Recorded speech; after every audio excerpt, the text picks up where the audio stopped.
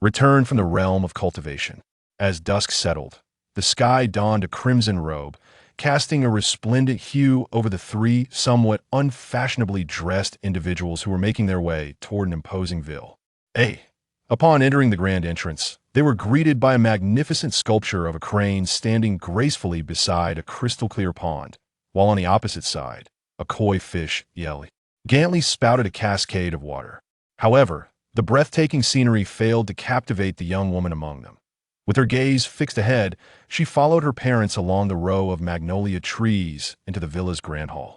Upon entering the hall, the middle-aged couple leading the way came to an abrupt halt, their eyes scanning the opulently adorned guests within, each radiating an air of affluence. As the trio made their entrance, a strikingly beautiful lady in her early 30s rose to greet them. "Sister, please come and take a seat," she beckoned warmly. Lin Xiaoxiao's gentle sweetness and noble elegance made Lin Huan feel a wave of discomfort wash over her, as if she were drowning in shame. Though they shared the same birthday, the disparity in their appearances made it seem as though a decade separated them. In a sudden motion, Lin Huan forcefully withdrew her hand from Lin Xiaoxiao's grasp, leaving the latter's smile frozen in place, replaced by a look of hurt. "It is all my fault. I should not have usurped my sister's identity, causing her so much anguish." Ning Xin stepped forward to steady her faltering mother, saying, "Mom, come and sit down."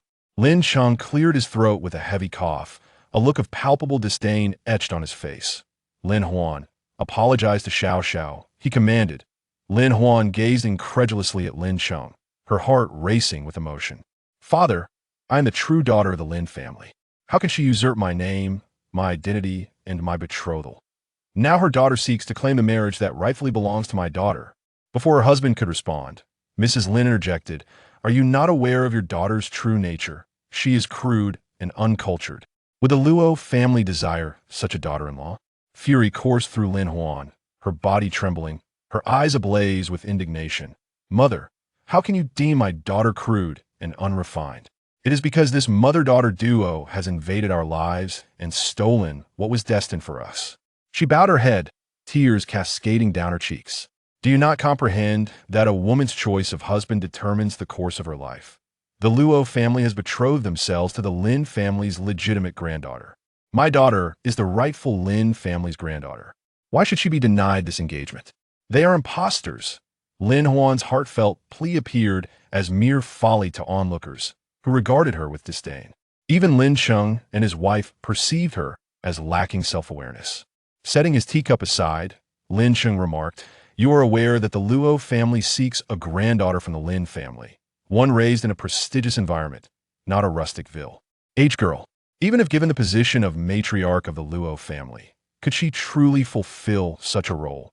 His tone dripped with contempt and impatience. Had it not been for Lin Huan's blood relation to him, he would have found no merit in conversing with someone of her ilk. His attitude further plunged Lin Huan's already despondent heart into despair. Lin's mother cast a glance at Qin Xuan, who had remained silent since her arrival, and added, "Let Qin Xuan focus on her studies instead of constantly scheming to snatch men. After all, she should at least aim to attend university. The Lin family need not worry about securing her a good marriage." Lin Huan felt a chill settle in her heart. Could a mere arrangement of marriage ever compare to that of the heir of the Luo family? How could a faux daughter fare better than her, the legitimate daughter of the Lin family? At that moment, Qin Xuan spoke up, "Yes, I will diligently study and strive to gain admission to a reputable university." To those present, Qin Xuan's declaration was nothing short of a jest. Hailing from a remote village with deplorable educational resources, she was now in her final year of high school. Yet her academic prowess barely matched that of the second-year students here. The prospect of her attending university was uncertain at best. Only Ning Xin understood that, as the protagonist of this narrative, Qin Xuan's journey was destined to be a tale of triumph against all odds. Her assertion of securing a place at a university guaranteed that she would indeed attend the finest institution available. Lin's mother huffed, "It is good that you possess some self-awareness. Do not covet what does not belong to you." She fell silent, for although she harbored disdain for her daughter and granddaughter, the bond of blood ran deep. After all, She had carried this child for 10 months. It was difficult for her to relinquish the family fortune to an impostor instead of her own flesh and blood. Lin Cheng, a man who valued lineage, hesitated for a moment before addressing Qin Xuan, saying, "If you strive diligently and excel in your studies, you may one day possess the capability to inherit the Lin family fortune, and naturally, a share will be yours. However, should you fail to exert yourself, I cannot stand idly by as the century-old legacy of the Lin family crumbles in your hands." Qin Xuan replied earnestly, "Indeed, I shall dedicate myself to my studies." Yet, not only did the members of the Lin family doubt Qin Xuan's words, but even Lin Huan herself harbored skepticism regarding her daughter's potential. She was about to once again propose the idea of an engagement for her daughter, believing that with a future son-in-law's assistance, the Lin family's assets would be secure. Why should such a favorable situation be granted to Ning Xin, that interloper who had usurped her place? The alliance with the Luo family would undoubtedly provide Lin Xiao and her mother with considerable advantages, would it not? At that moment, Qin Xuan tugged gently at Lin Huan's sleeve, signaling her to refrain from speaking further. The present Qin Xuan was no longer the same as before. As the 18th generation leader of the Maoshan branch, she had no inclination to rely on a man. Her eyes sparkled with determination. Was it not merely the pursuit of knowledge? She was more than capable, and as for her identity as a false heiress, she would ultimately be left with nothing, schemed against by Qin Xuan's admirers, humiliated by ruffians, and tragically perish on Thess. Treats that a tempest brewed in Ning Xin's eyes. Did anyone truly believe she was incapable of wielding a blade? Chapter 2. Revenge. The subtle and overt rivalries among women did not trouble Lin Cheng. He was merely contemplating who should be chosen as the future heir. He gazed at his daughter, Lin Huan, whose conversation was pedestrian and shrewd, leaving much to be desired. In contrast, his granddaughter, Qin Xuan, possessed a certain spirited demeanor. However, when compared to his other granddaughter, his eyes shifted to Ning Xin, whose delicate visage and exquisite features were reminiscent of a painting, exuding an ethereal grace. Clearly, even among the grandchildren, this adopted granddaughter was the one who pleased him more. He inwardly shook his head and sighed, pondering why she was not his biological kin. At that moment, Madame Lin suddenly let out a startled cry, causing Lin Cheng to jump in surprise. He cast an irritated glance at her. "What is it now?" Madame Lin touched her ear and exclaimed, "My jade ornament is missing. I had intended to wear it for card games tonight." Qin Xuan recognized this as a splendid opportunity. Madame Lin was quite particular about her image.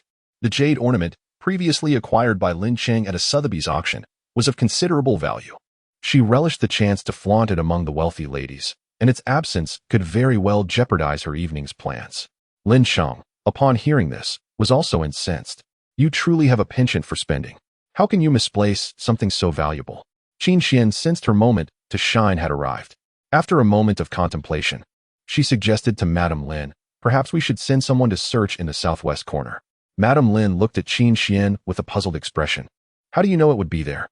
"The earrings had been lost at an unknown time. I had visited the department store that morning, and it was possible they were misplaced there. Perhaps they had been taken by someone else." Mrs. Lin grew increasingly anxious as she spoke. The thought of her earrings being picked up by another was enough to make her faint with rage. Qin Xuan smiled gently, reassuring her, "There is no need for alarm. During the noon hour, wealth is unscathed and will not diminish." Mrs. Lin, intrigued by Qin Xuan's words, inquired, "Have you studied the principles of divination?" Qin Xuan, adopting an air of modesty, replied, "I possess a smattering of knowledge." Ning Xin, overhearing this, chuckled to herself.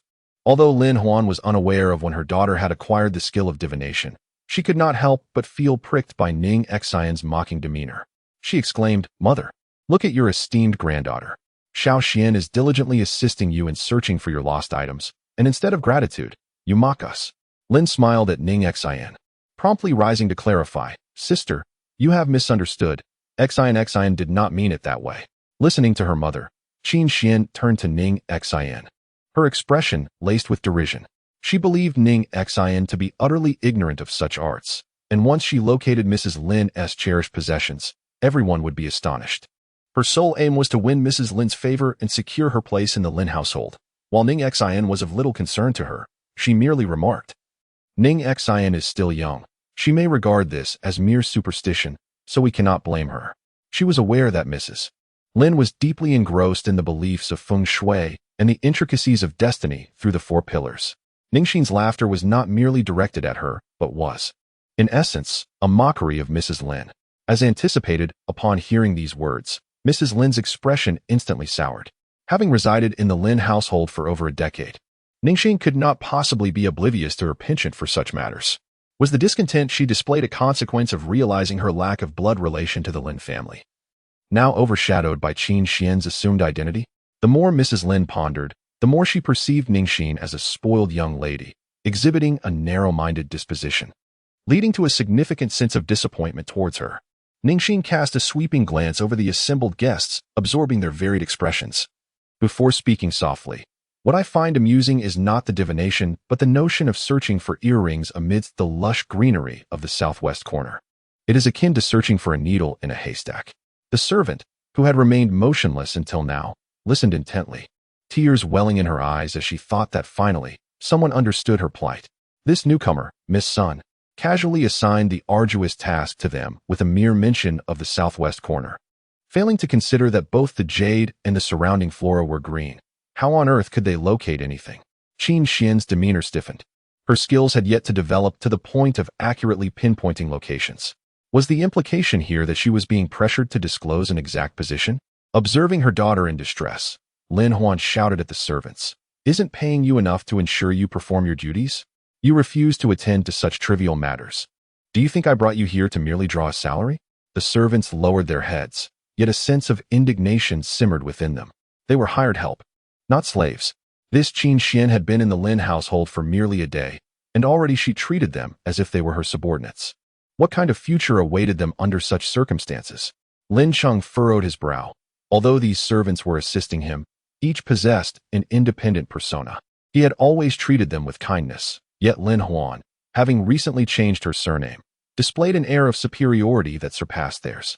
Despite Lin Huan leaving a less than favorable impression on Lin Cheng, Qin Xuan managed to come across as somewhat gracious, earning a nod of acknowledgement from him.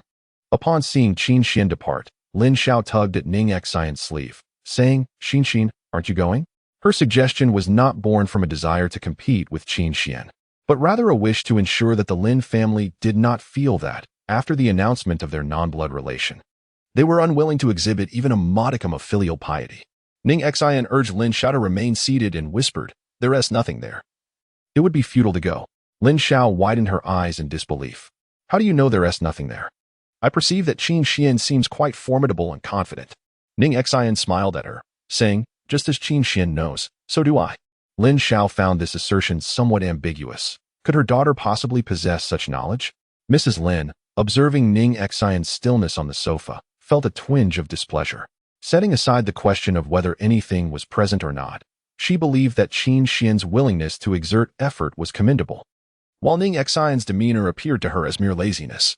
After a moment of contemplation, Ning Xion turned to Mrs. Lin and inquired, "Could you recount what you did after visiting the department store today?" She had drawn the hexagram known as thunder over the marsh, with the lower trigram representing tranquility and stillness, while the upper trigram indicated movement. The items remained undisturbed in a familiar place for Mrs. Lin, and once the time was right, she would surely locate them. Mrs. Lin suddenly awakened to a realization and hurried upstairs to open her jewelry box. Reflecting on her advancing age and forgetfulness, she recalled having previously lost a pair of earrings while watering her plants. Thus, she had taken them off and placed them in the jewelry box prior to her task today. However, amidst the commotion, she had forgotten this detail, mistakenly believing she had been wearing them all along.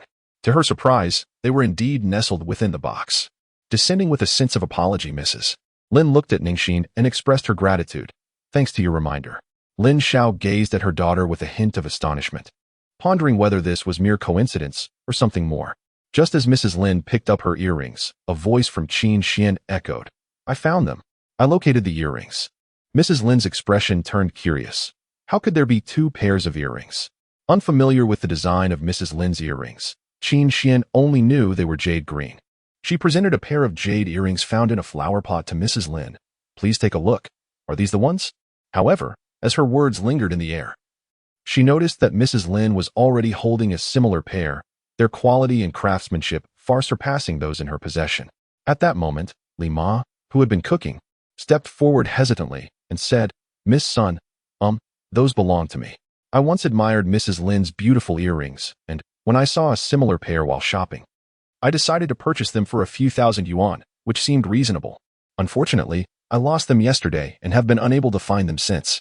Qin Xuan's expression darkened immediately. After all her efforts in divination, she had merely sought the earrings of a servant? This left her feeling utterly embarrassed. Lin Huan expressed her discontent. "What business do you have wearing earrings while cooking? What if they fall into the pot? Are you trying to endanger us?" Li Ma flushed with embarrassment. "I usually keep them in my bag and don't wear them." She was acutely aware that her earrings paled in comparison to those of Madame Lin, yet she couldn't help but feel envious, secretly admiring them in solitude. Madame Lin felt a twinge of discomfort seeing someone else donning a replica of her jewelry, but her vanity also stirred. "All right, Qin Xuan, return them to her. It's no great matter." Lin Huan then inquired, "Mother, where did you find your earring?" Madame Lin fondly touched her cherished piece and replied with a smile, "Qin Xin helped me find it." Qin Xuan suddenly felt a surge of apprehension. Could Ning Xin possess such mystical talents? She discreetly cast a glance at Ning Xin and, in a teasing tone, remarked, "So, Ning Xin can also tell fortunes?" Qin Xuan felt a pang of unease but reassured herself that as long as Ning Xin wasn't tea from the Xian men, opportunities for her to shine would eventually arise. For now, Ning Xin was merely showcasing a bit of cleverness due to her familiarity with Madame Lin. At that moment, the door swung open, revealing a man whose features bore the traces of maturity yet retained an air of striking handsomeness. He draped his suit jacket over his arm, and the neat bow tie along with the exquisite cufflinks reflected his meticulous attention to detail. He gazed at the two girls standing before him, focusing on Qin Xuan. "Is this my other niece?" Lin Qing nodded. "Wan Feng, this is your sister Lin Huan and her daughter Qin Xuan." Lin Huan was taken aback to discover that she had a younger brother of such remarkable appearance. His privileged upbringing, combined with their age difference of 7 to 8 years, made it entirely plausible for others to mistake him for her son. Qin Xuan cast a glance at his uncle, and after studying his features, he discerned that misfortune was imminent for him. Rather than feeling sympathy, his initial reaction was one of delight. The Lin family had but one son, and Lin Wanfeng held a considerable stake in the Lin Corporation. If he could secure Lin Wanfeng's allegiance, the path within the Lin family would undoubtedly become more accessible. However, Lin Wanfeng merely nodded at Lin Huan and her daughter before reaching out to affectionately touzle Ning Xion's hair. "Little girl, it has been quite some time." Chapter 3. The coffin room. Ning Xion looked at her uncle Lin Wanfeng, who had always showered her with affection, momentarily taken aback. From the subsequent narrative, she learned that in the future, Ning Xion would become envious of Qin Xuan for receiving the family's favor, leading to her being forcibly sent to a boarding school for control. The one who would deliver her to that hell was none other than her beloved uncle, who had cherished her deeply. The story depicted her as a malicious supporting character, wreaking havoc and gradually disappointing her uncle, ultimately resulting in her loss of the last bastion of protection. Although the current Ning Xin required no one's assistance, her uncle's concern still pierced her heart with pangs of sorrow. She could not fathom why, despite his evident affection, he would ultimately be swayed by Qin Xuan, passively witnessing her destruction. Lin Wanfeng, noticing Ning Xion's silence, pinched her cheek and asked, "What's the matter? Are you still angry with your uncle?" Qin Xuan felt a twinge of jealousy towards Lin Wanfeng's affection for Ning Xion. It was evident that all of this should rightfully belong to her, yet it had been usurped by Lin Xiao and her daughter. Ning Xion blinked innocently and remarked, "Indeed." Lin Wanfeng, somewhat exasperated, was about to offer an explanation when Ning Xion interjected, "Therefore, you must treat me to a meal to appease my anger." Lin Huan scoffed from the sidelines. "Ning Xion, do you truly consider yourself a young lady of the Lin family? What has my brother done to warrant your every whim?" Lin Wanfeng immediately asserted, "Regardless of blood ties, I regard Ning Xion as my niece, and Lin Xiao shall forever remain my sister." After all, he had shared decades of camaraderie with Lin Xiao, and the bond they forged over the years could not simply be dismissed with the absence of blood relation. Lin Xiao nodded, touched by his words. Lin Huan, however, felt a surge of indignation. "Wanfeng, what do you think I and Qin Xuan represent in your eyes? Reflect on it. If Lin Xiao had not taken everything from me all these years, Would we siblings be so estranged? Lin Huan's outburst caused Lin Wanfeng's ears to ache, yet he comprehended the reasons behind her anger. Thus, he responded gently yet courteously. The events of the past were beyond Lin Zhao's choice. You are, of course, my sister, and I shall treat Qin Xuan with equal regard. Unable to bear the tension any longer, Lin Cheng interjected, enough of this. How about this? I will discuss matters with your two sisters, and you can take your two nieces out for a meal. Previously, he had granted Lin Xiao some shares, and in the spirit of fairness, it was necessary to allocate a portion to Lin Huan. However, Lin Huan, being a woman of the common folk, could not be given too much power in decision-making, nor could she be given too little, lest it appear that he favored one over the other. Such matters required careful deliberation, rendering the presence of the younger generation unnecessary. Yet, Qin Xuan, fearing that his mother might be at a disadvantage, promptly declared, I shall remain here with mother. Lin Cheng, however, with a stern expression, retorted, have you disregarded your grandfather's words? Qin Xuan took a step back, conceding, Uncle, I find myself hungry as well. Shall we go for a meal? Ning Xin, aware of her mother's benevolence, surmised that she would likely not demand any shares. Nonetheless, this was of little consequence. The Ning family was self-sufficient with her father and herself, requiring no sustenance from the Lin family. She gently patted Lin Zhao's hand and followed Lin Wanfeng out. Lin Wanfeng drove an Infinity and parked in front of them, ensuring neither was favored by having them both occupy the back seat.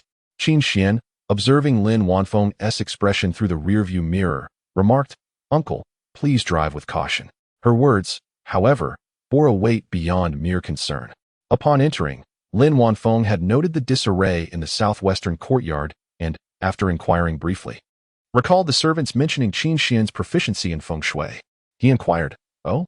What do you mean? Seeking to swiftly earn his favor, Qin Xuan responded, I perceive that your hall is darkened, and a foreboding aura surrounds your brows. A calamity looms in the near future. Lin Wanfeng's expression suddenly darkened as he reprimanded Qin Xuan, You are only in your third year of high school.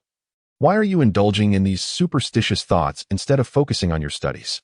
Are you planning to set up a stall on the street to tell fortunes? Qin Xuan silently rolled her eyes. She had kindly attempted to remind Lin Wanfeng, yet he was completely oblivious to her intentions. When the time of trouble arrived, he would surely come seeking her help. Ning Xin understood that this was a necessary step of humiliation. The supporting character initially dismisses the protagonist's words, but once those words come to fruition, their attitude will swiftly shift, becoming the protagonist's staunch supporter. Lin Wanfeng paused for a moment and remarked, What is so interesting about that broken doll? Qin Xuan also took note of the doll, but found nothing unusual. This kind of BJD, ball-jointed doll, had a massive following and was a common toy in the realm of the second dimension. The doll's peculiarity, she merely attributed to a DIY enthusiast's mishap. However, she felt it did not resemble anything belonging to her uncle. After a brief silence, Lin Wanfeng finally said, It was a gift from a friend. It appeared that this friend was not an ordinary acquaintance. Lin Wanfeng, who was usually loquacious, remained silent throughout the journey, only urging Ning Xin and the others to disembark when they reached their destination for a meal. After they alighted, the doll that had been hanging from the car roof suddenly turned around, its eyes moving to watch their retreating figures. The restaurant they visited was called Fanghua Garden, a newly opened establishment. Since the owner was Lin Wanfeng's good brother, he had come to lend a hand with the business. However, upon entering, he found his dear friend Lu Ming sitting there with a troubled expression. He jested, Does the owner of Fanghua Garden also need to personally oversee the operations? The business is astonishingly poor. My presence here seems futile. Come now. I just noticed 2 luxury cars parked at your restaurant's entrance, and you claim there's no business? Fanghua Garden is inherently a high-end dining establishment, not a place for everyone to frequent. Those were the only 2 patrons of wealth, and now you are the third. A staff member nearby interjected, Boss, another delivery order has come in. As you instructed, I inquired, and they requested to pay in cash. Lu Ming immediately waved his hand dismissively. Do not deliver. Let them go away. Lin Wanfeng raised an eyebrow in surprise. Is this how you conduct business? Lu Ming was filled with unexpressed grievances. You have no idea what I've been dealing with lately. He glanced at Ning Xin and the other individual behind Lin Wanfeng, and, recognizing Ning Xin, pointed to Qin Xuan. Who is this? Your girlfriend? Lin Wanfeng's forehead twitched slightly. This is my niece, Qin Xuan. Lu Ming recalled Lin Wanfeng's previous mention of the true and false heiresses and nodded in understanding. Ning Xin then asked Lu Ming, "What troubles have you encountered recently?" "Oh, you little girl actually shows concern for me. Be careful, the things I might reveal could frighten you." Ning Xin chuckled playfully. Having witnessed countless wonders in the realm of cultivation, she remained unfazed even by the thought of effortlessly vanquishing a horde of heiress. She was curious about what Lu Ming could possibly say that would be alarming, though her inquiry stemmed more from noticing the peculiar state of Lu Ming's restaurant than genuine concern. Lu Ming embarked on his series of goosebumps. Having opened his restaurant not long ago, several orders for meals came pouring in, and to ensure both speed and freshness, he dispatched his staff for deliveries. However, the patrons placing these orders did not utilize mobile payments or card transactions. Instead, they simply tossed large sums of cash to the delivery personnel, declaring that the remainder was to be considered a gratuity. Lin Wanfeng, a skeptic of the supernatural, remarked, "Could it be that someone is playing a prank or performing a trick?"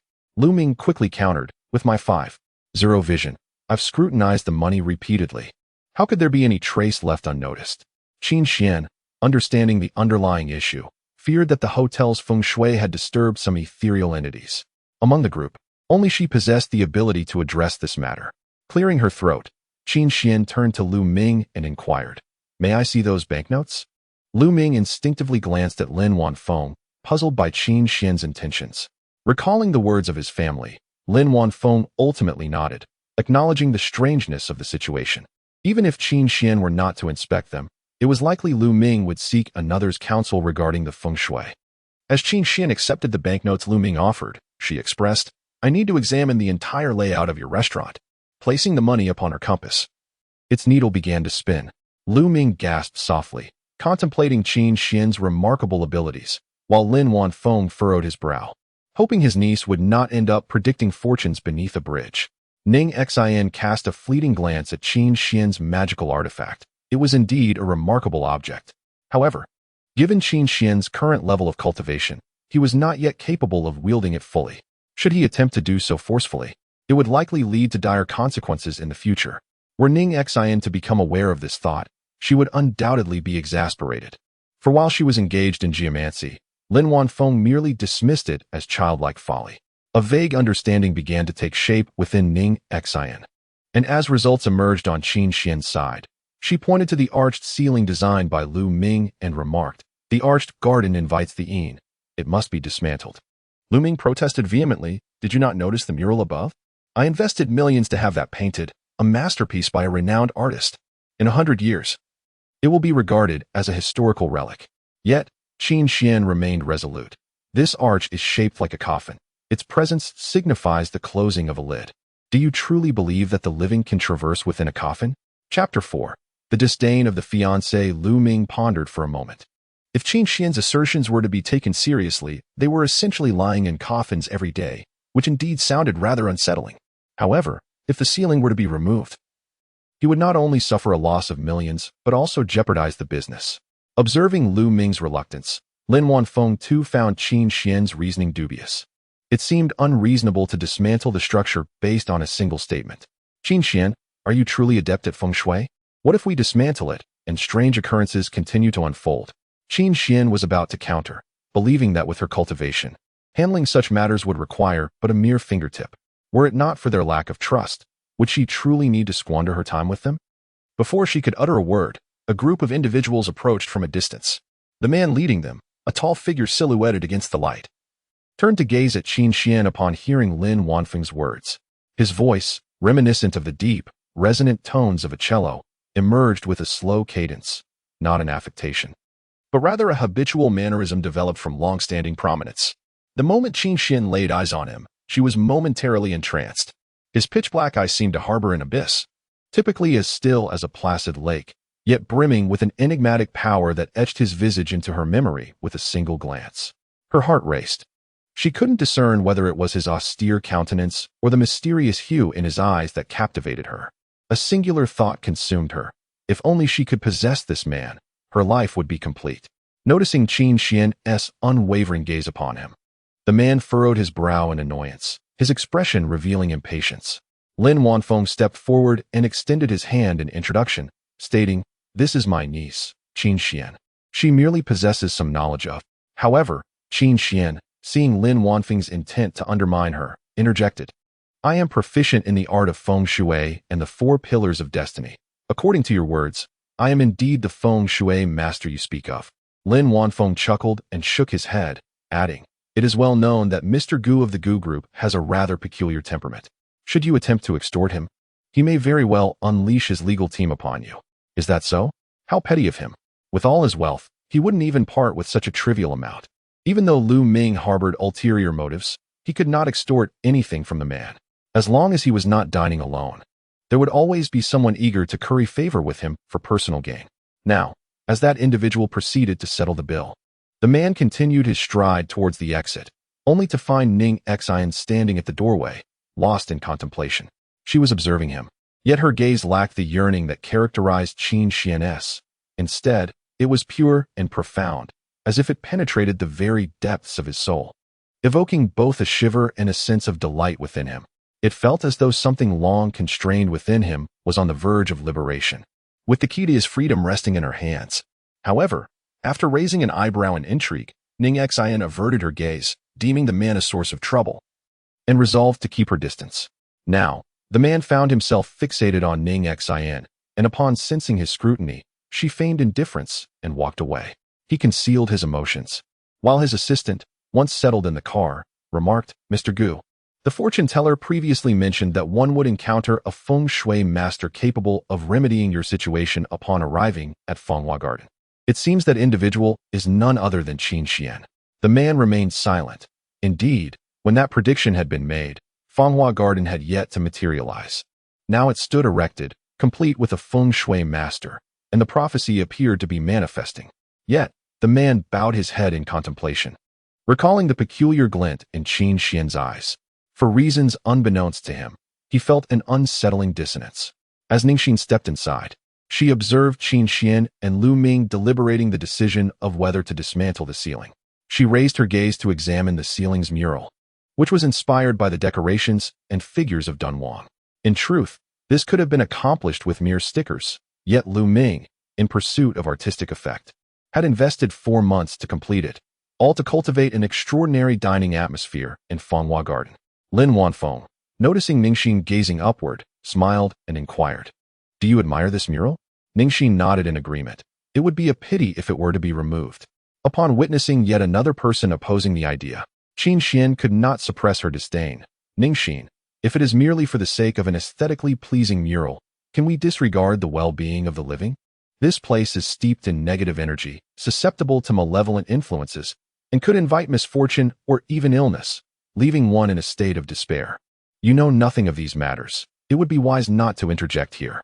Qin Xuan believed she possessed absolute authority in this domain, convinced that those who disregarded her counsel would ultimately face calamity. Boss, perhaps we should heed this young lady's advice and take down the ceiling, Lu Ming suggested. Both he and Lin Wanfeng contemplating Qin Xuan's words. Meanwhile, Ning Xin stifled a laugh. While Qin Xuan had her merits, they were insufficient for her to flaunt before Ning Xin. Pretending ignorance, Ning Xin remarked, so, this is what they call a coffin room. Qin Xuan pondered for a moment before nodding. I suppose so. The corridor narrows at the rear and is overshadowed by a coffin lid, as she had read in a book previously. Ning Xin, aware of Qin Xuan's insufficient skills and lack of mastery, suppressed a smile and remarked, however, I have heard from others that coffin rooms are typically airtight. This corridor, oriented north and south, has windows for ventilation on both sides, allowing death energy to circulate. Can this truly permit malevolent forces to infiltrate? Qin Xuan was momentarily taken aback by Ning Xin's words, struggling to respond, while the eyes of the onlookers were fixed upon her, causing her cheeks to flush with embarrassment and impatience. Why do you only repeat what others say? Coffin rooms come in various forms. What do you truly understand? Lin Wanfeng, displeased with Qin Xuan's tone, warned her, Qin Xuan, Ning Xin is merely asking out of ignorance. If you cannot provide an answer, there is no need to unleash your temper upon her. Seeing Lin Wanfeng so protective of Ning Xin only fueled Qin Xuan's anger. Yet, she understood that Lin Wanfeng's emotions stemmed from their prolonged acquaintance, leading to an unconscious favoritism. Once she demonstrated her true capabilities, Lin Wanfeng would recognize who truly benefits the Lin family. Qin Xuan steadied her spirit, realizing that without showcasing some finesse, these individuals would remain unconvinced of her worth. At that moment, the delivery person returned after a phone call, stating, "Boss, another person has called for delivery and insists on cash payment." Lu Ming was contemplating having the phone line disconnected when Qin Xuan interjected, "Wait, since you do not trust me, allow me to demonstrate. Uncle, have your friend personally deliver the meal, and we shall accompany him. In due time, you will ascertain the veracity of my claims." However, Lu Ming hesitated. "Must I go as well? What if something sinister ensnares him?" Qin Xuan smirked inwardly, determined to show these skeptics the truth, weary of the incessant doubts cast upon her. It was indeed exasperating for someone of her stature to justify such matters to them. Ning Xin, with a sly smile, chimed in. "Such an intriguing affair is one I cannot miss. Perhaps I shall witness something I have never encountered in my lifetime." Qin Xuan chuckled softly. "You would do well to remain vigilant. Those entities that do not belong to this realm, yet linger here, are seldom benevolent." Ning Xin merely curled her lips in a smirk, disregarding Lin Wanfeng's protests, and once Lu Ming's order was ready, she climbed into the vehicle. The group drove to a villa district on the outskirts, the sky now shrouded in twilight.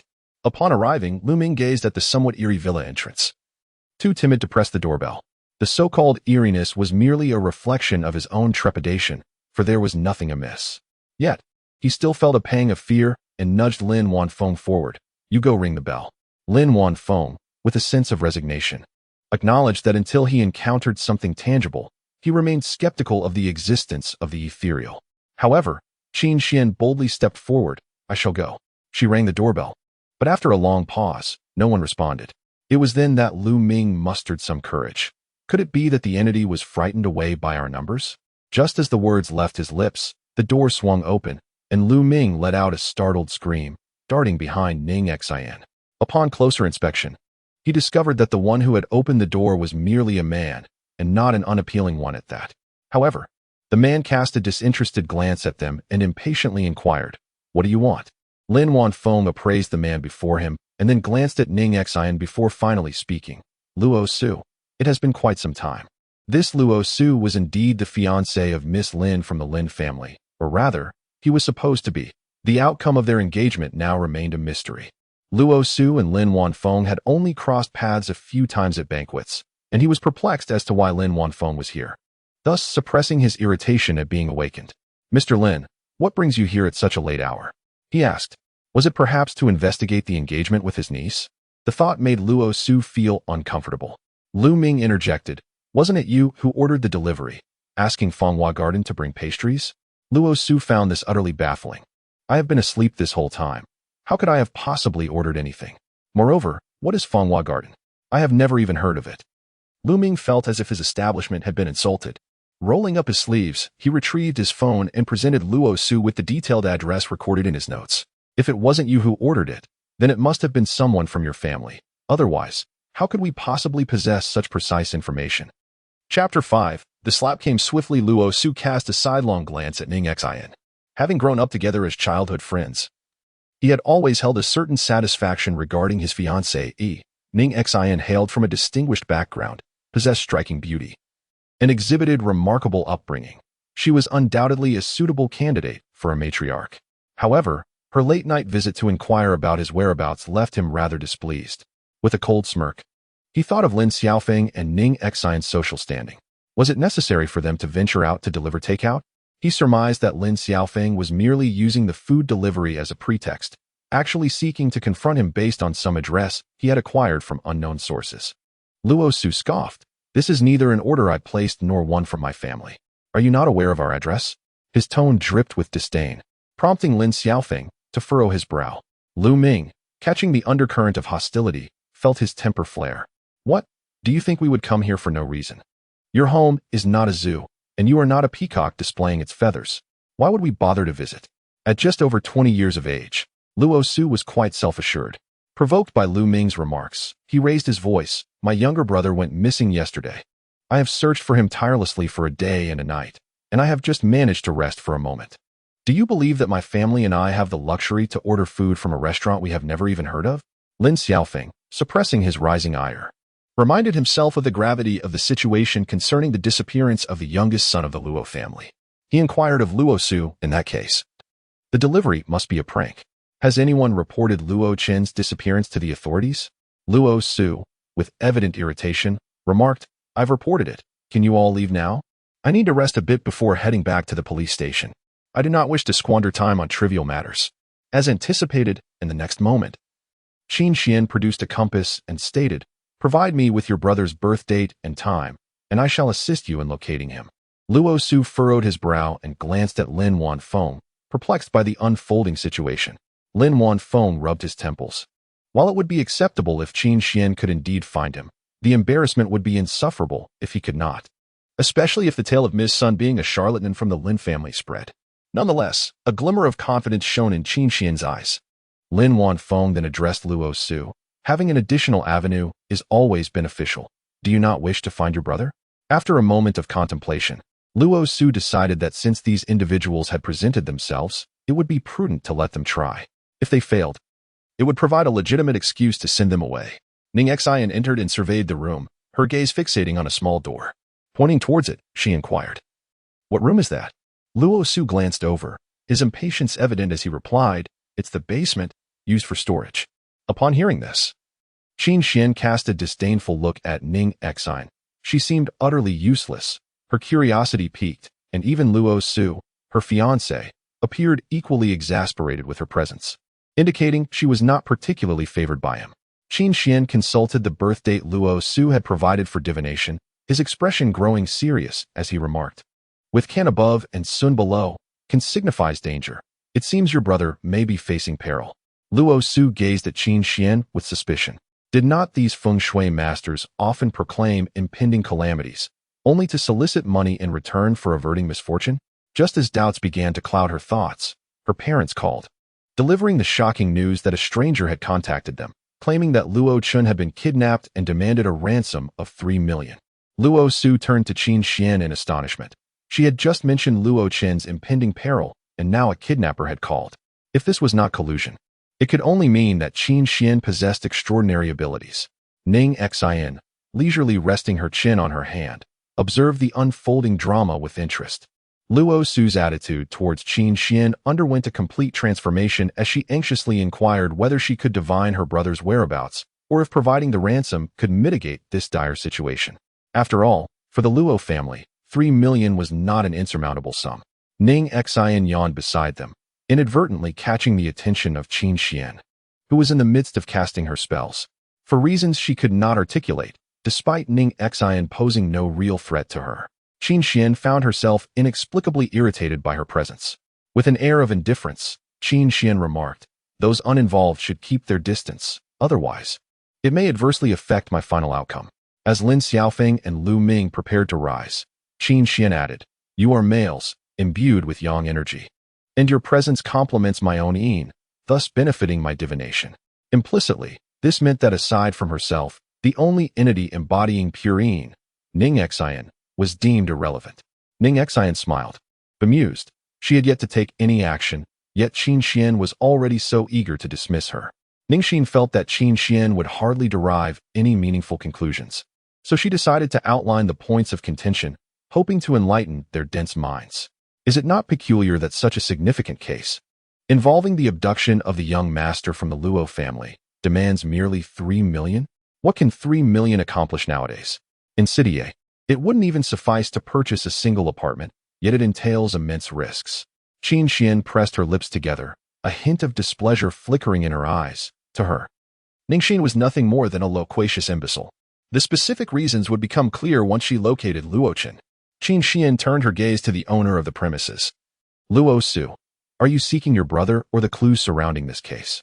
Without hesitation, Luo Su aligned himself with Qin Xuan, asserting, Of course, I am in search of my brother. He addressed Ning Xin. If you cannot assist, you might as well remain silent. I am indifferent to the amount the kidnappers demand, as long as they do not harm anyone. Ning Xin shook her head, dismissing the group of fools. The individual was right under their noses. What more was there to search for? She stepped aside, and Lin Xiaofeng, not wishing for his niece to feel aggrieved, followed suit. Upon witnessing this, Qin Xuan felt an even greater sense of frustration. Ning Xin, our primary focus should be on locating the person. Let us set aside other matters for now. Ning Xin smiled at Lin Xiaofeng and inquired, Uncle, do you smoke? Lin Xiaofeng's expression darkened, suspecting that Ning Xin had acquired a bad habit at school and was about to reprimand her. However, Ning Xin interjected, "Please lend me a lighter. I have a use for it." Originally, she merely sought a lighter. Lin Xiaofeng felt a sense of relief as he handed her a silver lighter, yet curiosity tugged at him, prompting him to inquire, "What do you require this for?" Ning Xin turned and entered the kitchen, casting a glance around before she smiled and murmured, "I seem to have good fortune." In one corner of the kitchen lay a collection of candlesticks and candles, which she proceeded to ignite with the lighter, holding the candlestick close to the smoke detector. Lin Xiaofeng inhaled deeply and hurriedly intervened. "Ning Xin, what are you doing? This is hardly the time for mischief." Ning Xin remained silent, merely sidestepping Lin Xiaofeng. The smoke detector, particularly sensitive in Luoshu's residence, detected the smoke and began to sound an alarm, prompting the three individuals outside to rush in to ascertain the situation. Upon realizing that there was no fire emergency, but rather a calamity caused by Ning Xin's antics with the candlestick, Luoshu could not restrain himself from unleashing a torrent of curses. Lin Xiaofeng stood before Ning Xin, apologetically addressing him. The child was merely caught up in a moment of playful whimsy. She harbors no malice. Qin Xuan cast an exasperated glance at Ning Xin, stating, "Uncle, do you truly believe that a mere whim can excuse such behavior?" Ning Xin is already 18 years old. Having spent her formative years in the Lin household, she is a representative of their dignity. How can she now engage in such antics in another's home? Having heard about the recent affairs of the Lin family, Luoshu understood Qin Xuan's implication, that Ning Xin was indeed the false granddaughter. A look of disdain crossed his features. After the Lin family had been embroiled in the scandal of two daughters, his mother still insisted on a union with the well-educated Ning Xin. Ning Xin was raised under the watchful eye of her mother, who held steadfast faith in her own judgment and the upbringing provided by the Ning and Lin families. However, she was unaware that Ning Xin had merely been provoked by Qin Xuan, leading her to act so erratically. Luosu echoed with a scoff, questioning, "Does the Ning family truly consider this to be the behavior of a refined lady?" Lin Wanfeng disapproved of Luosu's tone, believing that Ning Xin was simply playful and that the situation was being exaggerated. He coldly replied, "If Ning Xin has caused you any loss, feel free to send the compensation bill to the Lin family." Lu Ming attempted to mediate, suggesting, "Perhaps we should first silence the alarm. The property management will arrive shortly." Ning Xin remained indifferent to the expressions of those around her, softly counting 1, 2, 3. Qin Xuan glanced at Ning Xin with a peculiar look and remarked to Lin Wanfeng, "Uncle, do you think Ning Xin has been traumatized in some way?" Just as Ning Xin reached the count of 4, the basement door was abruptly flung open, and a figure dashed out, covering their mouth and nose, shouting, "Brother, brother, there's a fire. Run."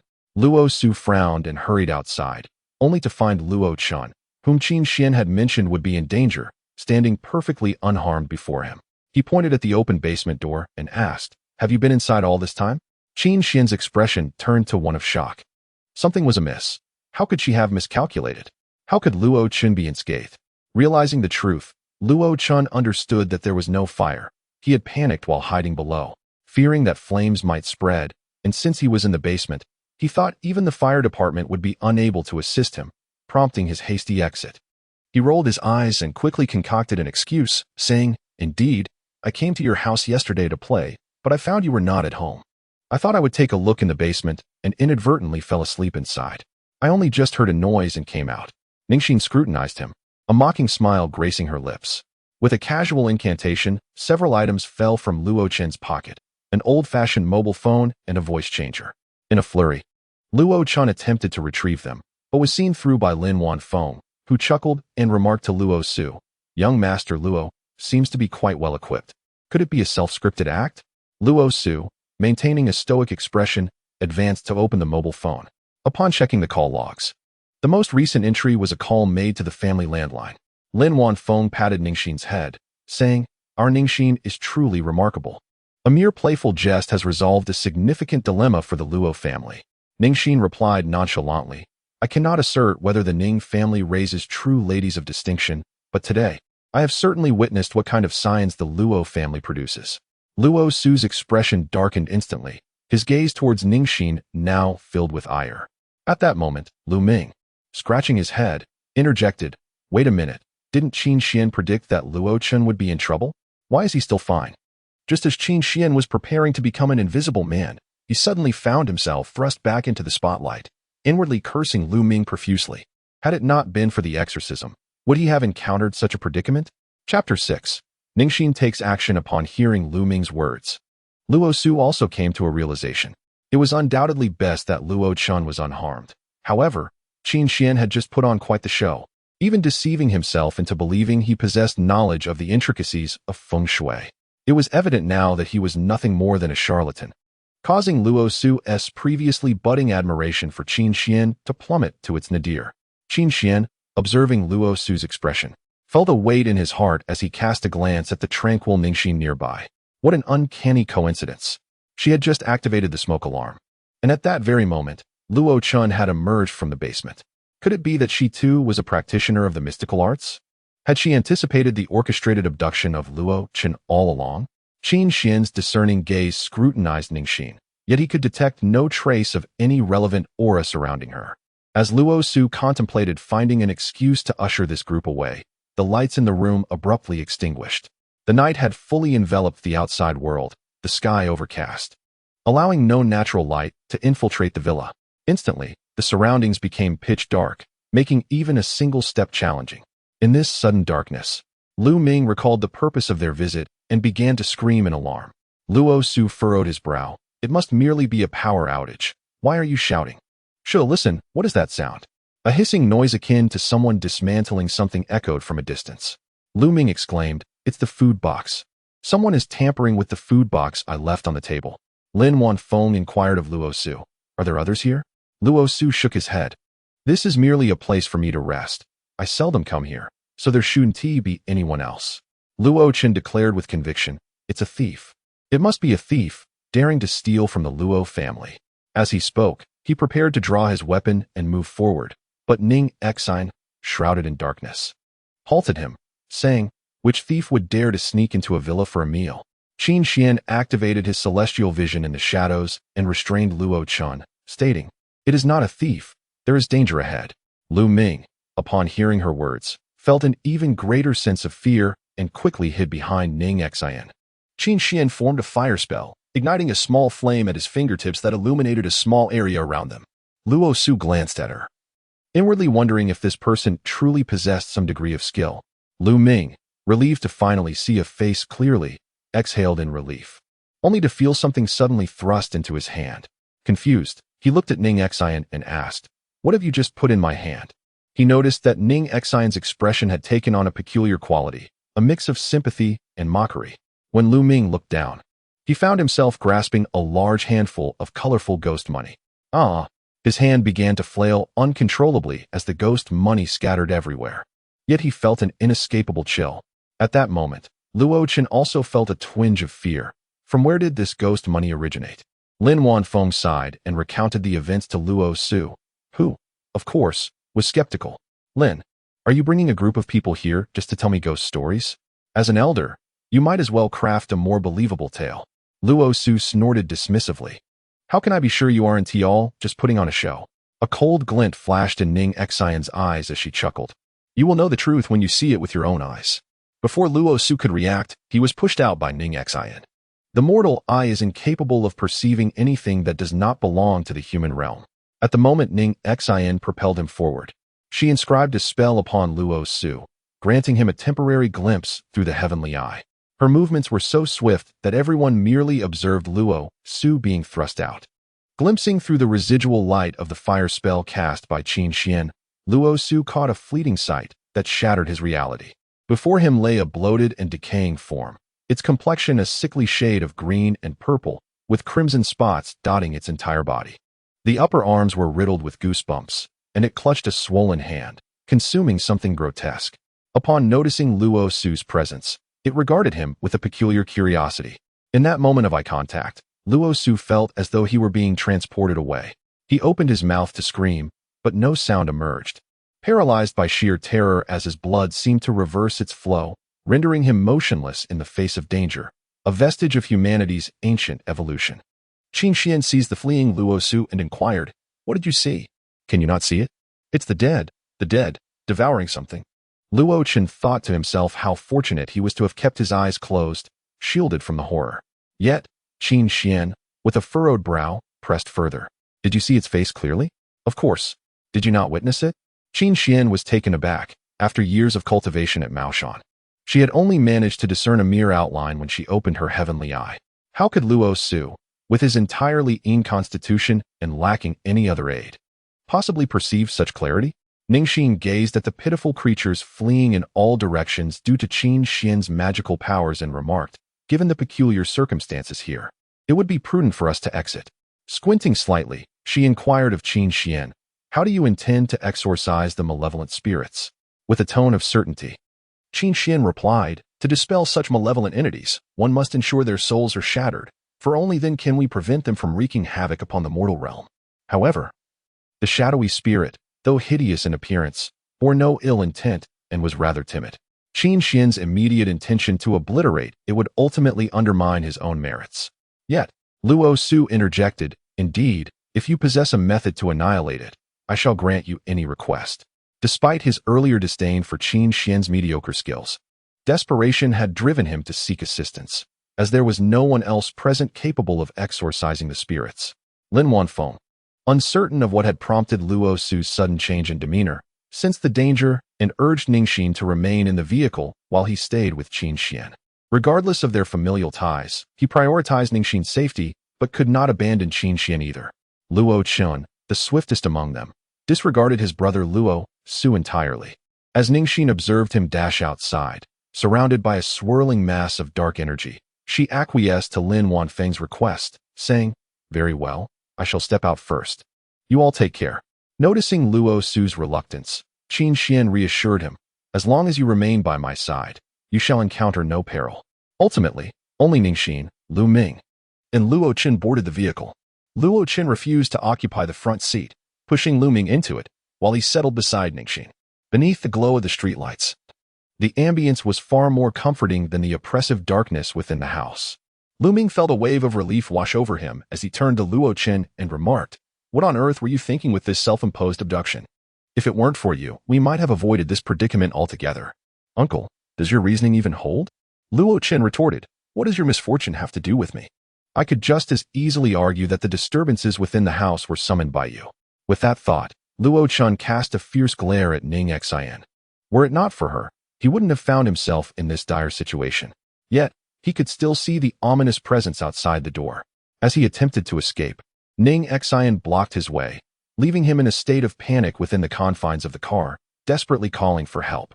Ning Xin raised an eyebrow, confirming that Luo Chen indeed had the ability to perceive the entity. She glanced at him and noticed an amulet hanging from his neck. In a swift motion, she yanked it off, an exquisite jade pendant adorned with a mulberry wood bead. The moment she did, Luo Chen's vision faded, overwhelmed by fear, and he lost consciousness. The sinister spirit turned its gaze toward Ning Xin, sensing an overwhelming force, and fled in terror, clutching its head. Ning Xin flung open the car door and pursued it, while Lu Ming remained perplexed, witnessing Luo Chen convulsing as if afflicted by a seizure, while Ning Xin darted toward the villa with the jade pendant in hand. He understood how dearly his friend treasured his niece. Any misfortune occurring right under his nose would undoubtedly provoke Lin Wanfeng's wrath.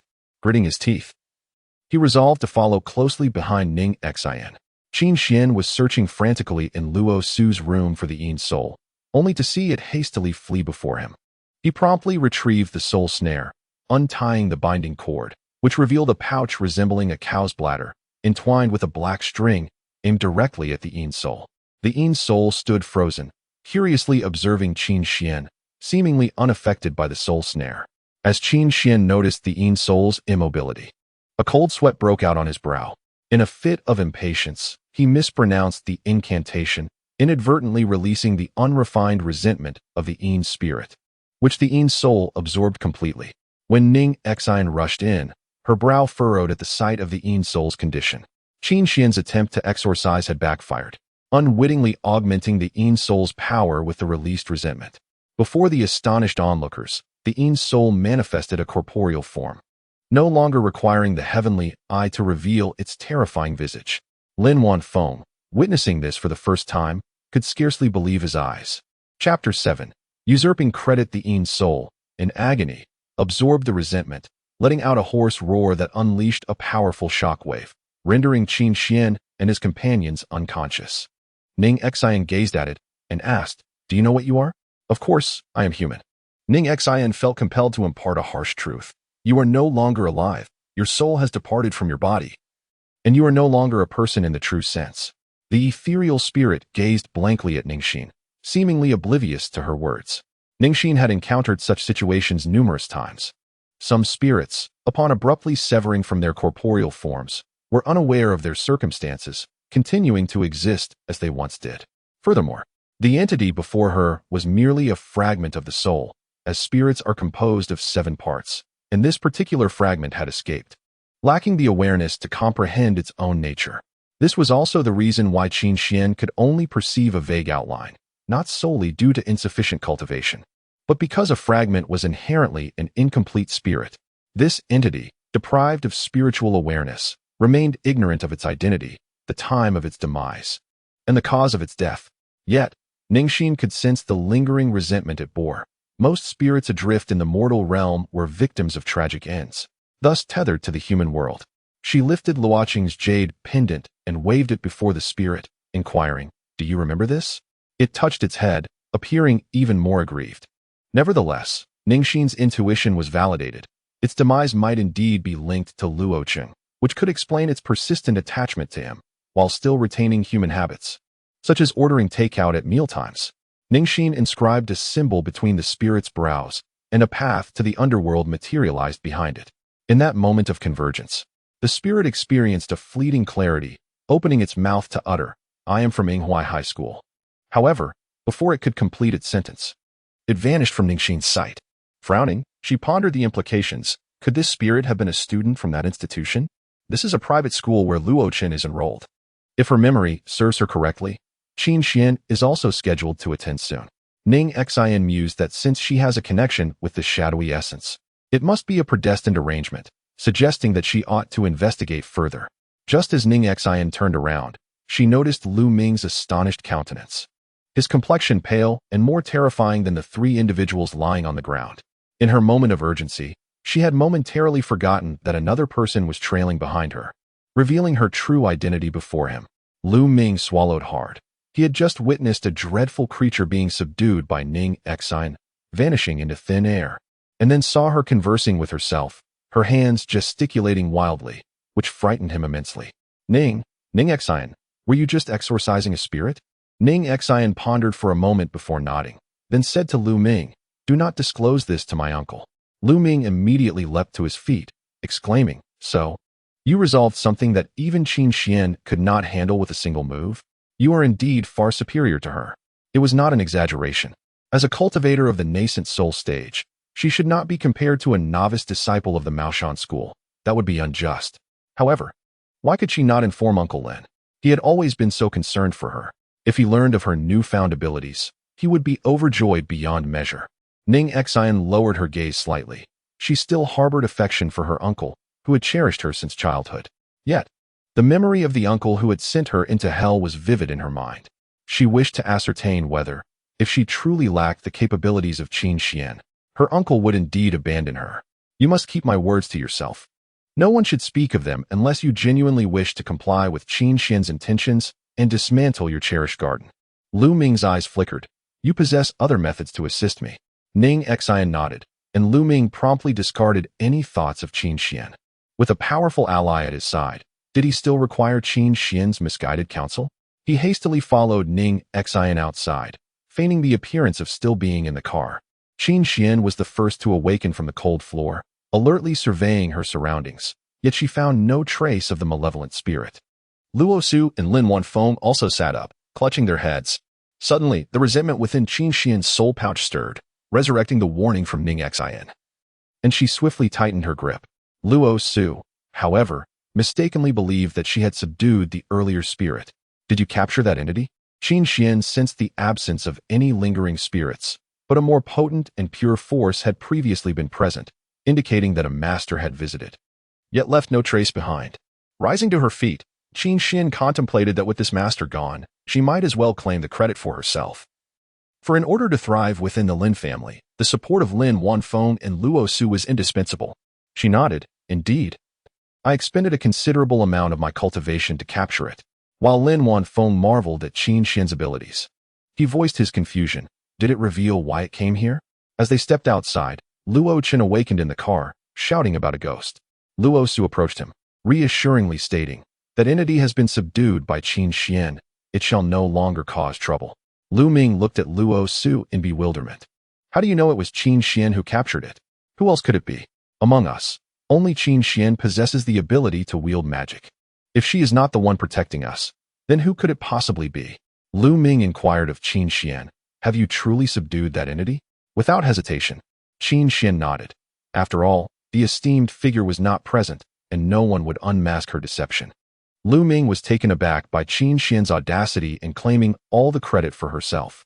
Had it not been for his earlier vow in front of Ning Xin to keep the truth concealed, he would have tugged at Lin Wanfeng's ear to reveal how his own niece was so eager for accolades. Qin Xuan, undeterred by the unfolding events, turned to Lu Ming and stated, "Now you must surely believe me." Lin Wanfeng interjected, "Lu Ming, it seems you must heed Qin Xuan's advice. Only by dismantling the roof can we ensure our safety." Lu Ming, however, chuckled softly, "I just had a sudden thought. Regarding this house, I have other plans. Let us postpone this discussion until we have another opportunity." Lin Wanfeng regarded Lu Ming with confusion. After all, he harbored a deep-seated fear of such matters. Given that Qin Xuan had already demonstrated her capabilities, why did he remain so nonchalant? Qin Xuan, with a dismissive smile, perceived that Lu Ming was merely reluctant to part with his trivial possessions, fixated on the roof's worth.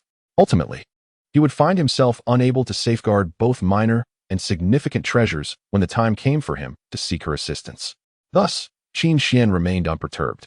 Her recent display of skill had garnered the attention of the Luo brothers and won Lin Wanfeng's favor. Her objectives had been met, rendering Lu Ming's concerns less significant. The following day, Ning Xin ventured alone to Fanghua Garden. Lu Ming, filled with anticipation, exclaimed, "My dear aunt, you have finally arrived. My employees have threatened to strike upon hearing that I refuse to dismantle the roof. Do you possess any effective solutions?" Ning Xin produced an obsidian sphere and replied, "Simply place this on your reception desk." "What? Such a perilous matter resolved with a mere stone? Surely you jest." The employees, having already been swayed by Qin Xuan's prowess, were understandably apprehensive at Ning Xin's reluctance to dismantle or arrange anything, relying solely on a stone. Whispers circulated among the other staff, and Lu Ming leaned in closer to Ning Xin, inquiring, "Does this stone emit a golden glow upon placement, or will it repel any evil entities that dare to enter?" Ning Xin frowned, pondering whether Lu Ming had indulged too much in fantasy films. This is Ghost Gate Town. The heavy Yin energy here stems from the construction phase when the building's foundation was laid upon the Ghost Gate line. Consequently, entities not belonging to the human realm mistakenly believe this place is their domain, which explains their incessant calls for takeout. This Ghost Gate Town serves as a boundary marker between the realms of Yin and Yang, preventing their further disturbances. Lu Ming appeared somewhat disheartened. Without any special effects. How can my employees be convinced? Ning Xin recognized Lu Ming's capabilities, yet the employees remained unaware of them. If they could not be persuaded, how could he expect them to perform their duties? Suddenly, Ning Xin turned to the employees behind Lu Ming and remarked, "Last night, you and your wife dined on blackbone chicken truffle soup, did you not? Was it not delightfully exquisite, especially since it was complimentary?" The procurement officer wore a look of bewilderment, contemplating how Ning Xin could possibly know.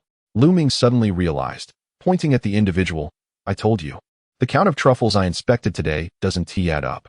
Lu Ming's face turned pale as he rushed over to pry open several loaves of bread, discovering indeed a small ring nestled inside. The chef, overwhelmed with fear, stammered nervously, "Thank you, boss." Lu Ming retorted, "What a foolish gratitude. Do you not understand that jewelry is prohibited in the kitchen? If a guest ingests this, you would ruin the entire reputation of my Fanghua Garden." Ning Xin's gaze shifted to the third person, who, displaying remarkable acumen, quickly stated, "I thought having a stone at the reception desk would be quite appealing. I wholeheartedly support it. After all, they are professionals and certainly know better than us. None of you oppose this, do you?" The others shook their heads vigorously, more concerned about their own guilty secrets being unveiled by Ning Xin than the true efficacy of the talisman. Ning Xin turned to Lu Ming with a smile. See? This has resolved everything. Lu Ming felt exasperated. What had been resolved? With Ning Xin's piercing insight, none of his employees seemed responsible for their work, leaving him to wonder how his Fanghua garden could possibly thrive. Chapter 8. Irony. Since Qin Xuan had become the granddaughter of the Lin family, her previous high school in the small county was no longer suitable. The finest private school in City A was Yinghua, the place where she would make her final push in her last year. Qin Xuan silently vowed to gain admission to a prestigious institution, to prove to the Lin family who truly was their most worthy granddaughter. She had previously been aware of Ning Xin's academic performance at school. Although Ning Xin's grades were not exceptional, they were certainly commendable, which instilled a sense of urgency within her. Lin Huan often ridiculed the fact that Ning Xin and Qin Xuan attended the same school, insinuating that since Ning Xin was not related to the Lin family by blood, she had no right to utilize the Lin family's resources to attend the best high school. Lin Xiao, feeling a sense of indebtedness, had endured Lin Huan's biting remarks, but when such sentiments were directed towards Ning Xin, she could no longer tolerate it. Ning Xin had never cost the Lin family a single penny for her education. The Ning family was quite capable of supporting their own child. Although Ning Xin's father had passed away early, he left behind a substantial inheritance. Lin Xiao possessed shares in the Ning family, and the dividends alone amounted to a significant sum. However, what was evidently a fact to her, in Lin Huan's ears, transformed into a boastful display. Lin Xiao, with her beauty and grace, married a cultured and affluent husband. Though he died prematurely, the wealth he left behind ensured that Lin Xiao would never have to worry about her livelihood. And what of Lin Huan? She married a man of little standing, unremarkable in appearance, whose voice was an unbearable screech, constantly shouting. The disdainful glances from Mrs. Lin and Lin Cheng upon his introduction to the Lin family were etched into her memory forever. Had there not been a mix-up, she ought to have lived like Lin Xiao, surrounded by wealth, in a marriage that inspired envy, seated in upscale restaurants sipping afternoon tea with the socialites. But now, who in their circle would accept her? Lin Huan contorted her face and exclaimed, "So what? Haven't you already taken enough from the Lin family?"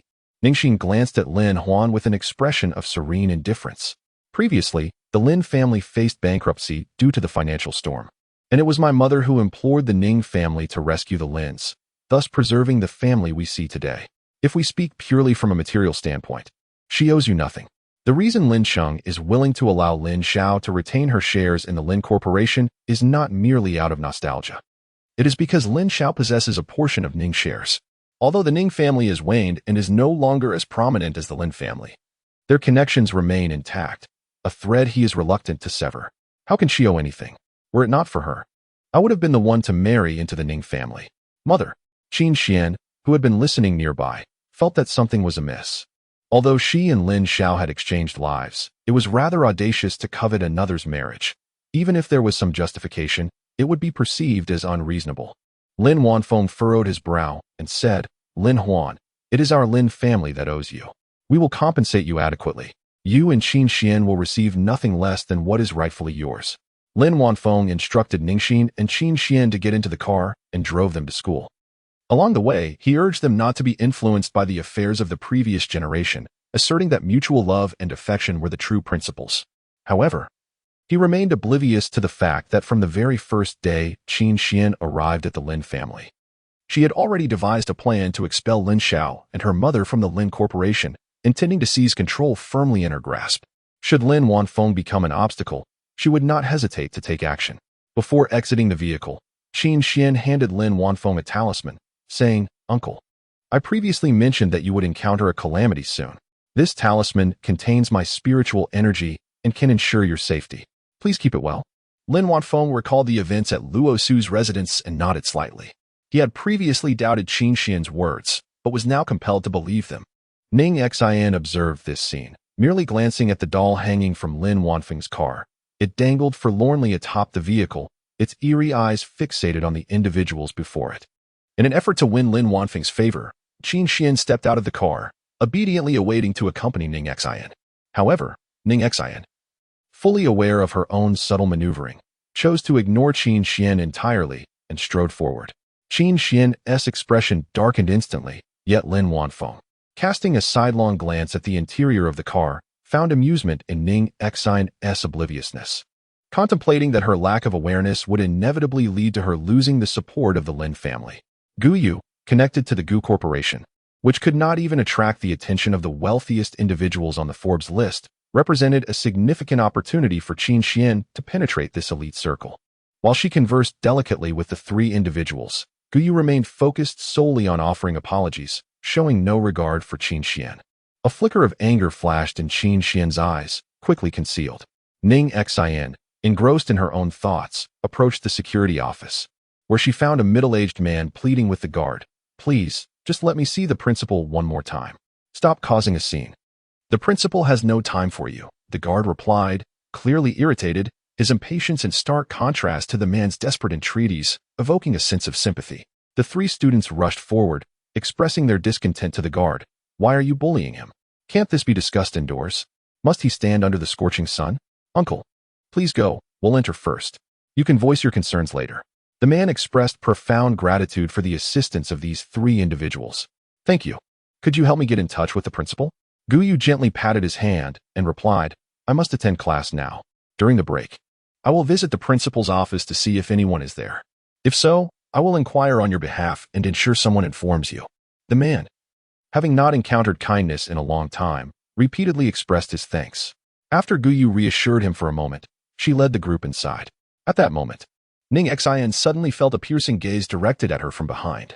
Turning around, she spotted a man standing in the shade of a tree, crushing a cigarette butt underfoot, his eyes glaring menacingly in their direction. Ning Xin was not in the same class as Qin Xuan.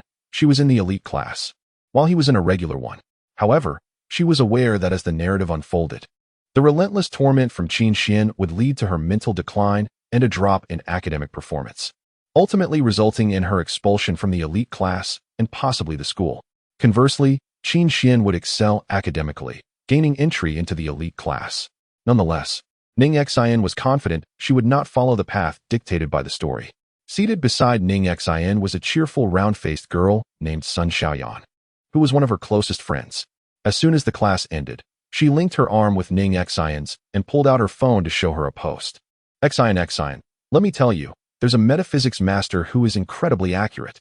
All these netizens only provided their birth dates, and this master knew everything about them.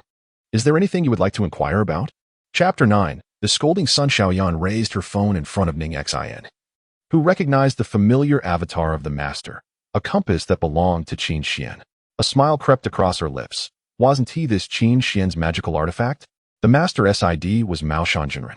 Initially, some had questioned her abilities, but after she demonstrated her prowess, many sought her guidance on matters of fate and romance. Sun Xiaoyan, however, posted a sincere inquiry to the master on how to win the affections of the campus heartthrob, only to be met with a barrage of mockery. Shaking her head in disbelief, Sun Xiaoyan noted that even those seeking divination did not truly believe the words of this Yuaning ancestor, suspecting that the ID was merely a ploy to oppose Mao Shanjinren and gain attention. Now, netizens were urging the Yuaning ancestor to spare herself the embarrassment and promptly deactivate her account. As Sun Xiaoyan prepared to show Ning Xin the spectacle, she noticed Ning Xin feigning sleep with her eyes closed. With a shrug, she returned to her own amusement. Qin Xuan pondered whether this was not an obvious provocation directed at him. The Yuaning ancestor had posted 2 messages that day, both seemingly aimed at undermining him. It appeared she was willing to sacrifice her reputation for fame and sought to exploit his popularity. The fans, emboldened by this, soon filled the comments with criticisms of the Yuaning ancestor for seeking attention. Ning Xin shook her head and addressed Sun Xiaoyan. "I need to ask you something. Has anyone gone missing in Yinghua recently? I'm not quite sure. I haven't heard anything from the school. Why do you suddenly ask this? Shall I inquire among my friends in the group?" She had made several acquaintances from Yinghua High School on the gaming platform, so gathering information would not pose a problem. Ning Xin felt a profound sense of gratitude towards Sun Xiaoyan, recalling the fortune-telling she had sent to Qin Xuan based on his birth date. However, Qin Xuan had dismissed it and instead swiftly crafted a red string knot, presenting it to Sun Xiaoyan with the words, "This is for you."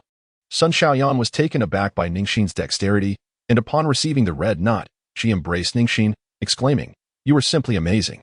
How is it so beautiful? Teach me how to make this. I could sell them at school for $50 each and make a fortune." Ning Xin found it hard to suppress a laugh. Sun Xiaoyan had gained admission to Yinghua through her academic prowess, hailing from a modest background and always eager to earn money, while her own family was not in need of such trivial sums. Moreover, The love knot was crafted by her own hands, far more potent than any obtained from a temple master. If she were to sell it for merely 50, it would be a tremendous loss, akin to a clearance sale gone awry. After parting ways with Sun Xiaoyan, Ning Xin wandered around the school, attempting to trace the remnants of the shadowy spirit. But her efforts proved futile. The entity had transformed into something unrecognizable, though its youthful voice suggested it belonged to a boy. However, its exact age remained elusive. The mention of Yinghua High School might indicate the presence of the perpetrator, yet it did not necessarily imply that he was a student there. Exiting through the school's back gate, Ning Xin witnessed a man violently confronting a student, pinning him against the wall and demanding answers. From the partial view of the student's face, she recognized him as Gu Yu. The man was the same one who had appeared beneath the tree earlier that day. Upon seeing Ning Xin's presence, the man hesitated for a moment before releasing Gu Yu and hastily departing. Gu Yu touched his face, realizing that he had rubbed against the wall so much that his skin had been abraded. He hissed in annoyance, about to speak when he caught Ning Xin's gaze directed at him. He composed himself and said, "Thank you, classmate. If it weren't for your timely arrival, I might have faced severe consequences at the hands of that man." He anticipated that Ning Xin would inquire about the man's motives for his aggression. However, she simply looked at him and asked, "Has there been any recent news of missing persons or incidents at Yinghua High School?"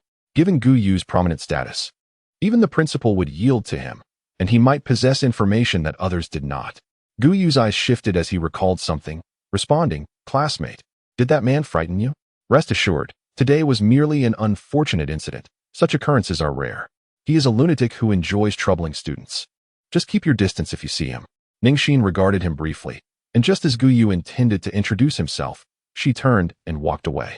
Chapter 10. The school heartthrob's invitation. The following morning, Sun Xiaoyan, her spirits lifted, embraced Ning Xin and exclaimed, Xin, yesterday while I was enjoying some milk tea, I encountered the school heartthrob. He noticed my fate rope and expressed a desire to seek a similar one for his family. We even exchanged contact information. I can hardly believe I had a conversation with the school heartthrob. I'm absolutely thrilled. Ning Xin merely smiled and blinked at her. Sun Xiaoyan realized the gravity of the situation. She had not forgotten the matter at hand. She remarked to Ning Xin, regarding the disappearance you mentioned, our school indeed has a case. However, it did not occur on campus. During the holidays, he went out to have some fun and then vanished without a trace. His father has been searching for him relentlessly, and the school has also assisted in the search, yet no leads have emerged. I've heard that his father, having lost his son, is now seeking monetary compensation and has begun causing trouble for the school. Ning Xin recalled the middle-aged man she had encountered yesterday while searching for the principal.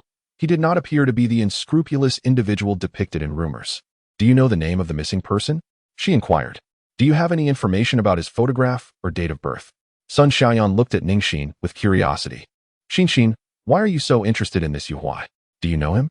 I have met his father before. He seemed quite pitiful. If we were to share this information online, there might be a greater chance of locating him. Sun Xiaoyan thought well of Ning Xin's kind-heartedness. After all, she was her dear friend. She promptly turned to the group chat to request information regarding Yuhua.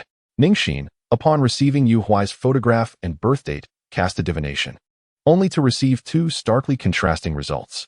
The features of Yuhuai suggested a certain misfortune in his destiny, yet his date of birth indicated a life devoid of storms, one that should be smooth sailing, seemingly inconsistent with the notion of him being in peril.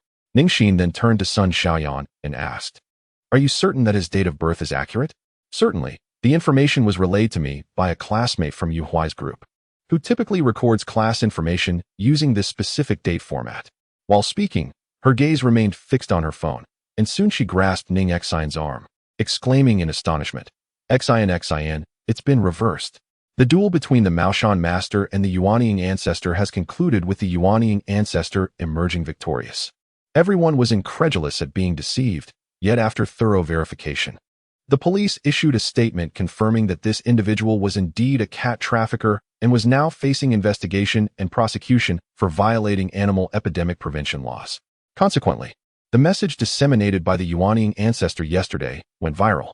The individual who had posted seeking fortune also came forward, revealing that he had received an offer from an overseas investment firm the previous night, with an annual salary of $300,000, ensuring a bright future ahead. The claims made by Qin Xuan regarding unfulfilled fame and fortune were swiftly disproven. However, Due to the overwhelming criticism directed at the Yuanying ancestor the previous day, he hesitated to confront anyone directly for fear of facing repercussions. Now, as public opinion shifted, he chose to speak out. The two predictions made by the Yuanying ancestor had indeed come to pass, while on Qin Xuan's side, not only were her predictions not consistently accurate, but her misguided interpretations of others' prospects led to a significant decline in her credibility. Furthermore, the online community, having been deceived by a pet influencer, was already furious over the loss of their pets while assisting the influencer in locating cats. They felt that had it not been for Qin Xuan's calculations regarding the cats' locations, their pets would not have met such tragic ends. Thus, all their residual anger was directed at her.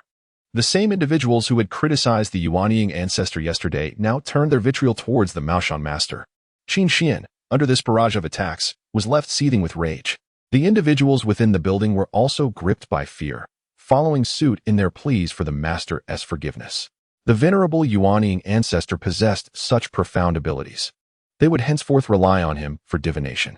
Initially, the residents were filled with uncertainty, but gradually they came to understand that the Yuanying ancestor's message was one of refraining from speaking ill in order to attain forgiveness. This sentiment echoed that of the Maoshan master, who had previously incited her followers to launch an online attack against the Yuanying ancestor. However, the tables had now turned, as the Yuanying ancestor urged them to respond to animosity with compassion. Qin Xuan could not suppress her indignation. She did not covet the attention of these online individuals. Yet their engagement constituted a significant source of her income, not to mention the implications it held for her reputation. If she were to flee in disgrace, she would become a subject of ridicule for eternity. As she perused the queries sent by her previous followers, one particular inquiry caught her attention. Swiftly, she captured a screenshot of this question and shared it on a public platform, tagging the Yuanying ancestor. This individual's son has been missing for over 2 months. Let us engage in a contest to see who can locate him first. Qin Xuan's challenge ignited a frenzy online, akin to pouring water into a hot pan, as everyone eagerly anticipated the Yuanying ancestor's response. A duel between the two would not only be an exciting spectacle, but, should he succeed in finding the poster's child, it would be a tremendous act of merit. Disappointment loomed over her, and speculation ran rampant online. Was the Yuanying ancestor intimidated? The truth, however, was that both the Yuanying ancestor and the internet-savvy Sun Xiaoyan were occupied with a rigorous mock examination and had no time to engage in the digital fray. As the examinations concluded and the school day drew to a close, Sun Xiaoyan stretched languidly, shaking off the stiffness in her limbs. She eagerly pulled Ning Xin into a conversation, exclaiming, "Xin, the campus heartthrob is hosting a party tonight. He urged me to invite more people to liven things up. Will you join me?" Ning Xin, however, held no interest in the chaotic revelry of her peers and resolutely declined. Yet, Sun Xiaoyan seemed determined to persuade her, incessantly insisting, "Come on, you rarely go out. It's truly beneficial to make more friends. Besides, it's Gu Yu's invitation. Who would dare refuse? Even Luo Chun is attending." Chapter 11. Qin Xuan's triumph. Ning Xin was taken aback to discover that the campus heartthrob Sun Xiaoyan referred to was, in fact, Gu Yu. She had never paid attention to such matters and was surprised to learn that Gu Yu had been crowned the heartthrob. In the past, she had believed that her engagement precluded her from forming any connections with other boys, leading her to live a rather conservative life devoid of the sweet exuberance typical of youth. Regrettably, while she remained steadfastly devoted to her engagement, Luo Su did not share her sentiments. After just one encounter with Qin Xuan, he fell head over heels for the genuine daughter of a wealthy family. Her gaze turned icy. Even though she held no affection for Luo Su, she despised the feeling of abandonment. "You mentioned Luo Chen is going too?" This piqued Ning Xion's interest. That fellow rarely attended classes and had recently taken sick leave, making it impossible for her to inquire about the jade pendant. Just as she was about to acquiesce, Lin Xiao sent her a message, informing her that Mrs. Lin had invited guests over for a card game that evening and suggested that they join. Thus, Ning Xin felt compelled to attend. She could not allow Lin Xiao to face the Lin mother-daughter duo alone. After inquiring about the party's time, which was set for 8 in the evening, she informed Sun Xiaoyan that she would make her way there if time permitted. Having gathered her belongings, she departed. Ning Xin chuckled derisively. If she truly endeavored to curry favor with Madame Lin, it would undoubtedly cause Lin Huan to become anxious. Surely, Madame Lin was not oblivious to Lin Huan's sentiments. It was precisely this aspect that vexed her. If one wished to mock others, they ought to learn the art of language, lest their disdain for Ning Xin be too transparent. Should she enter the circles of those affluent ladies, she risked being devoured, leaving not a bone to spare. However, during the card game, Madame Lin permitted Qin Xuan to play 2 rounds first.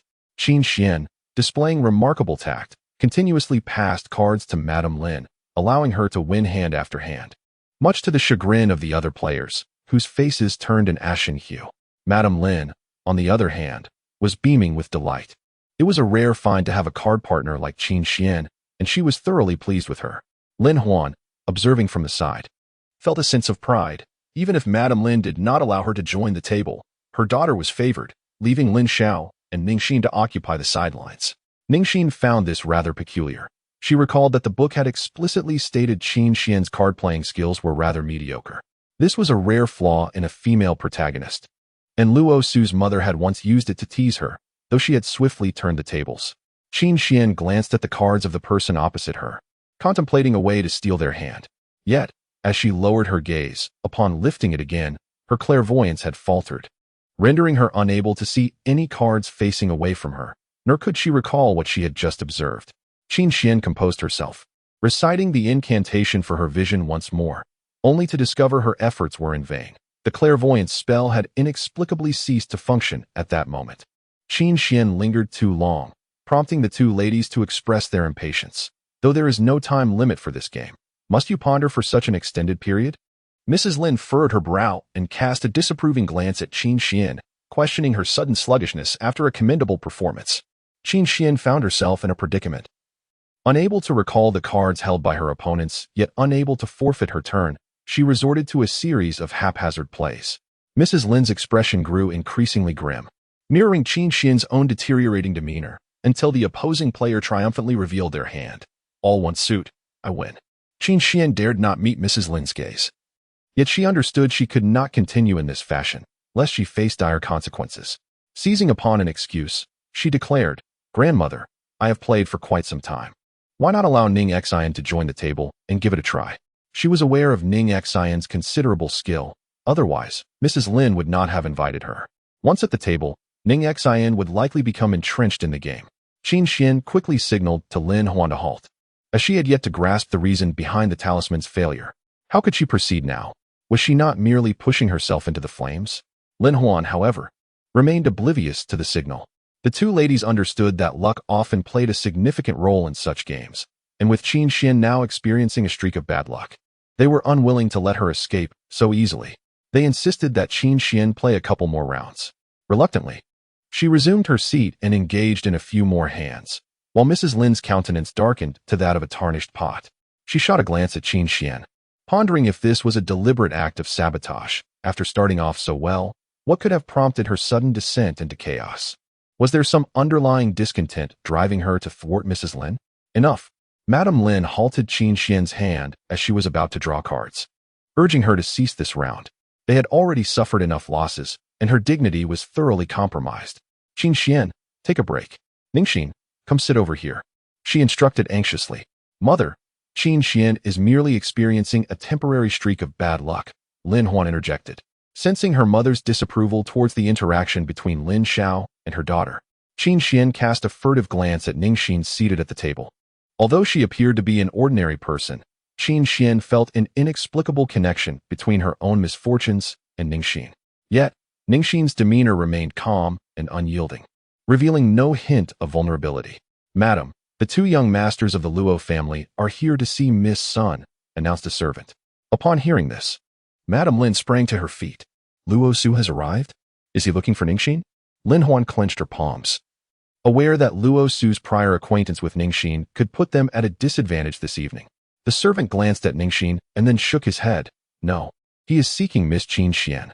Lin Huan was momentarily taken aback, but soon a triumphant smile spread across her face as she turned to Qin Xuan. Little Xuan, when did you become acquainted with the young master of the Luo family? Madame Lin, too, regarded Qin Xuan with keen interest. The marriage alliance with the Luo family held considerable significance. Whoever garnered Luo Su's favor was essentially recognized as a cherished granddaughter of the Lin family. Chapter 12. Here to see Ning Xin. Madame Lin's demeanor shifted instantly. You see, you should have mentioned this sooner. Young people ought to socialize with their peers. Why waste time with us old folks? The other ladies cast glances of envy and disdain. The Lin family had successfully hooked the prestigious Luo family, ascending to new heights.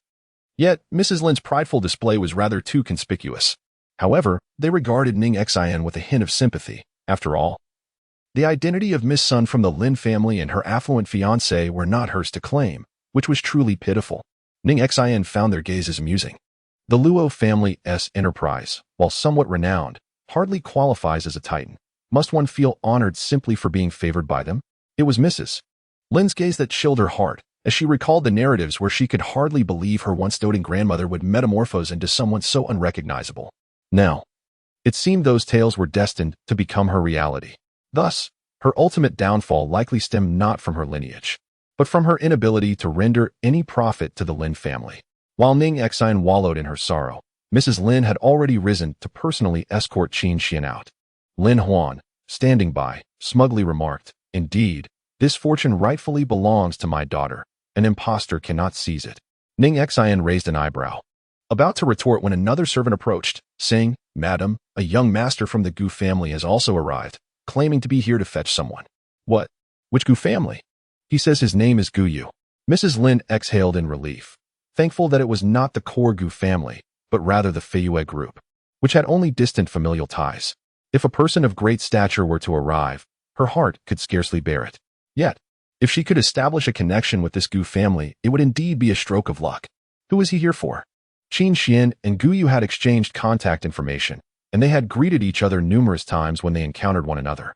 It was only natural for her to think that he must be here to see her, as the party was indeed hosted by him. Lin Huan mused that it was truly a blessing from the heavens. Her daughter had finally turned a corner in her fortune. Gazing at her daughter's charming visage, she couldn't suppress her sense of pride. Although Qin Xuan might not possess the looks of that counterfeit Ning Xin, his ability to attract men far surpassed that of Ning Xin.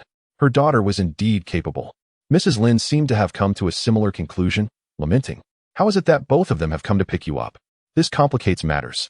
Just as they were deep in thought, a servant scratched his head and said, "Well, young Master Gu seems to have mentioned that he is here to pick up Miss Ning Xin." Qin Xuan's expression shifted, casting a glance at Ning Xin. How could she possibly know Guyu? Lin Xiao was anxious as she looked at Ning Xin. She was unfamiliar with this Guyu and wondered why he had so boldly come to the Lin residence to collect her daughter. However, Mrs. Lin's countenance brightened. "Oh, he is looking for Ning Xin? That makes things much easier. Why didn't you mention that you knew Guyu?" Ning Xin replied in a flat tone, "I don't know him." "Child, how could someone come to pick you up if you do not know him?" At that moment, Ning Xin received a text from Sun Xiaoyan, stating that Guyu had heard her mention that her friend was in the area and had offered to take her to the party. Ning Xin squinted. This Guyu was being rather overly attentive, wasn't he? A stranger being this kind-hearted? Xin, since you don't know him, your mother will drive you there, Mrs. Lin interjected with a stern expression. They are alumni. How could they not know each other? Do you think the young master of the Gu family has the leisure to escort a stranger to a party? Ning Xin smiled gently at Lin Xiao, reassuring her. It's nothing, Mom. I just found out that it was my classmate who asked him to give me a ride. Qin Xuan bit her lip, sensing that Ning Xin was merely fabricating a story to boast, and retorted sharply, Your classmate must have quite the influence to have Guyu come pick you up. Mrs. Lin patted her, saying, Isn't that good? Just think, if Guyu really came to pick you up, how awkward would that be? Qin Xuan's expression darkened, and she stormed out without a word, while Mrs. Lin paid her no mind, merely reminding Ning Xin to have fun and to maintain a good relationship with Guyu. Both Guyu and Luo Su's cars were parked outside the Lin residence, and they exchanged glances. Having just turned 18, Guyu eagerly obtained his license and drove. Much to Luo Chen's envy, Qin Xuan climbed into Luo Su's car, and as he was about to take the driver's seat, he noticed Ning Xin emerging and unexpectedly walking towards Guyu. He felt a twinge of displeasure, although their engagement was not yet entirely confirmed. According to his mother's perspective, Ning Xin was already half a member of the Luo family. Was it too much to expect her to at least acknowledge him? Instead, she chose to enter another man's vehicle right before his eyes. What an impropriety! Guyu was taken aback upon recognizing Ning Xin as the girl who had assisted him that day. He approached her with a smile, exclaiming, So you are Ning, my classmate. What a delightful coincidence. Please, hop in. Xiaoyan has already arrived, and we Wu and Ti want to keep her waiting. As Luo Su gazed into the rearview mirror, he caught sight of Guyu approaching with a beaming smile. A frown creased his brow, deepening his disapproval of Ning Xin. He mused that her failure to greet him was merely her attempt to avoid disclosing her engagement in Guyu's presence. Such an ambitious woman, aspiring to elevate herself, left him perplexed as to why his mother had taken a liking to her. Qin Xuan observed Luo Su's fixation on Ning Xin and promptly redirected the conversation towards Luo Chun. Have you been carrying the talisman I gave you? Luo Chun nodded eagerly. I have it with me at all times. Qin Xuan smirked slightly. No worries, I haven't done anything. The Luo family currently owed her a debt of gratitude. With her possession of the Lin family's most advantageous tool, Guyu made every effort to ingratiate himself, yet Ning Xin remained cold and aloof. Even someone as adept at social maneuvering as Guyu could not extract a single word from her. The atmosphere grew heavy as they arrived at the private booth of the bar Guyu had reserved. Ning Xin glanced around and remarked to Guyu, "This is quite a seedy establishment. Can minors really enter?" Guyu was momentarily taken aback, then awkwardly chuckled. "Ning, you're quite the jokester. This place is under my father's name. The staff all know me. I'm simply bringing classmates here for some fun, nothing to worry about." Chapter 13. Qin Xian's Provocation. Ning Xin remained silent, turning to gaze upward just in time to see Luo Su exit the vehicle. His expression was impassive as he escorted Luo Chen and Qin Xian to the entrance, casting a glance in their direction that was tinged with displeasure before returning to his car. Guyu touched his nose, feeling somewhat bewildered. After all, he had not provoked Luo Su in any way. As the host, Guyu approached Luo Chan for a brief exchange of pleasantries before leading the trio into the private room, which was already filled with a multitude of guests. Upon Guyu's arrival, the crowd erupted in cheers, liberally dousing the area with fine wine as a means of celebration. Ning Xin cast a cursory glance at the assembly but chose to remain silent. However, Guyu's two companions, Qing and Li Chengyao, upon noticing the presence of Ning Xin and Qin Xian, whistled appreciatively and playfully placed a hand on Guyu's shoulder, remarking, "Impressive. You actually managed to invite her.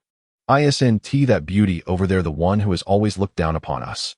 This comment referred to Ning Xin, who had consistently ignored their previous attempts at engagement. Guyu, however, admonished them with a light slap, saying, "Show some respect. She is the granddaughter of the Lin family." Reluctantly, the two men withdrew their hands, only to witness Ning Xin unexpectedly taking a seat beside Luo Chun, which sparked their discontent. "What does Ning Xin see in that guy? She immediately sits next to him," they muttered. Yet, Luo Chun, upon noticing Ning Xin's presence beside him, appeared visibly unsettled, as if insects were crawling over him, and promptly excused himself to fetch some drinks. Ning Xin's gaze remained fixed upon him, as if she intended to pierce through him with her stare. In the corner, Sun Xiaoyan had long noticed Ning Xin and swiftly approached to fill the vacant spot as soon as Luo Chen departed. Xin, you finally made it. I was beginning to lose hope," she exclaimed. Ning Xin glanced at her and quipped, "You must be longing for your school idol." Sun Xiaoyan wrinkled her nose in response, saying, "Don't even mention it. Since he brought me here, he hasn't paid me any attention." Qin Xian let out a cold laugh, observing Sun Xiaoyan, who appeared to be an ordinary-looking simpleton from a modest background. It was evident that Guyu's approach to her was likely for the sake of Ning Xin. Yet she foolishly clung to the delusion that Guyu harbored genuine feelings for her. Sun Xiaoyan, slow on the uptake, failed to perceive that Qin Xian's derisive laughter was directed at her. She merely glanced at Qin Xian before becoming engrossed in her phone, suddenly exclaiming, Xin, you must see this. The master of Maoshan has posted a challenge, claiming he will compete with the Yuanying ancestor to see who can locate the missing child mentioned in the post first." Ning Xin cast a sidelong glance at Qin Xian, who, upon hearing her ID, instinctively leaned in to listen. Ning Xin leaned over to examine the details on Sun Xiaoyan's phone. Since the post had been made, it had already garnered thousands of responses, with everyone urging the Yuanying ancestor to accept the challenge promptly. As Ning Xin scrutinized the 8-character fortune provided by the poster, she noted the excessive presence of the Shangguan star and the frail condition of the Rizu, suggesting a life fraught with hardships. Setting aside the question of whether the child could ever be found, even if they were located, such a menacing fortune indicated that calamity would likely follow. Thus, she chose to disregard it, sparing herself from unnecessary trouble. A smile crept onto Ning Xian's face as she recognized Qin Xuan's elaborate scheming. Sun Xiaoyan, witnessing Qin Xuan's words, remarked, "Isn't the master of Maoshan merely acting out of desperation? When the child first went missing, she ignored all pleas for help, and now, 2 months later, who knows the fate of that child?" Qin Xuan's expression darkened as she regarded Sun Xiaoyan, sensing her audacity in disrespecting her.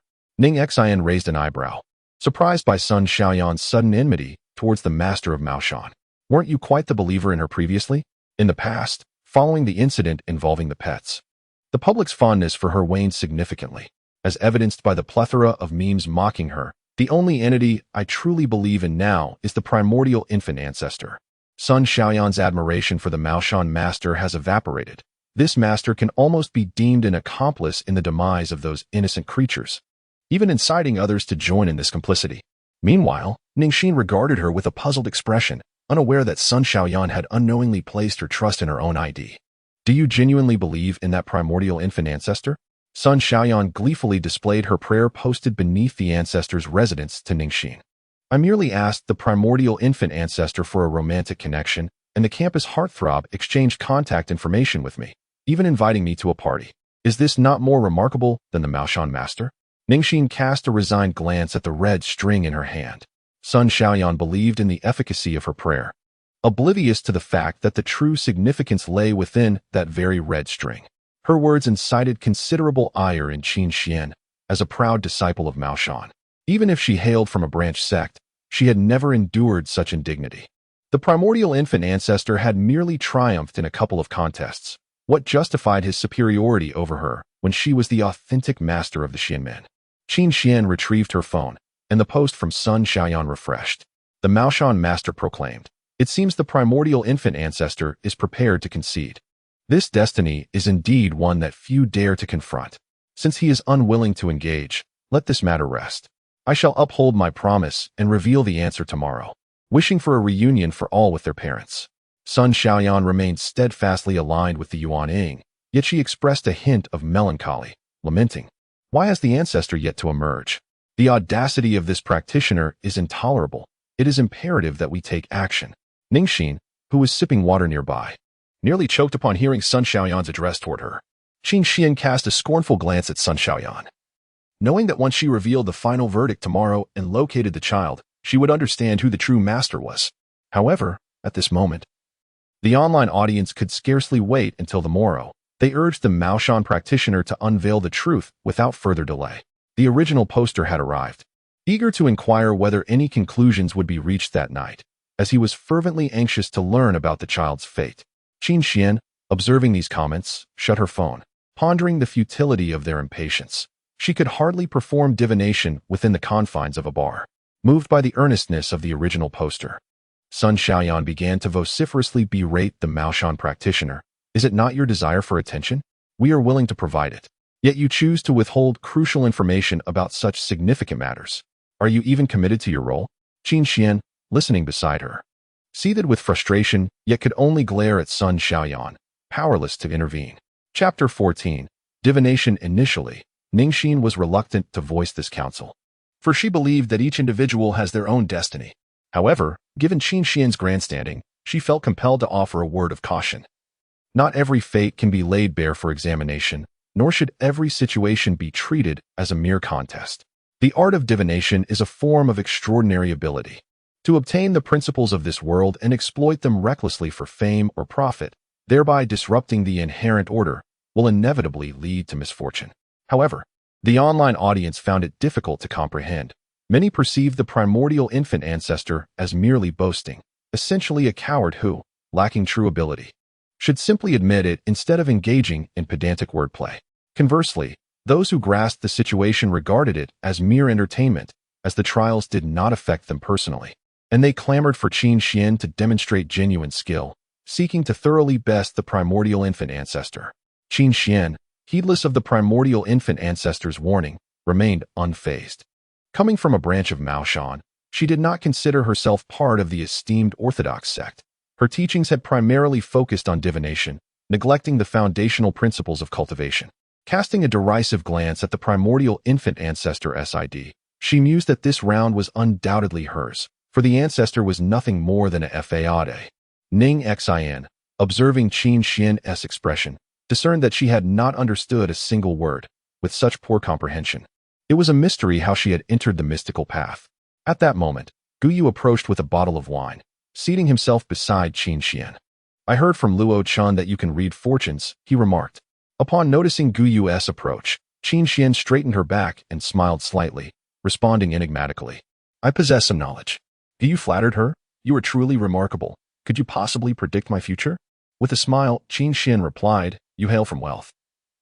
Your future is assured. She wished to avoid being perceived as merely a fortune teller beneath the bridge, extending her hands for a few coins from passers-by. Eager to unveil the secrets of destiny. Since Qin Xuan was reluctant, Guyu shifted his gaze toward Ning Xin. Suggesting that his initial approach to Qin Xuan was merely a pretext, his true intent was to engage with her. Upon witnessing this, Qin Xuan ceased to feign and addressed Guyu. You write down 3 digits, and I shall interpret the hexagram. Guyu casually inscribed a series of numbers and handed them to Qin Xuan before pouring wine for the 3 of them. His gaze, however, subtly drifted towards Ning Xin. As he casually inquired, Last time, Ning, you asked if anyone was missing. Are you searching for someone? Ning Xin squinted her eyes, realizing that Guyu had indeed summoned Sun Xiaoyan for more than mere socializing. Sun Xiaoyan, with her characteristic candor, exclaimed, We found them. Ning Xin is looking for you. Why? Guyu tightened his grip on the wine glass and turned his attention to Ning Xin. Ning, you seem quite concerned about Yu Huai. Did you know him previously? Not exactly, Ning Xin replied. I just felt sorry for Yu Huai's father, who frequently visits the school in search of the principal. So I thought perhaps posting Yu Huai's information online might yield better chances. A smile crept onto Guyu's face. Ning, you truly possess a kind heart. Should you uncover any news, do share it with us. We could all lend a hand. Ning Xin chuckled softly. There's no need. If Yu Huai is merely missing, then he is not the person I seek. I am in search of a corpse. With a loud crash, several thousand yuan worth of wine slipped from Guyu's grasp and shattered on the floor. Ning Xin narrowed her eyes at him. Guyu bent down to pick up the shards, the fleeting emotion swiftly replaced by a resigned expression as he looked up. Ning, you are jesting again. You have frightened everyone. Sun Xiaoyan, indeed startled by Ning Xin's sudden declaration, tugged at her sleeve and asked, Xin, what are you talking about? What do you mean by a corpse? Guyu summoned someone to tidy up the litter, while Qin Xuan, noticing Ning Xin's theatrical display, drew Guyu's attention and felt somewhat displeased. He then addressed Guyu, saying, I have just divined your future based on the numbers you provided. To mask his earlier lapse in composure, Guyu feigned interest and turned to Qin Xuan, inquiring, Oh, have you recently contemplated pursuing opportunities abroad? To Guyu's surprise, Qin Xuan indeed possessed some skill, exclaiming, How did you know? I am about to study abroad. I leave next week. Sun Xiaoyan, astonished by Qin Xuan's abilities, turned to Guyu and asked, Campus heartthrob, you're leaving so soon without informing anyone? I intended to share the news shortly. But who would have thought Master Qin would deduce it so swiftly? Guyu replied, his expression tinged with anticipation as he turned to Qin Xuan, asking, Will my journey abroad be smooth sailing? Qin Xuan hesitated momentarily before nodding. Of course, you are intelligent and come from a good family. You shall navigate through trials and tribulations with ease. Who does not relish flattering words? Guyu chuckled, embracing someone nearby, declaring how remarkably accurate Qin Xuan's predictions were. Upon hearing the campus heartthrob's enthusiastic endorsement, others immediately approached Qin Xuan, urging, Qin Xuan, is your divination truly that precise? Please, read my fortune as well. A flicker of impatience crossed Qin Xuan's eyes, pondering how audacious these individuals were, daring to request a reading when he could scarcely recall their names. Qin Xuan found himself encircled, with even Sun Xiaoyan contemplating whether to intervene.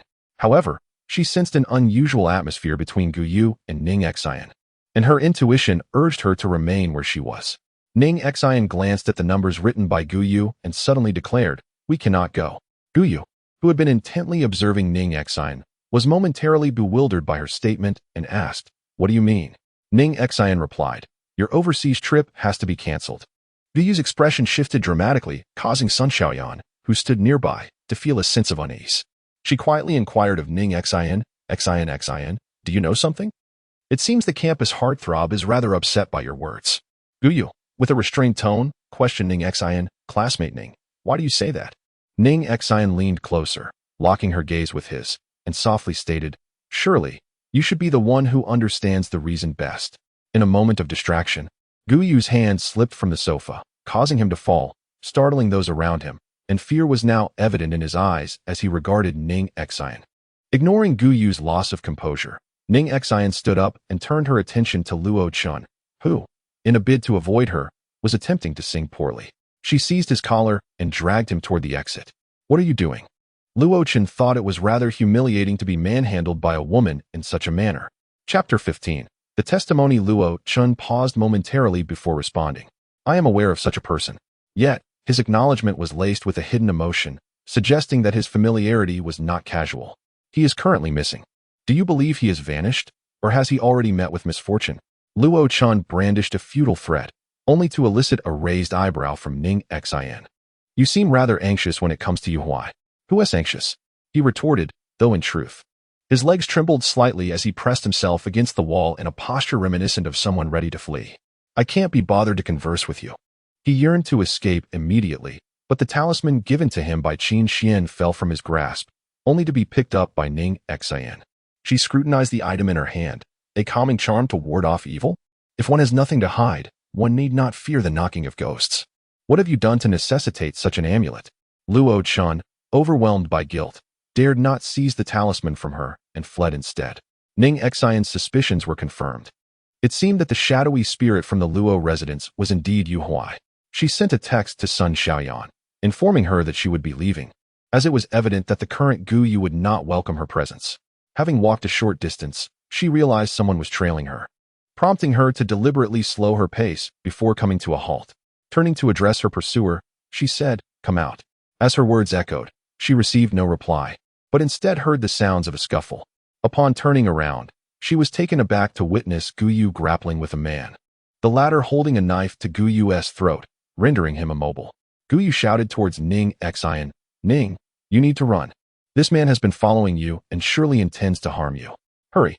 Remaining composed, Ning Xian retrieved her phone, dialed 3 numbers, and calmly declared to the two, "I've called the police."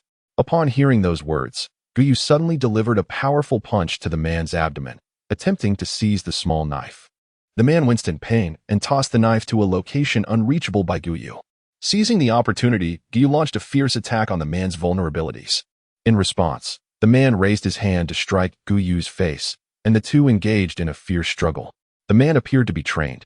Yet Gu Yu held his own, bolstered by his youth and physical stamina, managing to match the man blow for blow.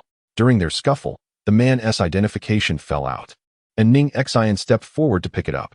Upon opening it, she discovered the man's police badge indicating that he was the local precinct officer, named Li Minbin. Observing the fight, Ning Xian noted that Li Minbin's defensive techniques were predominant, with minimal aggression, while Gu Yu employed ruthless tactics at every turn. Soon, the responding officers arrived and, witnessing the two as if they were engaged in a brutal contest, promptly intervened to separate them. Gu Yu touched his face and approached the officers, stating, "Officer, this man has been stalking my classmate and attacked us upon being discovered. Thankfully, you arrived in time." The leading officer glanced at the man and reprimanded, "Li Minbin, not you again." Li Minbin lowered his head and replied, "I saw Gu Yu leave the bar, following this girl while brandishing a knife. I suspected he might have ulterior motives." The 3 were escorted into the police vehicle, with Gu Yu seated next to Ning Xian. He turned to her and said, "Ning, you will testify that it was that man who intended to harm you, prompting my intervention, won't you?" Ning Xian, with her pair of pitch-black eyes, gazed at him without a flicker. Gu Yu addressed her, saying, "A good student must speak the truth. I believe that children nurtured by the Lin family are undoubtedly honest individuals. They would wish for you to speak candidly." Li Minbin observed Gu Yu whispering with Ning Xian in the rearview mirror, a heaviness settling in his heart. He had initially intended to seize a weakness in Gu Yu to prevent his departure abroad, but it now seemed that he would be the one facing detention. With a sense of dejection, Li Minbin entered the police station, where he confronted his fellow officers with frustration. "How is it that you continue to follow Gu Yu? Haven't you suffered enough at his hands? Forget the past. Do you truly believe that girl stands on your side? Soon enough, she might accuse you of stalking and intentional harm, and you can await your sentence." Silently, Li Minbin took a seat, aware that given Gu Yu's family background, it was unlikely Ning Xin would believe him or testify on his behalf, especially since each of their encounters had involved altercations with Gu Yu. The officer sighed and inquired about the events from Ning Xin, while Li Minbin pondered how he might prove his innocence. Meanwhile, Gu Yu cast a cold glance at Li Minbin, confidently awaiting Ning Xin's defense. However, Ning Xin's next statement left everyone in shock. Gu Yu is suspected of stalking and assaulting a police officer. How many days can he be detained? The officer paused. Gu Yu's expression shifted, and Li Minbin looked at Ning Xin in astonishment, never having anticipated that she would choose to believe in him. The officer glanced at Li Minbin, tapped the table, and asked Ning Xin, "Young lady, are you certain this is the truth? Lying may constitute an obstruction of justice." Ning Xin calmly stated, "This is the truth. It was Officer Li who saved me." Gu Yu, on the other hand, had taken a group of minors to drink at the Xingyao bar, which is under his father's name, an act that is also illegal. Gu Yu was taken aback by Ning Xin's boldness, abruptly standing up, only to be halted by the police, who commanded, "What are you doing? Sit down." The officer then turned to Ning Xin, instructing her, "Please take a seat over there. We will investigate the details." Gu Yu's expression darkened. He had not anticipated that threatening Ning Xin with the Lin family would yield no results, as she remained utterly unyielding. He glared at her fiercely, as if wishing to pierce her with his gaze. Chapter 16. The Lin family's coercion in the nearby resting area. Ning Xin chose to ignore Gu Yu's hostile glare, closing her eyes for a moment. Suddenly, she heard a familiar male voice. Opening her eyes, she saw that it was Yu Huai's father, who had come to inquire whether the police had any information about his son. The police could only respond with regretful looks. He seemed to have anticipated this outcome, whispering into his phone, "I truly hope the Mozhang Master Online can help me find my son." Upon hearing that ID, Ning Xin narrowed her eyes. Could it be that Yu Huai's father was the one who had posted that message? The police were filled with skepticism about this Mozhang master, cautioning the middle-aged man against being deceived and advising him not to send any money. Ning Xin approached and asked, "Uncle, was your child born in September?" The middle-aged man nodded, replying, "How did you know, young lady? At that time, my child was a second-born and could not be registered for a household account. It was only later that the birth was officially recorded, but unfortunately, the date of birth was filled in incorrectly. It was only after some time that I realized my child, Yu Huai, was actually born in September and would not reach adulthood for several more months." Listening to the man's lamentations, Ning Xin could only respond, "I learned about this from the posts of the Taoist priest from Maoshan." However, neither of them truly absorbed the significance of the words. For Yu Huai's father, this was his last glimmer of hope. For Ning Xin, it clarified a crucial matter, aligning the pieces of the puzzle. At that moment, she had been unable to ascertain Yu Huai's precise fate, as the discrepancies in the date and appearance led to confusion. Unbeknownst to her, the post about the duel of magic, initiated by Qin Xuan, actually contained Yu Huai's true birth details. Ning Xin promptly cast a divination beside her and observed that the hexagram's responding line was connected to the changing line, indicating that Yu Huai's situation would gradually become clearer. The timing corresponded to the return of yang energy, signifying midnight. After tonight, Yu Huai would emerge into the light. In that instant, Ning Xin felt a revelation wash over her as she turned to gaze at Gu Yu. He had completed his statement, and only the live examination remained. Considering his status as a student, the police allowed him to contact his family to resolve the matter. However, Gu Yu held his phone without making a call, seemingly scrolling through a social media platform, a cold smile playing on his lips. Ning Xin couldn't shake off the unsettling premonition that arose at the thought of Qin Xuan. She opened the posting platform and, as expected, Qin Xuan had completely disregarded her warning. Under the provocation of netizens, he had inquired about Yu Huai's father's birth date and, after some calculations, had posted the interpretation publicly. The hexagram, Can, with Sun above and Jun below, suggested that the person he sought was on the water, surrounded by numerous boats with the wind blowing eastward. The astute netizens deduced from this information that the child might be aboard a boat at a private beach to the west of City A. Qin Xuan concluded that the child was still alive, theorizing that he had run away from home and taken refuge on a boat.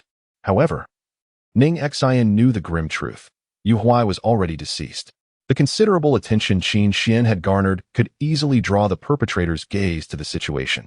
If his deductions were correct, the culprit would likely attempt to dispose of the body. Ning Xin sent a message inquiring about the situation at the bar.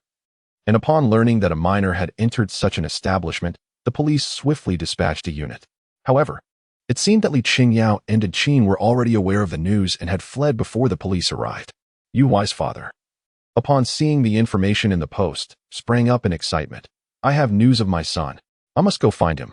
The police frowned. You, please don't rush. Where did you get this information?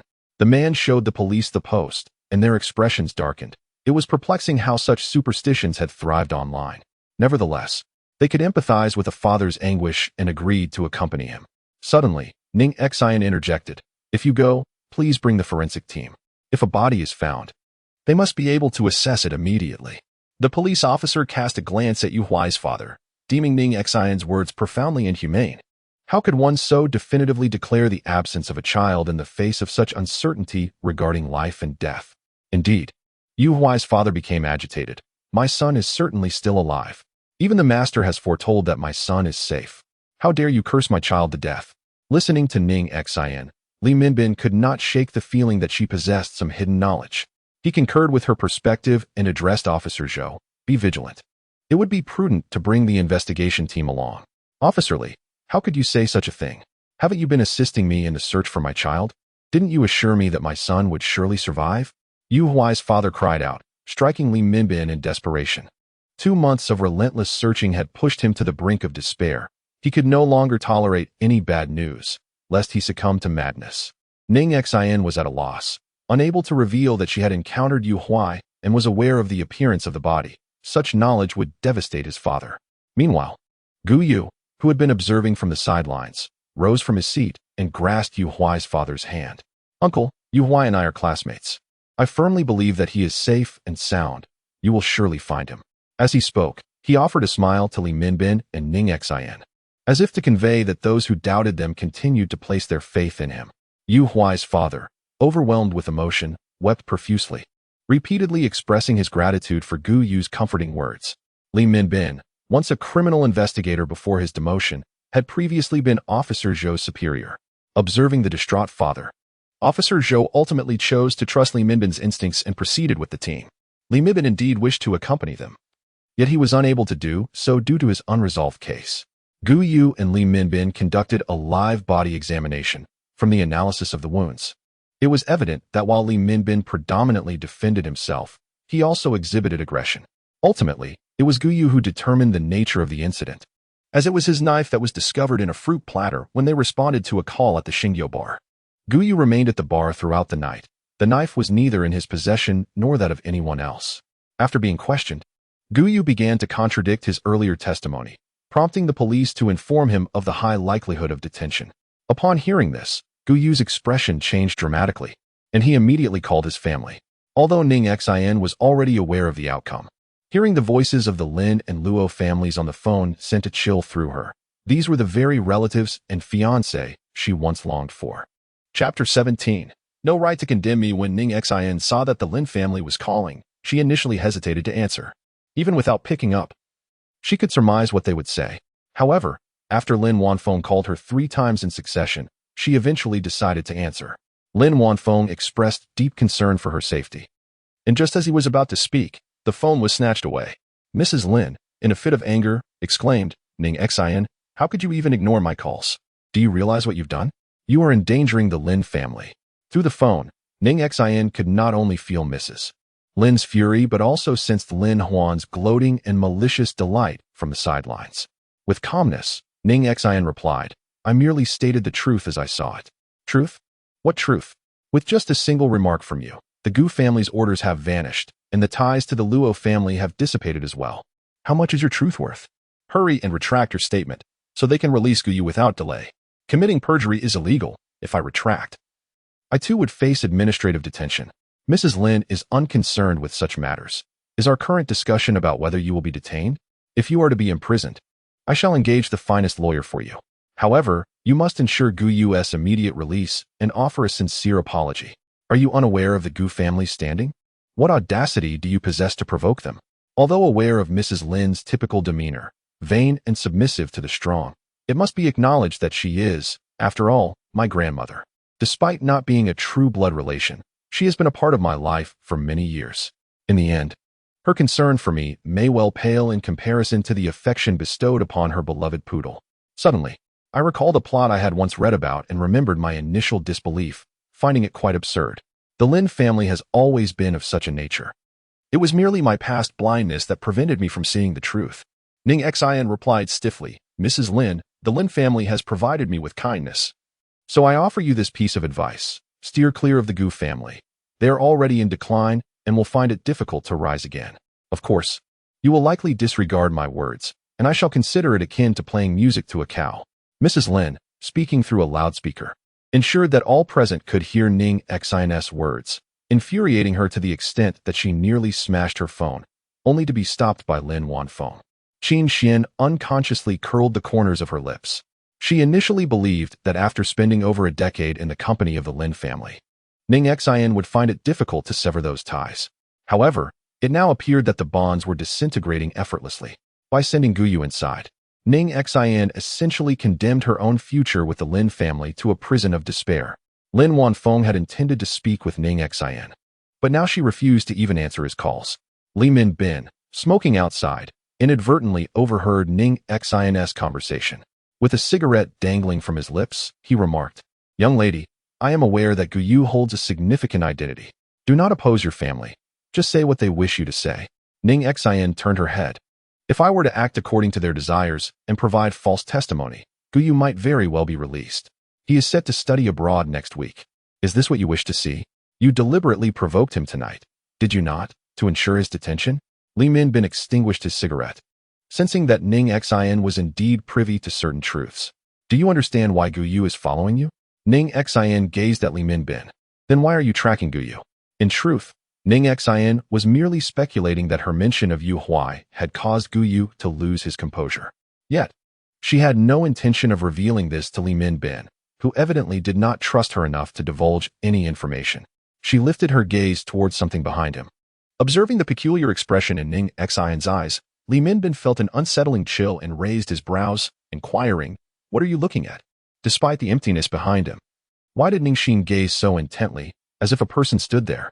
With a slight curve of her lips, Ning Xin remarked, There is someone of great significance to you.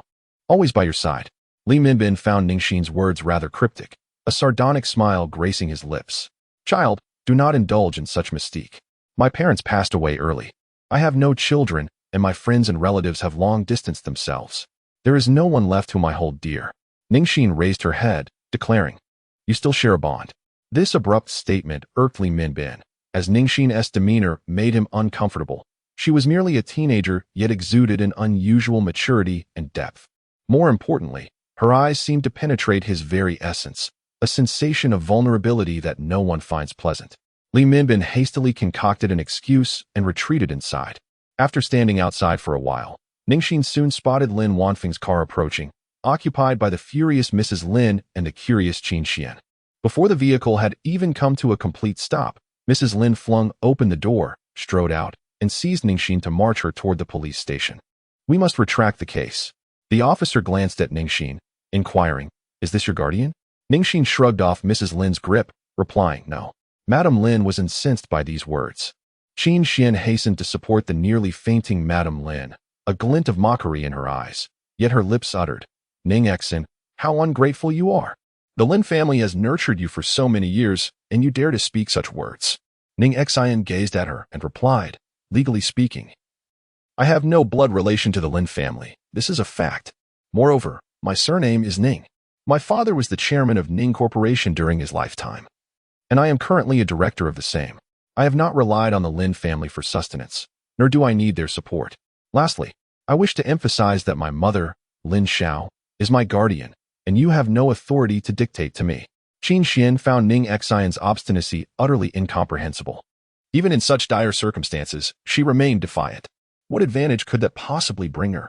In Qin Xuan's eyes, the Ning family was merely a trivial company of no significance. Otherwise, how could Ning Xin and her mother have clung to the Lin family for survival all these years without the backing of their own family? Ning Xin had initially thought that her harsh words would stir some emotion in Madame Lin.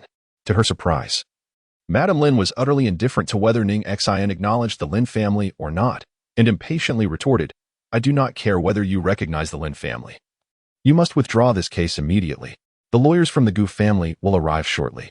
Chapter 18. Misfortune shall not befall me. Ning Xin looked at her and felt that this so-called grandmother had once again altered her perception of her. She replied coolly, "Withdrawing is of no consequence. The statement has already been recorded. Should the charge of assaulting a police officer be established, detention will still ensue." "Humph. Then I shall not trouble Miss Ning further." He came here knowing that Su Qi, Gu Yu's mother, would not easily forgive anyone who harmed her son, regardless of whether the fault lay with him.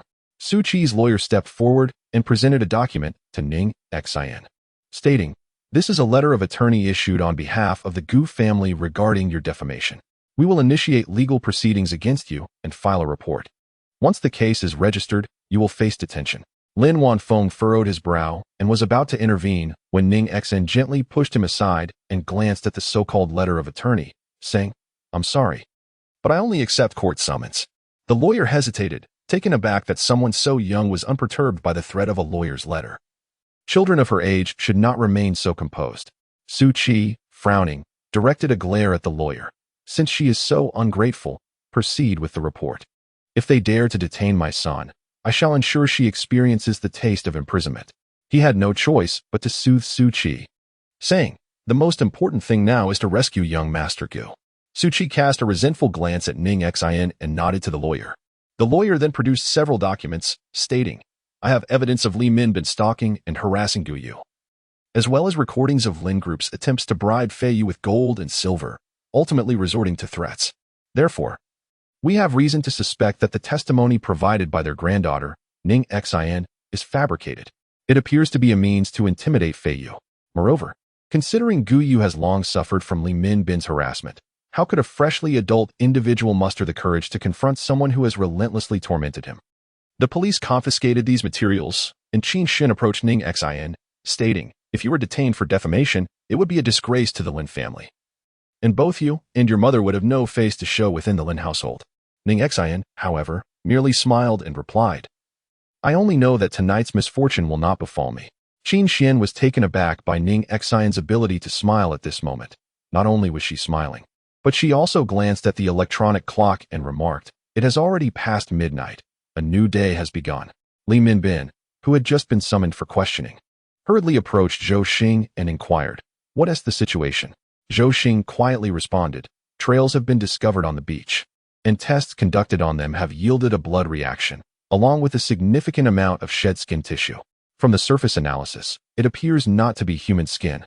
The next step is to conduct DNA testing to ascertain whether it belongs to Yu Huai." Li Minbin sighed heavily, casting a glance at the already despondent father of Yu. Meanwhile, Zhou Xing regarded Ning Xin thoughtfully, realizing that had it not been for her alert, he would not have discovered those traces.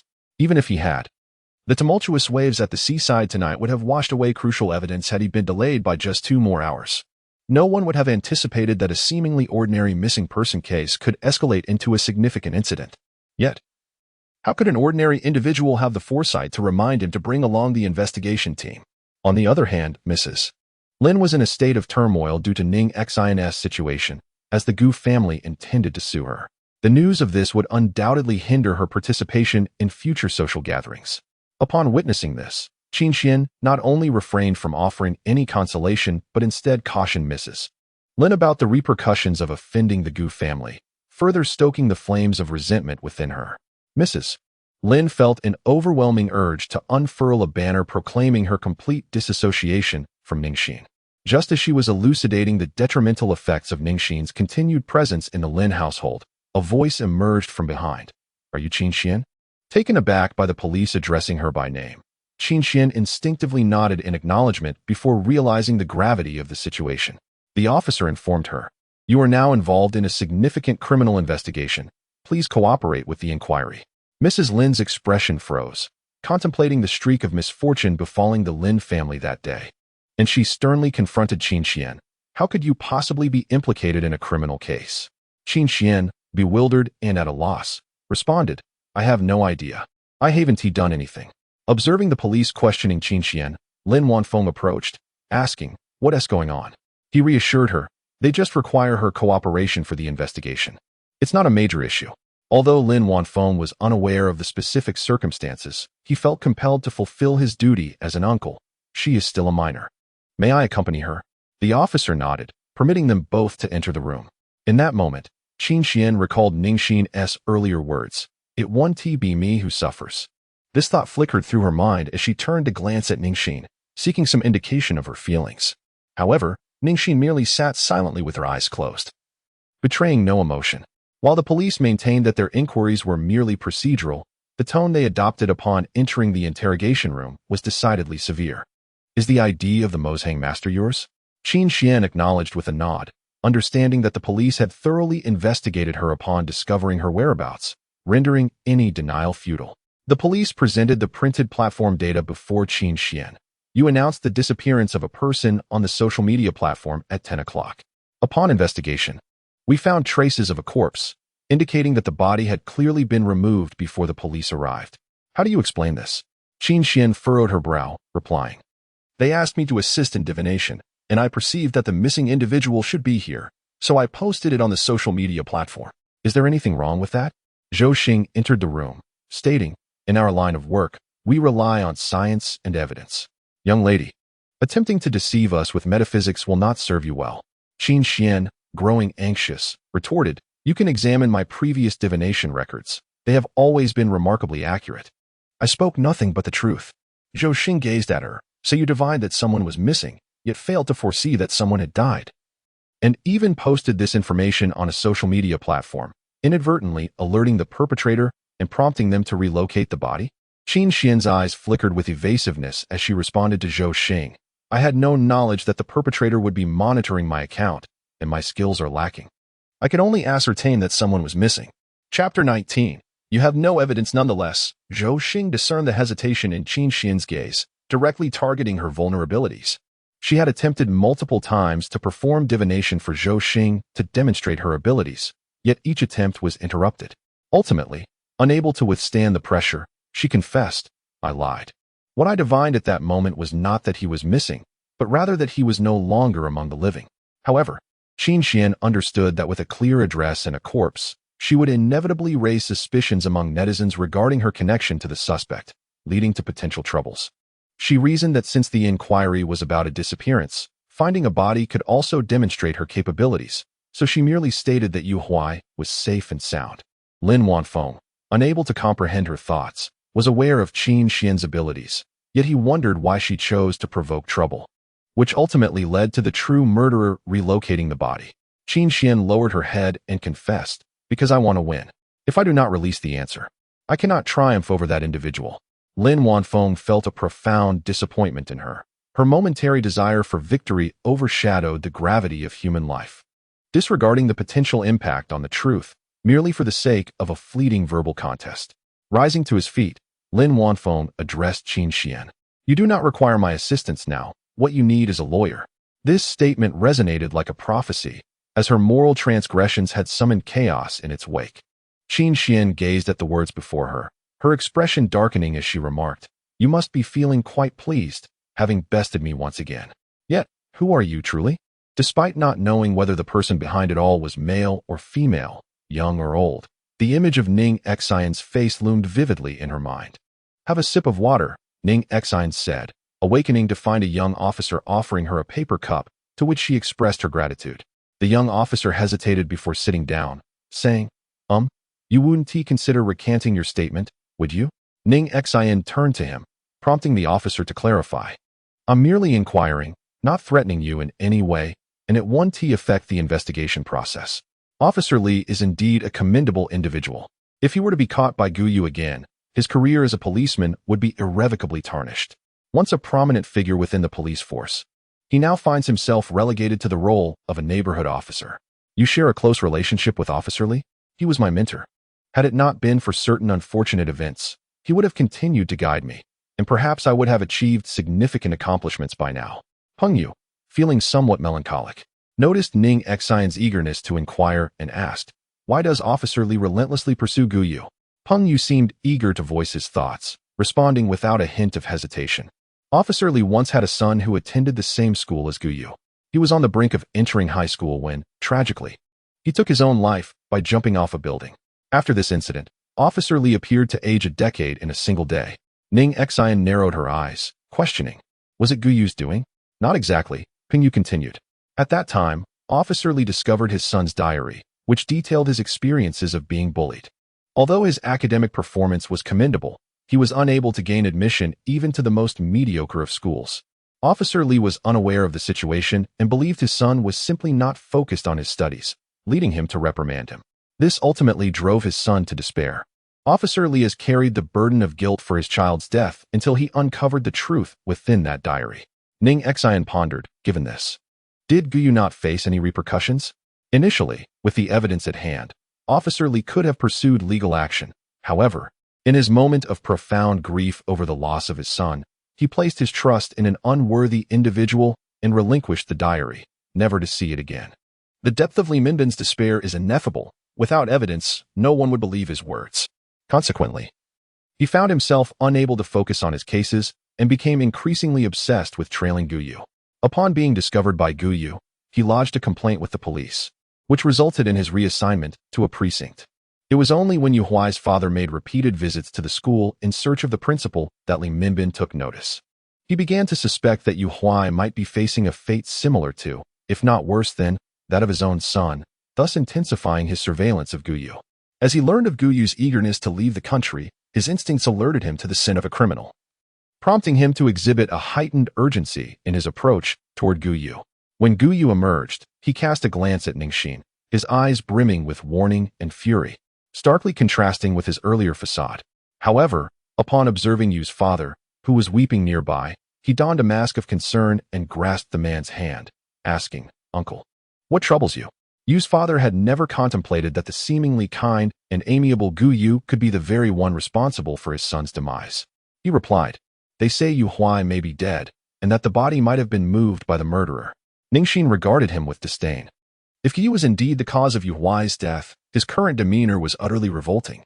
Seething with anger, Li Minbin stepped forward to separate Gu Yu and Yu's father. Gu Yu, licking his lips, smiled at Officer Li Minbin. "Why are you so agitated, officer? Are you afraid Yu Huai might turn out like your son?" His face bore a distinctly provocative expression, nearly pushing Li Minbin to the brink of losing his composure. Chapter 20. Severing ties. Li Minbin seized him by the collar, prompting Zhou Xing to rush forward and restrain him, urging him to release his grip. The lawyer swiftly approached, cautioning Li Minbin. "Is this the conduct befitting a police officer?" Su Qi, clutching her son, threatened to file a complaint against Li Minbin, demanding his dismissal from the police force. After a cacophony of chaos, Zhou Xing eventually persuaded Su Qi to abandon her pursuit of accountability. Gu Yu approached Ning Xin, a mocking smile playing on his lips as he remarked, "It seems my journey abroad will be smooth sailing, but the Lin family will not fare as well. Those burdened with guilt, carrying the weight of two vengeful souls, cannot expect to travel far under such a heavy load." The corners of Gu Yu's eyes twitched as he attempted to muster a smile, but only a grimace emerged. "I will await your Lin family's pleas for mercy at my villa overseas. The next call you receive will only connect you to the visitation room's intercom." Gu Yu coldly laughed. "Do you truly believe you can locate him?" With a sneer, he followed Su Qi out of the police station. Li Minbin hastily approached Ning Xin, inquiring, "What did Gu Yu say to you, and what do you know?" Ning Xin looked at him and replied, "As long as I wish, I can know everything." Madame Lin had not anticipated that the entire situation revolved around Ning Xin. However, the Gu family had not taken any action against her. Instead, it was Qin Xuan who remained detained at the police station. After a period of 48 hours, should the authorities fail to procure further evidence, he would be released. Upon learning that her daughter was incarcerated, Lin Huan wept and implored Madame Lin and Lin Wanfeng to rescue her. Lin Wanfeng attempted to elucidate the relevant regulations, but Lin Huan was deaf to his explanations, instead pointing an accusatory finger at Ning Xin, exclaiming, "It is your fault my daughter is suffering. It should have been you who was taken in tonight." Lin Xiao stepped forward, addressing Lin Huan. "Even in your sorrow, why direct your ire towards Ning Xin? The detention of Qin Xuan is a consequence of his own actions. It bears no relation to her." Yet, Madame Lin interjected, "Ning Xin, do you truly believe this matter is at an end? It is because of you that the Gu family now regards our Lin family as a thorn in their side. If you do not apologize to the Gu family and seek their forgiveness from this moment forth, you shall have no ties to the Lin family. You shall not be worthy of being the fiancée of the Luo family." Ning Xin smiled, leaving Madame Lin perplexed and somewhat irate. Ning Xin gazed at her, her dark eyes devoid of mirth, and calmly remarked, "If within a week, the Lin family and the Luo family do not terminate their cooperation with Fei Yue, it will incur losses." Just then, Lin Cheng descended from the upper floor after concluding a video conference, catching wind of Ning Xin's words, and regarded her with a curious expression. However, Lin Xiao felt that Madame Lin's words were excessively harsh. She spoke up, "Mother, how can you say that about Qin Xuan? She has done nothing wrong. Why should she apologize to the Gu family?" Mrs. Lin roared, "What do you understand? She has offended the Gu family. How can she not be at fault? You ingrates. Since you care nothing for the Lin family's well-being, do not dare to claim to be members of the Lin family from now on. Do not enjoy the benefits that come from the Lin family. If it were not for her, would there even be a Lin family today? How did she earn the title of ingrate?" Ning Xin noticed Lin Zhao's eyes were red, on the verge of tears, and stepped forward, coldly giving Mrs. Lin a glance. "Do as you wish." She then took Lin Xiao and left the Lin family. The members of the Lin family stood frozen, astonished by Ning Xin's resolute stance, even willing to relinquish the engagement with the Luo family. After Lin Wanfeng spoke, he noticed Ning Xin was staring at him, seemingly uninterested in his words. From his observations, it appeared that Ning Xin held no feelings for Luo Su and was indifferent to the engagement with the Luo family. Whatever troubles the Luo family faced were of no concern to her. But what about the Lin family?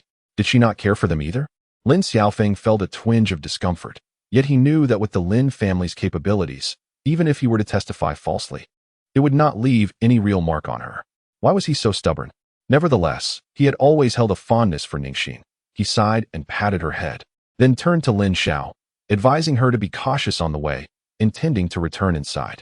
However, Ning Xin called out to him, "Uncle, do you also think that my refusal to heed the Gu family's demands is causing trouble for the Lin family?" Lin Wanfeng shook his head, saying, "This matter is not your concern. You need not feel obligated to act upon it, nor should you heed your grandmother's words." Despite his reassurances, a knot remained within him. Ning Xin, on the other hand, was indifferent. She understood that Mrs. Lin favored those who could bring her benefits, and she was unyielding towards anyone who obstructed her financial interests. She realized that had it not been for her fortuitous venture into the realm of cultivation, she would likely have been manipulated by Mrs. Lin. What truly mattered to her was Lin Wanfeng's perspective, apart from Lin Xiao. He was the only person in the Lin family she could still trust, even though, in the end, he chose to abandon her. Yet, she felt the need to witness his actions with her own eyes to believe it. Lin Wanfeng noticed Ning Xin gazing intently at him and smiled gently. "Rest assured, you need not worry about this matter. Your uncle will manage it. Without the Gu family's contract, we can seek partnerships with other enterprises. I advised you to withdraw from the collaboration with Fei Yue because the Gu family is bound to face difficulties soon." Ning Xin fixed her gaze on Lin Xiaofeng. Chapter 21. Not a fraud. Seeing Ning Xin's unwavering certainty, Lin Wanfeng became serious. "Do you know something?" he inquired.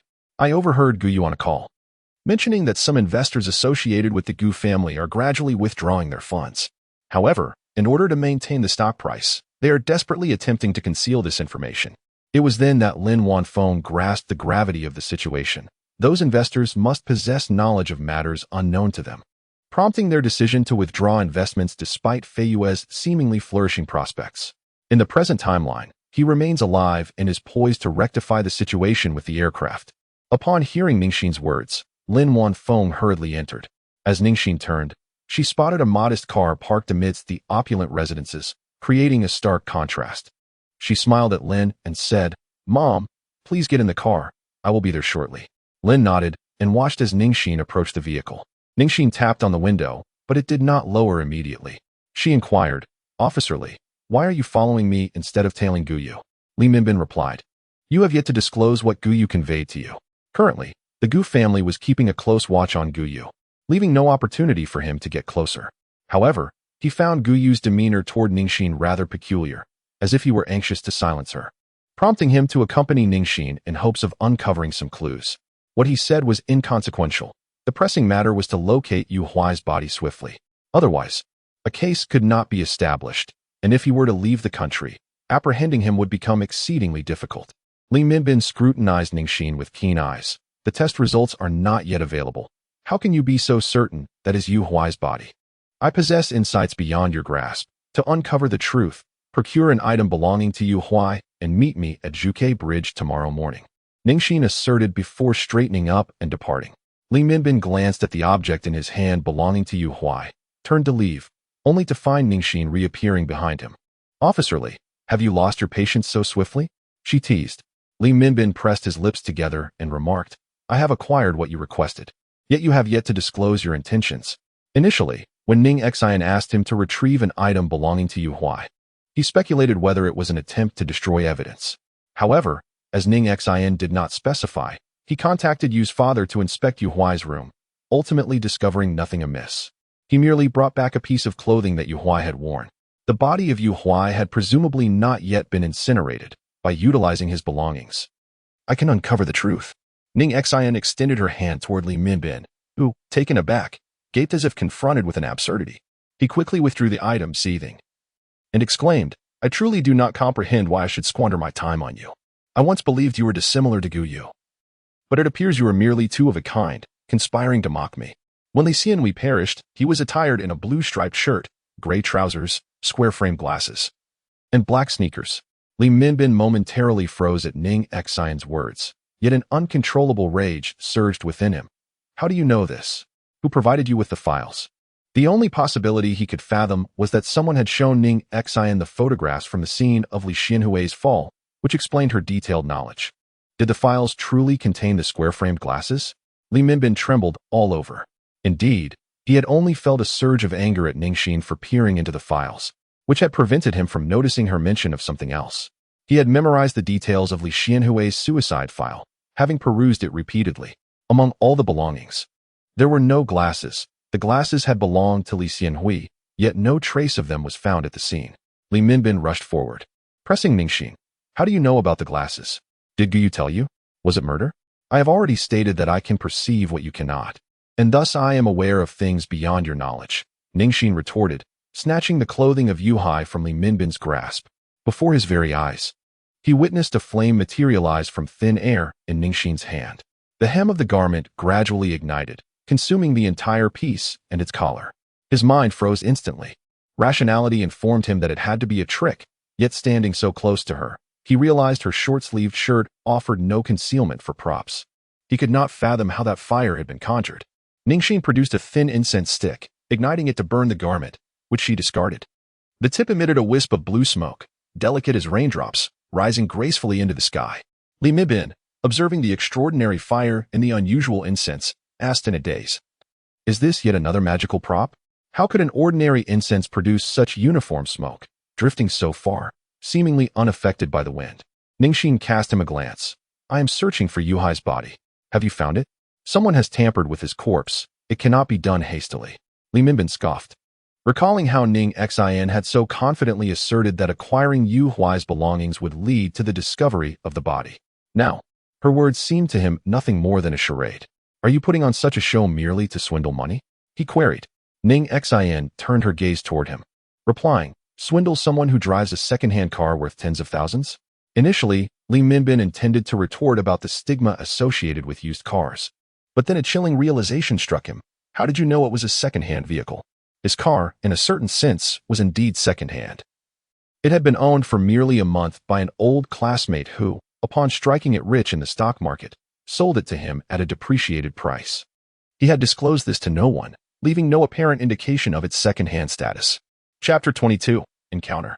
Surely, Ning Xin could not have known his former classmate. He regarded her with a peculiar expression, compelled to confront a startling possibility. Could it be that you truly possess the gift of divination? Ning Xin, disinterested in expounding upon such trifles, addressed Li Minbin directly. I am quite certain that Yu Huai's body has yet to be incinerated. Yesterday, Guy was preoccupied at the police station, yet he has two classmates, Li Qingao and Ed Qing, who fled before the police arrived at the bar. As privileged youths, they would lack the experience to dispose of a body. They must have buried it in a location familiar to them. Seeing Ning Xion's unwavering gaze upon him, Li Minbin furrowed his brow. Do you wish for me to investigate? Do you not desire to apprehend the murderer? As for Gu Yu, Ning Xion was already able to draw conclusions, but without sufficient evidence to file a case, there was no police force available. Only Li Minbin remained.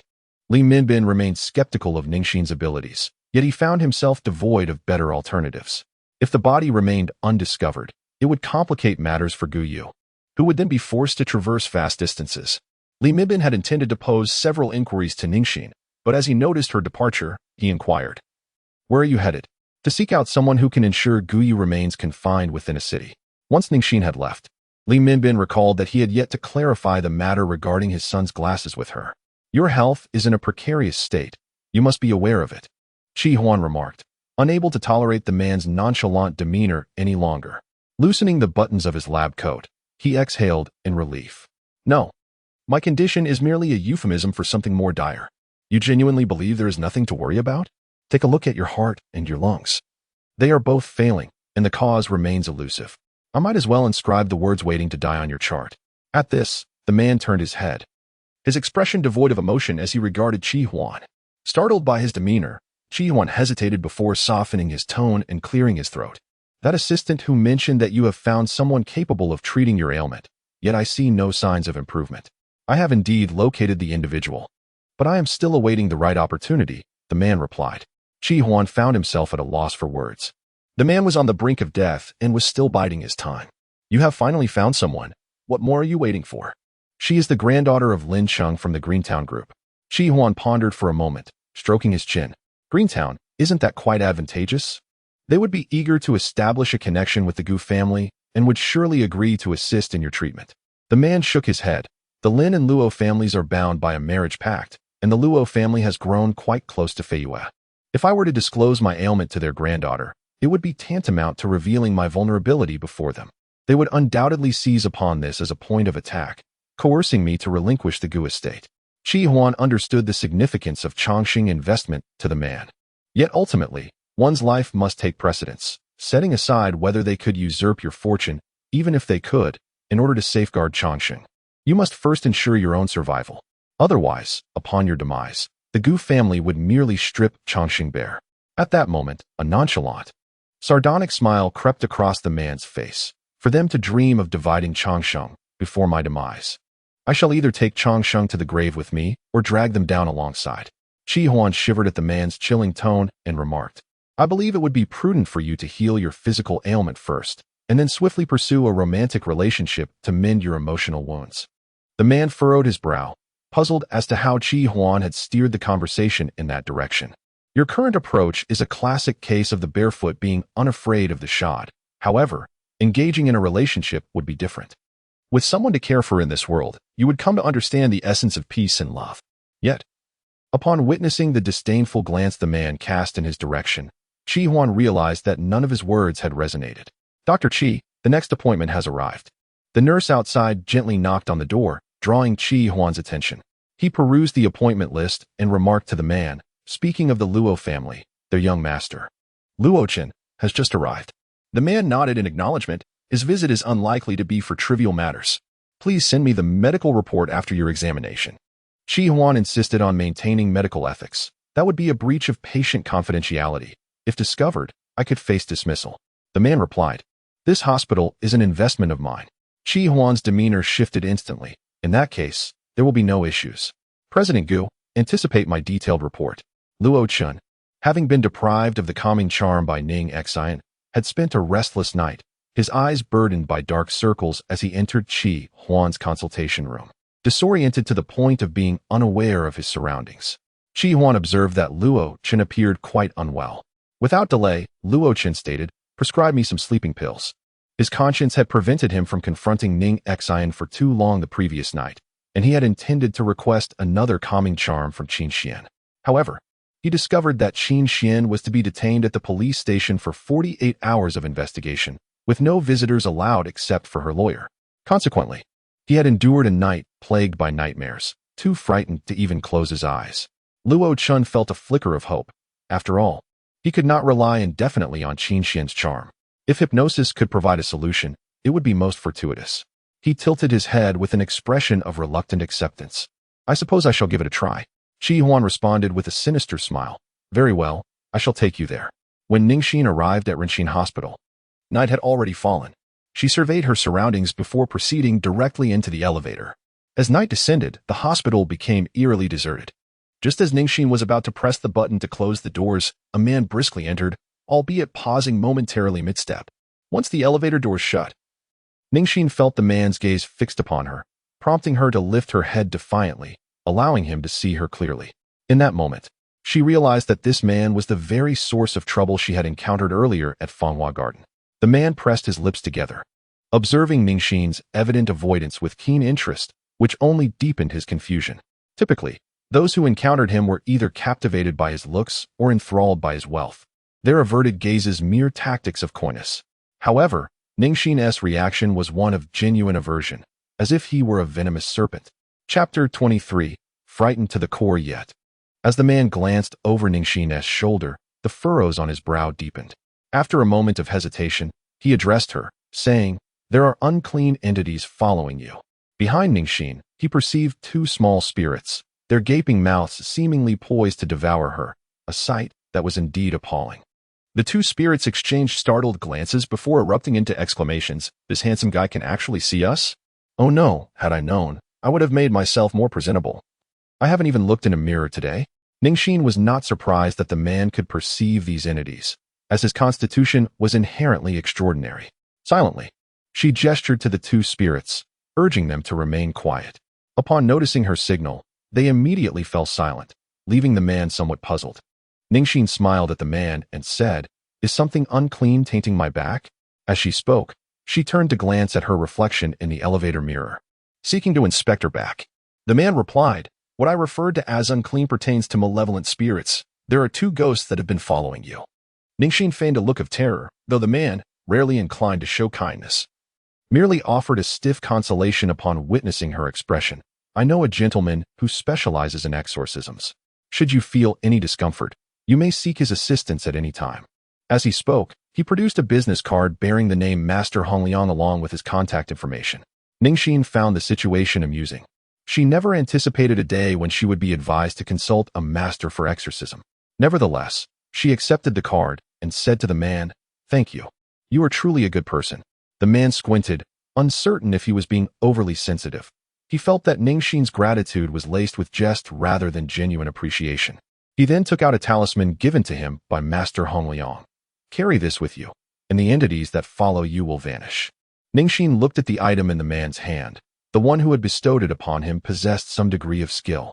If she were to accept it, the two lingering spirits would surely be frightened away, and she had worked hard to acquire them as laborers. She made the spirits temporarily disappear from the man's view and said, "This talisman appears quite precious. I cannot accept it." The man had never experienced the inability to give something away. In fact, he had never gifted anything to anyone. Ning Xin's resolute refusal left him at a loss for words.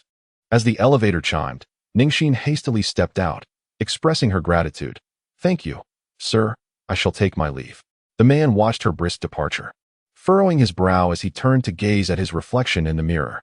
Was he truly more fearsome than a malevolent spirit? This young lady preferred to be haunted by a demon rather than accept his offering. With lingering confusion, he entered Qin Xuan's office, his mood darkening, causing his tone to be colder than usual. "You had better have something of great importance to share with me." Qin Xuan, holding a recording, looked grave as he addressed the man. "This is serious. I just had someone hypnotize Luo Chan, and during his slumber, he mentioned witnessing Gu Yu commit murder."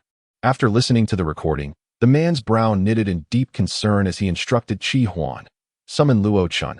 I wish to question him personally." Qin Xuan nodded and descended to the treatment room to awaken the still slumbering Luo Chan, only to discover that both he and the bed had vanished. Meanwhile, Luo Chan, now awakened from his induced slumber, found himself enveloped in darkness. After an afternoon of hypnosis, he believed he had enjoyed a restful sleep. However, upon awakening, he was disoriented to find his surroundings pitch black. As he extended his hand, it met an obstruction, and it took him a while to realize he was confined within a rectangular box. The cramped, dim space made it difficult for him to breathe, and he shouted for help, but his cries went unanswered. In a state of panic, he flailed his arms and legs, causing the box to shift. A glimmer of light appeared, and as he lifted his gaze, he discovered a fluorescent bulb directly above him. Emerging from his confinement, Luo Chan cast a glance around and noticed two figures lying on the adjacent platforms, each meticulously shrouded in white linen. Beside him stood a row of tightly sealed cabinets. Driven by curiosity, Luo Chan opened one at random, only to be confronted by a pallid cadaver, its features grotesquely disfigured, tenuously held together by a dense network of sutures. Overwhelmed by terror, Luo Chun immediately sank to his knees, his gaze darting about the room. Was he in a mortuary? Had he been lying inside one of the refrigerated compartments meant for corpses? The realization sent a chill through his very being, rendering his legs too weak to support him. Suddenly, the mortuary's lights began to flicker erratically. To Luo Chen's horror, he witnessed the two bodies on the platforms, still draped in white cloths, rising to their feet and slowly advancing toward him. Yet, they did not walk. Luo Chun, fixated on the floor, observed that they possessed no feet. With a gasp of terror, Luo Chen attempted to flee, only to be confronted by a spectral figure. The white cloth fell away, revealing a cavernous maw dripping with gore. The specter fixed Luo Chun with an icy stare and uttered, "Luo Chun, have you forgotten me?" Luo Chun, his attention solely focused on the spirit's mouth, which was split open to the back of its head, was incapable of rational thought. He could only venture a guess. "Are you Yu Huai? Who else would it be?" But it wasn't me who killed you. Seek out Guyu instead." Luo Chun, trembling, retreated toward the corner of the wall. "I merely witnessed Guyu strike your head with a stone. I never anticipated your death. Seek vengeance upon the one who wronged you." He was in the grove outside the school when he saw Guyu and his cronies bullying Yu Huai again. He had intended to join the audience. But to his surprise, the usually docile Yu Huai resisted fiercely, biting Guyu's arm. Guyu then took a rock from Li Chungyao and struck Yu Huai on the head. Yu Huai saw him when he fell. He was frightened and fled. At the time, he was uncertain if Yu Huai was truly dead, but he later learned of his disappearance and realized something must have happened to him. However, due to Guyu's family background, he pretended nothing had occurred. Initially, he felt nothing amiss, but after encountering a ghost at Luo Su's villa that night, everything changed. Every night, he dreamt of Yu Huai seeking vengeance. The trouble was, if he reported the Gu family, his elder brother would surely come after him. The vengeful spirit lunged at Luo Chun. "If you are unwilling, then I shall devour you now," it declared, ravenous with hunger. Luo Chun, witnessing its gaping maw and inhaling the putrid, rancid stench emanating from within, nearly fainted. In a desperate bid to survive, Luo Chun immediately exclaimed, "I will go to the police station right now and recount what I saw." Chapter 24. I want his Bodhi. Upon hearing these words, the vengeful spirit ceased its advance, its eyes, streaming with bloody tears, fixed upon him. Then hasten to it, it urged. Luo Chun shuddered. And seeing that the vengeful spirit was willing to spare him, he scrambled away. Ning Xin emerged from a corner of the morgue, and two imps floated obsequiously before her. "Celestial Master, was our performance satisfactory?" Ning Xin remained silent, merely conjuring two green orbs from her hands to offer to the specters. These two malevolent spirits had succumbed to the gluttony of their past lives, condemned to the realm of hungry ghosts. Their large mouths rendered useless by throats no wider than a needle's eye, rendering them perpetually famished. The morsels she provided bestowed upon them a fleeting sense of satiation. For the first time in ages, these little phantoms experienced the bliss of fullness. Their initial resentment towards Ning Xin for employing them as laborers swiftly transformed into gratitude. "Master, do you have any more laborious tasks for us? We are capable and eager to work, able to do anything," they implored. Ning Xin regarded them with a bemused smile, replying, "It seems you are merely eager to feast." The two spirits sheepishly scratched their heads. Meanwhile, Qin Xuan, unable to locate Luo Chun, decided to check the surveillance. To their astonishment, the footage revealed a startling scene. Due to privacy concerns, the examination room was devoid of cameras. And what they witnessed was merely a hospital bed with a person lying on it, seemingly moving on its own, trailed by a composed young girl.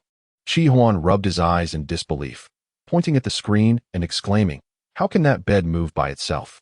Even with wheels, it requires a force to propel it." Ning Xin stood a meter away from the bed, making no motion to push it at all. In truth, the bed's movement was solely the result of the two spirits exerting their combined effort, with Ning Xin following closely behind, observing. Moreover, what astonished Qin Xuan even more was that the hospital bed not only moved on its own, but the elevator doors would automatically open upon its arrival. This seemingly sentient bed glided effortlessly to the morgue. Had it not been for Qin Xuan personally reviewing the surveillance footage, he might have suspected he was being deceived by a manipulated video. The man beside him, upon witnessing this spectacle, did not exhibit fear. Instead, after discerning Qin Ningxin's expression, he merely smirked and remarked, "This is rather intriguing." After Luo Chun recounted the events to the police, Guyu, who had just been released, found himself summoned back to the precinct before he could even savor the comfort of his luxurious abode. Indeed, there was a bite mark on his arm, but due to excessive cleaning, no further clues could be discerned. Nonetheless, Luo Qin's testimony alone was sufficient to cast him as the prime suspect. Gu Yu's mother, Su Qi, began to grasp the gravity of the situation. Although Gu Yu had not confessed to murdering Yu Huai, his words had inadvertently revealed certain hints. Coupled with Luo Qin's testimony, she consulted a lawyer, realizing that even if the body remained unfound, the likelihood of Gu Yu's conviction was alarmingly high. Moreover, the police had interrogated Li Qingyao and Ning Xin, two privileged young gentlemen unaccustomed to adversity. Under the pressure of authority, how long could they maintain their composure? Who could have anticipated that her exemplary son might soon face the dire prospect of imprisonment? Su Qi wept daily, completely oblivious to any moral implications that would arise should her son indeed be guilty of murder. She sorrowfully entered a towering edifice in City A, arriving at the 13th floor where an open door beckoned. Inside, tendrils of smoke coiled through the air, surrounding various deities enshrined within. The flickering electronic red candles cast an eerie glow, rendering the atmosphere somewhat sinister. Su Qi wiped away her tears and stepped inside, only to behold a man clad in traditional Tang attire, seated cross-legged on a mat. He possessed but a single eye, the other obscured by a dark, hollow socket that was unsettling to behold. Despite having encountered this sight on numerous occasions, Su Qi's heart raced. "Mr. Wu, please save my son," she implored. Mr. Wu opened his closed eye, revealing a murky gaze that seemed to harbor the world's filth.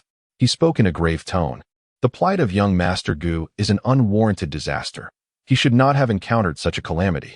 Yet, the presence of one who ought not to be here has altered his fate." Su Qi exclaimed with bitterness, "I knew it. Someone must be plotting against my son." Yet, it was too late for such lamentations. Her sole desire was for Gu Yu's safe return. "Sir, you must possess a means to alter my son's destiny, do you not?" "There is indeed a method, but—" Su Qi immediately grasped his implication. Not a penny less than the requisite offering would be given. Mr. Wu shook his head. "That is not what I meant. It is the individual who should not appear. Their spiritual prowess is formidable. If it comes to a contest of powers, I stand no chance." Su Qi was struck with terror. "If even you cannot overcome this person, who could it possibly be? I know not their identity nor their gender. But on the day they manifested, the heavens displayed ominous signs, and my talisman trembled. I fear they are of considerable significance." Su Qi was at her wit's end, unable to comprehend why such a person seemed intent on antagonizing her own son. Wu Qi cast a sidelong glance at Su Qi and remarked, however, "There is not entirely a lack of solutions." Su Qi initially assumed he merely sought greater wealth, but to her surprise, Wu Qi revealed, "President Gu of Chongqing possesses a thousand-eyed Bodhi. If I could obtain that, perhaps I could contend with him." Su Qi's expression darkened even further. "You wish for me to acquire his belongings? That would be akin to plucking feathers from a tiger. Although he shares the surname Gu, he harbors a profound hatred for the Gu family. How could I possibly approach him?" Wu Qi smiled faintly. "Whether you can obtain the thousand-eyed Bodhi depends on how fervently you wish to save your son. Sir, acquiring such an item requires time. Before that, could you devise some other means to extricate my son from this predicament? If we can send Gu Yu abroad, it would no longer matter if we fail to obtain the item later." Wu Qi pondered for a moment, then cast a divination and said, "Seek the answers you desire in the home of the deceased father." When Qin Xuan was exonerated and emerged, he learned that Gu Yu had once again entered the palace. This time with irrefutable evidence, and the outlook appeared grim. The Lin family clearly did not anticipate that Gu Yu, a scion of a wealthy family, would entangle himself in a murder case. The Luo family also ceased to insist that Ning Xin apologize, instead fixating on the fact that Qin Xuan had been detained for 48 hours. Though it may not amount to much, let alone leave a lasting mark. The Luo family believes that their future daughter-in-law should embody purity from head to toe. How could she engage in fortune-telling like those charlatans online, thus inadvertently entangling herself in controversy, leaving others with fodder for mockery? As the family deliberates over whether Ning Xin or Qin Xuan will ultimately marry into the Luo clan, they have decided to postpone any engagement until after their college entrance examinations. Consequently, Luo Su's mother has reached out to Mrs. Lin, hoping she might guide her granddaughter's conduct towards perfection.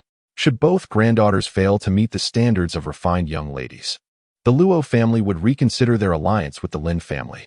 Chapter 25. Departing in disgrace. Qin Xuan, aware that her momentary competitiveness had placed her at a disadvantage, refrained from asserting that earning a living through her own efforts was not something to be ashamed of in front of Mrs. Lin. Instead, she graciously acquiesced, assuring that such incidents would not recur. After the police confirmed that the DNA from the skin tissue matched that of Mr. Yu, they issued a public appeal for leads. As there were no surveillance cameras near the beach, bored netizens swiftly compared the address in the announcement with the location Qin Xuan had mentioned, analyzing the entire sequence of events in a series of posts, ultimately arriving at a remarkably accurate conjecture. In her bid to outsmart the Yuaning ancestor, Qin Xuan revealed the location of the corpse, which caught the attention of the lurking murderer online. The assailant hastily made their way to the beach, discovered the body, and swiftly moved it, resulting in the police arriving only to find nothing. It appeared that the Maoshan master had triumphed, showcasing their prowess. However, upon closer examination, the words of the Yuaning ancestor had already foreshadowed the ultimate outcome. This is akin to believing that the ancient ancestor of the nascent soul resides at the lowest level, while in reality, he has already ascended to the stratosphere. He has long been aware of the location of the corpse, yet he refrains from disclosing this knowledge, fully cognizant of the repercussions it may entail. In a moment when Qin Xuan was still in a state of folly, he sought to offer a word of caution. But the Taoist master of Maoshan chose to disregard the counsel, acting against the heavens and depriving an innocent soul of the opportunity for redemption.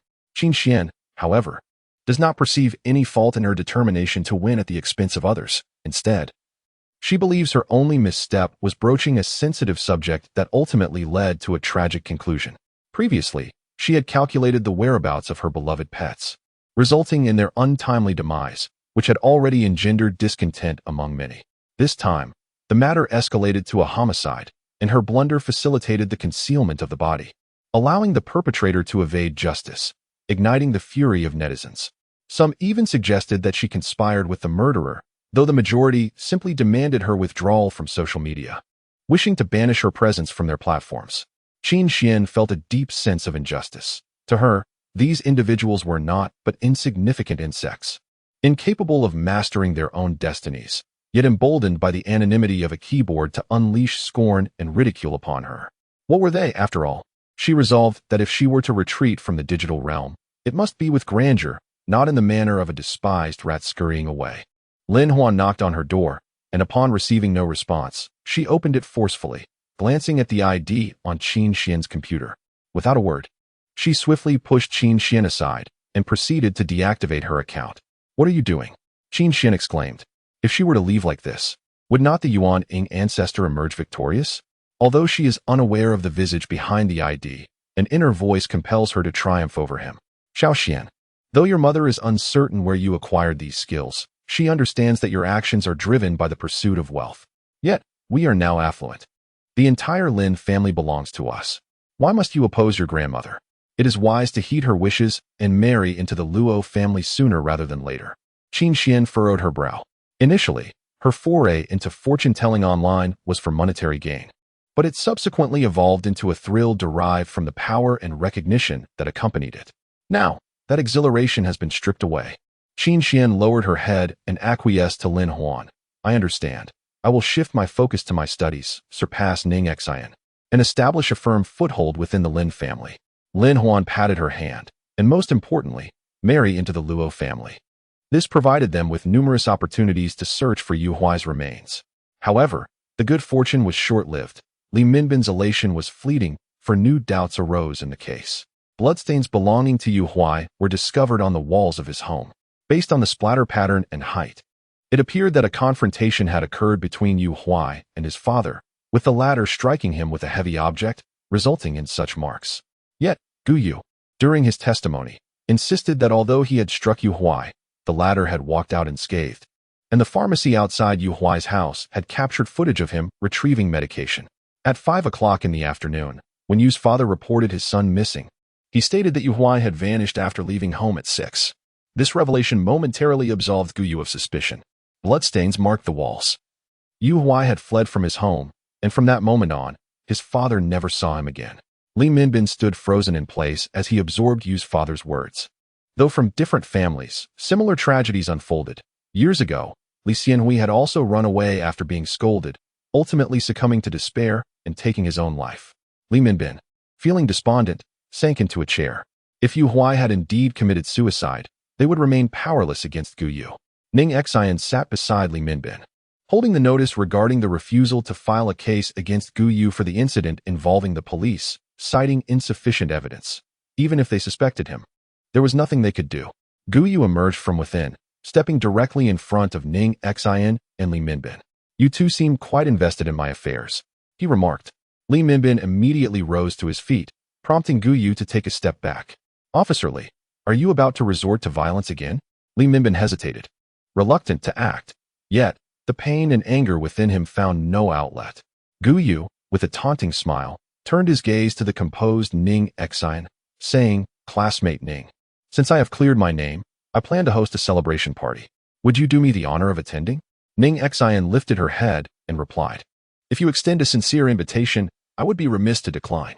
Gu Yu let out a cold chuckle, contemplating how Ning Xian could possibly perceive his invitation as sincere. Yet, the thought of Ning Xian attending his party brought a wicked delight. It would grant him the opportunity to humiliate her further, making her aware that not everyone is to be trifled with. Thus, he remarked, "I look forward to your arrival, classmate Ning." Chapter 26. A slap in the face. Gu Yu adjusted his attire and stepped outside. Li Minbin turned to Ning Xian and inquired, "Do you still intend to attend the party?" Ning Xian replied, "Given that you have failed to locate Yu Huai's body, even in the territories of Li Chengyao and in Qing, the only plausible location left is Gu Yu's residence." Li Minbin deemed this improbable, arguing, "Gu Yu is fully aware that he is the prime suspect. How could he possibly bury the body in his own home while hosting such a conspicuous gathering?" Ning Xian smiled knowingly. Perhaps he is oblivious to it himself. Although Gu Yu had temporarily evaded suspicion and was released, his travel was restricted. Since he was to remain within the country, Gu Yu needed to uphold his reputation. The Feiyue group was also compelled to clarify that their son was not a murderer. Thus, while Gu Yu's party was ostensibly a social affair, the guest list comprised various business figures, social elites, and some affluent classmates of his. Su Qi was taken aback. Having initially sent out invitations without hope, she now felt a surge of trepidation at the prospect of actual attendees. Have you prepared the medication I mentioned?" she asked. The secretary paused for a moment before responding. "It has been prepared," despite knowing that the man would undoubtedly erupt in fury afterwards, demanding answers. Su Qi understood that for the sake of her son, she must proceed with this course of action. Qin Xuan was also invited to the gathering, not through Luo Chun, as the Luo family was not included this time. Gu Yu extended the invitation purely out of a desire to humiliate Ning Xian. Having become aware of her connection with Qin Xuan, unbeknownst to Qin Xuan, Gu Yu's intentions were far from benign. She mistakenly believed that her previous fortune-telling session had left an impression on him, which brought a sense of secret delight to Lin Huan. Although Ning Xian and Qin Xuan traveled in separate vehicles, they arrived simultaneously. Qin Xuan glanced at Ning Xian and remarked, "Gu Yu truly is magnanimous. Despite the slander you directed at him, he holds no grudges and still permits your presence at the party." Ning Xian smiled lightly, retorting, "Then Gu Yu's invitation to you is merely an expression of gratitude. Had it not been for your revelation of the corpse's location, he would not be walking free." Qin Xuan found Ning Xian's mindset rather peculiar. Did Gu Yu, possessing the Feiyue group, truly lack for anything that would necessitate murder? The truth of his actions would soon be unveiled after tonight. As Ning Xian stepped inside, Gu Yu approached her like a fly drawn to meat. Casting a glance at Qin Xuan behind Ning Xian and smirking, "Both student Ning and student Qin have graced us with their presence." Ning Xian chose to ignore him, while Qin Xuan smiled and nodded at Gu Yu. Yet, Gu Yu's gaze remained fixed on Ning Xian, brimming with calculation. After exchanging a few words with Qin Xuan, he feigned an encounter with an acquaintance, raising his glass towards them, prompting the individuals in that direction to approach slowly. Gu Yu then turned to Ning Xian and Qin Xuan, stating, "Since you are both here, it would be wise to familiarize yourselves with more attendees. These two have business dealings with the Lin family." Ning Xian displayed little emotion, yet Qin Xuan's eyes sparkled with intrigue. The opportunity to connect with these influential circles would undoubtedly benefit her. Moreover, Qin Xuan turned her gaze towards Ning Xian, fully aware that Gu Yu's intention in introducing them was far from benign. He clearly aimed to humiliate Ning Xian by questioning her lineage. a prospect that Qin Xuan found delightfully agreeable. The conflict between the clam and the snipe would only serve to benefit the fisherman. By leveraging Gu Yu's vendetta against Ning Xin, she could showcase her own status before the assembled guests. Was this not the very purpose of her attendance? With this thought in mind, Qin Xuan straightened her posture and donned a flawless smile as she observed the approaching middle-aged couple. Gu Yu, noticing Ning Xin's composed demeanor, silently vowed to shatter her calmness. His intent was to reveal to all that Ning Xin was merely a counterfeit heiress, devoid of noble lineage, and that her presence here warranted humiliation. With a beaming smile, Gu Yu greeted the couple, Mr. and Mrs. Zhuang. It's been a while. The couple nodded in acknowledgement. And Gu Yu continued, I believe you haven't yet met the granddaughter of President Lin. This is. He deliberately elongated his words, his gaze and finger hovering between Qin Xuan and Ning Xin, mistakenly believing he could instill fear in Ning Xin, manipulating the situation to his advantage. Yet, he failed to notice the faint smirk of derision adorning Ning Xin's lips. As Gu Yu pointed towards Qin Xuan, he eagerly glanced at Ning Xin, anticipating a dramatic reaction. To his utter dismay, Ning Xin remained unperturbed, her countenance betraying no concern for his petty machinations. The smile on Qin Xuan's face froze. What was the Ning family in comparison? This couple had the audacity to overlook her, the legitimate granddaughter of the Lin family, upon their arrival. Ning Xin smiled gently and expressed her gratitude, saying, Thank you both for your concern. My grandfather is in reasonably good health. Gu Yu, noticing that events were not unfolding as he had anticipated, reiterated, Zhuang, this young lady is truly the granddaughter of the Lin family. Please do not confuse the matter. He emphasized the word truly with particular intensity, hoping to draw attention to Qin Xuan and diminish Ning Xin's former brilliance. However, his calculations were misguided. The couple from the Zhuang family turned their gaze toward Gu Yu, saying, Gu Xiao, did you not already introduce her? Although we are advanced in years, our hearing remains quite sharp. Gu Yu's expression shifted, and the Zhuang couple regarded Ning Xin with a sense of nostalgia, reflecting, remember when the Green City Group nearly faltered during the financial crisis? It was fortunate that old Ning extended his assistance. The Lin family ought to feel immense gratitude. Yet here they are, flaunting their power without a shred of acknowledgement for past kindness, treating Ning Xin, the legitimate granddaughter, as if she were begging for alms. Who would dare to associate with the Lin family in the future? Their words struck Qin Xuan like a resounding slap, making it clear that, despite the Ning family's current decline, the Lin family had no right to exert dominance over them, attempting to leverage their position to undermine Ning Xin. Even with Qin Xuan being the Lin family's biological granddaughter, was a miscalculation. Qin Xuan felt her abilities were being overlooked by the Zhuang couple, and she questioned why she should endure such indignities. With this mindset, she chose to leave as the Zhuang couple continued to express their warmth towards Ning Xin. The couple from the Zhuang family exchanged a meaningful glance at Qin Xuan's retreating figure before inquiring of Gu Yu, Gu Xiao, did we inadvertently say something that displeased your friend? Why did she leave without a word? Gu Yu gritted his teeth, harboring resentment towards Qin Xuan for his lack of social awareness. In the realm of social interactions, maintaining face is paramount. If one cannot triumph with words, one must not falter in presence. Qin Xuan's abrupt departure left Gu Yu feeling quite embarrassed. He forced a smile, saying, she may not be feeling well. I shall check on her. Chapter 27. The well-bred granddaughter of the Ning family, he cast a resentful glance at Ning Xin before turning to walk in the opposite direction. Seeing the two finally depart, the Zhuang couple hastened to approach Ning Xin, advising her, Miss Ning, though Gu Yu is young, he has inherited his father's cunning nature, smiling while concealing daggers. You must exercise caution in forging a connection with him. Having traversed the business world for many years, the couple could see through Gu Yu's intentions. They recognized that he would wield them as mere instruments, yet he still lacked the maturity for such maneuvers. Ning Xin smiled politely in response, I understand, thank you. The couple shook their heads in dismissal, saying, there is no need for concern. Years ago, old Master Ning did not only extend his hand to save the Lin family, he also aided the Zhuang family. We have always remembered this kindness. How could his granddaughter possibly be inferior to the Lin family's granddaughter? Indeed, the Ning family's involvement in business matters had waned, and they could not compete with the Lin family's strength. However, Ning Xin's maternal grandfather had once held a revered status, known for his noble character and respected by many.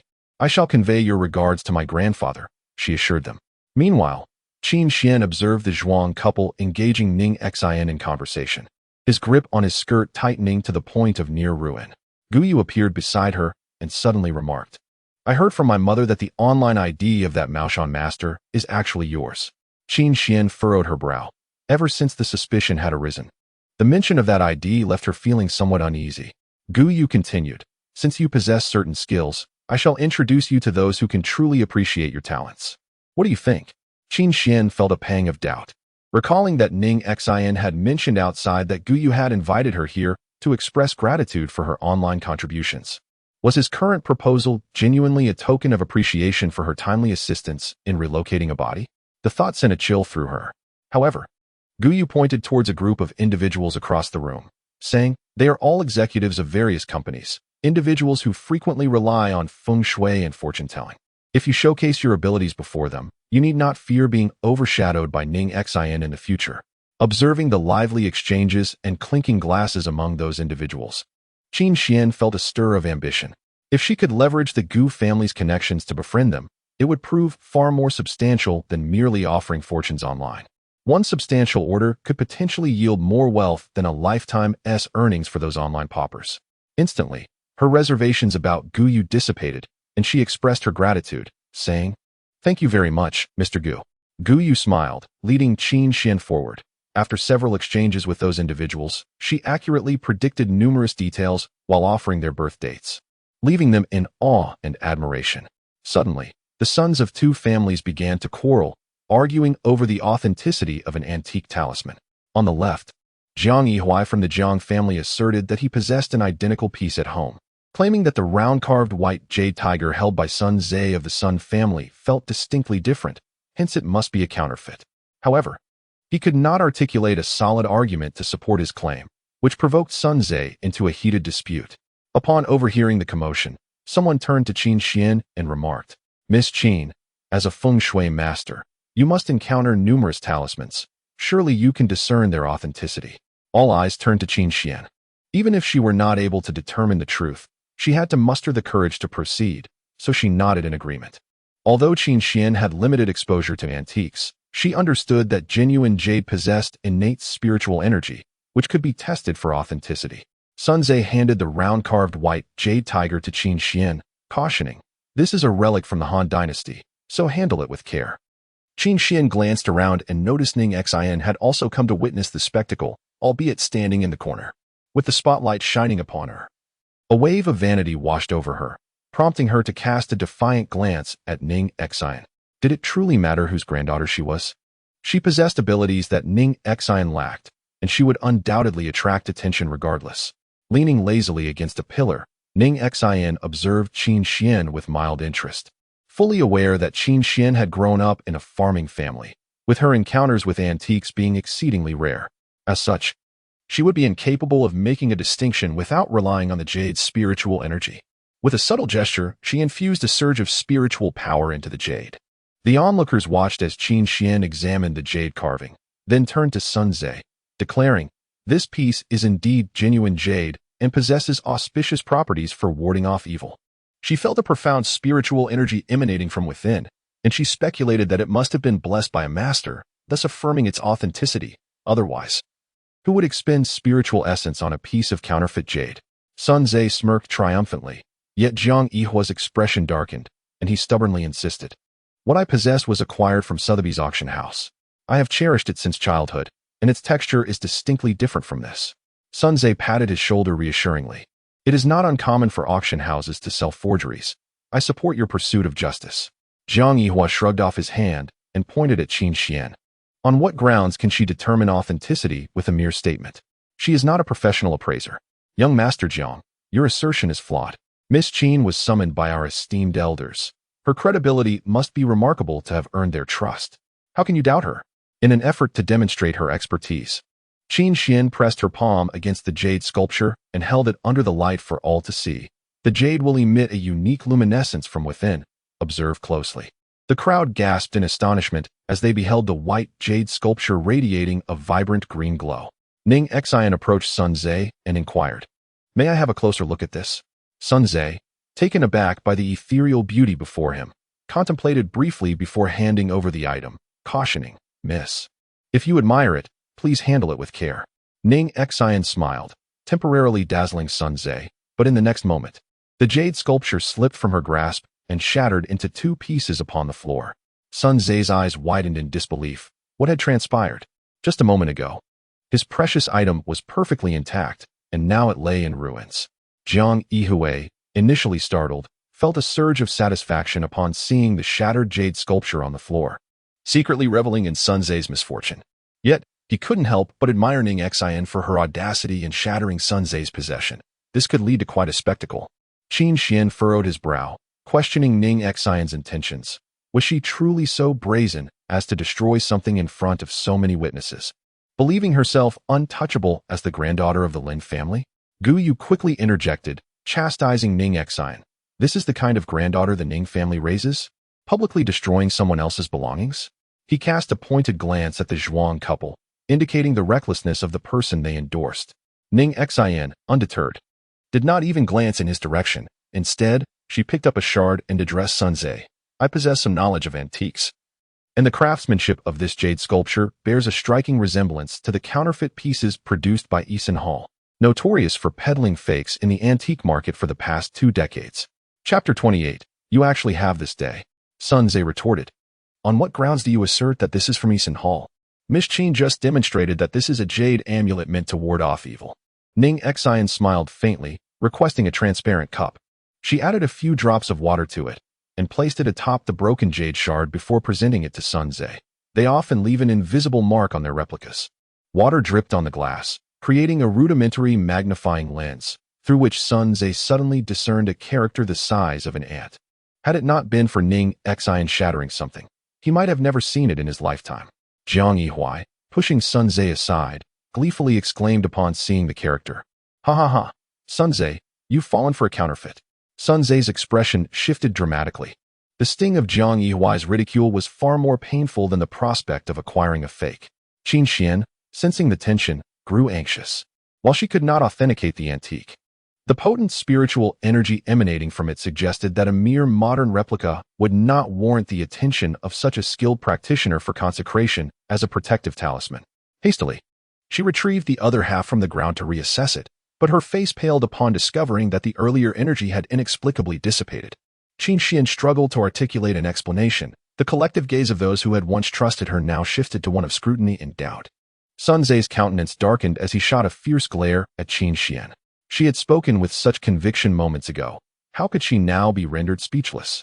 Her cheeks flushed crimson, and the distinguished individuals who had gathered around her began to disperse, their thoughts veering in different directions. Only Jiang Yihui remained blissfully oblivious, approaching Ning Xin with unrestrained excitement. "You are remarkably bold. Just by observing for a moment, you dared to shatter something to confirm your suspicions. I am Jiang Yihui. May I ask your name?" He twirled his eyes playfully, and, maintaining his charming demeanor, continued, "You have aided me. How about I treat you to dinner tomorrow as a token of my gratitude?" Ning Xin shook her head in refusal, saying, "If you wish to repay me, then please give me the rose adorning your suit." Jiang Yihui, ever the dandy, had chosen to adorn his gray suit with a pink rose plucked from the garden of Gu Yu's home, setting himself apart from others who merely complemented their attire with ties, brooches, or cufflinks. Upon hearing Ning Xin's request, he promptly removed the flower and presented it to her, exclaiming, "It is my folly. Such a delicate bloom deserves to accompany a beauty, and I cannot hoard its splendor." Ning Xin, however, paid him no heed and merely took the rose to her nose for a sniff. Jiang Yihui, brimming with pride, asked, "Is it not fragrant?" He had sprayed perfume before leaving and had deliberately allowed the petals to brush against his neck while collecting the rose, infusing it with a woody aroma. Yet, Ning Xin replied, "It carries a whiff of decay." Jiang Yihui's expression faltered as he snatched the rose back, incredulous. How could that be? He exerted all his might to inhale deeply. Apart from the floral scent and the synthetic fragrance, there was no trace of the foul odor she described. His heart sank as he lamented, "Dear girl, must you be so harsh in your rejection? You gathered this flower from the Gu residence, did you not?" She inquired. "How did you know?" Ning Xin responded with a serious demeanor, "Tell me the exact location." Jiang Yihui found her demeanor somewhat peculiar, but disclosed the information nonetheless, immediately regretting his decision. He should have taken her there himself, under the moonlight and amidst the flowers, where they could have shared a more intimate moment.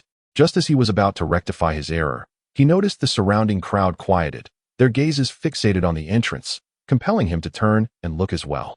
A man stood before the crowd, basking in their fervent gazes. Clad in what appeared to be an unremarkable black suit, he radiated an undeniable brilliance upon entering the room, effortlessly becoming the center of attention. Qin Xuan immediately recognized the man approaching her. He was the one who had captivated her heart at Fenghua Garden that fateful day.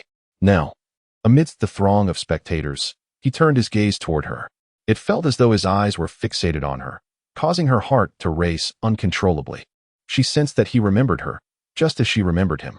The man walked at a leisurely pace, yet until he fully integrated into the gathering, no one dared to continue their conversations. Even the act of breathing felt restrained, as if they were holding their breaths. They watched him stride purposefully, their eyes trailing his every move.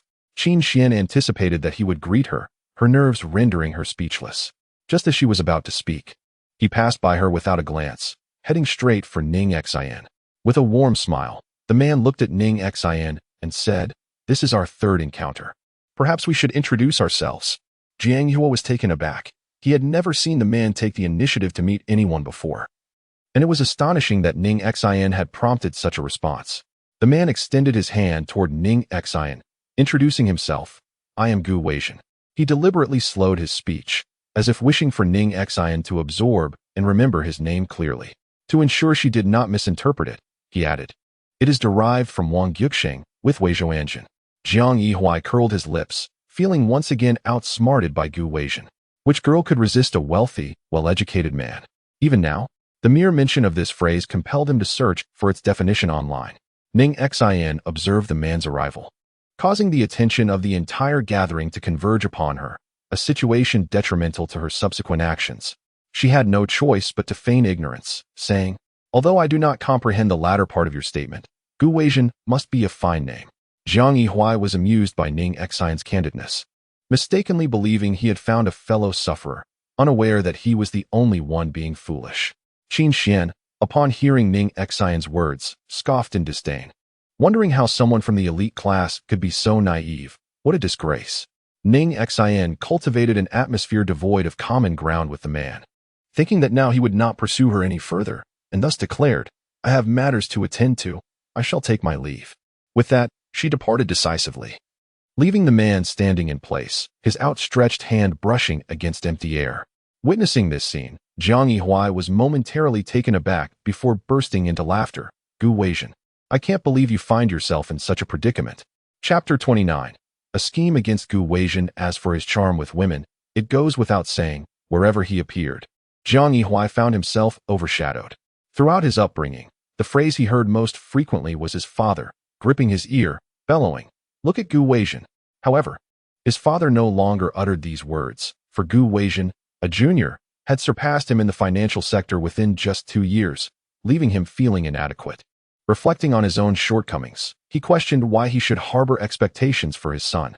However, on this day, Jiang Yihui felt triumphant. He smugly glanced at Gu Weijin and remarked, "Oh dear, it seems the young lady is rather reluctant to engage with you. She wouldn't even divulge her name. Yet, she willingly informed me that her name is Ning Xin and even requested that I present her with this rose. It appears that your charm, Gu, has somewhat waned of late." Gu Weijin merely cast a sidelong glance at him. "Is Jiang Bo still unaware of your extravagant gambling escapades in Macau? It seems I shall have to pay him a visit tomorrow." In an instant, Jiang Yihui capitulated. "Gu, dear brother, might you spare me this time?" Each time he dared to gloat in front of Gu Weijin, Gu would pay a visit to his father, and with each visit, his allowance would diminish by 2 zeros, leaving him to rely on credit for dining out. When Qin Xuan noticed the obstructive Ning Xin had vanished, he hurriedly approached Gu Weijin, eager to showcase himself. "Weijin, I am akin to the verses in the Book of Songs." Before Qin Xuan could finish his sentence, Gu Weijin had already turned on his heel and departed, treating Qin Xuan as if he were but air. Jiang Yihui chuckled softly, and to present himself as a good-hearted individual, he crossed his arms and warned Qin Xuan, "My dear miss, it seems you have misjudged both your audience and the venue for your ostentation." Qin Xuan's desire for elevation was glaringly apparent the moment Gu Weijin entered. And not only did Gu find her unworthy, but he also expressed his disdain. Of course, his primary aversion to Qin Xuan stemmed from her recent assistance to Sun Zhe. Qin Xuan, catching Jiang Yihuai's scornful gaze, bit her lip. Gu Weijin had once taken the initiative to inquire about his own identity. Yet now he treated her as though she were a complete stranger. No, even less than a stranger. Though he uttered not a single word. Qin Xuan could perceive his disdain towards her. After much contemplation, Qin Xuan surmised that the only possible reason for Gu Weijin's sudden shift in demeanor, despite their limited encounters, was likely due to Ning Xian's clandestine attempts to engage him and her audacious gossip about her behind her back, which had undoubtedly soured his opinion of her. Unbeknownst to Ning Xian, who was ensnared by baseless accusations, Qin Xuan harbored such absurd thoughts. She, who sought to evade the throngs of men clamoring for her attention, was now entangled in this predicament. Standing beneath the luminous moonlight, Ning Xian gazed upon the garden of roses cultivated by the Gu family, their delicate pink blooms appearing lush and enticing, almost begging to be plucked. Yet, what was perceived as a picturesque scene by outsiders transformed into a grotesque sight in Ning Xian's eyes. She beheld the roses shrouded in a haze of crimson mist, infested with maggots clinging to the flower buds, the stench of decay pervading the entire courtyard. A servant approached to water the flowers, muttering, "These flowers haven't been tended to in over a week, yet they only seem to flourish even more." Ning Xian turned to her and inquired, "Is it true that no one usually attends to the young masteress' residence?" The servant cast a glance her way, feeling inadequate in the presence of a guest, and replied, "This is the young master's abode. He prefers tranquility. It is by his request that we come here." Ning Xian squinted slightly as the servant watered the flowers a little, deeming them sufficiently robust, and then took away the watering can. After lingering there for a while, Ning Xian soon heard a commotion in the distance. As she listened intently, it seemed as though someone had collapsed. She furrowed her brows and turned to approach, only to witness a child hastily clutching something and fleeing in panic. The man who lay on the ground was Gu Weijin.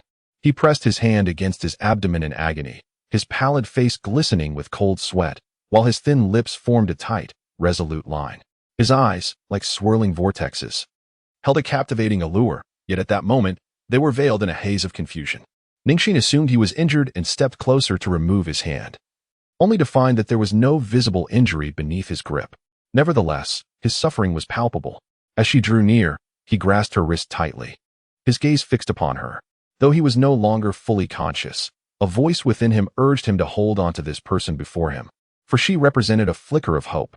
Ning Xin turned his hand over and pressed her fingers against his pulse. Gu Weijin appeared to be under the influence of some drug. Yet the true source of his torment lay in the depletion of his inner vitality. From the very first glance, Ning Xin understood that he was ensnared by the most malevolent blood curse in existence, and premature aging was his inescapable affliction, with death as his inevitable fate. While this is the ultimate destination for all, it seemed far too early for a man of his years.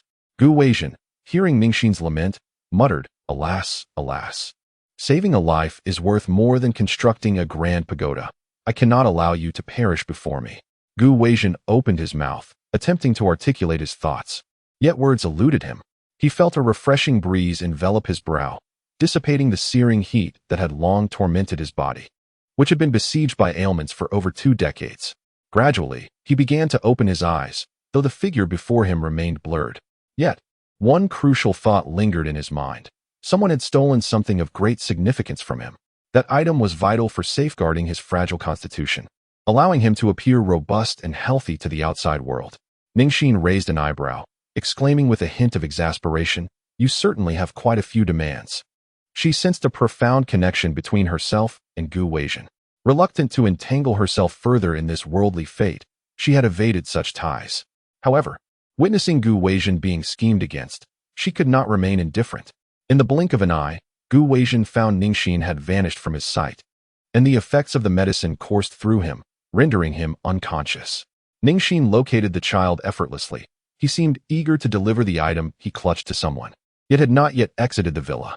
Upon glancing at him, Ning Xin smiled and remarked, "Indeed, an ordinary child could never possess the strength to bring down an adult." Chapter 30. Was it you who saved me? The individual who had taken Gu Weijin's belongings was diminutive in stature, yet his face bore the semblance of adulthood, his yellowed teeth betraying his age. Before Ning Xin stood a dwarf, She extended her hand towards him, demanding, "Hand it over."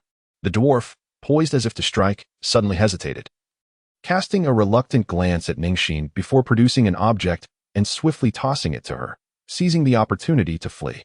Ning Xin caught it with one hand and discovered that the item snatched by the dwarf was none other than a Qin Bodhi. Its smooth surface was adorned with countless patterns resembling the flames of Buddha, giving the impression of myriad eyes scrutinizing its possessor. This Bodhi had evidently aged, having absorbed the essence of heaven and earth, thus qualifying as a treasure.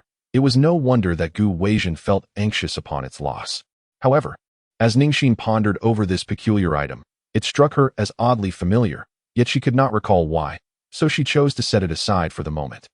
After Ning Xin departed, the dwarf emerged alongside a one-eyed elder clad in traditional Tang attire. "Master, we have acquired the item. Why must we return it to her?" he inquired. Wu Qi, with a disdainful snort, shot him a glance. "Acquired? This woman possesses an extraordinary aura. Should conflict arise, I might find myself retreating. Do you still wish to confront her?" The dwarf, puzzled, responded, "Is there truly someone in this world whom the master cannot handle? Could it be the individual you mentioned earlier, the one who brings forth anomalies?" Wu Qi remained silent, gazing thoughtfully at Ning Xin's receding figure. Gu Weizhen, whose constitution was unique, experienced rapid metabolism of the substances within his body and soon regained consciousness, albeit with little memory of the recent events. Upon opening his eyes, he found Qin Xuan sitting beside him, concern etched on his face. Remarkably, despite the loss of the Qin Bodhi, Gu Weizhen felt no discomfort, his meridians flowing freely. This revelation left Gu Weizhen somewhat astonished. The Qin Bodhi had always shielded his body. Logically, without that protection, he should be in excruciating pain. He turned to Qin Xuan and inquired, "Did you save me?" He vaguely recalled someone infusing a soothing vitality into him moments before. Qin Xuan, believing that merely having helped Gu Weizhen to a seated position constituted a rescue, nodded slightly. "Mr. Gu, how did you find yourself fainting here?" Gu Weizhen rubbed his head, recollecting only that upon noticing the unusual roses in Jiang Yihua's garden, which he learned belonged to the Gu family, he had intended to investigate. On his way, he encountered a childlike dwarf who pricked him with something, and then everything became hazy. His body was unable to withstand the violent impact of potent medications, and after clashing with his internal organs, he lost track of the events, only knowing that his Qin Bodhi had been taken from him. Qin Xuan observed Gu Weizhen's contemplative expression and then addressed him. "Mr. Gu, there is something I am uncertain whether to express." Gu Weizhen rose, looking at Qin Xuan. "I have lost something of great importance. If it is trivial, we can postpone it." Qin Xuan hesitated, realizing that she could not feign interest with Gu Weizhen, who exhibited no curiosity towards matters that did not captivate him. "I have noticed some unusual aspects about you, which seem to cause you considerable distress." Gu Weizhen merely regarded Qin Xuan, awaiting her elaboration. Sensing a flicker of interest from him, Qin Xuan continued, "Mr. Gu, could it be that someone has placed a curse upon you?" Despite its inaccuracy, it was close enough to the truth. Gu Weizhen rubbed his forehead, pondering whether Qin Xuan was indeed the person Hong Liang had mentioned. Was the alleviation of his earlier physical suffering truly due to her? Observing Gu Weizhen's expression, Qin Xuan realized her suspicions were correct. If she could assist him in breaking this curse, he would undoubtedly regard her with newfound respect. An unprecedented joy blossomed within her as she addressed Gu Weizhen. "I possess a method to help you dispel it." This declaration should have elicited joy in Gu Weizhen, who had endured such torment for years, yet he found his emotions rather unperturbed. He merely glanced at Qin Xuan and replied nonchalantly, "Before we proceed, Miss Qin, perhaps you should first demonstrate your capabilities." Qin Xuan, puzzled, inquired, "How am I to prove myself?" "If you possess the ability to alter fate, then locating a certain item should be a trivial task for you. My Qin Bodhi has just been stolen. If you can retrieve it, we may discuss other matters."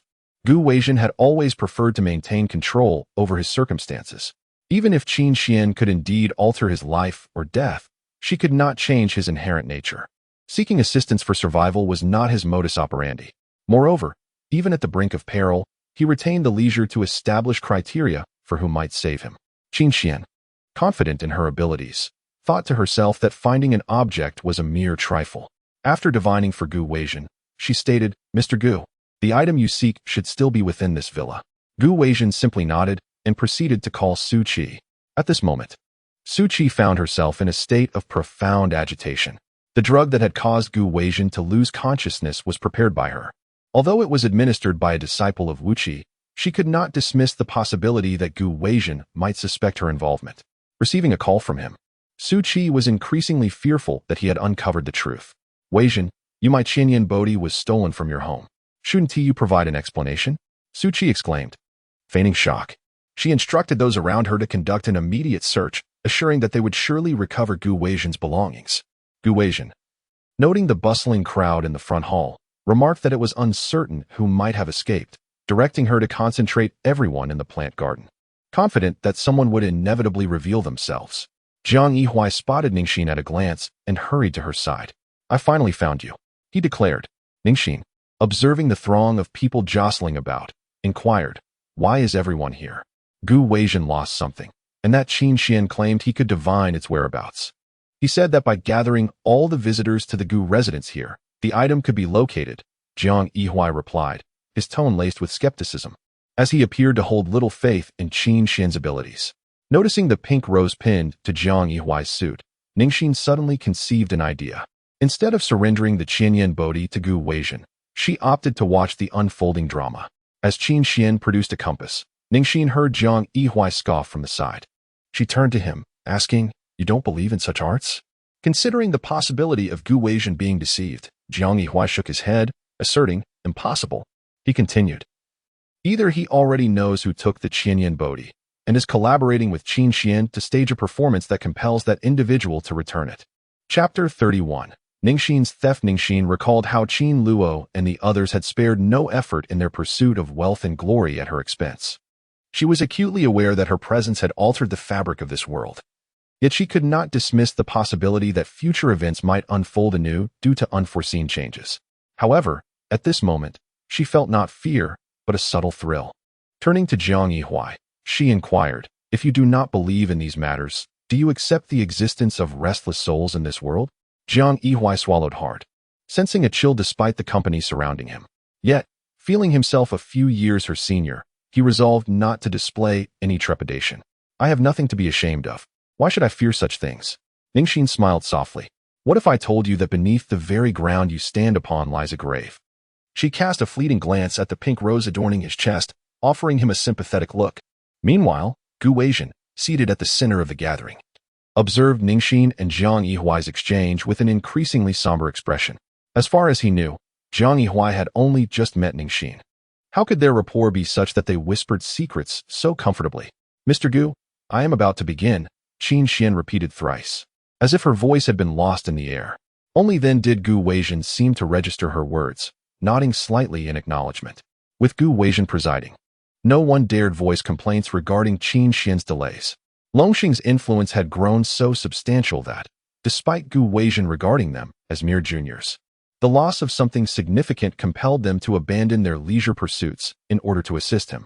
Qin Xuan directed her spiritual energy onto the compass, an object that should have manifested its power swiftly. However, it currently yielded no response. She sensed its presence nearby, yet she could not locate it. Aware of her relatively feeble spiritual energy, primarily reliant on the compass as a fade, she felt a rising sense of dread as the compass failed to reveal the whereabouts of the Qinyan Bodhi. How could she possibly explain this to Gu Weijin? Moreover, with so many eyes upon her, failing to produce a result would only tarnish her reputation further in the wake of the jade sculpture incident. Qin Xuan's mind raced. She recalled that most individuals in the main hall had been present, with the only two who had publicly departed being Gu Weijin and one other, Ning Xin. She raised her gaze to find Ning Xin fixated on her as well. It dawned on her that Gu Weijin's initial indifference towards her might have been influenced by Ning Xin's interference. Resolute, she activated the compass, directing it towards Ning Xin. Ning Xin, Qin Xuan called out, the compass points to you. Swiftly surrender the item. Ning Xin, intrigued by this captivating scene, merely curled her lips in amusement. She understood that given Qin Xuan's abilities, it was improbable for her to ascertain the object's presence on her person. Yet, the compass's indication of her presence suggested that Qin Xuan had been prepared from the outset to implicate her should the circumstances prove inscrutable. Jiang Yihuai cast an admonishing glance at Qin Xuan, questioning, are you certain you are not enacting personal vendetta? Just moments ago, Ning Xin corrected your mistake. And now you accuse her of thievery. Who would believe such a claim? Qin Xuan retorted. Ning Xin departed from the front hall alone and has yet to return. Shortly thereafter, Mr. Gu encountered misfortune. Now, the compass points to her. How can you prove her innocence? Gu Weizhen, standing nearby, supported his temple with his index finger and remarked, while I cannot recall the specifics of the incident, I firmly believe she is not at fault. Ning Xin regarded Gu Weizhen, pondering the potency of the drug administered by the dwarf, which rendered him unable to remember anything. Observing Gu Weizhen's lack of support, Qin Xuan grew anxious, insisting, Mr. Gu, one cannot rely solely on intuition. We must adhere to facts. Gu Weizhen directed his gaze toward her compass, questioning. Is merely pointing at someone with this instrument considered factual evidence? Gu Yu, aware of Gu Weizhen's long-standing disdain for their family, seized the opportunity to provoke. Isn't Qin a student personally selected by President Gu? Now to say. Gu Weizhen shot a cold glare at Gu Yu, his eyes clearly communicating. Did I permit you to speak? Suchi swiftly pulled Gu Yu aside, whispering, Why are you meddling in this? Gu Weizhen addressed Qin Xuan. Let us reevaluate. Rage surged within Qin Xuan. How could Gu Weizhen regard her so dismissively? The answer was already apparent. Yet his favoritism towards Ning Xin compelled her to cast the divination once more. What reasoning lay behind such an action? However, Gu Weizhen exhibited an air of indifference, as if to say that should it not count, he would always find another way. This left Qin Xuan hesitant to simply depart with the compass, compelling him to swallow his pride and consult the divination once more.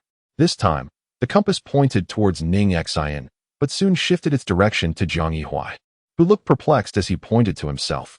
Ultimately, the needle settled among the rose bushes beside him. Unlike before, Qin Xuan did not employ any mystical arts to influence its trajectory. The compass had genuinely provided an answer on its own. A flicker of joy surged within him as he realized the compass had finally proven its worth. He promptly addressed Gu Weizhen, stating, Mr. Gu, it appears that someone has concealed your Eastern XZ within the soil of this flower bed. Unearthing it should lead to its recovery. Suchi furrowed her brow, contemplating that the 5 wonders were present and should not be so foolish as to bury something in such a conspicuous location. Feeling reassured, she settled in to see what sort of antics Qin Xuan might conjure.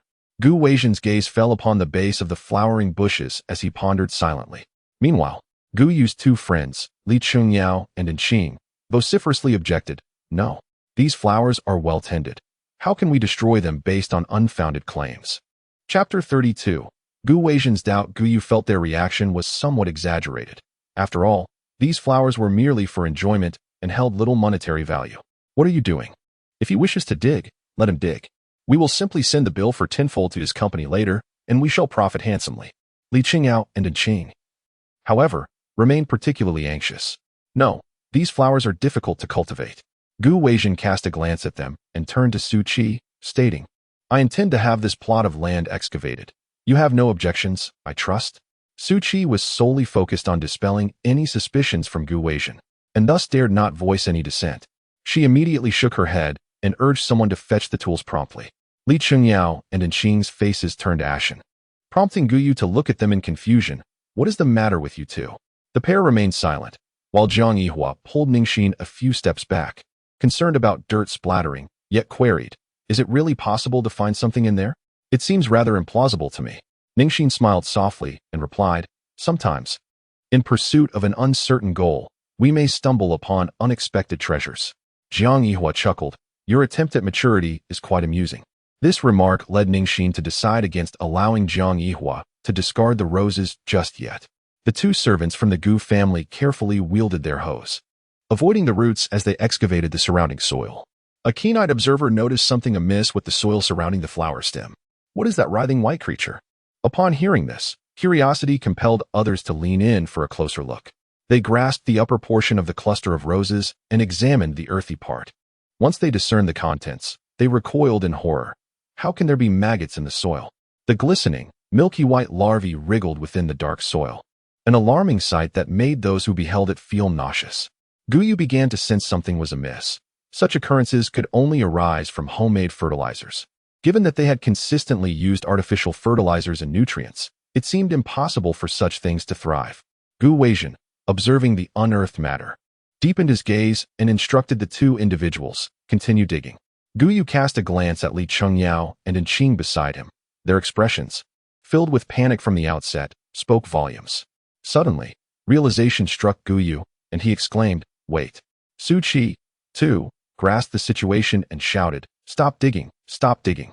Yet, such words became inconsequential as the truth concealed in the shadows was unveiled to all. Jiang Yihui lowered his gaze to the rose at his chest, then glanced at the corpse revealed on the ground, gasping as he tossed the flower far away.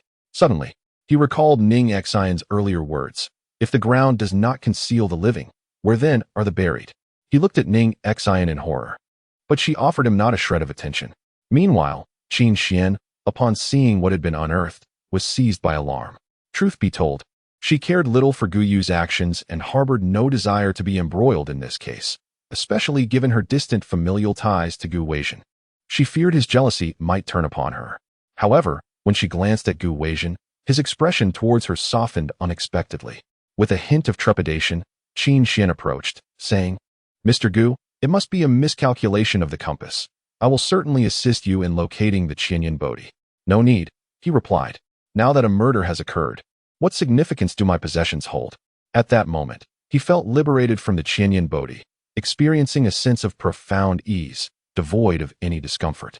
Recalling the spiritual energy someone had infused into his brow earlier, he began to ponder. Could that person truly be Qin Xuan? He abruptly pulled out the item and inquired of the driver, "Who placed this here?" The driver was utterly unaware of the item in the back seat and was momentarily taken aback, inquiring, "Isn't this something belonging to Mr. Gu?" He assumed it had inadvertently fallen there, perplexed by Gu Weizhen's question. In light of the significant upheaval within the Gu family, news spread like wildfire. The Lin family became aware of the situation when Qin Xuan resurfaced, leaving them in a state of unease. The Luo family, too, found themselves restless. Previously, due to Luo Chun, Fei Yue had contemplated ceasing their collaboration with the Luo family. Now, with Guyu's transgressions becoming undeniable, it was uncertain whether Fei Yue would be adversely affected, casting doubt on the continuation of their projects. While these individuals fretted over their interests throughout the night, Ning Xin maintained her composure, attending classes as usual the following day. Sun Xiaoyan had also heard of the incident. Her mental state was far from stable. Anyone would find it disconcerting to learn that the person they admired was, in fact, a murderer, akin to swallowing a fly, especially since Guyu was also implicated in bullying. Not only had Guyu bullied Yuhui, but there were also rumors that he had tormented classmates during his third year of junior high. His demise was somehow linked to Guyu, which was truly repugnant. It was hard to believe he had been capable of such behavior. Sun Xiaoyan had never interacted with Guyu before. The school heartthrob she often spoke of existed solely in her imagination, and now that they had just begun to know each other, that illusion had shattered. A classmate remarked to Sun Xiaoyan, "It seems even the venerable Yuan Ing couldn't shield you from undesirable affections." However, Sun Xiaoyan quickly shook her head, saying, "It is not appropriate to say that, Yuan Ing Laozu.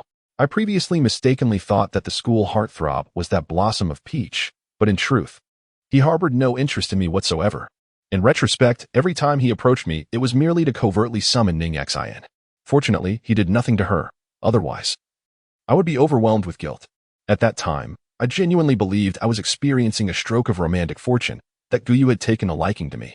However, after Guyu encountered trouble, I recalled that when we first met, he was already probing for news about Ning Xin. I was simply too naive to realize it at the time." Hearing their conversation, Ning Xin reflected on the red string, realizing that it was meant to lead her to the right kind of romance. A chance encounter with a bad match would only hasten the end of their connection. How could there be any flaw in something wielded by a venerable Yuan Ing? Just as she was about to speak, she suddenly sensed someone calculating her. Her expression darkened instantly as she thought, which reckless soul dares to extract teeth from a tiger's mouth? Chapter 33. Officer Li's intentions. Ning Xin was on the verge of casting a counterattack against the intruder when she was interrupted by Sun Xiaoyan's anxious question. "Ning Xin, do you think Guyu has taken a liking to you?" Sun Xiaoyan exclaimed in surprise, suddenly touching the red string gifted by Ning Xin. Her face flushed with shyness as she confessed, "Actually, I have finally encountered my own destined romance recently, all thanks to my sincere prayers to the venerable Yuan Ing." Ning Xin found it amusing that she was so resolutely convinced that her marriage fate was derived from posting online. Sun Xiaoyan grasped her hand and said, "One day, I shall introduce you to my boyfriend, so you may witness the efficacy of the Yuaning ancestor. However, ever since the disappearance of the Maoshan master, it seems the Yuaning ancestor has not made an appearance. Perhaps it was indeed a matter of fate, as she did not rely on this for her livelihood. Sun Xiaoyan nodded. This is the demeanor of a true expert. No wonder I admire you. A few days later, Li Minbin came to the school to find Ning Xin. The hidden ferocity in his eyes had been replaced with a semblance of tranquility, and his expression was somewhat complex upon seeing her.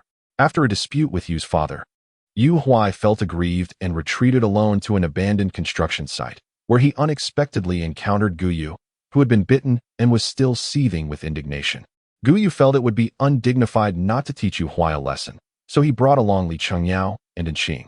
Little did they know that upon seeing them, Yu Huai turned and fled, accidentally falling onto exposed rebar. His already injured head bled profusely, shocking Guyu and the others. Li Chengyao, mimicking a method he had seen on television, checked for Yu Huai's breath beneath his nose, only to find none. He was unaware that a faint breath did not equate to the absence of a pulse. Believing Yu Huai to be dead, Guyu and the others were paralyzed with fear and contemplated fleeing. However, Li Chengyao proposed that since Guyu had bitten Yu Huai after attacking him, they would surely be labeled as murderers. Thus, he suggested they tie Yu Huai's body to a stone and dispose of it in the sea, to erase all traces of their crime. However, no one anticipated that Yu Huai was, in fact, alive at that moment. Had he received timely medical attention, his chances of survival would have been exceedingly high. Yet, it was Li Chengyao who cast Yu Huai into the sea, resulting in his tragic drowning. The extent of Guyu's involvement and whether he played any role in guiding the events remained shrouded in uncertainty. Ultimately, the investigation revealed that Guyu, who should have borne primary responsibility, was absolved of significant culpability, as the ideas and actions were attributed solely to Li Chengyao. Consequently, he was relegated to the status of an accomplice, facing only a few years of imprisonment before his release. Had it not been for Ning Xin, events may have unfolded differently. However, on the day the call regarding the discovery of the body was received, Li Minbin received a text from Ning Xin, instructing the police not to overlook a small box beneath Guyu's bed during their search for evidence. Believing in her words, Li Minbin tasked Zhou Xing with investigating the contents of that box. To their astonishment, they uncovered a seemingly unremarkable black eyeglass frame, which upon extracting the grease, was revealed to belong to Li Xianhui, who had gone missing. This clue proved exceedingly vital. The eyeglass frame that Li Minbin had been unable to locate in numerous places had now surfaced in Guyu's residence, raising suspicions about whether Li Xianhui's demise had indeed been a suicide. Reopening old cases necessitates time and evidence. Nevertheless, Li Minbin was prepared to endure whatever duration it took to ensure that Guyu would face consequences for his actions against Li Xianhui. He understood that without Ning Xion's assistance, not only would the case of Li Xianhui be difficult to resolve, but Yu Huai's predicament would also remain exceedingly challenging. Thus, he now faced Ning Xin with an exceptionally intricate attitude, a blend of astonishment and trepidation towards her capabilities, mingled with skepticism and inquiry, yet ultimately accompanied by a profound sense of helplessness, as if no answers could be gleaned. Ning Xin, oblivious to Li Minbin's expression, inquired, "Did you discover anything peculiar on Yu Huai's corpse?" Previously unable to ascertain the precise location of Yu Huai's body, she was intrigued by what Guyu and others might have done to it. Li Minbin nodded. "We found a strange sandalwood bead within Yu Huai's mouth. Earlier, after Guyu encountered a fortune-telling post by Qin Xuan online, he had been closely monitoring the situation, realizing that she might possess certain insights. Consequently, he instructed Li Chengyao and Inqing to relocate the body in advance. Originally, his plan was to bribe a mortuary worker to incinerate Yu Huai's remains under cover of night. However, Li Chengyao and Inqing, intent on ensuring the Gu family retained leverage, buried Yu Huai in a villa seldom visited by Guyu, with the intent to use it as a threat for future cooperation. Yet, fearing that Qin Xuan might deduce the body's location again, they sought the counsel of a rather dubious expert, requesting a black sandal would be to be placed in Yu Huai's mouth for warding off evil spirits. Fortunately, Guyu and his companions harbored their own ulterior motives and engaged in mutual scheming. Had they followed Guyu's original plan, it is likely that the case of Yu Huai would have remained shrouded in obscurity. Did Li Chengyao disclose the identity of this so-called expert? Li Minbin reflected on the information Zhou Xing had imparted to him and said to Ning Xin, "It seems to be a Mr. Wu. We looked into it, and he has registered a company named Ishu Culture. On the surface, he promotes the principles of, yet in reality, he merely offers fortune-telling services to the affluent. Regarding that sandalwood bead, may I have the opportunity to examine it once the case concludes? If he were merely an ordinary charlatan, the bead would not possess such formidable power. I suspect that Mr. Wu harbors other extraordinary abilities. Ning Xin replied. It might be somewhat challenging to ascertain this through physical evidence. I will see if I can capture some photographs or devise alternative methods. Ning Xin nodded in agreement. As Li Minbin noted that their discussion about the case was drawing to a close and observed Ning Xin preparing to depart, he felt a pang of reluctance but found himself at a loss for words. Ning Xin then inquired, Officer Li, your visit is not solely regarding Guyu, is it? Li Minbin hesitated, as if grappling with unspeakable thoughts. He nervously rubbed his hands together, his complexion alternating between pale and flushed, yet he remained silent, leaving Ning Xin perplexed. What exactly did Officer Li wish to convey? Chapter 34. Utilization. He was aware that this notion was rather absurd, yet as he pondered, he could not shake the feeling that Ning Xin was privy to the matter concerning the glasses. She often regarded him with an expression suggesting he was under the watchful gaze of someone unseen.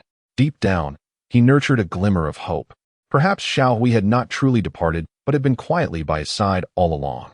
Ning Xin remained silent, her penetrating gaze fixed upon Li Minbin. Upon witnessing her expression, Li Minbin initially presumed that his longing for his child had conjured a delusion, prompting him to quickly amend his thoughts. It seems my musings were indeed fanciful. How could you possibly perceive the deceased? Yet, a smile graced the corners of Ning Xion's lips as she replied, I have previously mentioned that you share a bond. The connection was not realized before, as you were yet unaware of it. Now, the time has come. Extend your hand. Li Minbin stared in astonishment at Ning Xin, but eventually extended one hand. As he slowly turned around, upon seeing the figure before him, his tears erupted uncontrollably. Since the passing of Li Xianhui, he had only been able to reminisce through photographs. Now, witnessing his son standing before him, albeit pale, yet entirely intact, Li Minbin truly felt as though his son had returned to life. Xiao Hui. He had an abundance of words he wished to express. However, only a hoarse whisper escaped his lips. He had always believed himself to be the cause of his son's demise, even after learning of Guyu's bullying of Li Xianhui. He thought that if he had shown more concern for Li Xianhui, embracing his responsibilities as a father, such a tragedy might have been averted. Li Xianhui gazed at his aging father, offering a gentle smile as he uttered, Dad, I bear you no resentment. I hope you can begin anew. Li Minbin was momentarily stunned, poised to lament his transgressions before Li Xianhui. However, he was taken aback when, after uttering those words, Li Xianhui's form shattered like glass upon impact with the ground, dispersing into the ether like dust in the wind, leaving no trace behind. Xiao Hui, Xiao Hui. Li Minbin desperately reached out in an attempt to grasp Li Xianhui, but his efforts proved futile. He turned to Ning Xin, pleading, Miss Ning, where is my Xiao Hui? I have so much left to say. Why has he vanished? I had only just seen him. The 2 years of regret and the desire for Guyu to face retribution had left him utterly fractured. He had hoped that seeing his son again would mend some of the wounds, yet it only deepened his anguish. The presence beside him was not the spectral essence of Li Xianhui. Otherwise, after more than 2 years, he would have been too frail to maintain his form. It was merely a lingering obsession that Li Xianhui had left behind, existing solely to convey the words he had always wished to share with his father. Yet, this revelation only intensified Li Minbin's self-reproach. Li Xianhui had witnessed his father's despondency over the past 2 years. Their bond transcended the physical realm, and Li Minbin's suffering reverberated in Li Xianhui's spirit. Overwhelmed by the loss of his son, Li Minbin succumbed to grief, weeping uncontrollably as he released the burdens of the past 2 years. Ning Xin observed this sorrowful scene before turning away, leaving the space solely for Li Minbin to grieve. Su Qi returned once more to the dojo of Wu Qi, her spirit markedly diminished compared to before. Gu Weizhen swiftly uncovered her involvement in the matter of the poison, and coupled with the situation concerning Gu Yu, he allied with other directors of Chongqing and the Luo family, compelling them to relinquish Fei Yue's shares in Chongqing. Without Chongqing, Fei Yue was akin to a body severed of its limbs, its remaining form destined for the grave. Yet, Su Qi could not afford to dwell on such matters. Her sole focus was on rescuing her son. Upon seeing her return, which she remarked, Madam Su, without the Qin Bodhi. I am powerless to assist with young Master Gu's predicament. Su Qi, shedding her previous politeness, retorted, you should blame your disciple, Huang Yazi, for failing to secure the item. Had he succeeded, you would have obtained the Qin Bodhi long ago. Now, Gu Weijin holds me accountable for this situation. If you can save my son, I shall bear the consequences. If not, I will reveal the truth to Gu Weijin, compelling him to dismantle your flimsy company. Wu Qi furrowed his brow. Su Qi, who usually exuded grace and composure, was now utterly relentless in her pursuit of her child's safety. He withdrew a talisman from his robes and said, the troubles concerning young Master Gu stem from one individual. If Madame Su can locate the person with the anomaly and affix this talisman to her, it may alleviate some of young Master Gu's misfortunes.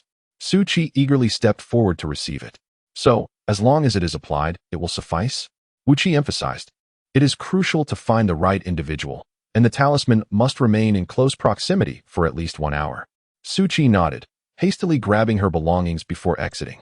Huang Yazi hopped over and remarked to Wu Qi, Master, if even we cannot locate the person of anomaly, how could Su Qi possibly know? Wu Qi merely chuckled. Even if she cannot find them, she can help us eliminate one suspect from our minds. It is a case of utilizing what we have. Huang Yazi, upon hearing this, joined in the laughter, while Su Qi remained blissfully unaware of her instrumental role. When the Luo family called, Mrs. Lin felt a surge of trepidation. However, she was taken aback by the unexpectedly gentle demeanor of Luo Su's mother, Luo Yunfang. She expressed that Qin Xuan had been of immense assistance to her. This afternoon, while enjoying tea with several ladies, she invited Qin Xuan to join them. As an afterthought, she added that Ning Xin should also be invited for a meeting. The Luo family's elation stemmed entirely from a fortuitous turn of events. Initially, they believed that Luo Chun had offended Gu Yu and that Fei Yue would not spare the Luo family. To their astonishment, just a few days later, someone from Chongqing approached them, suggesting they heed Gu Weijin's counsel, thereby leading Fei Yue into a trap to relinquish their shares in Chongqing. Su Qi had initially believed that Gu Weijin would rescue Gu Yu, willingly relinquishing her shares. However, not only was Gu Yu not saved, but the shares were also lost. Conversely, the Luo family transformed their narrative, presenting themselves as having established a connection with Chongqing. They deluded themselves into thinking that by assisting Gu Weijin, they had become part of the Gu family. Mrs. Lin, however, was displeased. What was Ning Xin to dare defy her? Did she have the right to be considered a daughter-in-law of the Luo family? Her expression hardened as a scheme gradually formed in her mind. Chapter 35. Selecting a daughter-in-law of the Luo family was evidently oblivious to Mrs. Lin's intentions.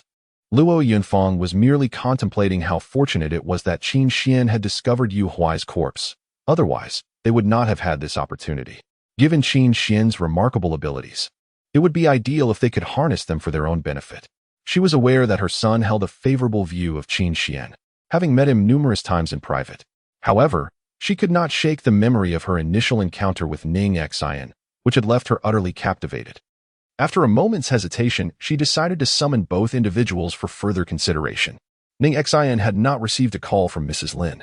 She had instructed only Qin Xuan to attend. Consequently, as Ning Xin went out to purchase something for Lin Xiao, she unexpectedly ran into Luo Yunfang, who insisted on taking her to a tea house. Ning Xin was taken aback by the turmoil that had arisen between the two families, yet she sensed that Luo Yunfang still had her in mind, as if the so-called narrative was tugging at her fate. Meanwhile, after an elaborate grooming session, Qin Xuan was dismayed to find Ning Xin seated in his designated spot, engaged in conversation with Luo Yunfang. His expression turned sour. Assuming that Ning Xin had learned of Luo Yunfang's presence and had approached him, he remarked pointedly, "What a coincidence.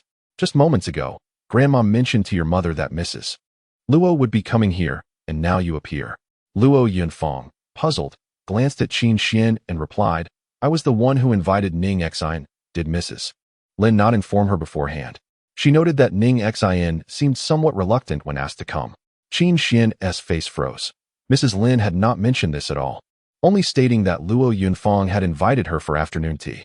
He silently reproached Mrs. Lin for her lack of clarity. How could concealing such matters be of any benefit to him? Qin Xuan concealed her emotions and sat down with a smile. Grandmother must have asked Ning Xin's mother to convey a message, but it seems Aunt forgot, she remarked. Ning Xin replied coolly, "You mentioned that my mother only just learned of it." If she wished to communicate, wouldn't she have done so earlier? Your demeanor speaks volumes. Luo Yunfang understood the underlying sentiment. It appeared that the Lin family still favored their own granddaughter. However, if favoritism were to be shown, it ought to be done openly rather than through covert actions that only invite disdain. Nevertheless, Luo Yufang graciously offered Qin Xuan an escape, addressing them. The elderly often have poor memories. It's quite common.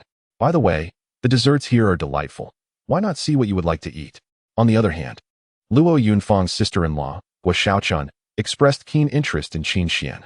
Miss Qin, I have heard that you possess remarkable divination skills. It was you who deduced that Gu Yu had concealed 2 corpses. In truth, it was merely one occasion, the latter being a mere coincidence. The first instance had drained her considerably of spiritual energy, while the second left her perplexed, unable to comprehend why the compass pointed to Yu Huai's remains. However, since she was being praised, Qin Xuan merely smiled modestly. Madam, you flatter me. I have simply spent considerable time studying the I Ching, gaining some insights. It hardly qualifies as a remarkable ability. Her humility pleased Luo Yunfang, and Guo Xiaochun waved her hand dismissively, saying, Do not be so modest. I am here today precisely because I recognized your potential. Luo Yunfang was taken aback by Guo Xiaochun's comment. She too had a son. Could it be that she was interested in Qin Xuan? Qin Xuan found herself at a loss for words in response to Guo Xiaochun's statement. How may I assist you? She inquired. Regarding the matter of disciplining her son, Qin Xuan felt it was hardly her place to intervene. Please help me discern whether that vixen has cast a spell upon my son. They have known each other for barely a week, and yet my son dares to defy me. It strikes me as quite abnormal, she lamented, producing a photograph for all to see. Look at this foolish girl. My son is so handsome, yet he has taken a liking to her. Ning Xin cast a fleeting glance at the photograph, only to discover that the person depicted was none other than Sun Xiaoyan, standing beside a tall man who, while not extraordinarily handsome, possessed a certain charm. Together, they appeared somewhat well-matched, yet Guo Xiaochun disdained Sun Xiaoyan's humble background, deeming her unworthy of his son. Upon recognizing a familiar face in the photograph, Qin Xuan smirked and remarked to Guo Xiaochun, I am acquainted with this girl. We attended the same school. She is a friend of Ning Xin, is she not? In the eyes of these socialites, Sun Xiaoyan had already assumed the role of a seductress, and Qin Xuan's mention of her caused the ladies to regard Ning Xin with a transformed gaze. Upon hearing this, Luo Yunfang paused, her hand holding the tea momentarily still. Sun Xiaoyan comes from an ordinary family. Ning Xin, how could you possibly be friends with her? You are still young, and in this day and age, one must be cautious in choosing friends. These people are merely drawn to your family background. Ning Xin smiled gently, responding, at school, we are all students focused on our studies. Sun Xiaoyan ranks within the top 50 of her class, which is how we ended up together in this prestigious program. Qin Xuan's smile faltered. Despite Sun Xiaoyan's seemingly foolish demeanor, her academic prowess was indisputable. Guo Xiaochun finally realized. So, Ning Xin and Qin Xuan are not in the same class? How could someone as perfectionist as Luo Yunfang tolerate the thought of her future daughter-in-law's candidates not being the most outstanding in the school? She immediately set down her cup and stated, Does this mean that after the next exam, she will be able to advance? Nevertheless, she nodded slightly. There should be no problem. Luo Yunfang appeared somewhat displeased, should be. The discontent in her tone was palpable to everyone present. A nearby lady jested, I must say, even though Qin Xuan hasn't set foot in your home yet, why do you adopt such a maternal demeanor regarding her studies? My sister-in-law was clearly worried that Qin Xuan, being the genuine daughter of the Lin family, might not measure up to Ning Xin. If it were to happen that Qin Xuan truly married into the Luo family, wouldn't it cast a shadow over both our families? Luo Yunfang was left grinding her teeth at Guo Xiaochun's blunt remarks, as he managed to offend 2 individuals with a single sentence. Chapter 36. A dog sees only a dog. She glanced at Qin Xuan, whose face had turned a shade of green from Guo Xiaochun's words, but her status prevented her from expressing any discontent. In contrast, Ning Xin, upon hearing this comment, remained unperturbed, displaying an air of indifference that Luo Yunfang found admirable. Although Ning Xin was the granddaughter of the Lin family, she had been raised under the auspices of the Ning family, exhibiting a demeanor and temperament that set her apart. At least she would not stoop to quibble over thoughtless remarks. Internally, Ning Xin scoffed, recognizing that in the presence of such individuals, lacking a prestigious lineage was sufficient to overshadow all of one's merits. What more was there to say? I am not well acquainted with Sun Xiaoyan's private matters, but she is certainly not the kind of person Mrs. Luo describes. Qin Xuan glanced at Guo Xiaochuan's expression, then at the photograph, and suddenly asked, Ning Xin, can you be certain? Ning Xin looked at Qin Xuan. Is there an issue with my words? Qin Xuan smiled as she pointed to the red string on Sun Xiaoyan's wrist. When I first encountered Sun Xiaoyan, I sensed something amiss with this red string. Its peculiar weaving and lack of adornments, yet she cherishes it dearly. In my view, this red string was likely something Sun Xiaoyan had someone conjure. An ominous object she used to draw close to Mr. Luo, thus ensnaring his very soul. Upon hearing his suspicions validated, Guo Xiaochun eagerly nodded in agreement. Yes, yes. I knew she must have employed some underhanded trick. Finding it amusing that her fateful string had been labeled as an ominous object by Qin Xuan, Ning Xin thought it amusing that such paltry skills were merely being flaunted in front of these individuals. Noticing the uncomfortable smile lingering at Ning Xin's lips, Qin Xuan inquired, Do you believe my judgment is flawed? Ning Xin subtly nodded, prompting Qin Xuan to find the situation laughable. She was the one versed in the arcane arts. Yet Ning Xin dared to question her understanding. What could Ning Xin possibly comprehend? Guo Xiaochun, pleased to find someone finally in agreement with him, frowned at Ning Xin as she disrupted their moment. Ning Xin, you know nothing about fortune-telling or geomancy. Perhaps it would be wise not to show off your ignorance in front of a master. Can you even discern whether this is an ominous object? Consoling Guo Xiaochun, Qin Xuan remarked, Ning Xin is not to blame. Given her camaraderie with Sun Xiaoyan as deskmates, she would naturally find it difficult to believe Sun Xiaoyan capable of such an act. Ning Xin arched her brows, retorting, So, are you implying the artisan of this crimson cord imbued it with enchantments to entice Luo Chao toward Sun Xiaoyan? Though the term entice lacked sophistication, it reflected the sentiment of the assembled ladies. Upon Qin Xuan's affirmation, Ning Xin chuckled, I crafted this very cord for her.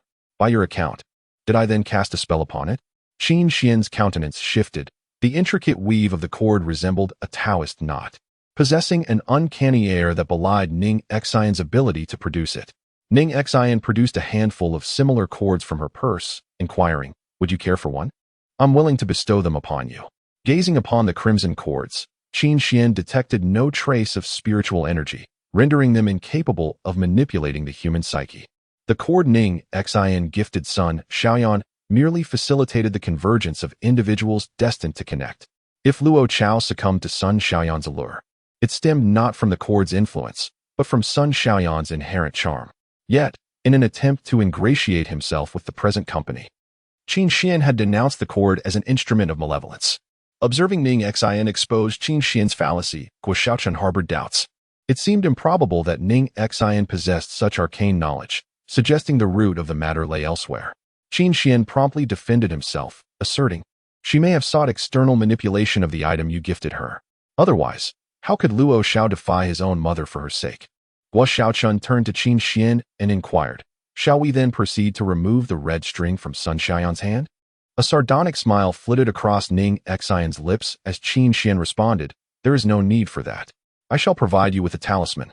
Simply keep it close to Luo Xiao's person, and it will sever the connection to the malevolent forces. Ning Xin, intrigued by the prospect, refrained from objecting, eagerly anticipating the expression on Guo Xiaochuan's face when he discovered the futility of Qin Xuan's talisman. However, before Qin Xuan could complete his demonstration, an unexpected guest arrived. Previously, Luo Yunfang had exerted great effort to secure an afternoon tea appointment with Su Qi, yet today, Su Qi appeared uninvited. Unlike before, there was no one here to extend her a warm welcome. The Luo family, now bolstered by the support of Changsheng, had distanced themselves from those who had once soared high. Ning Xin observed Su Qi, who now seemed a shadow of her former self, exuding an unsettling aura that was particularly distasteful. Although Ning Xin had never held Su Qi in high regard, this time felt different. There was an air of something unusual about her. The discomfort was not felt solely by Ning Xin, but also by Qin Xuan, who found herself unnerved by Su Qi's unwavering gaze fixed upon her. Seeking an escape, she made an excuse to visit the restroom, only to find Su Qi rising as well, claiming a need to retouch her makeup. Luo Yunfang regarded Su Qi with a perplexed expression, yet refrained from confrontation, casting Qin Xuan a look that urged her to endure the situation for the time being. Ning Xin squinted at Su Qi's retreating figure and remarked to Luo Yunfang, Mrs. Su appears rather peculiar. It would be wise to maintain our distance. It seems that upon hearing the news of her son's impending imprisonment, Guo Xiaochun has lost his composure. Known for his candidness, he swiftly turned to praise his son, prompting Luo Yunfang to urge him to temper his enthusiasm. However, Guo Xiaochun cast a glance at Ning Xin and stated, "Miss Ning, my son is indeed a remarkable individual, and I am aware that he is admired by young ladies. Nevertheless, not every woman is worthy of him. Could you kindly convey to your acquaintance to refrain from her pursuits? It would be beneficial for all parties involved." Ning Xin smiled gently and replied, "I rather believe it is your son who is unable to let go of Sun Xiaoyan." She had just observed Luo Chao's features and noted the pronounced hollowness of his eyes, indicative of a life marked by misfortune and unfulfilled ambitions. Should the wealth of the Luo family rest in his hands, it would likely falter under his stewardship. In contrast, Sun Xiaoyan possesses the ability to alter his fate and is a significant benefactor in his life. By attempting to distance Sun Xiaoyan, Guo Xiaochun is inadvertently dismissing the Luo family's potential savior. Guo Xiaochun, unimpressed, assumed that Ning Xin was merely advocating for her friend, and Ning Xin chose not to elaborate further, recognizing that one's fortune is often intertwined with their choices.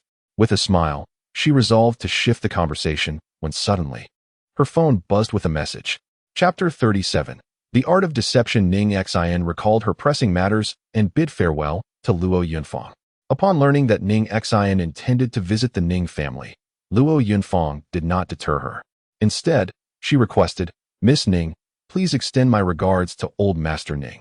Her regard for Ning Xin was partly due to the esteemed status of the Ning family, although Qin Xuan is the true granddaughter of the Lin family. She lacks the venerable lineage of old Master Ning, although the Ning family currently does not rival the Lin family's business scale. And the authority is no longer held by Ning Xin's father. The Ning family's heritage is far deeper than that of the newly affluent Lin family. Guo Xiaochun urged Qin Xuan, "Miss Qin, when will you provide the talisman to dispel evil for my son that you mentioned earlier?" Qin Xuan responded affirmatively, pulling out a small cloth pouch from her bosom. However, she hesitated to hand it over, as this pouch had only recently been retrieved by Su Qi and returned to her, and she had yet to inspect its contents for any discrepancies.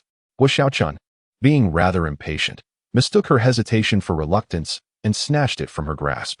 "Miss Qin, name your price. I will write you a check immediately." Seeing Guo Xiaochun open the pouch and display evident delight, Qin Xuan thought there should be no issues and suggested they postpone discussions of payment until after resolving the matter with Luo Chao. It would not be too late to discuss the divination fee then. Lin Xiao arrived to pick up Ning Xin and noticed her visiting old Master Ning. He had purchased an exquisite set of rosewood tea utensils, rather than some mundane health supplements for the elderly, and smiled with satisfaction. "You haven't seen your grandfather in quite a while, yet you haven't forgotten his fondness for tea." Ning Xin certainly had not forgotten. Her grandfather, Ning Hanyang, had always shown great concern for her. As a supporting character in this world, despite repeatedly disappointing him, he had never abandoned her. Had it not been for the distress she caused him, leading to his untimely demise, her fate would not have been so dire. Although these events were yet to unfold, Ning Xin felt a pang of guilt reflecting on them. Lin Xiao remarked to Ning Xin, "Today, during our meal, your third aunt and her family will also be present. I am aware that you do not particularly favor them, but for the sake of your grandfather, I urge you to maintain a modicum of decorum and refrain from engaging in any disputes with them, lest your grandfather be put in an awkward position." Since the passing of Ning Xin's father, Lin Xiao had found her existence as a widow within the Ning family increasingly arduous. Although Ning Hingyan was considerate in significant matters, he often overlooked the nuances of personal relationships. His daughter, Ning Xuqin, perceived her father as favoring his deceased elder brother, extending undue kindness to his widow, and thus, she resented both Ning Xin and Lin Xiao. Ning Xin smiled at Lin Xiao, saying, "Mother, rest assured, I am no longer the Ning Xin of yore." In the past, she had been easily provoked by Ning Xuqin's mere words, but that was a distant memory. Lin Xiao gently patted Ning Xin's hand, affirming, "I am well aware that our Xin has matured." Her tone carried a hint of remorse, as she felt that her status as a false heiress had hastened Ning Xin's coming of age. Otherwise, she would still be the carefree granddaughter of the Lin family, cherished by the Ning household. Upon arriving at the Ning residence, Lin Xiao parked the car outside. As they entered, Ning Xin immediately derided Lin Xiao, saying, "It seems that your status as elder sister-in-law has grown significantly.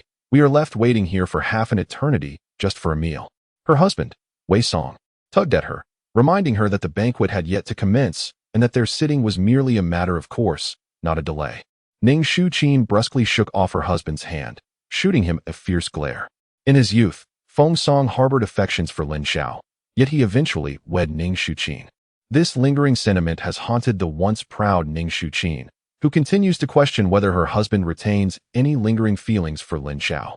Lin Xiao, ever gracious, replied, "I sincerely apologize, sister-in-law. I sent Ning Xin to purchase something for our father, which caused the delay. Mother, when will dinner be served? I feel as though I might perish from hunger." Feng Yujia, Ning Xin's son, let his head droop onto her shoulder. Feng Song reprimanded him for his lack of decorum at such an age, only to be chastised by Ning Xin in return. Feng Yujia cast a sidelong glance at Ning Xin, his eyes darting mischievously as he queried, "Ning Xin, what is this you have brought for grandfather? Is it a zeytin with tea set?" The obviousness of the item was apparent to anyone with discerning eyes, yet Feng Yujia's question hinted at ulterior motives. Noticing Ning Xin's cool demeanor and her silence, he voiced his dissatisfaction to Ning Xin. "Sister Ning Xin is rather stingy, unwilling to share even this information with me." Lin Xiao interjected swiftly, "Yujia, do not misunderstand." Xin simply took a moment to respond. "This is indeed a zeytin with tea set, specifically chosen by her for father." Feng Yujia pressed further, "Where did you purchase such a thing?" Sensing the teasing tone in Feng Yujia's inquiry, Lin Xiao's displeasure became evident. As she frowned, Feng Yujia grinned at her, saying, "I mean no harm. However, the market is flooded with imitations of this small leaf zeytin. Some unscrupulous sellers mix in inferior products. And I worry that Ning Xin, being young, might fall victim to deception." Feng Song cast a discontented glance at his son, remarking, "Ning Xin has surely ventured to a place of security. How could he possibly be deceived?" Feng Yujia, casting a sidelong glance at Ning Xin, retorted, "That is not necessarily the case. There are individuals who have masqueraded as wealthy heirs for decades without detection, mingling among the elite for years. How can one rule out the possibility of counterfeit rosewood appearing on a higher shelf?" Lin Xiao was taken aback, not expecting her affairs to be the subject of such ridicule by a younger generation, leaving her feeling somewhat embarrassed. Feng Song, equally surprised by Feng Yujia's audacity, felt provoked by his insolence and, as a lesson, delivered a swift reprimand. However, Ning Xin, witnessing the scene, exclaimed, "Are you seriously striking my son for Lin Xiao?" This statement only deepened Lin Xiao's discomfort. Biting her lip, she stifled her emotions, striving to maintain her composure, telling herself that it would soon pass.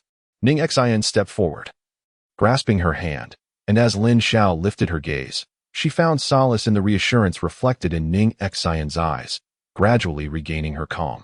Ning Xin then turned to Feng Yujia, saying, "Regarding the issue of masquerading, it appears that my cousin possesses considerable insight." Feng Yujia merely raised an eyebrow. Having grown up under Ning Xin's influence, he harbored a deep-seated disdain for Lin Xiao and her daughter, often targeting Ning Xin. In his youth, Ning Xin had been powerless against his bullying. Insight does not quite encapsulate it. Your mother is certainly the one with the most profound understanding of such matters. Feng Yujia replied. Ning Xin smirked coldly, countering, "Not quite as adept as you, dear cousin. Your skill in deception far surpasses ours." Chapter 38. Lessons. She observed Feng Yujia with great interest, recalling how 2 years prior, he had auctioned a pine and crane longevity painting for 30 million to present to his grandfather, claiming it was money earned from his investments, all in an effort to express his filial piety. However, it was well known that his aunt had played a significant role behind the scenes. Feng Yujia found it amusing. After all, this was an old tale. What merit was there in reviving it? His mother's money was essentially his own. By flaunting these funds before the old man, he sought to garner affection and secure the family legacy of the Ning clan into his hands. Ning Xin confidently asserted, "What does this have to do with you? I provide for my son. Does that concern you?" Ning Xin turned her gaze towards her. "Of course, it does not concern me. However, it is rather curious that Feng Yujia, having received this 30 million from his aunt, chose not to bid on the painting, but instead went to Portugal to gamble extravagantly. One might fear that the pine and crane longevity painting is, as my cousin suggests, a mere ruse." Feng Yujia's face paled at this revelation. How could Ning Xin know such precise details about an incident that occurred 2 years ago? He had only brought one friend along, someone notoriously tight-lipped, who would never divulge such information. Ning Xuan, feeling that Ning Xin was slandering them, refused to believe her words. Stop trying to sow discord between us. That painting is beloved by father. How could it possibly be a counterfeit? Feng Yujie recalled the protective shield that was Ning Hanyang, and he quickly regained his composure. After all, even the seasoned art connoisseur Ning Hanyang had failed to detect any deceit. What was there to fear? Surely, no one would take the word of a mere teenager seriously. Ning Hanyang stepped out of the house, and Ning Xuan approached with a look of grievance. Father, Ning Xin has just slandered the painting that Yujie gifted you, claiming it to be a forgery. You must stand up for Yujie and not let his filial piety go unrecognized. Upon hearing this, Ning Hanyang refrained from blaming Ning Xin. Instead, he regarded her with keen interest. You assert that the painting is a fake, but do you possess any evidence? Ning Xin's argument did not stem directly from the painting itself, but rather from her calculations regarding Feng Yujie. However, since Ning Hanyang had posed this question, Ning Xin would not shy away. The paper is new. The painting lacks the delicate fragility characteristic of ancient paper. Ning Xuan scoffed, believing Ning Xin's claims to be mere nonsense. Yet Ning Hanyang smiled with satisfaction. It seems you have learned quite a bit recently. Ning Xuan widened her eyes in disbelief. Father, you cannot truly believe Ning Xin's words, can you? Were you not previously pleased with the painting Yujie gifted? Ning Hanyang shot a glance at Ning Xuan. I merely wish to avoid unnecessary disputes over trivial matters, but I have never claimed this painting to be genuine. Feng Yujie, observing the restrained Ning Xuan, spoke nervously. Mother, please let me explain. Ning Xuan was unwilling to grant him the opportunity to explain. How had she raised such a prodigal son? Being berated by his own mother in front of so many people was somewhat humiliating for Feng Yujie. As he was pressed to sit down for dinner, he turned to Ning Xin and said, You wait and see. Ning Xin merely smiled. Have you recently started dating someone? Feng Yujie became wary. He did not believe that Ning Xin genuinely cared about these matters. Her inquiry surely had ulterior motives. What concern is it of yours? Are you attempting to use this against me? My mother pays no heed to my romantic life. Ning Xuan's approach to her son's education was straightforward. As long as he was a man, he wouldn't suffer losses, and as long as he did not cause any fatalities, everything else could be discussed. I am merely advising you to be cautious with your girlfriend. Walking alone at night can lead one to stumble into pitfalls.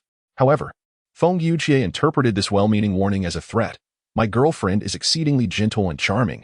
I do not require your unsolicited concern. Ning Xin merely curled her lips in a slight smile. From the moment she entered, she noticed Feng Yujie's pallid complexion and unsteady steps, which were far from normal. Yet those around him remained oblivious to his physical decline. This was often the most perilous state.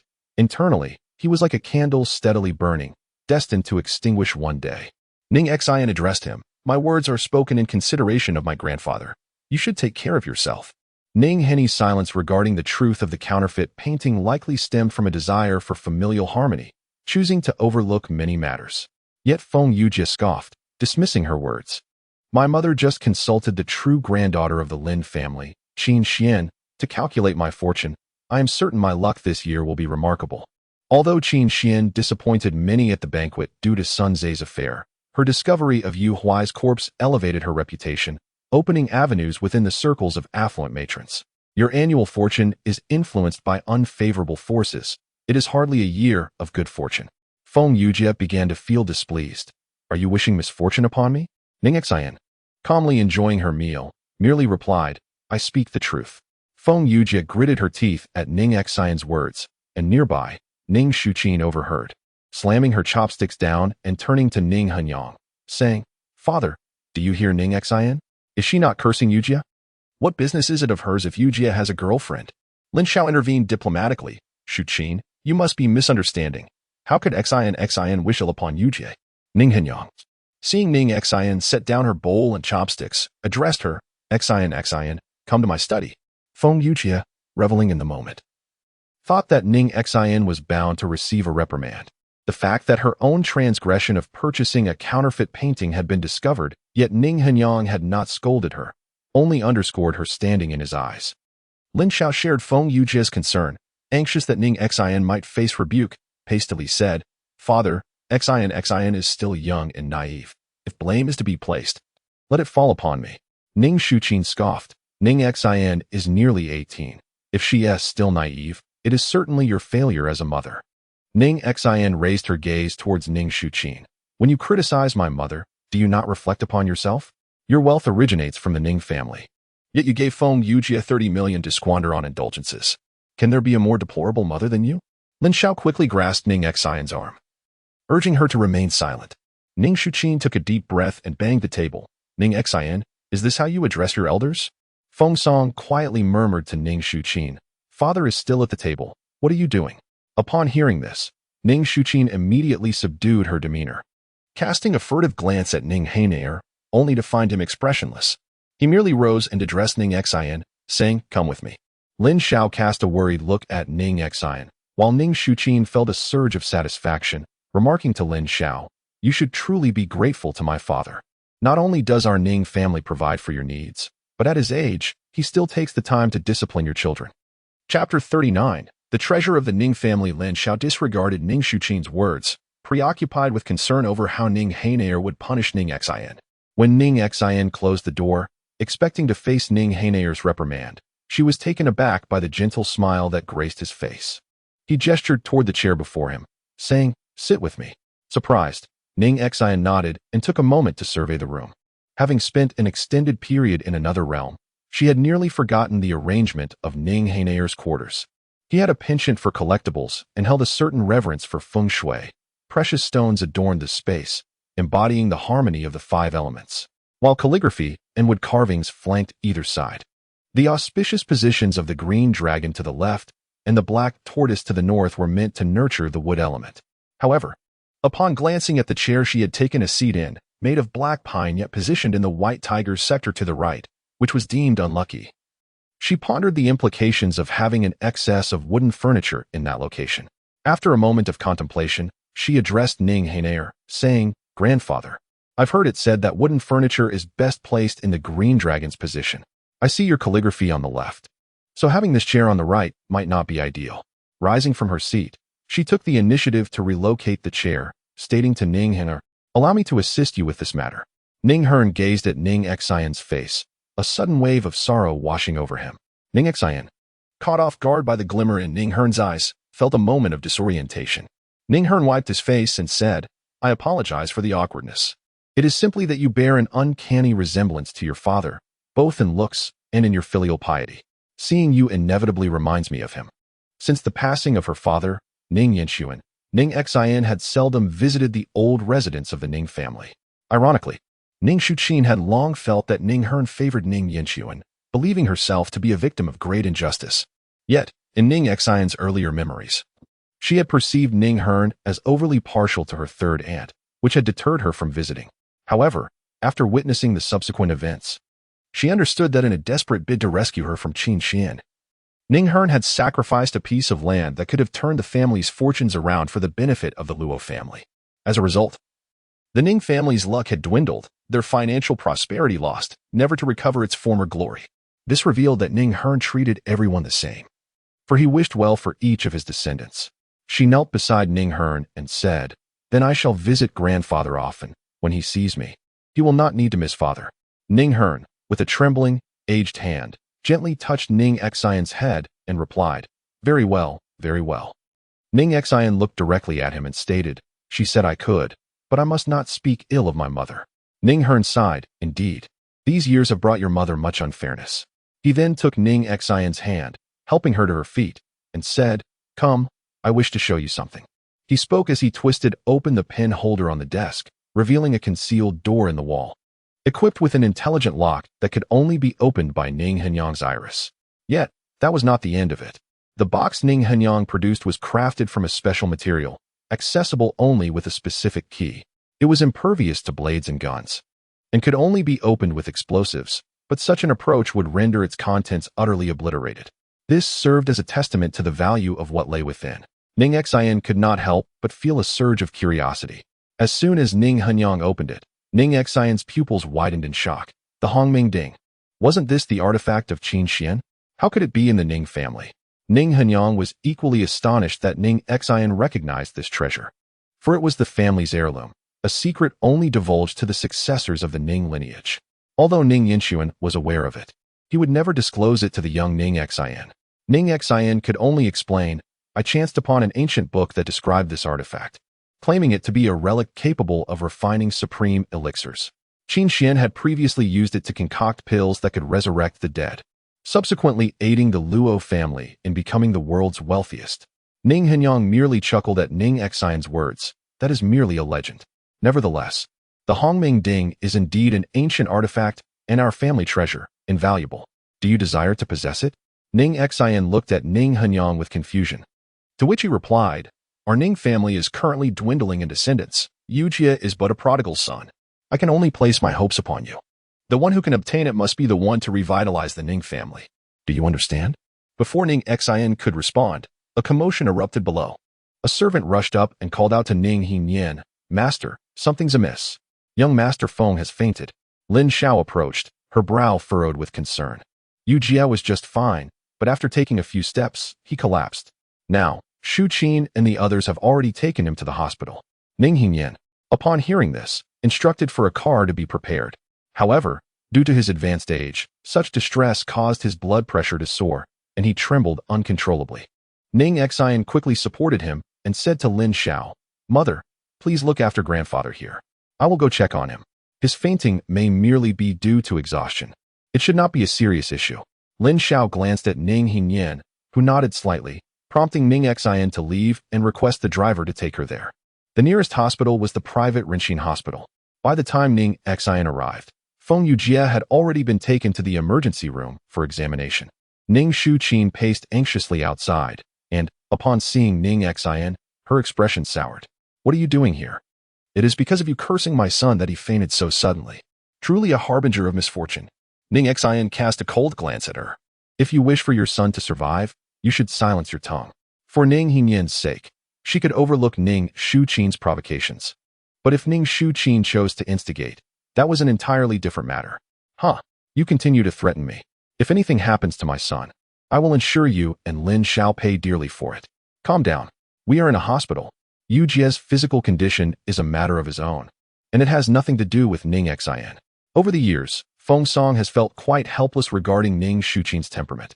The memories of the past remain deeply etched in her mind. Perhaps only she truly recalls them.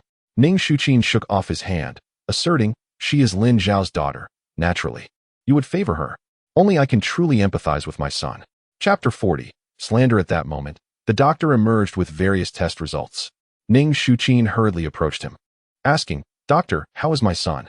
Qi Huan looked up, poised to speak, but was taken aback upon seeing Ning Xin before him. You. Ning Xin narrowed her eyes. She could not recall when she had met this doctor, yet he seemed to recognize her. Qi Huan pondered that checking the surveillance was a private matter and wished to keep Ning Xin unaware, promptly swallowing his astonishment. However, he had not forgotten about this peculiar young girl. Qi Huan's eyes shifted, and he addressed Ning Shu Qin. "The situation is somewhat complicated. I suggest we discuss this in my office." He deliberately pointed to Ning Xin, indicating her presence was necessary. Ning Shu Qin was momentarily taken aback by his words. Neglecting the matter at hand, while Ning Xin continued to observe Qi Huan, uncertain of his intentions. Upon closing the office door, Qi Huan looked at the three of them and stated, "From the data, the patient's indicators appear relatively normal. Then why did my son faint?" Qi Huan glanced at Ning Xin, then at the data in his hands, hesitating to speak. "Well, based on my experience, you may need to consult some specialists for a resolution. The ailment afflicting Feng Yujie bears a resemblance to that of Gu Weijin, as both cases elude diagnosis while eliciting severe physiological responses." Though he initially hesitated to address this matter in the presence of the patient's family, the hospital's limitations compelled him to do so, and he was curious to observe Ning Xin's reaction. Ning Xin noticed Qi Huan scrutinizing her, her expression reflecting bewilderment and incredulity, mirroring that of Feng Song. However, she was not surprised by Qi Huan's conclusion, although she had not witnessed Feng Yujie's collapse firsthand. It was evident that the cause was unlikely to be of a conventional pathological nature. "Doctor, are you suggesting that my son is possessed?" "Please, do not be alarmed. The situation is as follows. Today, our hospital admitted another patient with a similar condition, approximately the same age as your son. However, his fainting was precipitated by intense pain. After thorough examinations, we found no anomalies. This family believes their son is possessed and has even summoned a spiritual practitioner to the hospital. Perhaps you should consider visiting them? Ning Xin would not overlook any opportunity to save her son, yet Feng Song found the notion absurd and resolutely refused, deeming the hospital a place for medicine, not superstition. Nonetheless, Ning Xin interjected, if there are similar cases, it may be worthwhile to investigate. We might uncover something significant. After reflecting on Ning Xin's words, Feng Song acquiesced and decided to accompany her. Observing this, Qin Xuan quickly sent a text to Gu Weijin, the young girl we spotted on the surveillance footage, who may very well be your son's future savior. Qin Xuan is currently at our hospital. Come quickly to witness the unfolding drama. With that, he hastily led Ning Xin and the others to another patient's ward. Did not anticipate encountering a familiar group of individuals. Was comforting the tearful and swollen-eyed, who was still cursing. Suddenly, a figure lunged towards, embracing her with a tone of apparent grievance. Upon glancing down, noticed her eyes also red and swollen. Upon seeing her beside, pointed and scolded, "You vixen, it's all your fault my son has turned out this way. How can you still have the audacity to feel wronged? Just wait until I make you pay for this." Stepped forward to intervene. "Madam, this is a hospital. Please refrain from raising your voice." Brushed him aside. "I spend so much money here each year. I can speak as loudly as I wish." This exemplifies the drawbacks of private hospitals, where customer satisfaction reigns supreme, transforming nurses into mere service providers rather than the true angels in white. In an effort to ease the tension, grasps arm, "Sister-in-law, perhaps you should temper your words. Is inside. We will know the outcome once she emerges." Cast a disdainful glance at. It is undoubtedly this vixen's doing. Pulled aside and inquired, "What on earth happened? How did you manage to provoke mother so quickly?" She had initially intended to discuss the events of the afternoon with the following day at school, but the unexpected turmoil had arisen that very night. "I was terrified, thinking that surely this would be reported to her family. Yet, once arrived at the hospital, she began to strike and berate me, claiming that condition was entirely my fault. How is it that Qin Xuan has arrived?" The physician asserted that all parameters were within the normal range, and the etiology of his discomfort remained elusive. Consequently, Mrs. Luo summoned Qin Xuan. "I've overheard them remarking that Qin Xuan is a highly skilled master. Is this indeed the case?" At that moment, Lu Ming hastily arrived, expressing astonishment upon seeing Ning Xin. "What brings you here?" he inquired. "Shouldn't I be the one posing that inquiry?" "I am a friend of Sun Xiaoyan," she retorted. Lu Ming chuckled sheepishly. "I am a friend of Xiaoyan's elder sister. She is engrossed in experiments and unable to extricate herself, so she requested that I come and observe." He was in pursuit of Sun Xiaoyan's sister, and was naturally pleased to perform this favor. Qin Xuan emerged from within, his countenance somewhat grave. Guo Xiaochun, presuming that something had befallen Luo Chao, grew anxious. Qin Xuan addressed her, stating, "Luo Chao is unharmed. His unconsciousness is attributable to external factors, specifically the intrusion of malevolent energy. How could my son, in his sound state, be susceptible to the intrusion of malevolent forces?" she questioned. Qin Xuan cast a glance at Sun Xiaoyan and elucidated to Guo Xiaochun. "There exists a form of sorcery wherein a woman beseeches a malevolent deity for the sake of entreating matrimonial prospects. The malevolent deity then affixes itself to her person, draining the essence of the man." Her words unmistakably implicated Sun Xiaoyan as the woman in question. Guo Xiaochun immediately erupted in protest, exclaiming, "I knew it was you. You are the one who has harmed my son." Sun Xiaoyan, perplexed by Qin Xuan's pronouncement, retorted, "Why are you slandering me? I have never supplicated any malevolent deity. I merely posted 1 or 2 solicitations for matrimonial prospects to the primordial soul ancestor online, yet my encounter with Luo Chao transpired prior to that." Ning Xin massaged her forehead, realizing that Sun Xiaoyan's statement would only engender further suspicion towards her. Chapter 41. Who jealous of whom? With a serious expression, she remarked, "Through the internet, how can you discern whether the other party is human or ghostly? This ancient being of the nascent soul has repeatedly uttered nonsensical words. It is evident that they are not a typical human. While you beseech for romantic ties, they have already set their sights on you. As long as you implore them, they will demand your body to siphon the essence of men." Sun Xiaoyan cast a glance at the talisman hanging from Qin Xuan's waist, and a spark of realization ignited in her mind. "You cannot possibly be that online Taoist master from Maoshan, can you?" Qin Xuan's face stiffened, and in the presence of Luo Yunfeng, he found it difficult to deny. Sun Xiaoyan pointed at her, stating, "You are merely envious of the Nascent Soul ancestor's superior abilities, which is why you have said such things." You, Qin Xuan scoffed, "Your unwavering belief in that so-called Nascent Soul ancestor seems to be evidence of your own possession." Ning Xin, observing that Qin Xuan spoke with an air of authenticity, noted the similarities between Feng Yujia's condition and Luo Chao's, and hurriedly interjected, "Master, please accompany me to see my son. He too has suddenly collapsed with an undetermined ailment." Guo Xiaochun pushed her aside, asserting, "Miss Qin is under my care. We must prioritize the treatment of my son first." Qin Xuan suddenly found himself in high demand, feeling somewhat elated. Ning Xin whispered to him, "There is surely nothing amiss with Sun Xiaoyan, but I have yet to encounter Luo Chao. You must find a way for me to take a glance." Lu Ming gestured reassuringly towards her, and, upon witnessing Guo Xiaochun berating Sun Xiaoyan, began to address the group of women. "What is the meaning of this?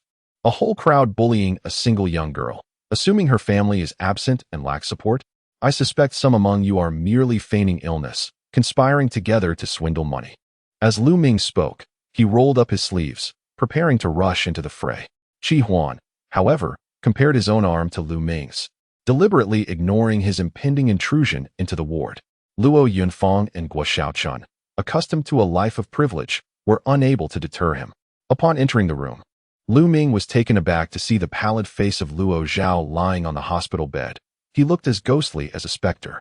Qin Xuan positioned herself protectively in front of Luo Zhao, urging Lu Ming to leave immediately, warning that she would summon Lin Wanfeng if he did not comply. Lu Ming, harboring disdain for Qin Xuan due to a previous encounter, engaged in a heated argument with her, drawing Guo Xiaochun and Luo Yunfeng into the fray. Meanwhile, Ning Xin, noticing the chaos, quickly approached Luo Zhao, examining him closely.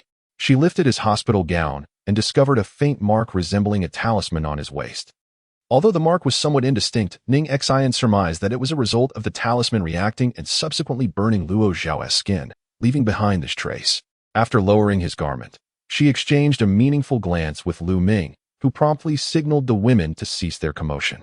Guo Xiaochun, fierce in her demeanor, found herself at a loss, as she could not resort to violence, despite having endured considerable hardship. Ning Xin approached Lu Ming and said, "Qin Xuan is lying. Luo Chao was not drained of his essence by a demon, but rather fell victim to a divine devouring curse. This incantation is typically employed against practitioners and is seldom directed at ordinary individuals, as it inflicts severe pain yet poses no grave threat to them. Given that Qin Xuan spent an extended period examining inside, it is illogical that she could not uncover the true ailment of Luo Chao. The only plausible explanation is that she is concealing something, deliberately shifting the blame onto Sun Xiaoyan." Sun Xiaoyan, who had been attentively watching Ning Xin, approached cautiously upon seeing her whispering with Lu Ming. "Xin, have you discovered something? You must believe me. I truly did not seek any malevolent deity." Ning Xin patted her reassuringly. "I understand." With tears in her eyes, Sun Xiaoyan expressed her gratitude. "Thank you, uncle." Following Ning Xin's instructions, Lu Ming went to retrieve Luo Chao's clothes from before his hospitalization. Guo Xiaochun, standing nearby, inquired of Qin Xuan, "Miss Qin, when will Luo Chao awaken?" Qin Xuan turned her gaze towards Ning Xin and Sun Xiaoyan, stating, "To untie the bell, one must find the bell ringer. Since this matter originated with classmate Sun, it is only fitting that we begin with her." At Guyu's party, Qin Xuan had contemplated dealing with Sun Xiaoyan, yet had not found the opportune moment. Now, however, was the time to demonstrate to Sun Xiaoyan the extent of her capabilities compared to the Nascent Soul ancestor.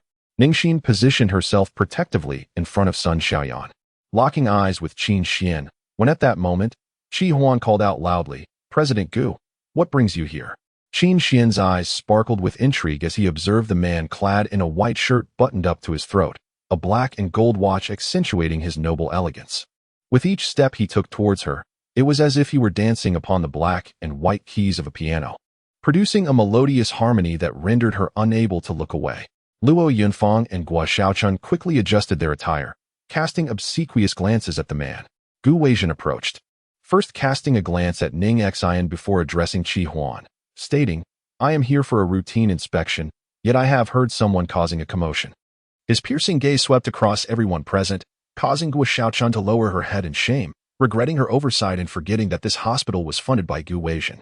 Ning Xin took a brief glance and immediately recognized that Gu Weizhen had been summoned by Qin Xuan. Noticing Qin Xian's unwavering gaze fixed upon Gu Weizhen, she felt a flicker of doubt. Could it be that Gu Weizhen had developed an interest in Qin Xian and wished to witness her capabilities? She furrowed her brow in contemplation, understanding that if Gu Weizhen insisted on protecting Qin Xian, the situation would become considerably more complicated. Guo Xiaochun addressed Gu Weizhen, stating, "Mr. Gu, I did not intend to disturb you, but my son has fallen into a coma due to this vixen's actions. As a mother, how could I not be furious?" Gu Weizhen scrutinized Sun Xiaoyan, struggling to reconcile her with the vixen described by Guo Xiaochun. Regardless of the circumstances, the hospital remained a sanctuary for patients to rest, and disturbances were strictly prohibited. Both Guo Xiaochun and Luo Yunfeng, being of senior age, repeatedly expressed their deference in Gu Weizhen's presence. Qin Xian intended to showcase himself in front of Gu Weizhen, stating, "Sun Xiaoyan, in her pursuit of associating with Master Luo, sought the aid of malevolent forces, resulting in Master Luo's current state of repose. Mrs. Luo is understandably anxious." Sun Xiaoyan felt an overwhelming sense of injustice. "You accuse me of invoking a wicked deity and causing Luo Zhao's plight. Where's your evidence? Just because you are a so-called master, does that grant you the liberty to slander without substantiation?" Chapter 42. The hand that grips the sword. Qin Xian pointed to the red string adorning Sun Xiaoyan's wrist, proclaiming, "What you have worn all along serves as the evidence." Ning Xin, upon witnessing this, furrowed her brow slightly. Her gaze directed at Qin Xian laden with evident displeasure. "I have already informed you that this was merely a fabrication I devised for Sun Xiaoyan." She touched her right wrist, her tone cooling several degrees. "Or are you implying that I am the very malevolent spirit you speak of?" Ning Xian's right hand was a hand that wielded a sword, a hand capable of taking lives. Countless demonic cultivators had perished at her hands. She habitually moved her wrist before committing acts of violence. Her association with Qin Xian was merely a means to observe the lengths to which her erstwhile kin would go for him. However, her restraint towards Qin Xian did not imply that he could freely label her without consequence. Was it truly the case that Ning Xin, the ancestress, could no longer wield her blade? Qin Xian was evidently unaware that Ning Xin had harbored murderous intentions. In her eyes, Ning Xin was still a mere pawn beneath her contemptuous heel. She cast a disdainful glance at Ning Xin and Sun Xiaoyan, remarking, "Since you and Sun Xiaoyan are such close companions, who knows if you are merely aiding her in concealing her true nature?" Upon first viewing the photograph, I sensed something amiss, and now seeing the actual object only confirms my suspicions. That malevolent artifact utilizes this red string as a vessel to bring harm to Luo Chao. Gu Weizhen examined the red string held by Sun Xiaoyan. Although he did not possess the spiritual prowess of Qin Xian and Ning Xin, he was able to discern that there was nothing inherently wrong with the string. "Is that so? Then prove it to me," he challenged. Ning Xin snatched the item from Sun Xiaoyan's grasp and offered it to Qin Xian, placing it in the palm of her hand before her eyes. "Since you claim it to be a malevolent object, use your abilities to demonstrate that." Qin Xian had long devised a plan, seizing the opportunity to establish her reputation before the onlookers. Without hesitation, she took the red string and declared to the crowd, "If it is indeed a malevolent artifact, placing it upon my compass will render it into ashes." With her capabilities, incinerating a mere red string was hardly a challenge. However, she had not anticipated that her actions would merely serve as a display of incompetence. Following her own words, she positioned the red string atop the compass, closed her eyes, and concentrated her energy to incinerate it. To her astonishment, upon opening her eyes, the red string remained utterly unaffected. Qin Xian's complexion paled as she grasped the compass tightly. "How can this be? Why is my fire technique completely ineffective against this object? Is it not just an ordinary red string?" As Qin Xian scrutinized Ning Xin with a penetrating gaze, Ning Xin took the initiative, declaring, "The red string remains utterly still. Does it not serve to prove that you are indeed lying?" Qin Xian vehemently denied this, stating, "I simply failed to concentrate just moments ago." She then turned away, performing countless fire spells, yet the red string showed no sign of movement. A wave of terror surged within her. If this string were truly crafted by Ning Xin, it would imply that she possessed formidable skills. However, why did she sense nothing from Ning Xin? Sun Xiaoyan abruptly seized the item, exclaiming, "Can a master unjustly accuse others at whim?" This was clearly a gift from Qin Xian. What nonsense about an evil deity's vessel, Master Qin. Have you forgotten the elder Yuan Ying's advice? Do not speak ill?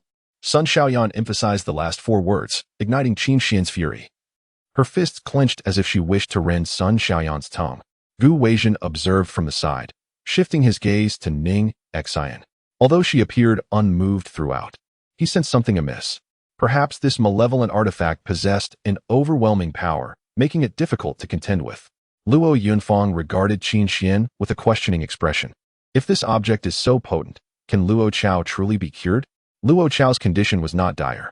It was merely Qin Xian's intent to teach Sun Xiaoyan a lesson that had escalated the severity of the situation. With my presence, there is certainly no cause for concern. Gu Xiaochun, uninterested in Lu Ming's ramblings, retorted, "What does it matter who you invite? Take Sun Xiaoyan and vanish from my son's life. I do not wish to see her again. You have tarnished my sister's reputation and taken advantage of the situation, thinking you can simply walk away?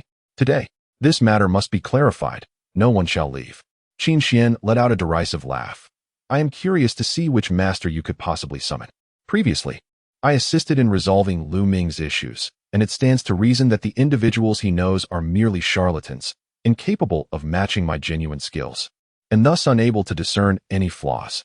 Lu Ming produced his phone, and the onlookers assumed he intended to make a call.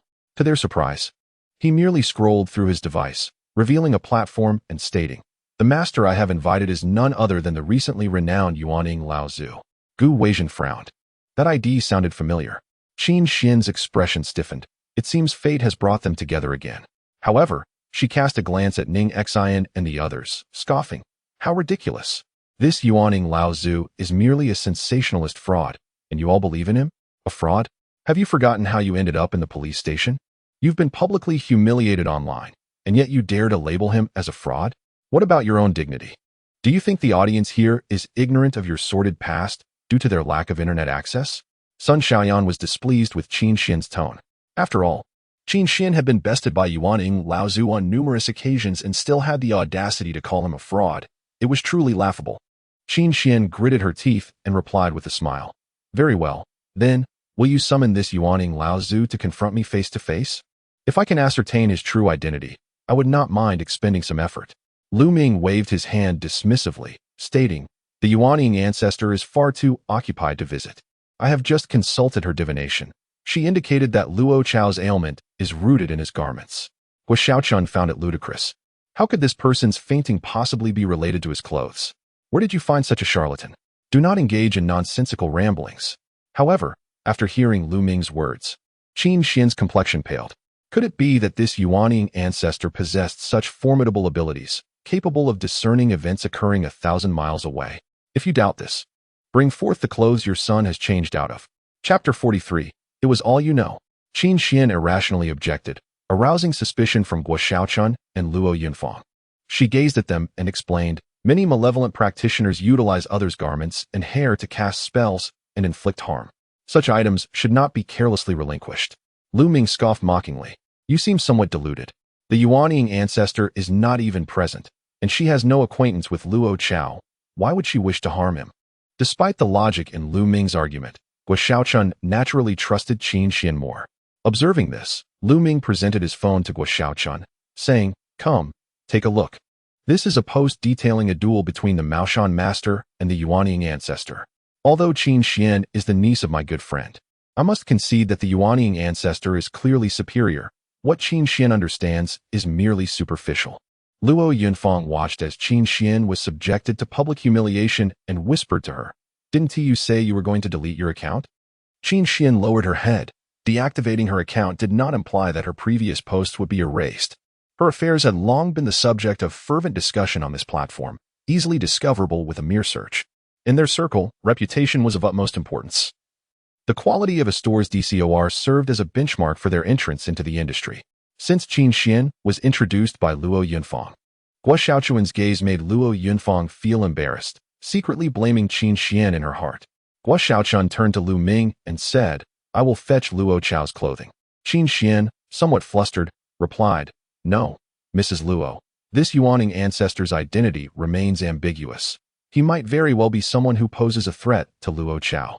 Observing Qin Xian's demeanor, Gu Weizhen, who had remained silent until then, interjected, "It is merely a piece of clothing. Qin Xuan, please assist Mrs. Luo in retrieving it."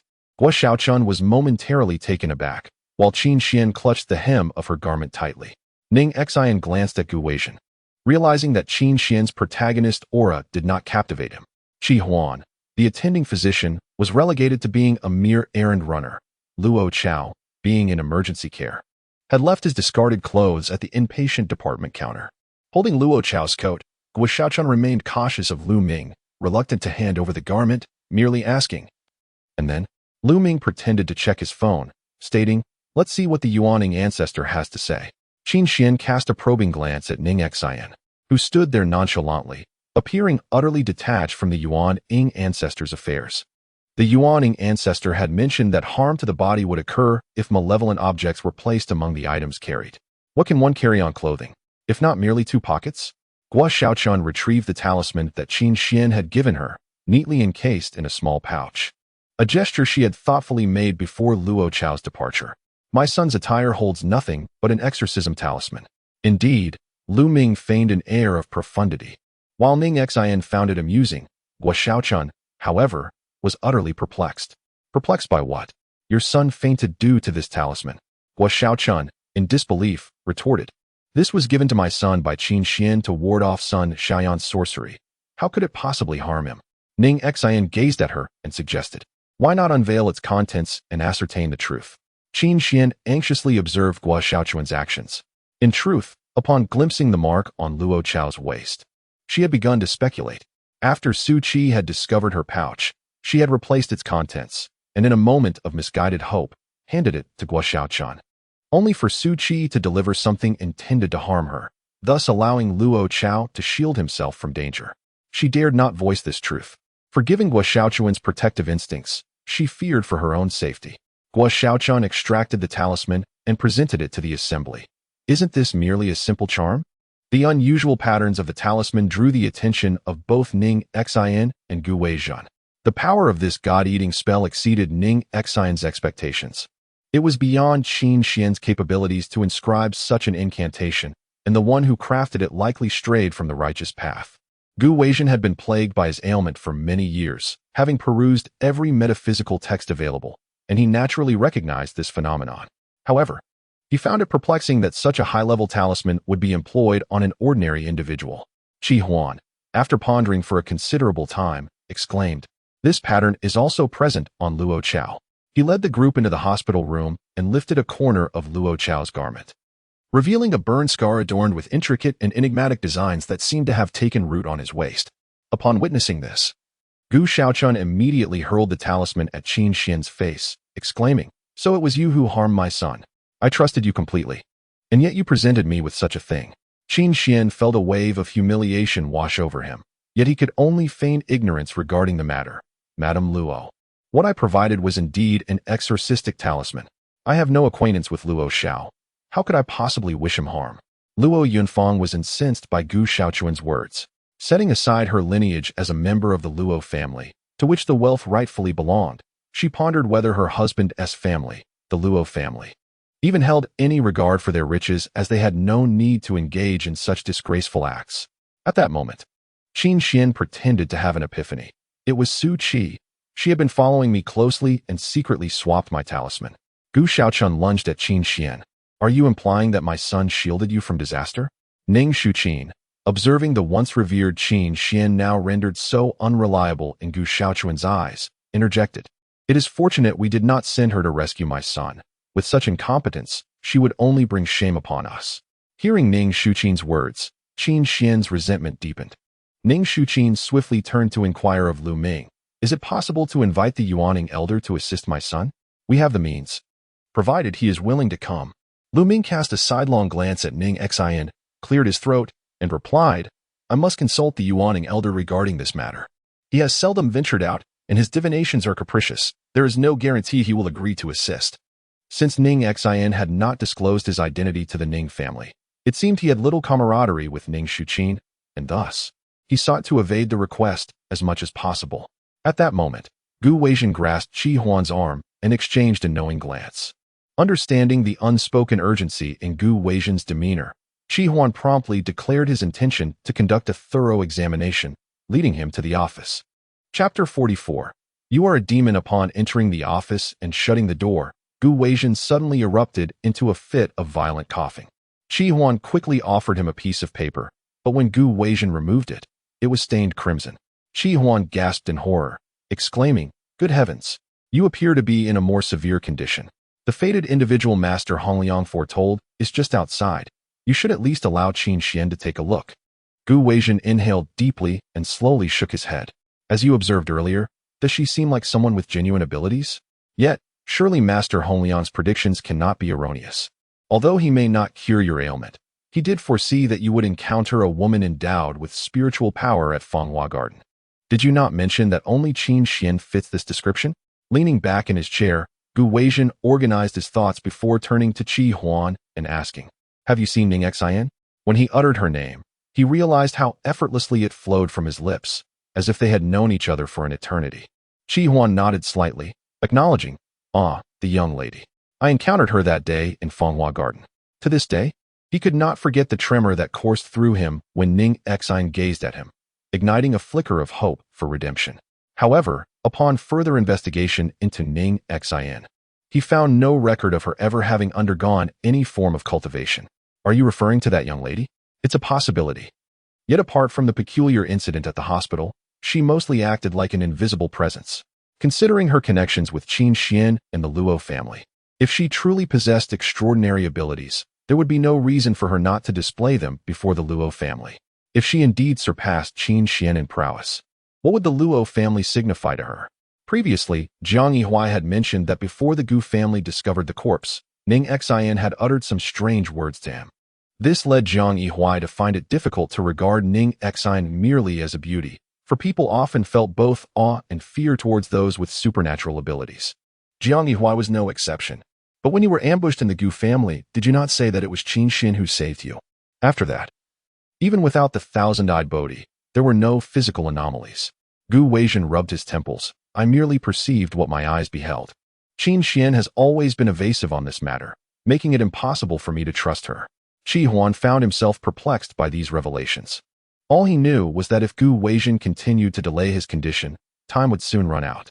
Regardless of whether it is Qin Xuan or Ning Xin, they are ultimately mere mortals who cherish worldly possessions. With your wealth and influence, enlisting their aid in your healing would undoubtedly pose no challenge. Gu Weizhen remained silent, as Ning Xin consistently evaded his demeanor, suggesting that financial means would not sway her.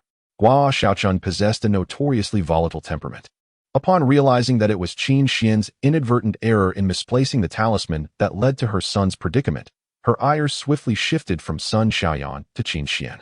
It was only when misfortune befell her that Qin Xuan comprehended the extent of Guo Xiaochun's malevolence. Sun Xiaoyan observed the unfolding drama with a sense of satisfaction. Having no grievances with Qin Xuan herself, she found it outrageous that Qin Xuan was treated thusly. Were it not for the multitude present, she would have been inclined to confront her.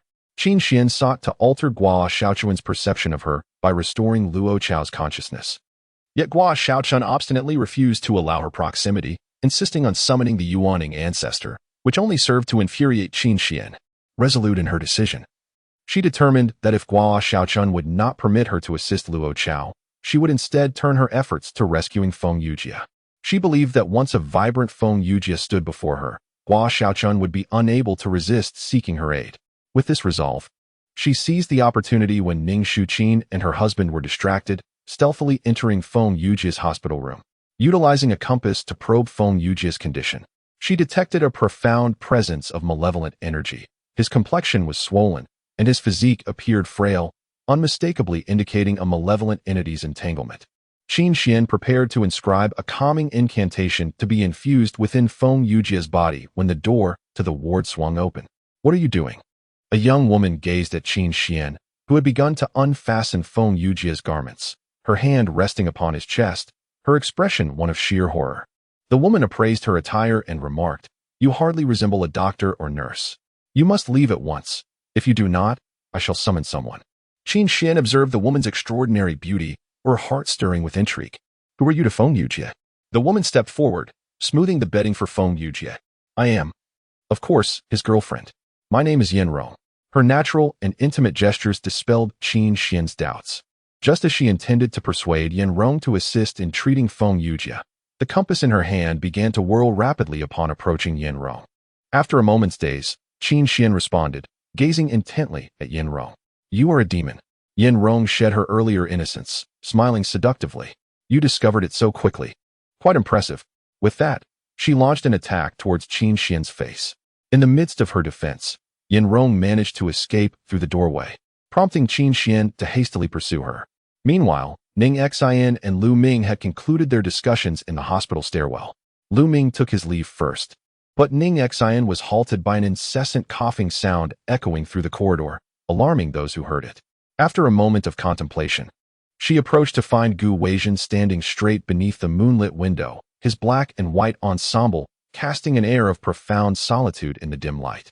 Upon hearing the sound of footsteps, he turned slightly, revealing a mouth corner stained with blood, seemingly oblivious to it. The blood smudge on his ascetic face enhanced his allure, evoking a sense of fragile vulnerability. He appeared as a delicate glass figurine, outwardly unbreakable, yet exuding an impression that he could shatter with the slightest pressure. Upon spotting Ning Xin, Gu Weijin smiled. How fortuitous it is, Miss Ning. Ning Xin was uncertain whether this destiny was ordained by heaven or crafted by human hands. The person she had deliberately avoided still appeared before her. Gu Weijin had a limited time to live, a truth she had long accepted. She harbored no excessive compassion. While she sought to alter her own fate, the idea of aiding a stranger in defying destiny felt burdensome. Yet, here stood Gu Weijin, vibrant and real, far more alive than the mere fragments she had gleaned from her readings, causing her to waver. Ning Xin gestured towards the corner of her lips, subtly indicating that Gu Weijin had coughed up blood. Gu Weijin's gaze fell upon her lips, glistening and soft. After a moment of confusion, he comprehended her insinuation. He traced the edge of his own lips with a finger, discovering the bloodstain. With a self-deprecating smile, he remarked, I apologize, Miss Ning. My health has never been robust, though it is not critical. Ning Xin recognized that Gu Weijin was lying, aware that if news of his grave condition were to leak, Chongsheng would face monumental calamity. So she played along, saying, had you not mentioned it, I would have assumed you were merely experiencing some internal heat. Gu Weijin's expression brightened at her words, and he inquired, when I was ambushed and fell into a coma at the Gu residence, it seemed I caught a glimpse of Miss Ning. Chapter 45. Enchantment. In response to such a probing question, Ning Xin merely smiled. I have heard that being administered GHB can lead to hallucinations. Such occurrences are quite normal, are they not? This substance is frequently utilized in nightlife settings, leading to a complete memory lapse upon waking. Given Gu Weijin's demeanor that day, Ning Xin found it hard to believe he retained any recollection. Gu Weijin fixed his gaze upon Ning Xion's eyes and inquired, Miss Ning, did you truly not appear at that time? Jiang Yihuai mentioned that you specifically inquired about the place where the roses are cultivated. Ning Xian replied, I merely admired the beauty of the roses he was wearing and casually asked, are you so concerned about my whereabouts because you feel implicated in my misfortune? Ning Xian cast a meaningful glance at Gu Weijin and remarked, we are not acquainted, yet you place such unwavering trust in me. I trust my instincts. Gu Weijin replied with a smile, remaining silent thereafter. The majority of Chongsheng's enterprises revolve around financial investment. It would be implausible for him to have reached this point without a keen intuition, as both strength and fortune are indispensable in business. Ning Xian requested him to wait a moment as she descended the stairs, to which Gu Weijin responded, perfect, I am also heading down. Let us take the stairs. It's only 4 floors, no need for the elevator. Ning Xian nodded, and the two descended in silence. After traversing 2 floors, Ning Xian felt a sense of unease.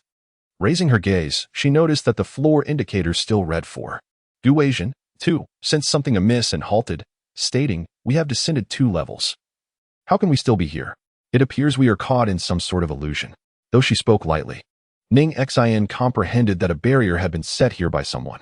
Gu Weijin directed his attention toward the large door at the staircase exit and said, let us proceed through here. We cannot be trapped indefinitely.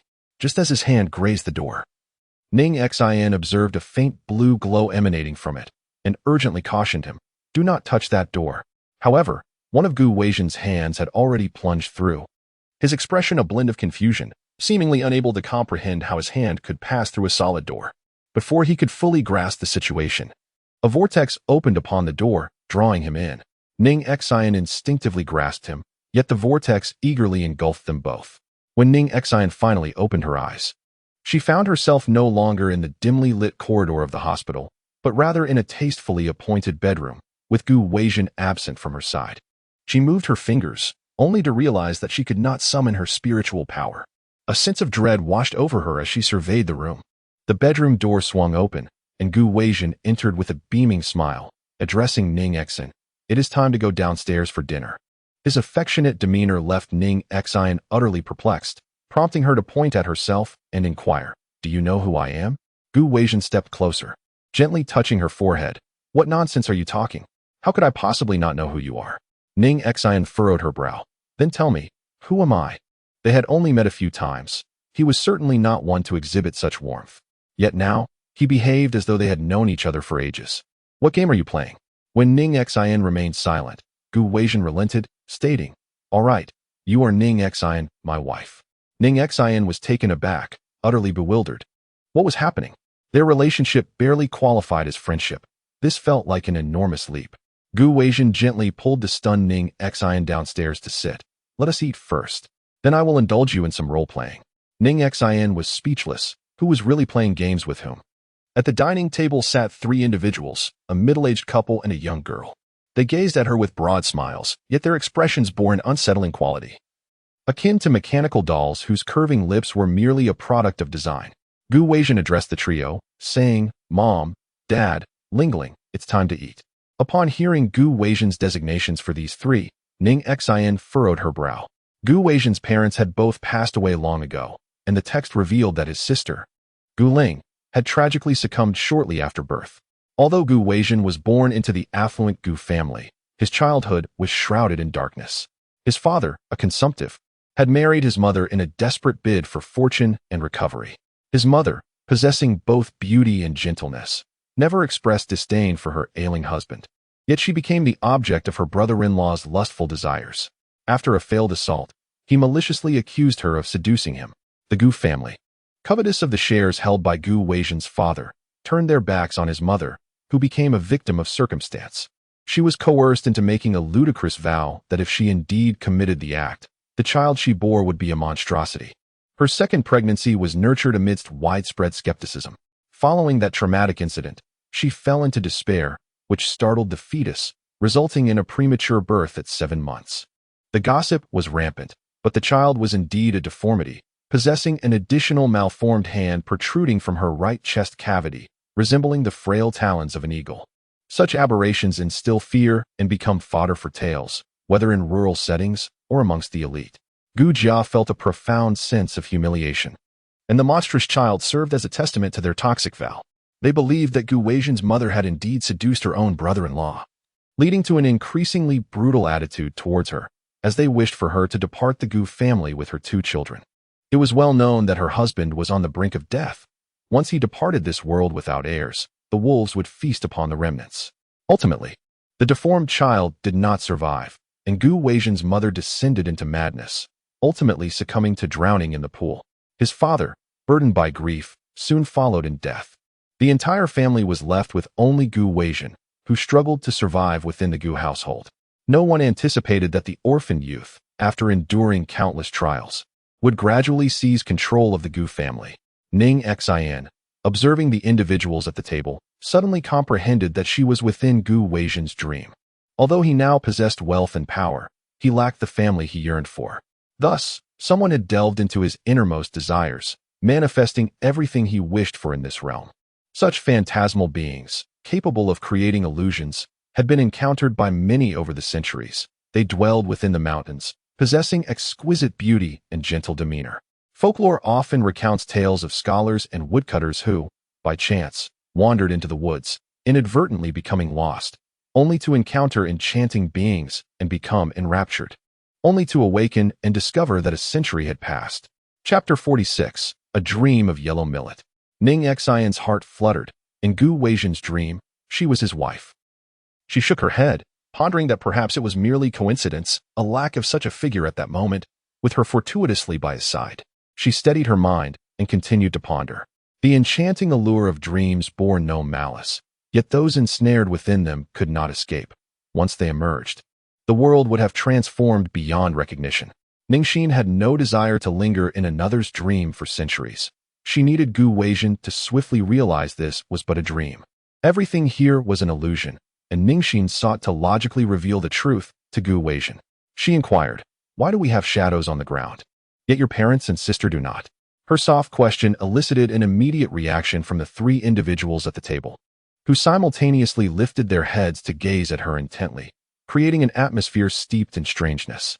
Ning Xin sensed a vague hostility directed towards her, even as they maintained their smiles, their lips curving upward without respite.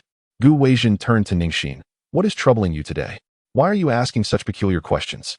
The play of light causes shadows to vary in length. It is only natural that your limited perspective might obscure them. Do you truly believe it is we who cannot see them, rather than their absence? A fleeting expression of painful struggle crossed Gu Weijin's face, but it quickly gave way to calmness, followed by a smile. "See, we have no shadows now either." Ning Xin glanced down, her brow furrowing as she observed that even her shadow alongside Gu Weijin had vanished. Indeed, logic held no sway in dreams. As long as Gu Weijin was reluctant to awaken from this beautiful slumber, Ning Xin felt powerless. Gu Weijin gently patted her head. "Let us eat first." Ning Xin looked at the table filled with emptiness, finding it quite difficult to summon an appetite. In Gu Weijin's eyes, what lay before her might resemble an exquisite feast. Yet what she witnessed was the peculiar sight of four individuals mechanically grasping at thin air with their chopsticks, stuffing it into their mouths. Their faces adorned with an unyielding smile that appeared both artificial and bizarre. Ning Xin had sought out a mirror from Gu Weijin's abode, directing its reflective surface towards her family, revealing figures that should not exist within that illusion. With a sense of resignation, Ning Xin set it aside. Her mobile phone had fallen outside while she was grappling with Gu Weijin, remaining behind and thus preventing her from capturing a photograph of Gu Weijin's family. Such an image might have awakened her to reality, sparing Ning Xin the torment of deep contemplation. Noticing Ning Xin's despondency, Gu Weijin approached her, glancing at the coin in her hand. "What troubles you? Are you feeling unwell? Do you have sandpaper? It should be of a high grit." Gu Weijin nodded and promptly procured some for Ning Xin. She accepted it, casting a curious look at him. "Aren't you going to inquire about my purpose here? You wouldn't harm me, so it's your prerogative to do as you please." Recalling Gu Weijin's earlier words in the corridor, she provocatively asked, "Then, using your intuition, can you guess whether I am engaged in a benevolent act or a malevolent one?" Gu Weijin chuckled. "My intuition suggests that you are undertaking something significant, with the benefits ultimately returning to me." Ning Xin shot him a sidelong glance. "You guessed wrong again. I am about to shatter your beautiful dreams." Unfazed, Gu Weijin laughed lightly and returned to his family. After 2 hours of meticulous grinding, Ning Xin observed that the coin had not undergone significant transformation. After all, her tools were far from professional. A specialized polishing paste would have been a boon. Yet even the sandpaper was an unexpected fortune, and she could not demand too much. Gu Weijin grasped her wrist from behind, gently urging her, "It is time to wash up and rest. We shall continue this tomorrow." Ning Xin felt a twinge of stiffness at such intimacy. In her heart, she and Gu Weijin had only recently become acquainted, and this contact felt like an encroachment upon her personal boundaries. "I can finish this tonight," she insisted, reluctant to share a bed with him, fearing that when Gu Weijin awoke, he might resent her for taking advantage of him. Gu Weijin frowned slightly. "Didn't I ask you to wear gloves?" Ning Xin, accustomed to pain, replied, "I'm fine. This is of utmost importance to me, and I must complete it tonight." Gu Weijin took her tools and the coin from her, stating, "You should rest. Allow me to assist you." He donned gloves and diligently polished the coin with the sandpaper, genuinely treating Ning Xin's endeavor as a matter of significance. Ning Xin hesitated, pondering whether it was right or wrong to let Gu Weijin conclude the life he had long anticipated. "Do you enjoy your current life?" she inquired. Upon hearing her question, Gu Weijin nodded. "Of course, being with you all is my greatest wish." Ning Xin furrowed her brows. Were it not for her presence, she might have believed that for Gu Weijin, a dreamlike existence would indeed be the finest choice, free from the intrigues of the outside world and indifferent to the frailty of his own body. Gu Weijin gently covered Ning Xin with a blanket, urging her to rest for a while. Ning Xin had intended merely to take a brief nap, but unexpectedly succumbed to slumber for an entire night. Startled, she awakened and glanced to her side, only to find Gu Weijin absent. On the bedside table lay a mirrored coin, which she picked up to inspect her reflection. Though it fell short of a glass's clarity, it still provided a reasonably clear image of her visage. Clutching the coin, Ning Xin descended the stairs, where she beheld Gu Weijin enjoying a harmonious moment with his family. If one overlooked the insincere smiles of his relatives, the scene was indeed heartwarming. With a mix of emotions swirling within her, Ning Xin approached Gu Ling and said, "Let me show you something." Gu Ling's face lit up with a playful smile as she gazed at the coin, resembling a miniature mirror, and eagerly took it to examine. Gu Weijin, under the impression that Ning Xin had polished the coin with such dedication as a gift for Gu Ling, looked at her with gratitude. He grasped Gu Ling's hand, lifting the coin, and asked, "Do you like the present from your sister-in-law?" The term sister-in-law made Ning Xion's lips twitch slightly, but at that moment, she could not dwell on it. Her attention was drawn to Gu Weijin's expression. Gu Ling nodded vigorously, raising the coin high. In the reflection, Gu Weijin caught sight of his own face, but failed to see Gu Ling. His demeanor instantly stiffened as he lowered Gu Ling's hand, desperate to glimpse his sister's face in the coin's surface. Yet, nothing appeared. The gleaming coin reflected only himself, devoid of any trace of Gu Ling. Gu Weijin, in disbelief, repeated the motion, yet the outcome remained unchanged. Observing the gradual descent of his hand that held Gu Ling, Ning Xin realized he had come to the unsettling conclusion. She felt a sense of relief in her heart, yet observing Gu Weijin's expression, which seemed tinged with sorrow, she could not help but feel a pang of compassion. After a fleeting dream, one is often left with a bittersweet reflection. Despite Gu Weijin's yearning for the most ordinary reunion, it remained an elusive reality. Chapter 47. Anger. His parents and sister were still unaware of Gu Weijin's sudden awakening, their faces adorned with a smile that seemed almost replicated.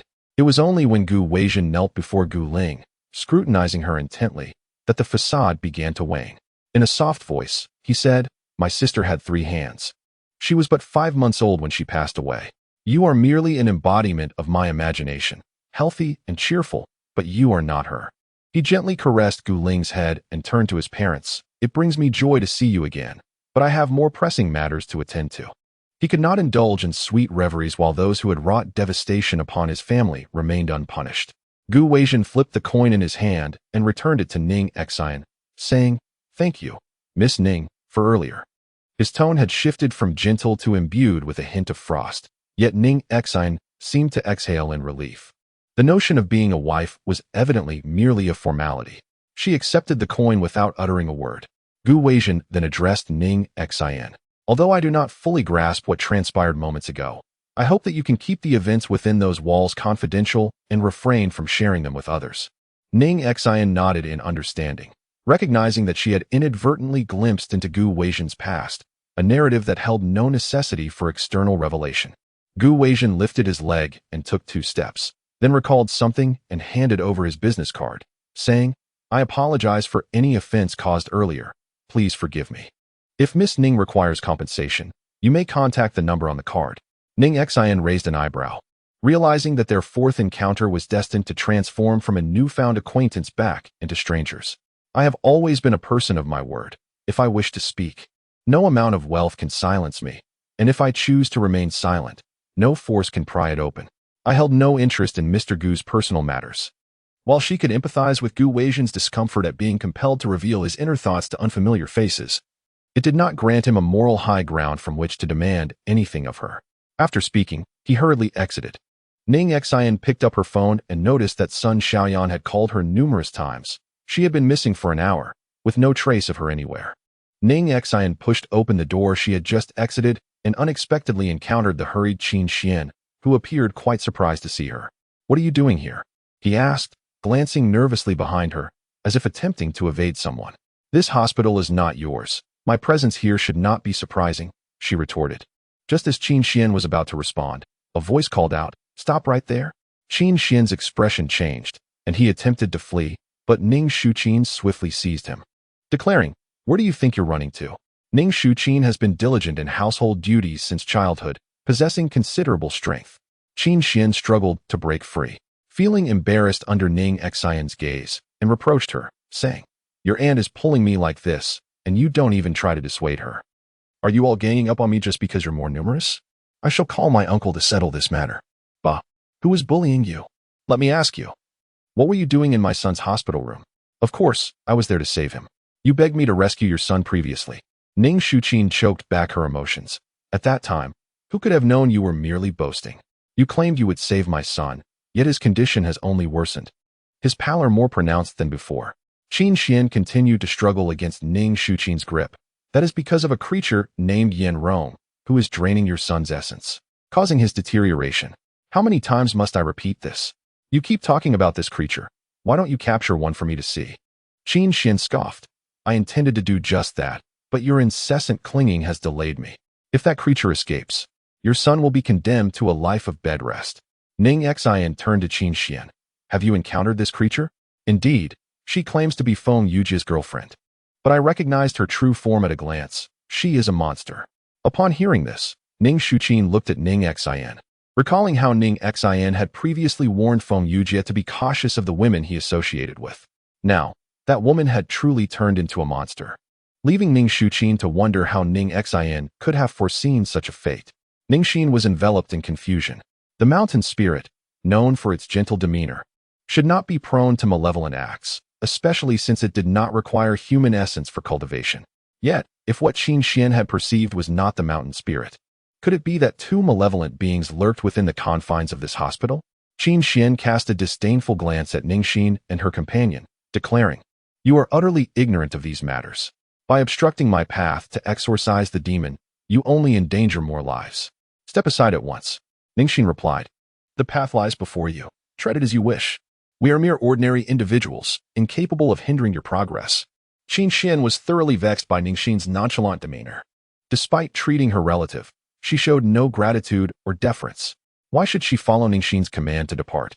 Just moments ago, she had been inclined to assist, but now, lacking the desire, she would simply watch Feng Yujia perish.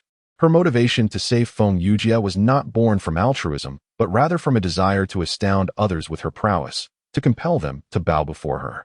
Since these individuals failed to align with her wishes, what reason had she to offer her help? Suit yourself. If you choose to remain, I shall take my leave. Without casting a lingering glance at Qin Xuan, Ning Xin turned to depart, while Ning Xin remarked, "What madness! Who cares for your whims? I shall seek out the Yuan Ing ancestor online. They are far more effective than you." A flicker of anger flashed in Qin Xuan's eyes at the mention of the Yuan Ing ancestor, yet again. What was it about their fateful connection that clashed so profoundly? She had already erased her account, enduring the ridicule of those online. Yet this Yuan Ing ancestor seemed inexorably woven into her existence, overshadowing her every endeavor. A relentless torment that was driving her to the brink of insanity. Qin Xuan contemplated the imminent confrontation with the monster, determined to demonstrate her superiority to those around her. She could hardly believe that the elusive Yuan Ing ancestor, who thrived in the online realm, would dare to appear once more. Ning Xin, blissfully unaware of Qin Xuan's perception of her as a foe, regarded her with disdain, dismissing her as inconsequential. Perhaps having lived too long in a peaceful era had rendered humanity somewhat complacent. Chapter 48. The Enchantress in the Stillness of the Night. The hospital was nearly deserted. Ning Xin ventured into a secluded area, where she summoned a wandering spirit to inquire for directions. The spirit appeared to have recently departed from the mortal realm, its decaying visage oozing pus. "Have you seen anything else around here?" Ning Xin asked. The spirit, ignorant of Ning Xion's identity, was instinctively frightened by the oppressive aura she exuded. It obediently raised a trembling finger towards a particular direction. Following the spirit's indication, Ning Xion glanced at the hospital map and discerned that it led to the surgical building, necessitating passage through a lengthy corridor. As she proceeded towards the pointed direction, she noted the sign indicated that this was the plastic surgery department. This specialty, particularly on weekends, saw a stark absence of doctors, leaving only nurses and perhaps one or two on-call physicians. The ambience was eerily quiet. A nurse was sprawled across the reception desk, deep in slumber, completely oblivious to Ning Xion's entrance. The corridor housed patient rooms, culminating in the doctor's offices. It was there that Ning Xion discovered the name of the woman Qin Xuan referred to as Yin Rong, a plastic surgeon of notable youth, already wielding the scalpel as a lead surgeon. Yet, her appearance was peculiar, not unattractive, but rather reminiscent of gazing through a hazy mist, rendering her features indistinct. "Are you a relative of a patient?" Ning Xin turned her head and was taken aback to find that the person who had spoken was none other than Yin Rong. She pondered for a moment and replied, "My friend is receiving treatment at the hospital, and I thought I might inquire about some cosmetic procedures." Yin Rong appeared somewhat astonished. She had always considered Ning Xin to possess the most exquisite features she had ever encountered, her contours remarkably smooth, and her skin more radiant than that of someone who had undergone hydrating injections. What could possibly require alteration? She was at a loss as to where to begin. Nevertheless, she inquired, "Have you registered?" Ning Xin was momentarily taken aback, realizing she had indeed forgotten. Yin Rong waved her hand dismissively. "Never mind, judging by your appearance. You are likely asking only basic questions. I shall waive the consultation fee. Please, come with me." As Yin Rong turned to head towards her office, Ning Xin furrowed her brow. Yin Rong did not seem like a demon. Yet why did Qin Xuan claim that the creature referred to itself as Yin Rong? Such a coincidence of names seemed implausible. Yin Rong switched on the light and positioned a mirror towards Ning Xin. Under the illumination, Ning Xion's complexion appeared even more luminous. Yin Rong remarked, "Are you certain you wish to proceed?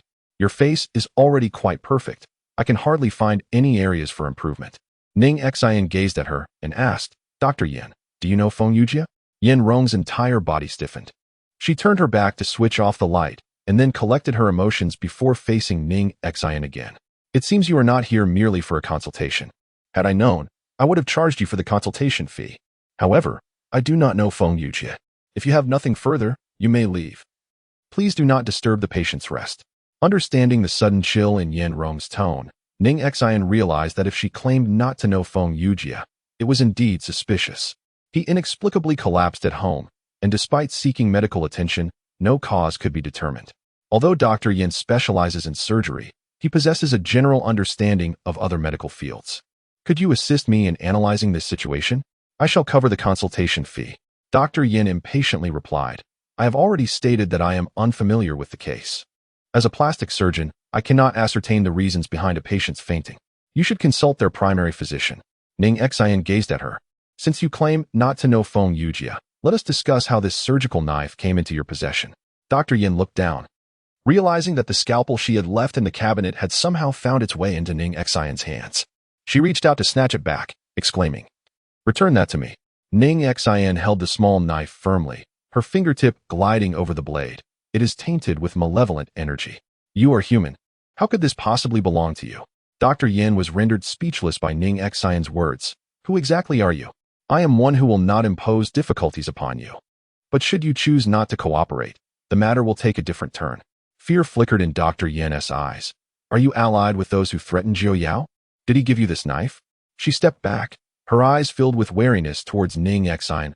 "I will not disclose anything to you." Ning Xin smiled. "It appears that this is not your decision to make." She had no time to engage in circles with Dr. Yin. Throwing the incantation spell, Dr.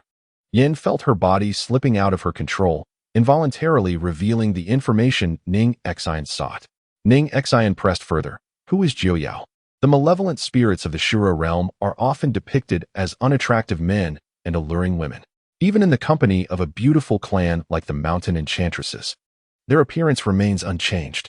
Eventually, she approached me with a proposition. By borrowing my visage, she would grant me a surgical knife capable of altering the appearances of others, allowing me to become a chief physician within a year.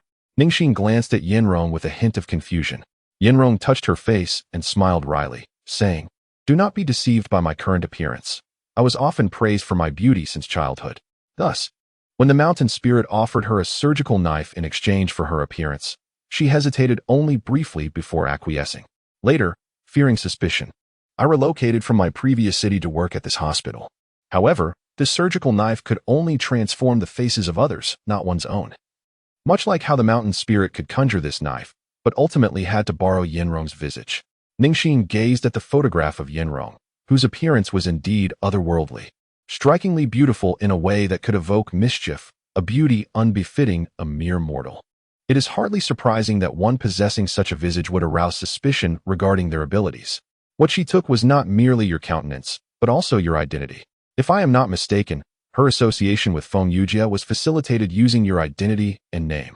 Chapter 49. The bounty delivered to one's door. Yinrong fell silent for a moment, and then spoke. I am aware that Feng Yujia sought me out, believing I was Juyao.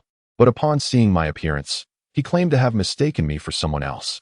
As Yinrong, who grew up like a flower surrounded by admirers, beheld the somewhat handsome scion of a wealthy family gazing at her with such an expression, she could not help but feel a twinge of disappointment directed at her own visage. Thus, you shall find no trace of Juyao here. Your insistence on my disclosure is futile. It remains a mystery, yet it is evident that every encounter Juyao has with that man brings her great anguish. Yinrong's face also reflected her loathing for that individual, seemingly repulsed by his very presence. I observe your particular concern for this mountain spirit.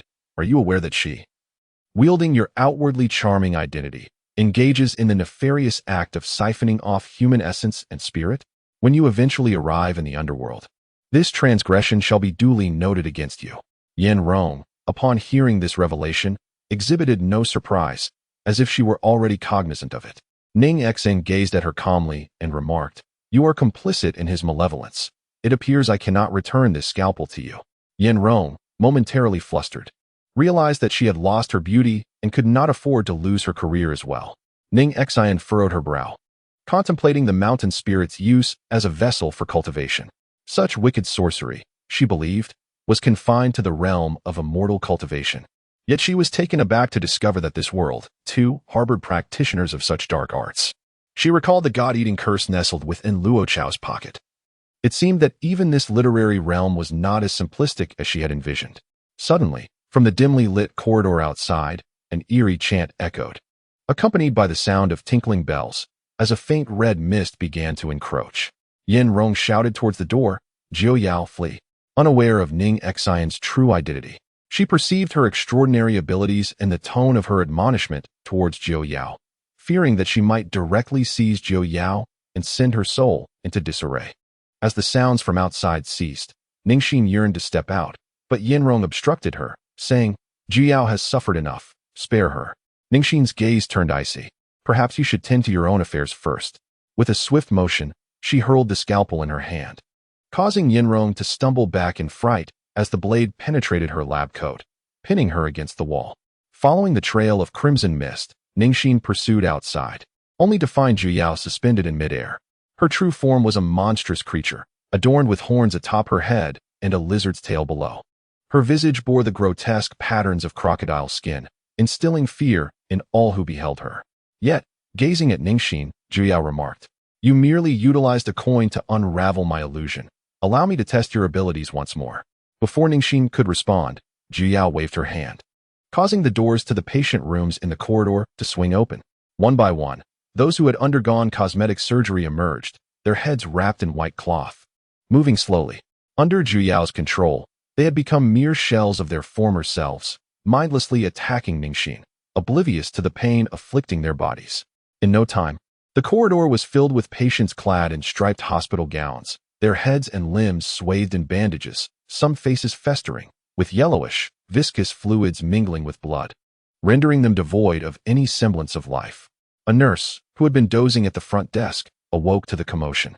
Barely taking 2 steps, she caught sight of the levitating Juyao and promptly fainted in terror.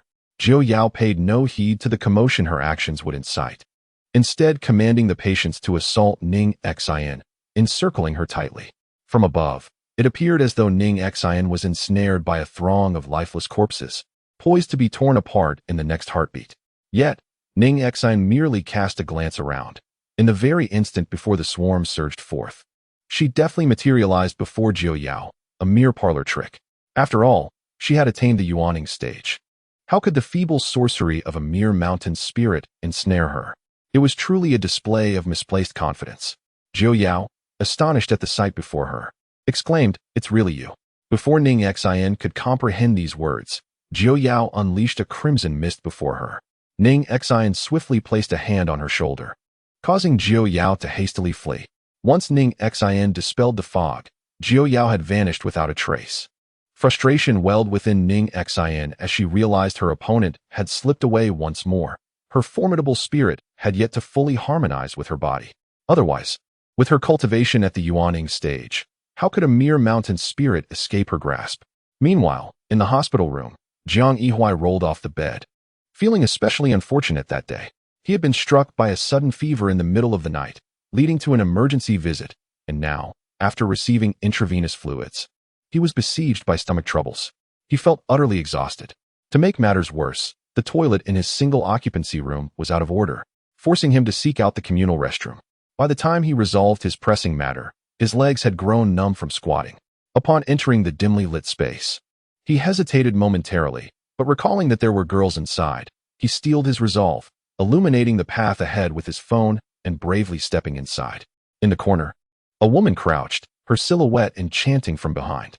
He nodded to himself, preparing to offer solace to her wounded heart. "Miss, have you encountered some difficulties? Speak, and I shall assist you in any way I can." With one hand gripping a flashlight and the other propped against the wall, he believed this stance would lend him an imposing presence. The woman slowly turned half her face towards him, and Jiang Yihui was taken aback by her beauty, reminiscent of Ning Xian's allure, which had previously left him in a daze. However, ever since Ning Xian uttered those haunting words, thoughts of her had become unsettling. Observing the woman's timid demeanor, Jiang Yihui straightened his posture and reassured her, "You need not fear. I am no villain. Do you require my assistance to rise?" She nodded, and as he extended his hand, she asked, "Could you come a little closer?" Jiang Yihui felt a surge of delight and hastened to comply. Just as he leaned in, she turned her face fully towards him, revealing the grotesque visage that lay hidden. He gasped in horror and fell back onto the ground. "What manner of creature are you?" Zhou Yao revealed her claws, retorting, "You, who covet beauty, dare to label me a monster?" Having recently been struck by Ning Xian, her appearance was beyond redemption, and she now sought to absorb the life force of others to temporarily restore her strength and escape the hospital. Jiang Yihui, a willing prey, would not be spared. Chapter 50. Misunderstanding. Jiang Yihui stared in horror as the beautiful woman before him morphed into a creature with a crocodilian maw, its sharp teeth glistening with an unknown liquid. A wave of dread and disgust washed over him, leaving him on the brink of tears. Was he destined to be devoured? Jiu drew closer to Jiang Yihui's face, just as despair consumed him and he began to lament to the heavens. His collar was suddenly grasped and yanked backward.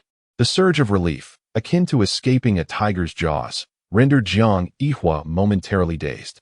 He beheld Ning Xin stepping in front of him and addressing Jiu. "Your Mountain Charm clan has never harbored malicious intentions. Why transform yourself in such a manner?" Jiu merely scoffed. "Half of the blood coursing through my veins is that of a malevolent spirit. Since the Mountain Charm has forsaken me, I shall no longer endure their temperament and be oppressed."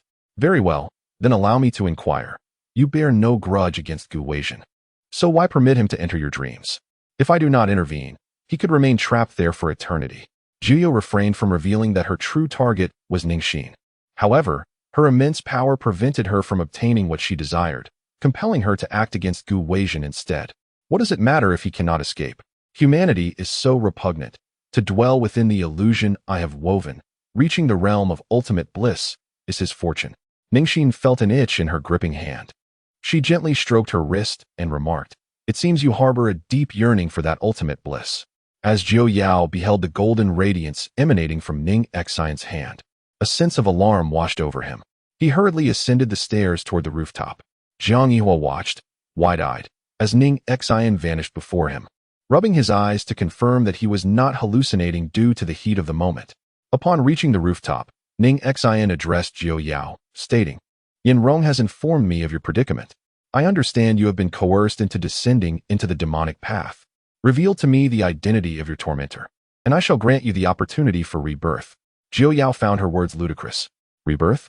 I have been forced to consort with those loathsome men, draining their essence, only to be compelled into spiritual cultivation with that individual.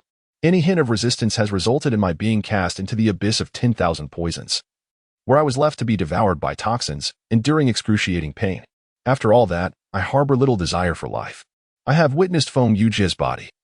Though you may have absorbed their essence, you never sought their lives. Although it demands considerable time, essence can regenerate, indicating that you have not yet succumbed to complete depravity." Ning Xian replied, furrowing her brow. Zhou Yao's lamentations seemed to her a desperate plea for death. Yet, she refrained from taking action, trusting in her abilities to unravel the restraints binding Zhou Yao. However, before she could utter this thought, a radiant ring surged from behind her, piercing through Jiu Yao's form and shattering the internal core of his cultivation. Despite the agony that should have ensued, Jiu Yao wore a satisfied expression and urged Ning Xin, "Flee at once. Once I perish, he will become aware, and it won't be long before he seeks me out." With those final words, her body disintegrated into a pile of charred bones, leaving only remnants upon the ground. Ning Xin experienced her first surge of anger and turned to the self-satisfied Qin Xuan, demanding, "Why did you kill her?" Qin Xuan found the situation amusing. "You truly are foolish. Can't you see that she is no longer human? Had I not arrived in time, she would have devoured you. Instead of expressing gratitude, you dare to question me? You are a failure in every sense." Jiu Yao was aware of many things. She believed that by lifting the restrictions on her, they would uncover the mastermind behind the events. According to her, this individual had long known her identity and had been scheming against her from the shadows. Qin Xuan, infuriated, exclaimed, "I have never encountered anyone so eager for death. Fine. If you wish to die, I shall oblige." She intended to teach Ning Xin a lesson, but suddenly sensed the approach of someone behind her. The attack aimed at Ning Xin was redirected, striking the newcomer instead, causing them to stagger back. Qin Xuan observed that the figure was clad in a black cloak that concealed their entire form, revealing only a chin, obscuring their features entirely. "Who are you?" Qin Xuan inquired, turning to locate Ning Xin, only to find that she had vanished without a trace. Doubt mingled with disdain in her heart. She surmised that Ning Xin had fled in sheer terror. Meanwhile, after what felt like an eternity, Yin Rong finally managed to pry the scalpel from the wall. Concerned for Jiu Yao, she prepared to venture out in search of assistance when a nurse rushed in, exclaiming, "Dr. Yan, something terrible has happened. For some unknown reason, all the patients have fled and are now lying outside. It resembles a morgue out there." She had just heard some noises inside, realizing they must have been caused by Jiu Yao, and now she could only hope that she was safe and unharmed. Noticing the absence of anyone beneath her feet, Yin Rong reluctantly lifted a patient, intending to place her on the bed, only to discover that the ward, which should have been empty, contained another person lying on it, an oddity compared to the others. After ensuring the comfort of the individual in her care, she approached to inspect the equipment, only to find the electrocardiogram flatlined. The person had already succumbed to death. Shocked, she hurried to examine the medical records at the bedside. Realizing that this was a patient she had operated on, her entire face had undergone surgery, and the pus had soaked the pillow, indicating death had occurred not long ago. Yin Rong took a step back, urging herself to remain composed as she retrieved her phone, intending to consult with the hospital director for a solution. Suddenly, a figure emerged behind her, pressing a knife against her neck. The person spoke, "Dr. Yan, I require a plastic surgery, a procedure only you can perform." Upon hearing these words, a chill ran down Yin Rong's spine, and she turned to face the speaker, only to find half of their face horrifically burned, one eye socket hollow and ominously gazing at her. Chapter 51. Taking the blame, Qin Xuan picked up Jiu Yao's charred bones, preparing to present them to those in power to demonstrate how she had subdued the monstrous being. Rather than beseeching the distant Yuan Ying ancestor, she believed in the supremacy of her own truth. Qin Xuan cast the charred remains of the creature before Ning Xin, asserting, "See, I told you. Your son has fallen under the enchantment of a malevolent spirit, and it is only through the depletion of his essence that he has become this way.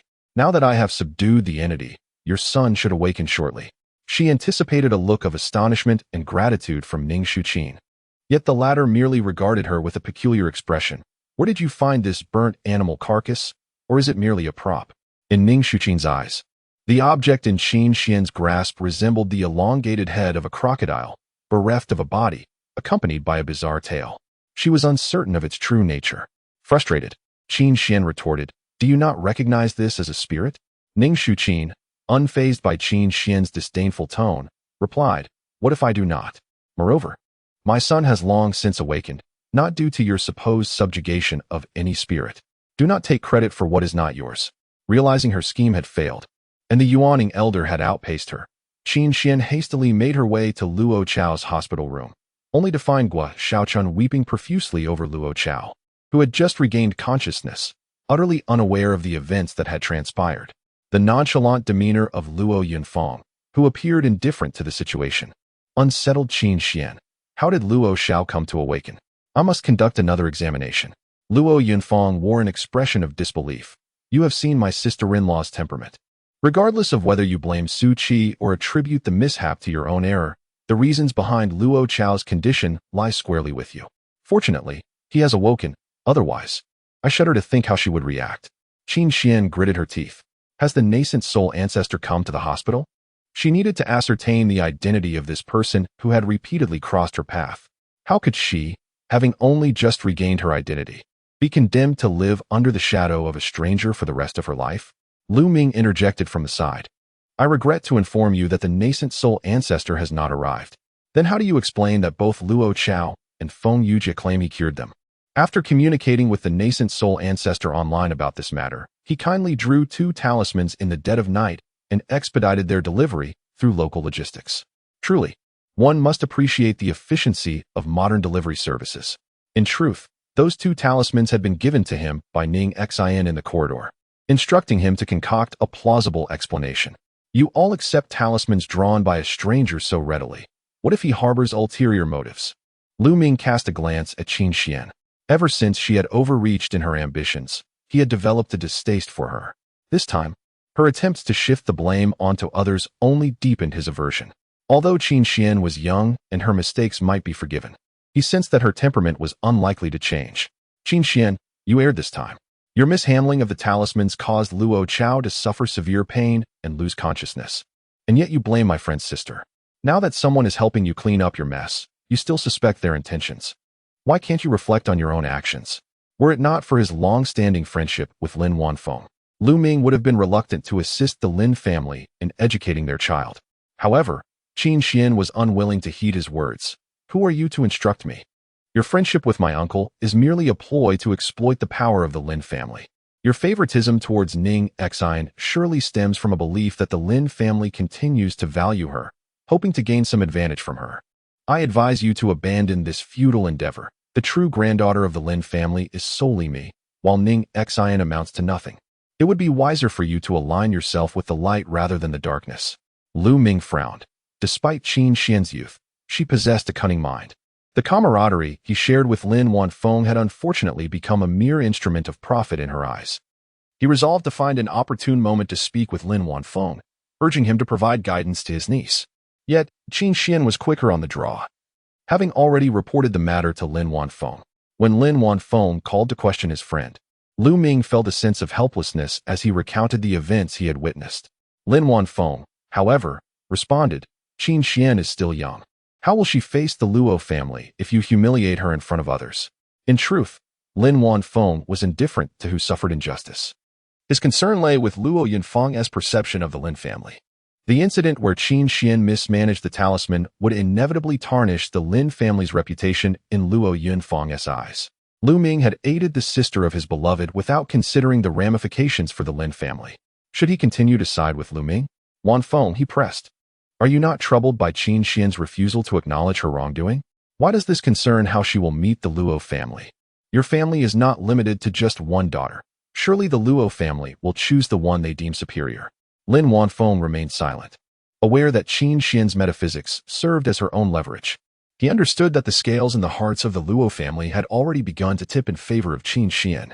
The Lin family had to ally with the Luo family, and thus he must safeguard Qin Xuan, ensuring that she appeared flawless in the eyes of the Luo family. Lu Ming, you should refrain from further involvement in this matter. I am uncertain how you came to know that nascent soul ancestor. But if there is another instance where you and the nascent soul ancestor conspire to embarrass Qin Xuan, you will be crossing swords with the Lin family, and our friendship will be irrevocably severed. Is it really necessary, Wanfeng? Does Qin Xuan not deserve to be criticized for her mistakes? Such criticisms cannot be voiced in front of the Luo family. Lu Ming suddenly grasped the situation. Lin Wanfeng was resolutely determined to protect Qin Xuan, intending to marry her into the Luo family to utilize her abilities for the benefit of the Lin family. Wanfeng. Lu Ming felt a twinge of disappointment towards this so-called brother. After years of camaraderie, it seemed he could so easily disparage him for the sake of advantage. The desire to express his innermost thoughts dissipated entirely. Since his sentiments were unreciprocated, he deemed it unnecessary to meddle any further. I understand, let it be as it is. Upon ending the call with Lu Ming, Ning Xin received another call. Mrs. Lin confidently stated, Qin Xuan mistakenly provided the talisman to Luo Chao, which is left Mrs.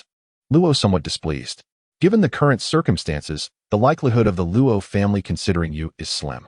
You should approach the Luo family and explain that the talisman was an accidental inclusion due to your playful nature, thus helping Qin Xuan mitigate this minor error. Chapter 52. What grievances exist? Ning Xin, holding her phone, remained utterly impassive. A minor mistake? If it was indeed a trivial error, why not allow Qin Xuan to acknowledge it himself? She had previously failed to see how the Lin family prioritized their own interests above all else. Nor did she realize that in the eyes of her proud and haughty grandmother, she was merely a fool, casually suggested to bear the blame for others as if she were a mere pawn of the Lin family. Had she forgotten the past, when they had nearly severed ties? Madame Lin, growing impatient, retorted, "Do you comprehend my meaning?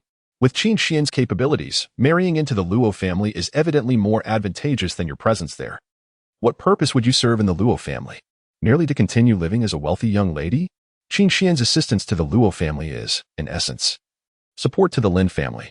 After all the years we have nurtured you, can't you express a modicum of gratitude?" Ning Xin inhaled deeply, realizing how much faith she had given the Lin family. "Madame Lin, I hope you understand your position. We have already severed our ties. I do not care whether you find someone to take the blame or how you proceed. Just refrain from flaunting your presence before me again, or I shall not hesitate to be unrestrained." With that, Ning Xin decisively ended the call. Rubbing her temples, she recognized that she and her mother were indeed indebted to the Lin family for all they possessed, a debt that had yet to be fully repaid, thus preventing her from taking action against them. Once she had completely severed the ties with the Lin family, she would ensure they vanished from her sight for good. Madame Lin, seething with rage from Ning Xion's words, was about to unleash her frustration, only to find that the call had genuinely ended. When she attempted to call back, her efforts were met with silence, exacerbating her headache with anger. She could hardly believe that Ning Xian dared to treat her in such a manner.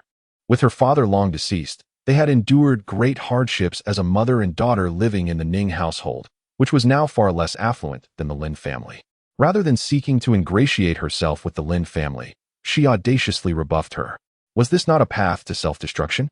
Jiang Yihuai, observing Ning Xian as she hung up the phone, cautiously inquired, "What do you think of the grave I have selected?" Ning Xian glanced at the terrain and the feng shui, nodding in approval. Not bad. It was the dead of night, and he had ventured into the cemetery, nearly terrified. He had initially intended to bring along some employees, but Ning Xian insisted that it should just be the two of them to select the burial site. Ning Xian handed Jiang Yihuai the remains of Jiu Yao, instructing, "Bury her." Cradling the peculiar remains, Jiang Yihuai found himself at a loss for action. According to Ning Xian, this was the very creature that sought to devour him, and now he was to personally excavate a grave for this entity. The thought alone felt unsettling. Yet, he dared not resist. After witnessing Ning Xian vanish from his sight, all he felt towards her was trepidation. Jiang Yihuai toiled mightily, and in the end, Ning Xian buried a small seed atop the grave. Curiously, he asked, "What is this?" "These are the seeds of the resurrection grass. If they thrive in this auspicious location, Jiu Yao could be revived." Jiang Yihuai was taken aback. "What? You mean this creature can come back to life? That seems unwise." In a state of agitation, Jiang Yihuai contemplated retrieving the remains. After all, this monster had previously sought to consume him. Why would he desire her resurrection? She was never meant to perish, especially since she still held some utility for him. Jiang Yihuai wore a pained expression and inquired, "Master, after she emerges, she won't resort to devouring humans, will she?" Ning Xian found Jiang Yihuai's demeanor amusing and jested, "You are far too slender. Your flesh is too sinewy to entice her." This remark was intolerable to Jiang Yihuai. "I find myself quite delectable, and she certainly seems eager to feast upon me. How can you say I lack allure? A head may be severed and blood may flow, yet one's charm cannot be dismissed." He added defiantly, "Very well, once she is resurrected, I shall convey your words to her." Jiang Yihuai quickly shook his head. Perhaps that is best left unsaid. Ning Xian chuckled softly as she placed the final handful of earth atop the seed. Jiang Yihuai hesitated, gazing at her. Although she still bore the visage of an 18-year-old maiden, his inner state had undergone a profound transformation. The moment Ning Xian rescued him from the jaws of the monster, she became akin to his rebirth parents. How could he continue to regard her as merely a young girl? "Master, so the words you spoke previously were indeed foretelling the presence of Yu Huai's corpse lying beneath our feet?" Does that imply that Qin Xuan also stumbled upon the body by following your guidance? Jiang Yihuai felt he had unearthed a momentous secret. Having questioned the bewildered expression on Qin Xuan's face at that time, Ning Xin simply stated, "In the future, do not refer to me as master, nor should you mention my identity in the presence of others." Jiang Yihuai's relationship with Gu Weizhen appeared quite intimate, and she desired to keep her connection with Jiang Yihuai discreet, ensuring that their paths remained distinct and unentangled. Jiang Yihuai found himself perplexed. Both he and Qin Xuan were granddaughters of the Lin family, yet Qin Xuan seemed eager for the world to recognize her as a master of metaphysics, while Ning Xin preferred to conceal her capabilities at every turn. He pondered whether he could refrain from bringing this up, but in the future, should he encounter any perplexities regarding this matter, could he seek out Miss Ning Xin? If the issues were as troublesome as those involving Gu Weizhen, he mused, it would be best not to approach him. Jiang Yihuai paused, contemplating Ning Xin's words, which hinted at some connection to Gu Weizhen. What sort of troubles could Gu Weizhen possibly have? He appeared to be in perfectly fine spirits. Ning Xin cast a glance in his direction, assuming that Jiang Yihuai and Gu Weizhen were at least acquaintances. To her surprise, Gu Weizhen had not disclosed this to him, and thus, she felt no obligation to elaborate further. It's nothing. In any case, if my identity is revealed, the source will be you. Once Jiuyo is resurrected, I shall ensure that she accompanies you daily. Jiang Yihuai swallowed hard. Finding such a punishment rather severe, it was akin to placing a cat beside a mouse. Nonetheless, he was curious about the troublesome matters Ning Xin alluded to concerning Gu Weizhen. How could someone so universally adored, from the elderly to children, be so unwelcome in Ning Xin's eyes? Reflecting on Gu Weizhen's previous demeanor, he couldn't help but wonder if Gu Weizhen had developed feelings for Ning Xin, only to be shunned by her. If that were the case, it would indeed be intriguing. He felt that even if he could not discern the entire truth, it would be amusing to subtly hint to his rival Gu Weizhen, adding a touch of salt to his wounds. Chapter 53. Worshipping the Ghosts. The following day, Ning Xin encountered Li Minbin once more at the school entrance. This time, it was Li Minbin who approached her first, inquiring, "Do you have a moment?" Ning Xin glanced at her watch and nodded in affirmation. Li Minbin led her to a shaded area beneath a tree and said, "Something happened at Rinxin Hospital last night. Are you aware of it?" Ning Xin refrained from initiating conversation, as the events of the previous night had been tumultuous, and she was uncertain which incident Li Minbin was referring to. "A person named Yin Rong has died." Ning Xin furrowed her brow. "Died? She seemed perfectly fine last night." Li Minbin regarded her with a similar expression of bewilderment and sighed. "She passed away on the operating table. It is speculated that she entered the surgical room alone in the middle of the night, but the purpose remains unknown. Her death was horrific. One of her eyes was gouged out. There were no traces of anyone else at the scene. Upon reviewing the surveillance footage, we only found you and a few nurses visiting the surgical building a few hours prior." Ning Xin did not deny it. "I went to inquire about plastic surgery." The matter concerning Jiuyao was intricate, and Ning Xin had not considered confiding in Li Minbin. Li Minbin scrutinized her, perplexed by the thoughts of these young girls, questioning why someone so seemingly perfect would seek cosmetic consultation. However, when Ning Xin exited the hospital, Yin Rong was still alive, and she bore no suspicion. The enigma remained as to why Yin Rong had entered the operating room fully prepared, without any assistance from nurses, as if she were indeed about to perform surgery. Ning Xin felt that something was amiss. With Jiuyao recently deceased, how could it be that Yin Rong was also murdered? She raised her gaze to Li Minbin and inquired, "Did you find Yin Rong's surgical knife at the scene? It resembles a scalpel but appears more exquisite and sharper than the usual kind." Li Minbin pondered for a moment before shaking his head. Could it be that the murderer took it? Yet, a surgical procedure requires numerous instruments. Why would only that one be removed? Ning Xin was unable to disclose that it was not an ordinary scalpel, but she had begun to form some vague suspicions about the true culprit, though revealing them to Li Minbin would serve no purpose. Recalling his earlier promise to Ning Xin, Li Minbin retrieved a photograph of the ebony bead mentioned by Yu Huai. "This is currently evidence in Yu Huai's case, so I could only take some photos." According to Anqing and Li Chengyao, this ebony bead was obtained from someone known as Wuk. They mentioned that Gu Yu's mother, Su Qi, was also a frequent visitor there.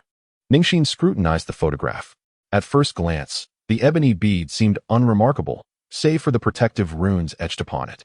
However, the intricacies of the runes were strikingly similar to those depicted in the God-eating curse. It appeared that those attempting to test her identity were linked to Wuk. "Thank you for the photograph. Have you ever encountered this wuk? Li Mibin shook his head. This morning, our team attempted to conduct inquiries, only to discover that the legal entity of his company had changed. The original establishment is now deserted, yet according to the cleaning staff, they were still present yesterday. They vanished overnight, making them quite suspicious. Indeed suspicious, yet the true identity of the person manipulating Su Qi and Jiu Yao to test the anomalies, and whether it was he who caused Yin Rong's demise, remains uncertain. As Ning Xin strolled along the school path, she pondered this dilemma when Sun Xiaoyan suddenly bounded over and embraced her. Xin, good morning. I haven't been in high spirits lately, especially after I broke up with Luo Chao following his awakening yesterday. While this seemed an unsettling revelation, Sun Xiaoyan's tone was oddly reminiscent of someone who had just won the lottery. Noticing Ning Xin's expression, she continued, I assure you, I'm fine. I was unaware of his true identity before. I never anticipated that I would find myself, a girl of modest means, entangled with a man of wealth. Now, I see things clearly. I don't deserve his family's status, yet his family is equally unworthy of my character. Parting ways was the wisest conclusion. Moreover, I have discovered something of utmost importance. Ning Xin chuckled at her feigned air of mystery and played along. What is it? The Yuaning ancestor is indeed genuine. Look, she guided me to a peach blossom and healed Luo Chao and Feng Yujia. As long as I frequently pray to her, who needs a boyfriend? Why would I require Luo Chao? Ning Xin smiled. It was a positive sign that Sun Xiaoyan could move on. Luo Chao's loss was indeed a detriment to the Luo family. As the two continued down the path, a fellow student unexpectedly sped past and accidentally bumped into Sun Xiaoyan, causing her belongings to scatter across the ground. Recognizing her classmate Wei Yufei, Sun Xiaoyan instinctively moved to assist her in gathering the items. However, Wei Yufei, upon seeing Sun Xiaoyan approach, shouted, Don't touch that. Sun Xiaoyan gazed in astonishment at the objects strewn across the floor, an array of incense, joss paper, and various ritualistic implements. Ning Xin furrowed her brow, perplexed as to why such items would find their way into a school. Wei Yufei, aware of the inappropriateness of bringing these items, hastily gathered them and made her exit. Sun Xiaoyan sighed, such a pitiful soul. Ning Xin turned to her, inquiring, What do you mean? Both Wei Yufei and I have gained admission to this school through our academic achievements, subsisting on scholarships. For her, being in the honors class is of paramount importance. Yet, during the recent mock exams, she ranked at the very bottom of her class.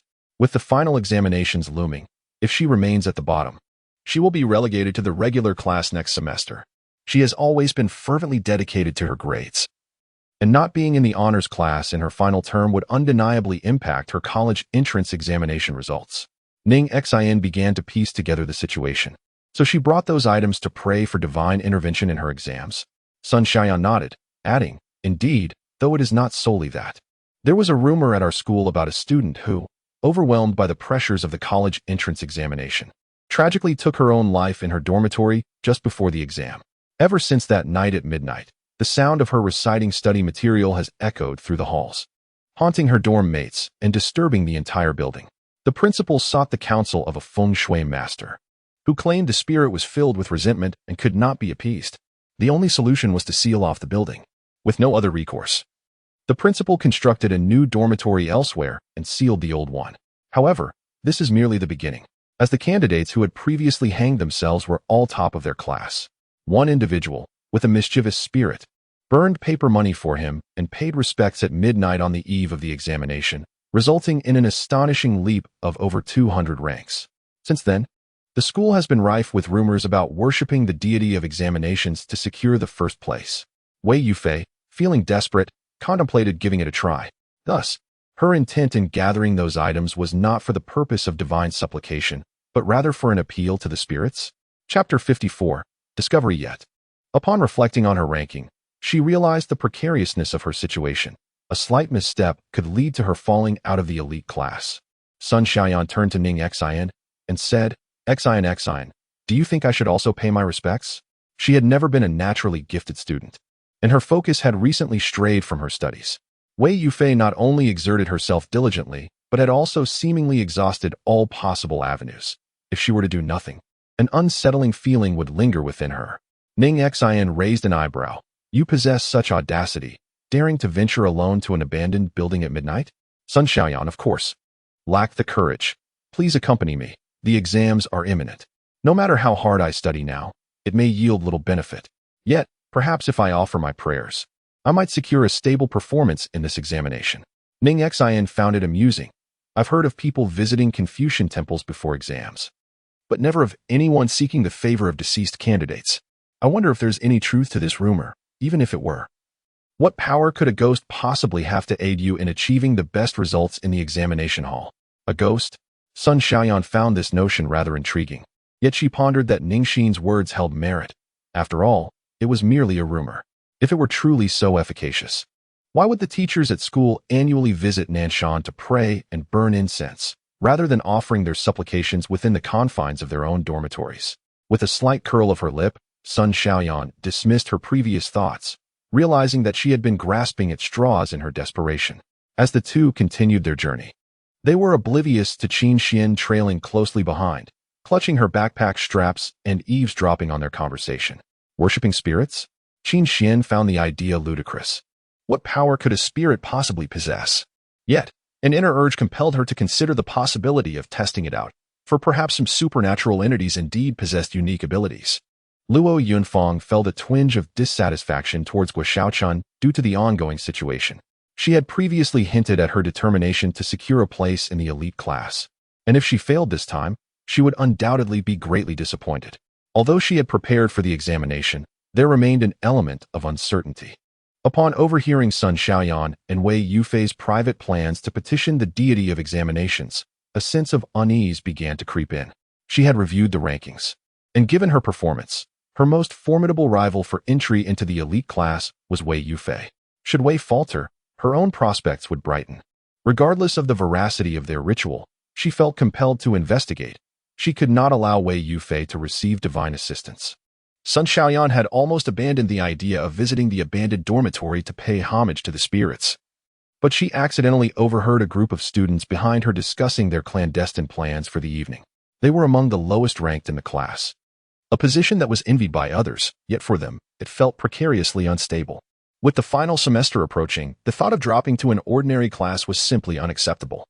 Such a decline would be detrimental to their morale. The rumors of worshipping the deity of examinations had circulated for quite some time, and with no apparent side effects observed.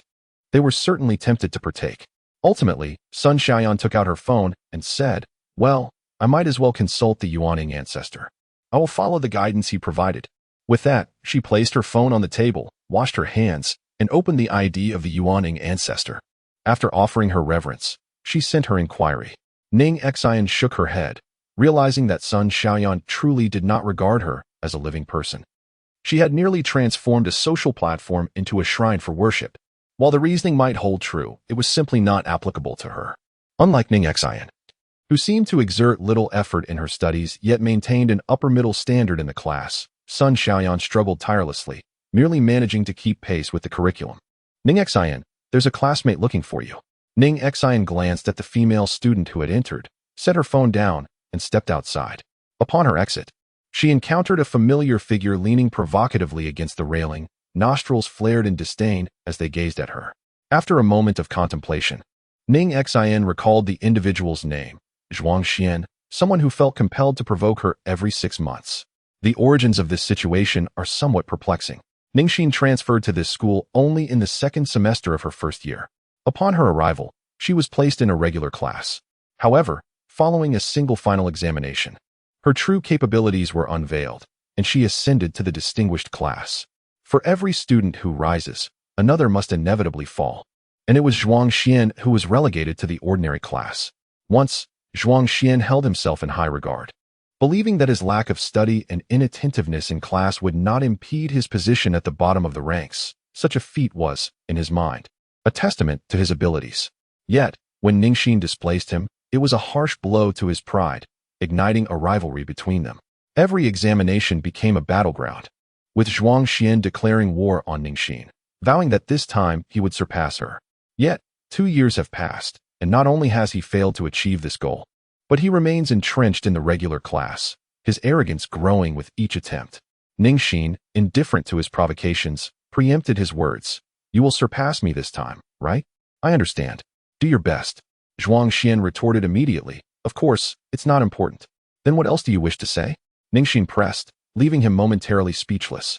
The slogan he had painstakingly crafted over the last 6 months eluded him now. Surpassing Ning Xin was his ultimate ambition, had she not usurped his position back then. Provoking his competitive spirit, he would not have dedicated the last 2 years to earnest study. Observing Zhuang Xian rendered mute. Ning Xin approached him and patted his shoulder. If you wish to enter the distinguished class, your true rival is not me. Are you aware of Qin Xuan? She is determined to secure her position in the elite class this time. Who is Qin Xuan? Do not divert the conversation. My goal is to surpass you. Ning Xin smiled faintly. I am always at your service. Upon finishing his words, he scurried away like a mouse spotting a cat. Ning Xin cast a puzzled glance in his direction before turning to her seat, only to find Sun Xiaoyan staring blankly at her phone. Chapter 55. The haunted building. Ning Xin nodded, seemingly unperturbed, yet Sun Xiaoyan's gaze was fixed upon her, brimming with myriad emotions. Xin you. What is it? Ning Xin inquired, unlocking her phone, only to discover that the page displaying her Yuanying ancestor's ID had popped up. Her phone was not password protected. She had been unable to minimize the app when Zhuang Xin called her, and after the call ended, Sun Xiaoyan had glimpsed her ID. Xin, you are the Yuanying ancestor? Sun Xiaoyan was still grappling with the shock of seeing Ning Xin's ID. She had imagined the Yuanying ancestor as a reclusive master, perhaps an old man with a white beard, but never had she envisioned that it would be Ning Xin. This revelation also elucidated the peculiar behavior exhibited by Ning Xin and Lu Ming at the hospital, yet Sun Xiaoyan still found it difficult to believe. How could someone she had been so close to suddenly transform into a master of esoteric arts? Ning Xin rubbed her temples. I did not intend to keep this from you. I merely registered that ID on a whim and had no intention of using it further. She had only wished to observe any activities related to Qin Xuan on the platform and never intended to manage the account as Sun Xiaoyan did. However, upon seeing Sun Xiaoyan's silence, Ning Xin assumed she was upset, only to be taken aback when, in the next moment, Sun Xiaoyan enveloped her in an embrace. I have finally found someone I can lean on, Ning Xin. Although I am not yet able to fully accept it, I am astonished to discover that the revered Yuanying ancestor I admire is, in fact, Ning Xin. My previous reservations have dissipated. Earlier, when Qin Xuan remarked that one could not discern whether the Yuanying ancestor was human or ghostly through the veil of the internet, I was rather perturbed. My understanding of the Yuanying ancestor was rather superficial. He appeared formidable on the surface, yet one cannot truly know a person's heart. What if he turned out to be a second Qin Xuan? Now that I have learned this individual is Ning Xin, I am entirely at ease. Ning Xin, I have observed your remarkable prowess online. Can you foresee everything, such as exam syllabi? Sun Xiaoyan winked at her, and Ning Xin smiled wryly in response. Such matters adhere to their own constants. For instance, 1 + 1 = 2. If I were to forcefully alter the outcome to 3, it would ultimately still equate to 2, as the addition of extraneous elements would result in a corresponding reduction elsewhere. Sun Xiaoyan did not grasp the intricacies, yet she understood the implication. Ning Xin could not assist her with this matter. Thus, she rolled her eyes and suggested, Then Ning Xin, accompany us to that dormitory building tonight. With you by my side, I shall fear no more. You all. Sun Xiaoyan nodded, indicating the 4 individuals behind her. We have just made plans to collectively pay homage to the deity of examinations tonight. I was initially apprehensive about agreeing, but now I feel no fear. It is no jest. With Ning Xin present, she could stride boldly through that building. You must understand that the so-called deity of examinations is not truly a deity, correct?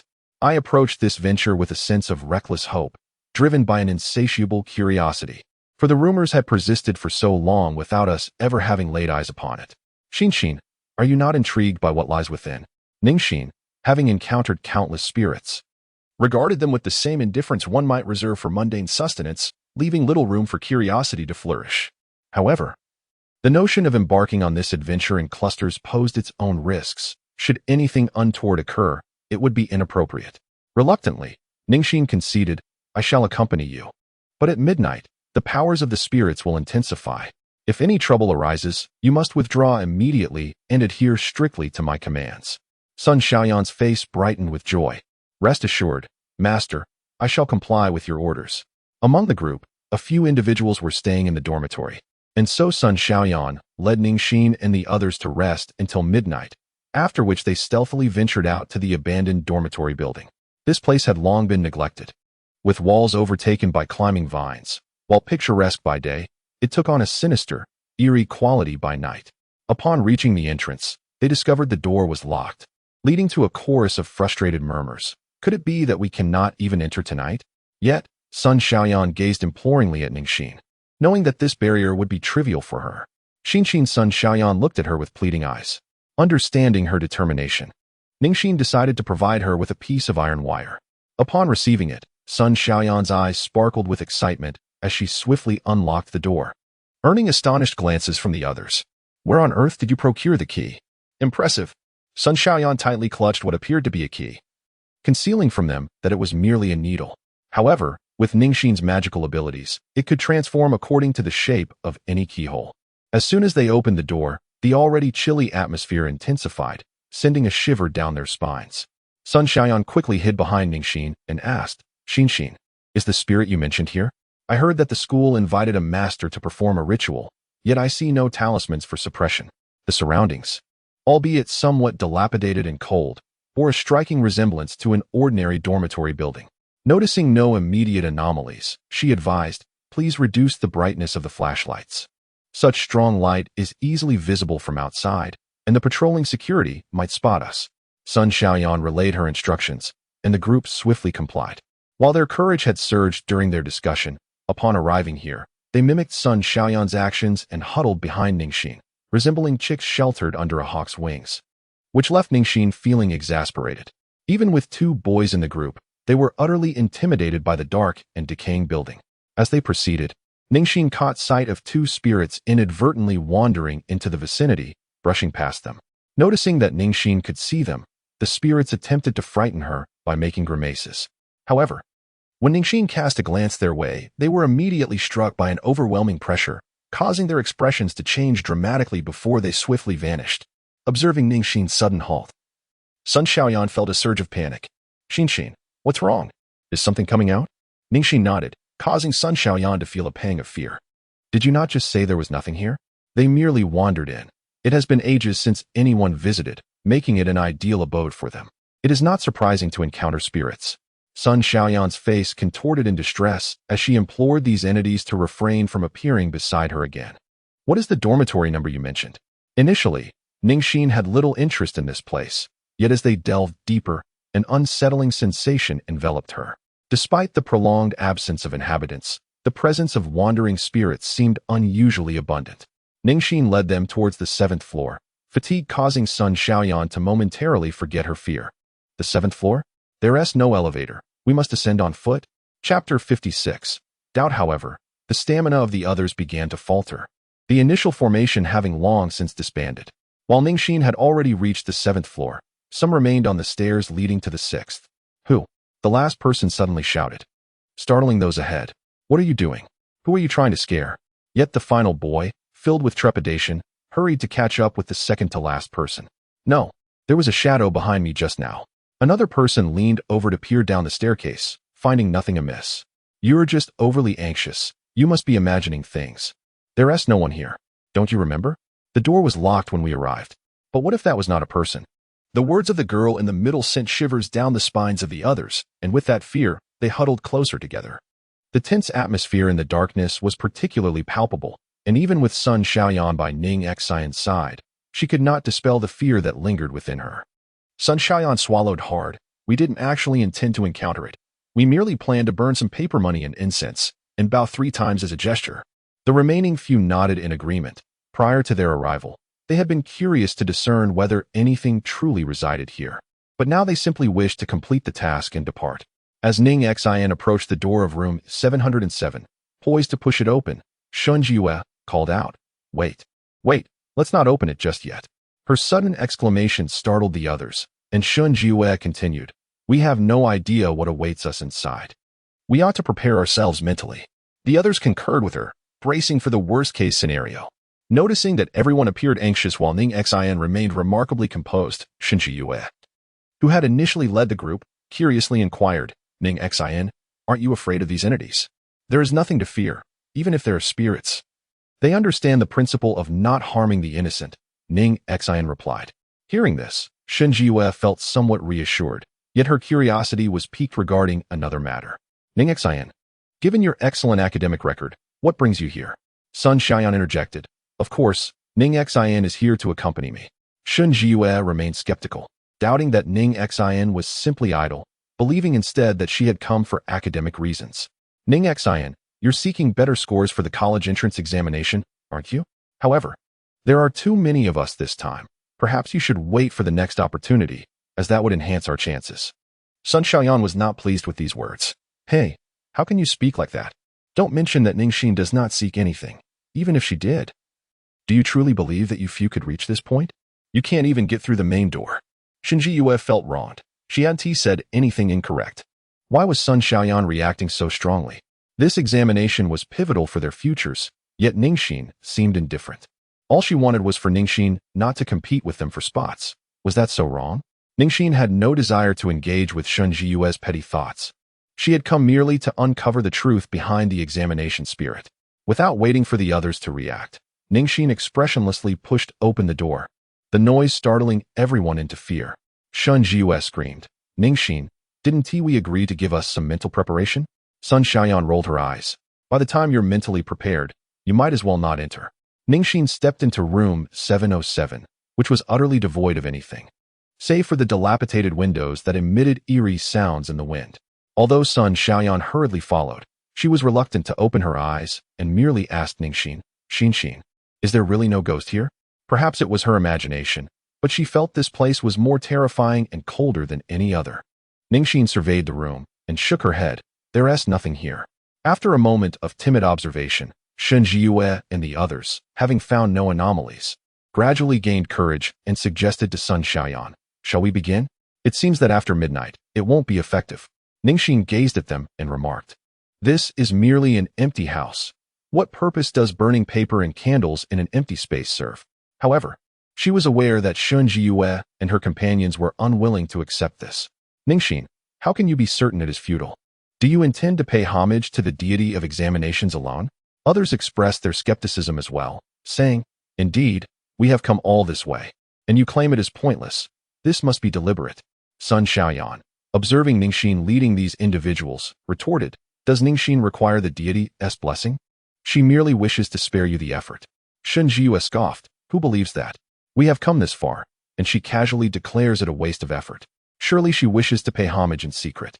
Fine, if you do not believe her, then proceed with your rituals. Xin, we shall take our leave. Sun Xiaoyan grasped Ning Xin's hand, intending to depart, but a fellow male companion interjected nervously. Wait, did you not hear the footsteps? I am leaving with Ning Xin. Of course. There are footsteps. Only a ghost would not follow. No, listen, you must hear the footsteps outside. The group fell silent, straining their ears. And it seemed they indeed heard the sounds of footsteps. The boy who had previously claimed someone was following them broke into a cold sweat, exclaiming, I told you. I heard someone trailing us just now. Panic ensued among the others, fearful that the entity he spoke of was not human. Ning Xin frowned as she approached the door, and the footsteps ceased just outside. Without hesitation, she flung the door open, and the group was met with a chilling scream. As the crowd leaned forward to observe, they saw Zhuang Xian startled into a seated position on the ground by Ning Xin's sudden opening of the door. With a heart still racing, he stammered, You suddenly opened the door?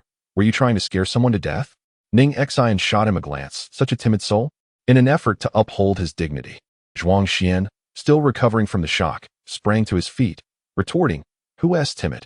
If you hadn't appeared out of nowhere, I wouldn't have been so frightened. Sun Xiaoyan stepped out, pointing at Zhuang Xian. Clearly, it was you who scared us. Indeed, were you not the one trailing behind me just now? Zhuang Xian gave her a puzzled look. Who was following you? I just arrived and came to see what the commotion was about. Ning Xin inquired. Are you also here to seek the blessing of the examination deity? Zhuang Xian recalled his earlier conversation with Ning Xin that afternoon, where he had resolved to focus on his studies. Now, however, he found himself entertaining superstitions, which felt somewhat shameful. Yet, seeing Ning Xin present, he countered, Aren't you the same? Oh, I see. The reason you always achieve such outstanding results is that you come here to pray to the examination deity, right? That must explain why I can never surpass you. Upon hearing this, the crowd regarded Ning Xin with a newfound expression. Do you really think you need to beseech the gods to outshine me? You cannot even compare to me. Zhuang Xian was incensed by Sun Xiaoyan's words. While Shen Jiyue observed the unexpected addition to their group with displeasure, they were already a substantial gathering, and with 7 people present, how could the deity fulfill everyone's wishes? Shen Jiyue rolled her eyes and said to Ning Xin, "There are too many people in this room. When we pay our respects to the god of examination later, it will surely be disruptive. It would be better for us to enter in groups. We will be the first group, and you can be the second." Ning Xin could easily perceive Shen Jiyue's clumsy intentions, yet she found it amusing. There was nothing of value in this house, no matter how much effort Shen Jiyue expended. What could she possibly gain? I have already mentioned that there is nothing here that you seek. However, if you wish to squander your time, that is your prerogative. As Ning Xin spoke, she walked out, with Sun Xiaoyan closely following her.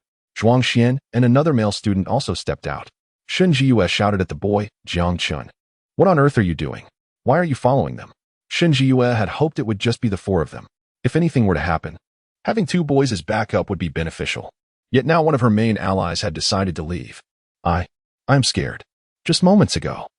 While he was at the back, he felt an unsettling chill and sensed something was amiss. His instincts told him that following Ning Xin was the wisest choice. Shen Jiyue cast a disdainful glance at Jiang Chun. "Coward. The 3 of us can manage." In front of everyone, she slammed the door to room 707. Jiang Chun touched his nose, while Sun Xiaoyan reassured him that it was natural to feel fear in such a place. Ning Xin turned to Zhuang Xin and asked, "Aren't you going in? You arrived late. Surely it is also to pay your respects to the god of examination." Zhuang Xin, with his hands in his pockets and a defiant expression, replied, "It's none of your business. I will go wherever I please." Even if he wished to pay his respects, he could not do so in front of Ning Xin. He had just claimed he would strive to match her capabilities, and now to kneel before the examination deity would be utterly humiliating. Although Ning Xin sensed a disturbance, she had yet to uncover any imminent danger and merely nodded in acknowledgement. After taking just a few steps, she felt a sudden wave of energy, followed by several piercing screams emanating from within the closed door of room 707.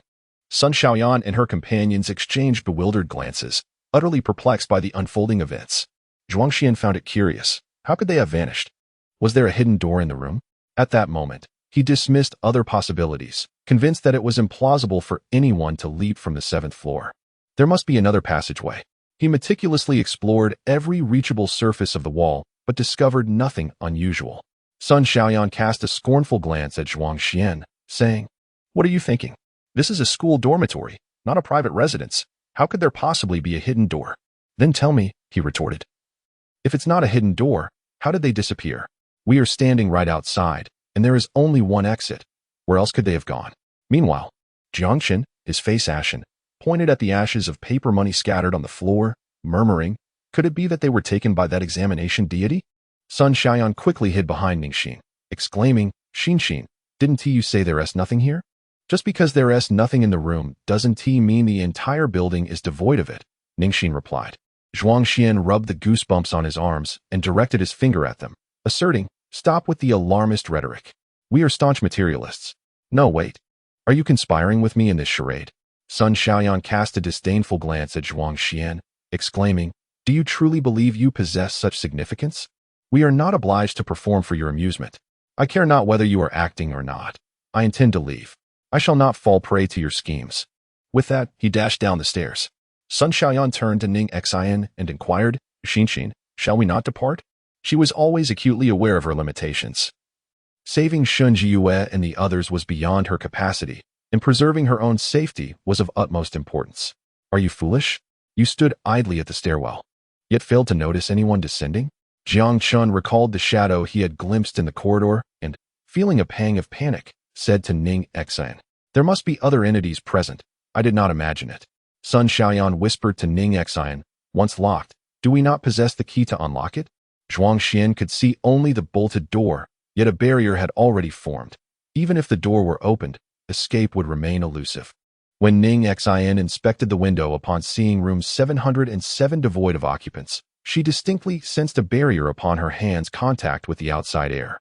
Observing Sun Xiaoyan and Ning Xin engaged in hushed conversation, Zhuang Xian felt a twinge of irritation, as if excluded from their discourse. "Are you plotting something? Daring not to voice it in my presence?" Ning Xin disregarded him and addressed Sun Xiaoyan. Let us first seek an alternative route. You should devise an excuse to send them the talisman. Should any unforeseen circumstance arise, this talisman shall ensure your safety. Sun Xiaoyan nodded, accepting the bag from Ning Xin. Noticing Zhuang Xian's continuous scrutiny of them, she remarked, "What are you staring at? This bag contains the talisman we obtained from the esteemed Yuan Ying ancestor, which ensures our safety."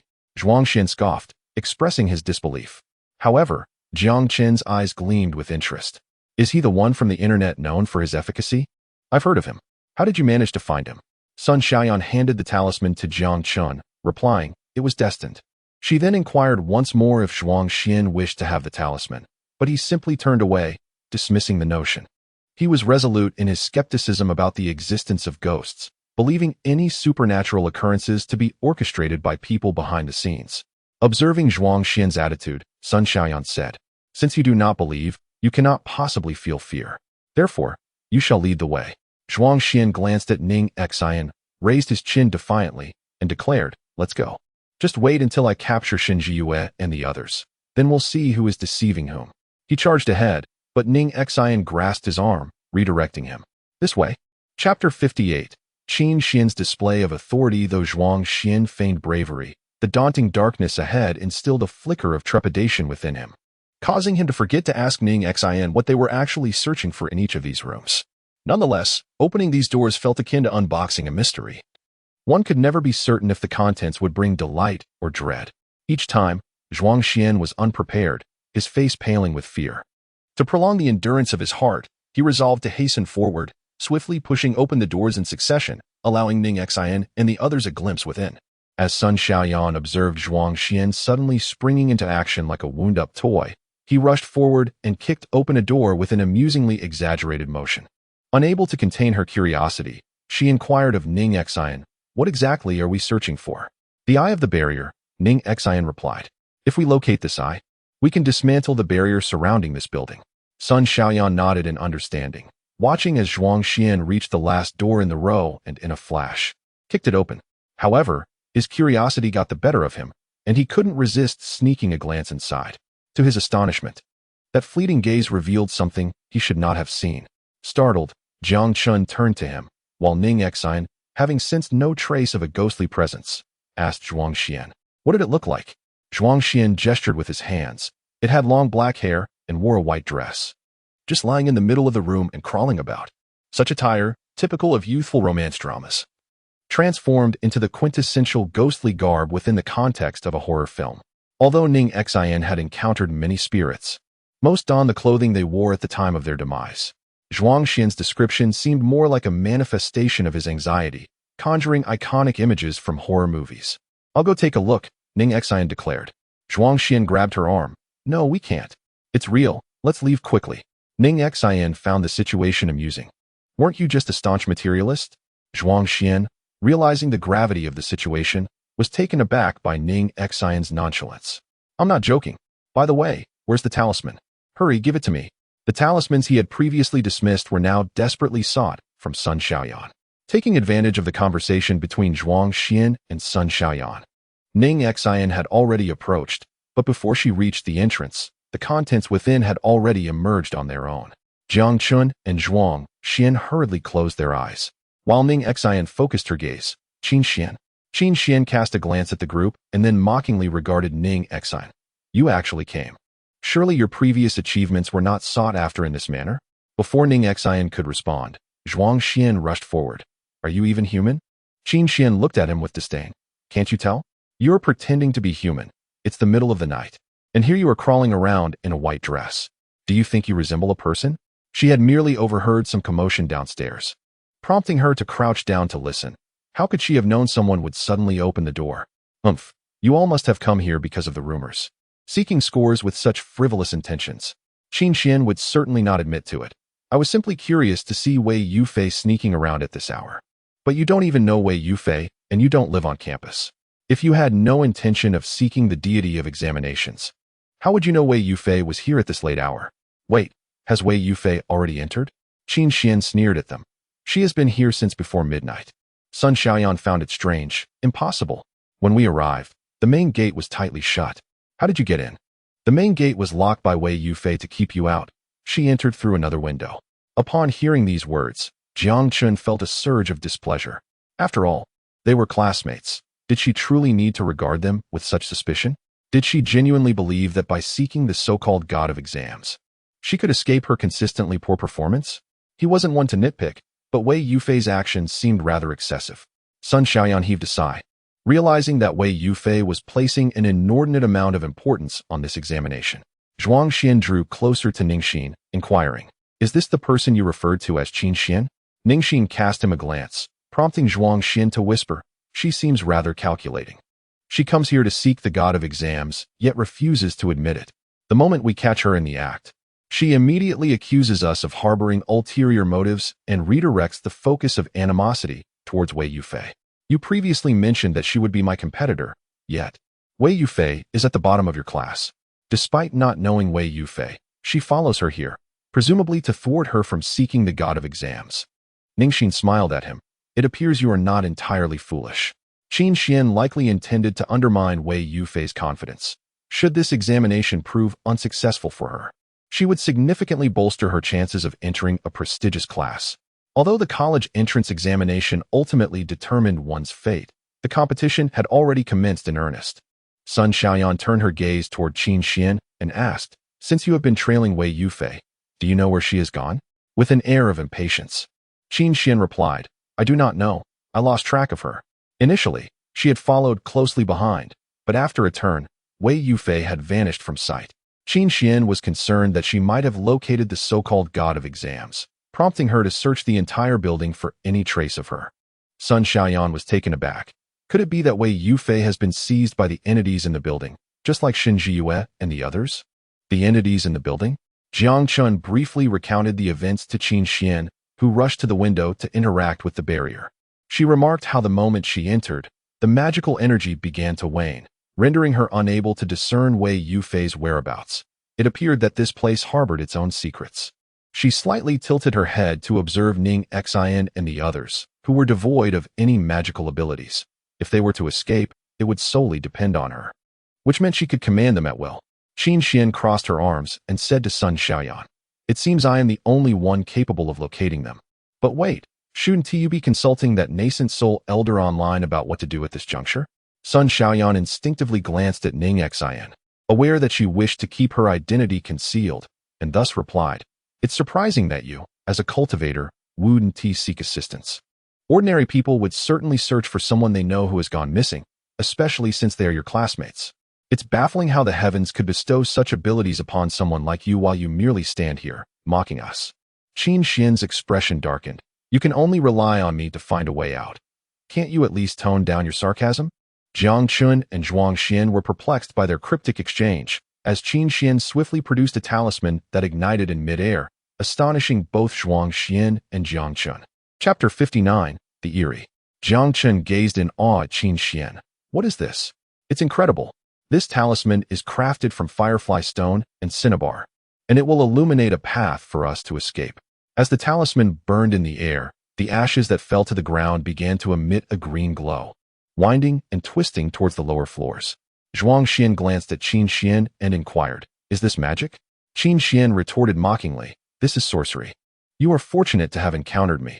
Otherwise, you would not be able to leave today." Sun Xiaoyan scoffed. Had it not been for Ning Xion's refusal to acknowledge her identity, there would be no opportunity for Qin Xuan to show off. Although this was not the path to escape, it might unravel the mysteries of this building. The group followed Qin Xuan, guided by the talisman, until they reached the 5th floor.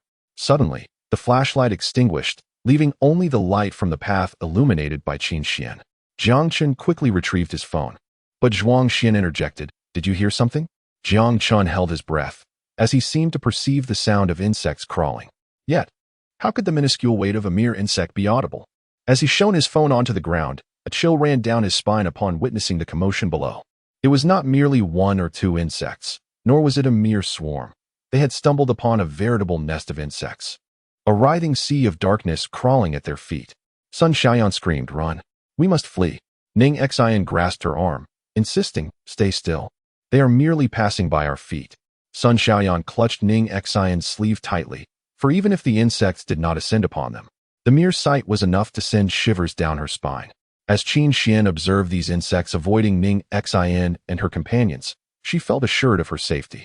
However, to her surprise, the creatures halted as they passed beneath her feet, beginning to swarm up her shoes. With her calves bare, the slender legs of the insects made contact with her skin, prompting her to scream and leap, shaking off a multitude of them. It was only then that she recalled her ability to wield magic, as she banished wave after wave of the pests. Yet, they continued to emerge relentlessly, quickly exhausting her strength. Jiang Chun and Zhuang Xian exchanged glances, and suddenly remembered the talisman Ning Xin had given them. Could it be because of this? He placed the talisman on the ground, and the insects scattered as if fleeing from a plague. In that moment, Qin Xuan could think of nothing else. Do you have any more of those talismans? Quickly, hand me one. The wretched insects seemed impervious to her magic, and she was on the brink of despair. Sun Xiaoyan cleared her throat and replied, I do have some, but I obtained this online from the Yuanying ancestor. You won't look down on it, will you? Qin Xuan was momentarily taken aback. Why was this person everywhere, with so many insects around? It was evident her magic was ineffective, and she faced a choice, either flee or accept the talisman from the Yuanying ancestor. Yet, she was unwilling. Leaving would subject her to Sun Xiaoyan's ridicule, and accepting it would invite the same scorn. Nevertheless, time was running short as the insects began to crawl up her thighs. She extended her hand toward Sun Xiaoyan, demanding, Hurry, give it to me. With a mischievous grin, Sun Xiaoyan handed it over, stating, It's 10,000 yuan per talisman. And I accept WeChat or Alipay. Qin Xuan's face turned pale as he snatched the talisman away. Sun Xiaoyan turned to Ning Xin and winked, feeling triumphant over Qin Xuan. She approached, eager to claim credit. This time, they could certainly extract a hefty sum from Qin Xuan, teaching her a lesson in arrogance. However, Ning Xin replied, Your price is too low. If I were to sell my talismans, it would not be at this rate. Sun Xiaoyan was left speechless. To think that this price was still considered cheap. It was no wonder Ning Xin rarely engaged in such a side business. This venture could sustain her for half a year. Jiangchen leaned closer to Sun Xiaoyan and remarked, Why are these talismans so expensive? I can't afford them. Sun Xiaoyan patted him and said, You are receiving them for free. Some people are not so fortunate. Upon hearing this, Qin Xuan grew even angrier. Ning Xin surveyed the sea of insects dissipating on the ground. These creatures must have been deliberately released as obstacles, indicating that she was not far from the treasures within. She advanced and spotted a tightly shut door, light seeping through its cracks. Grasping the doorknob, Qin Xuan shouted from behind, Don't open it. Instinctively, Ning Xin sensed something amiss about the door. Ignoring her, she turned the knob and stepped inside. What lay beyond was an entirely different realm. Bright incandescent lights hung overhead, and the room was furnished with 8 desks, each laden with exam papers. To her astonishment, the missing Shun Jiyue and her companions were seated at the desks, diligently writing. Jiang Chun, exhilarated to see them unharmed, rushed over and tapped Shun Jiyue on the shoulder, exclaiming, What are you all doing here? We thought you had been taken by malevolent forces. Why are you writing exams? Yet, as soon as he spoke, he realized something was amiss. How had Shun Jiyue and the others descended from upstairs? He unconsciously stepped back 2 paces as Shun Jiyue suddenly raised the paper in her hand, exclaiming, I've completed it. I've completed it. Let me go. She gazed ahead, incessantly speaking, although there was evidently no one there.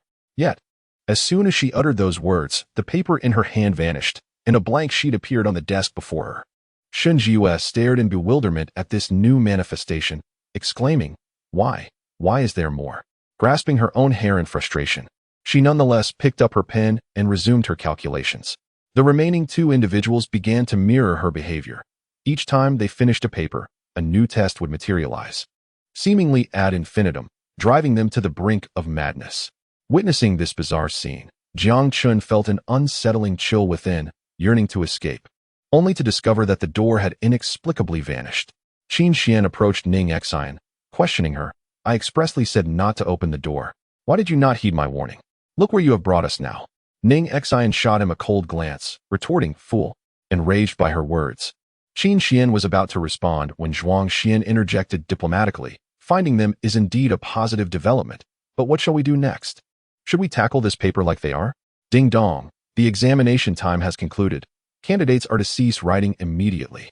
The strange robotic voice startled Sun Xiaoyan and the others. Yet Shun Jiyue and her companions appeared oblivious, continuing their responses while murmuring, "What if we don't finish? What if we don't finish?" Exceeding the allotted time without ceasing to write constitutes cheating, cheating, cheating. The mechanical female voice incessantly repeated the word cheating, its tone growing increasingly shrill and piercing. Shun Jiyue and the others suddenly covered their ears, screaming in agony, dropping their pens, and collapsing onto the floor. Chapter 60. Luring the snake out of its hole. Jiang Chun was taken aback upon encountering the three unconscious individuals. Cautiously, he approached to assess their condition. They were alive, yet they appeared utterly tormented by the grotesque examination, resembling neither human nor ghost.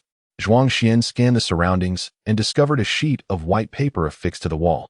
Inscribed with printed letters, it seemed to outline the examination rules. Ning Xin approached and read aloud.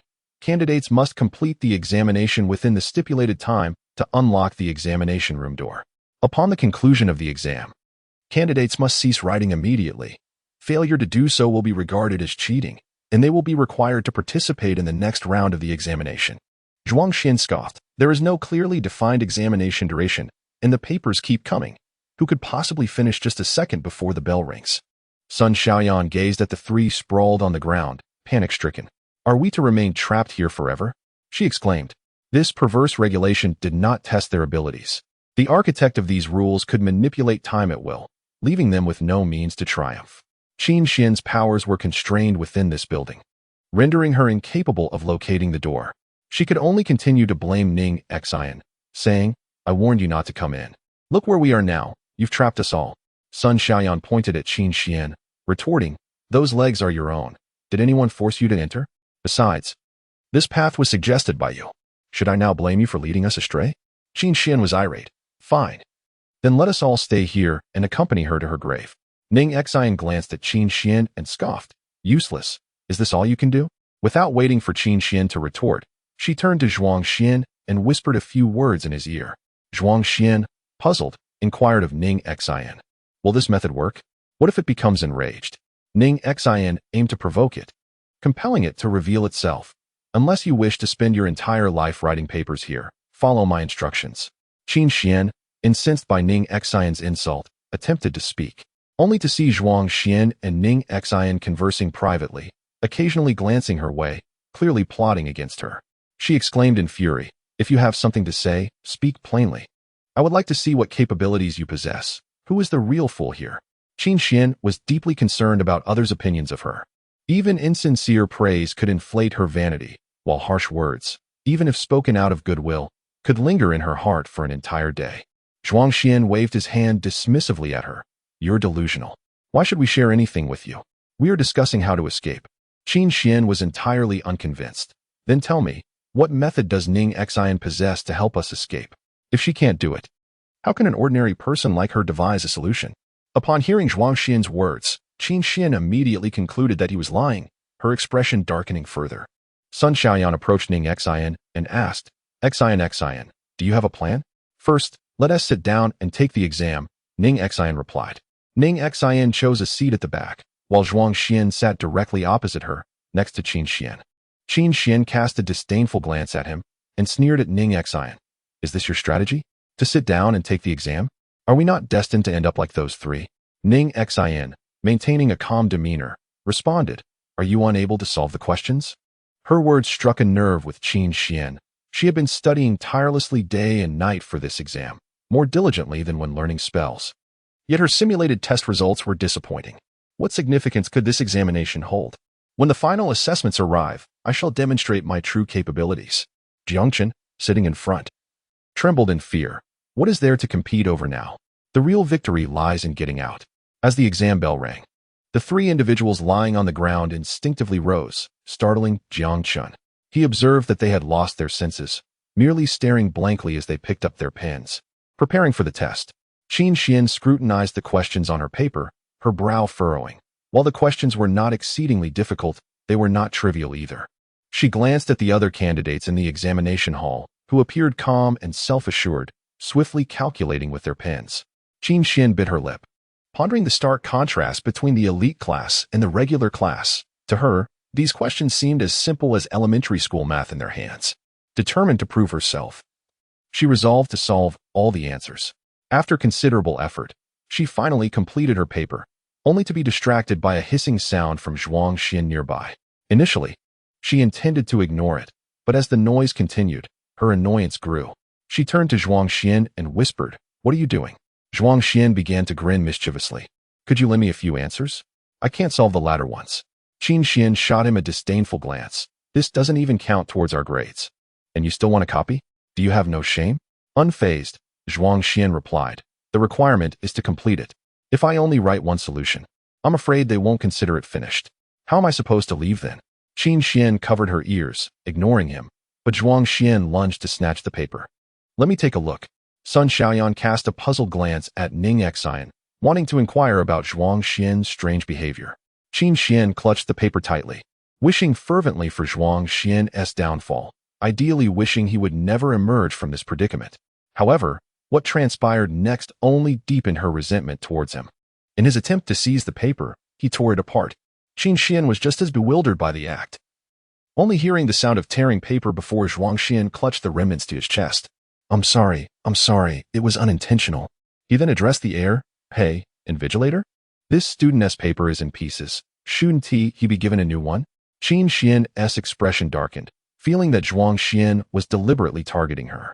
He carelessly tossed the torn paper onto the floor, while Qin Xian's gaze fell upon the pristine new sheet that had appeared on her desk, her emotions teetering on the brink of collapse. She shouted into the empty space, "Isn't cheating forbidden? How can he cheat so brazenly without facing any consequences?" Clenching her fists, she shot Zhuang Xian a resentful glare and reluctantly settled back into her seat, yet she found herself unable to concentrate on the questions any longer. However, Zhuang Xian seemed to be operating under a different set of rules, declaring that he had completed his exam in no time. The paper he submitted vanished from the table, only to be replaced by a new one, creating an endless cycle. Just as everyone else was racing against time to finish their papers, the announcement echoed through the hall. "Time is up. Candidates must cease writing immediately." Jiang Chen, frustrated, slammed his pen down, exclaiming, "It is utterly impossible for us to adhere to their arbitrary rules. Clearly, they rang the bell while we had not finished. Is this not a mockery of us?" At that moment, Zhuang Xian stood up and addressed the empty space, asserting, "No, among us, someone has indeed completed the exam." Jiang Chen and Sun Xiaoyan exchanged puzzled glances at Zhuang Xian, questioning whether the pressure of the exam had driven him to madness like Xinji Yue and the others. They were all surrounded by unfinished papers. Ning Xin stepped forward to retrieve the paper that Zhuang Xian had previously discarded, carefully unfolding it. "Qin Xian has completed her answers. According to the rules, you ought to release her." Qin Xian stared in disbelief at the paper in Ning Xin's hands, baffled that it was intact after she had thought it had been torn to shreds. Was this the scheme that Ning Xin and Zhuang Xian had concocted? In truth, what Zhuang Xian had torn was merely a small note he had hidden in his bag, not the exam paper. Sun Xiaoyan, having overheard Ning Xin, though unclear about her intentions, chimed in to support her. "Indeed, we now have someone who has completed the exam. Shouldn't you honor your promise? Otherwise, what is the purpose of this examination?" The mechanical voice from the broadcast fell silent for a considerable duration, only to erupt with a jarring cry. "Cheating! Cheating! Cheating!" Sun Xiaoyan and the others clamped their hands over their ears, while Ning Xin raised her paper defiantly, stating, "You only mentioned completing it within the allotted time. You never specified the method. Moreover, since you confiscated the papers yourself, your denial now only implicates you in the act of cheating." "It's not me," came the hoarse retort from the broadcast. In an instant, the surrounding lights shattered, plunging the previously spacious and well-lit area into darkness. Jiang Chen hastily sought refuge among the crowd, only to hear a faint murmur nearby in the shadows. "I didn't cheat. I didn't cheat."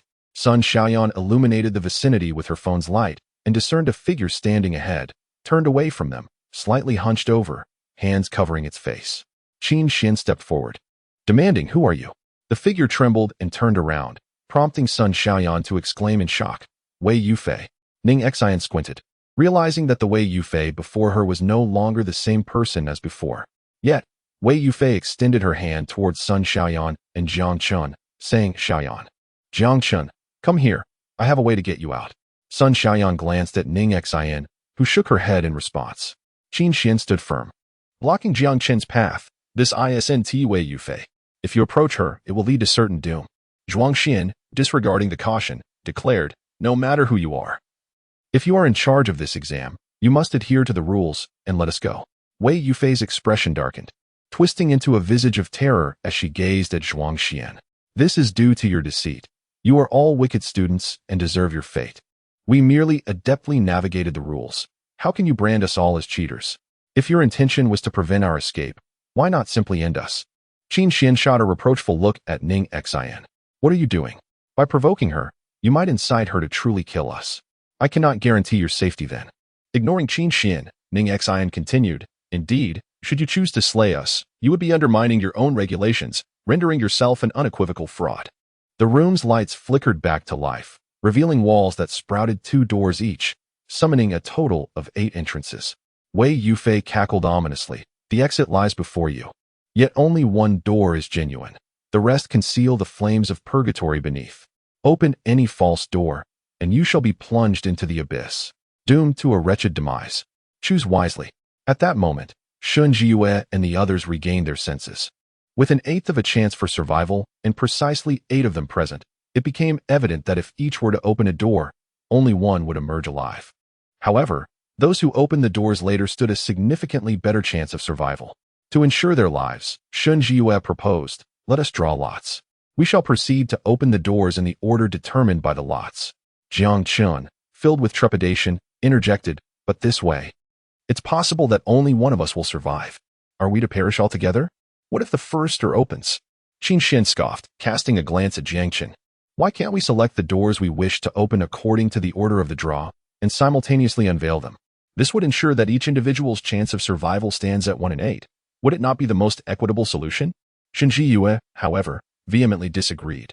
To her, an equal survival rate merely diminished her own prospects. She turned to Sun Xiaoyan and her classmates behind her, declaring, those who concur with me, stand behind. Those who support Qin Xuan, stand behind her. The majority shall prevail. Her mobile application possessed a random selection feature, which she had previously manipulated during a game. Now, with a mere thought, she could secure the 8th position and ensure her survival. The other 2, along with Jiang Chun, hesitantly approached Shun Jiyue's side. Qin Xuan inquired of Ning Xin, do you share my perspective? Ning Xin glanced at Shun Jiyue and replied, I support no one. As long as we choose the correct door from the outset, we will all make it out. Qin Xuan let out a derisive laugh. It's easy for you to say. Once a door is chosen, who will undertake the testing? A wrong choice leads to death upon opening. See, ultimately, we must rely on the draw. Hence, I shall go first. As she spoke, Shun Jiyue produced her phone and instantly rolled for the number 8, exclaiming with excitement. I am the last one. The others were decidedly displeased. Those who had initially supported Shun Jiyue began to disperse in various directions. Spare me. Even if we must draw lots, your phone will not be utilized. Listening to Qin Xuan's sarcastic remarks, Shun Jiyue cast her an angry glance. While Ning Xin surveyed the 8 doors, Sun Xiaoyan inquired softly, Xin, do you feel confident in your choice? Ning Xin shook her head. She initially believed the entities present were mere ordinary spirits, but it now appeared otherwise. What should they do? Even Ning Xin was at a loss. Realizing that this time they were truly in peril, Qin Xuan turned to Sun Xiaoyan. What use is it to plead with her? She has no knowledge. If you must ask, you should beseech me. Zhuang Xian, standing nearby, impatiently interjected, you were the one who promised to lead us out. Yet you have now pointed us toward a dead end. Are you intending to escort us straight into the underworld? Zhuang Xian's sharp tongue infuriated Qin Xuan, causing her complexion to darken. She bit her finger, addressing Zhuang Xian. If you possess such courage, then do not follow me out later. Remain here for eternity. She drew a blood symbol in the air, initiating a formation that left the others, who had never witnessed such a spectacle, in stunned silence. Unaware of the hidden talents within their school, Wei Yufei was equally astonished. You can perform magic? Qin Xuan sneered at her. If you hadn't placed something within the barrier, weakening my spiritual power, you would have perished by now. Chapter 62. The choice. While Qin Xuan was setting up the formation in the building, Gu Weizhen approached a quaint little structure, an ancient-style courtyard. Within, a pavilion had been constructed, and from afar, the rhythmic sound of a wooden fish echoed, resonating through the air. Gu Weizhen ascended to the attic, where he beheld the slanted window wide open, with moonlight flooding the room, rendering the need for a lamp unnecessary. It was sufficiently bright. A solitary figure sat cross-legged on a mat, gazing at Gu Weijin. "Mr. Gu, you have arrived." Gu Weijin took a seat, apologizing. "I am sorry to disturb you so late, Master Hongliang." Master Hongliang merely smiled, having ventured here under the veil of night. "I can only surmise that you harbor matters of great concern, the resolution of which may elude your restless mind." Gu Weijin nodded. "You previously discerned that I would encounter my destined one in the Fanghua Garden, and indeed, I have met her. Then what further doubts linger in your mind?" Master Hongliang inquired, intrigued. "To wield control over the spirits, her power must surely surpass mine," he continued. Gu Weijin shook his head once more. "To claim she wields such control is merely my conjecture. She is enshrouded in mystery, and despite my numerous attempts to ascertain whether she is the person I seek, I remain uncertain. Thus, I implore you, Master Hongliang, to provide me with an answer." Master Hongliang chuckled softly. "I have long maintained that the one capable of saving you, Mr. Gu, is an extraordinary individual. Such a person, how could I possibly unravel the threads of fate to furnish you with a definitive answer? Did you not mention that with the power of the thousand-eyed Bodhi, one could glean certain truths? I find myself beyond the need for it now. I simply wish to know who that person is." Gu Weijin removed the thousand-eyed Bodhi from his possession and placed it in Master Hongliang's hands. The latter trembled slightly, stating, "If you no longer require it, that signifies that the person has already appeared in your midst. Indeed, for certain reasons, I am unable to narrow the scope. The remainder relies solely on you, Master." Hongliang concealed the Qinyan Bodhi in his hand and nodded towards Gu Weijin. The formation set by Qin Xuan extended into every corner of the room. Upon seeing the formation beneath her feet, Wei Yufei took a step back, vanishing from the room. Jiang Chun exclaimed in delight, "Qin Xuan, you have frightened it away." Qin Xuan smiled smugly. "This is nothing. Once we step outside, I shall eliminate it at the first opportunity." Ning Xin furrowed her brow, observing how the red thread within Qin Xuan's formation led to a door that was entirely opposite to the one she had calculated. Qin Xuan pointed to that door, declaring, "It is this one." Jiang Chun promptly followed suit, while Song Jiyue and the others hesitated, seemingly lacking alternatives. Shun Jiyue and her companions scorned such actions, questioning why they should bear the risks, conveniently forgetting their own previous conduct. "Indeed, if you do not come forward, you shall not pass through this door today." Ning Xin directed at them. "You are mistaken. The correct path lies within this door." Upon realizing that Ning Xin pointed to a different door, the group exchanged glances, hesitant. Qin Xuan mocked with a smirk, shrugging, "I am indifferent. If you choose to trust her, then proceed. After all, it is not I who is courting death." Sun Xiaoyan produced a talisman and addressed Jiang Chun. "This was given to us by the Yuaning ancestor. It only illuminates when affixed to this door. Were you not also reliant on the Yuaning ancestor to dispel those insects earlier?" A moment of hesitation washed over Jiang Chun. Qin Xuan prodded him forward. "Go on." "I discerned this portal through an elaborate array. Do you believe a Nascent Soul Grandmaster couldn't dispel it with a mere incantation? If you harbor a death wish, by all means, hasten your demise, but do not impede our departure, Qin Xuan. Let us not forget that you were reliant on the Nascent Soul Grandmaster's talisman to navigate the sea of insects. You are still indebted to me for 10,000 yuan. On what grounds do you disparage the Nascent Soul Grandmaster's incantation?" Sun Xiaoyan retorted, her ire directed at Qin Xuan. She intentionally provoked. "The debt I owe shall be repaid in due course, but I fear I may be reduced to burning ghost money for your sake." "Are you cursing me?" Shun Jiyue interjected, "Let us not bicker amongst ourselves. Perhaps we should allow Ning Xin and her companions to open their portal first, thereby verifying its veracity." Zhuang Xin discerned Shun Jiyue's ulterior motives with crystal clarity. "We shall return your words to you. On what basis should we assume your share of the liability?" Ning Xin fixed her gaze upon Qin Xuan. "Do you persist in your conviction?" "Assuredly." Qin Xuan remained steadfast in his belief that his judgment was infallible. Ning Xin nodded. "In that case, should the portal I open prove to be the correct one, would you still refuse to enter?" Qin Xuan perceived a sudden chill in Ning Xion's gaze, and a flicker of trepidation stirred within him. However, he swiftly regained his composure, convinced that he could not possibly be mistaken, and that Ning Xion was undoubtedly in error. A gateway to the infernal realms? Who in their right mind would venture through? However, your words imply that should you err in your choice of portal, you would likewise refuse to enter mine. Ning Xion cast a frigid glance in his direction. "Indeed. Very well. but do not come weeping and beseeching entry at a later juncture. Ning Xin's patience with Qin Xuan had nearly run its course. She was prepared to send him on his way, for without her, he would surely stumble into the wrong place, and his demise would be of his own making. Ignoring Qin Xuan entirely, she reached for the doorknob, but at that moment, Zhuang Xian seized her arm. Hey, are you really sure about this?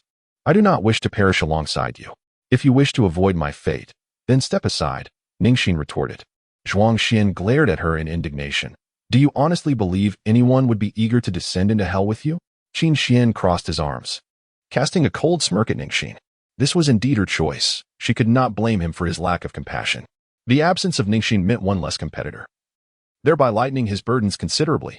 Meanwhile, Shenji Yue and Jiang Chen firmly held the door chosen by Qin Xuan, their breaths held in anticipation of any unforeseen circumstances that might necessitate a hasty escape.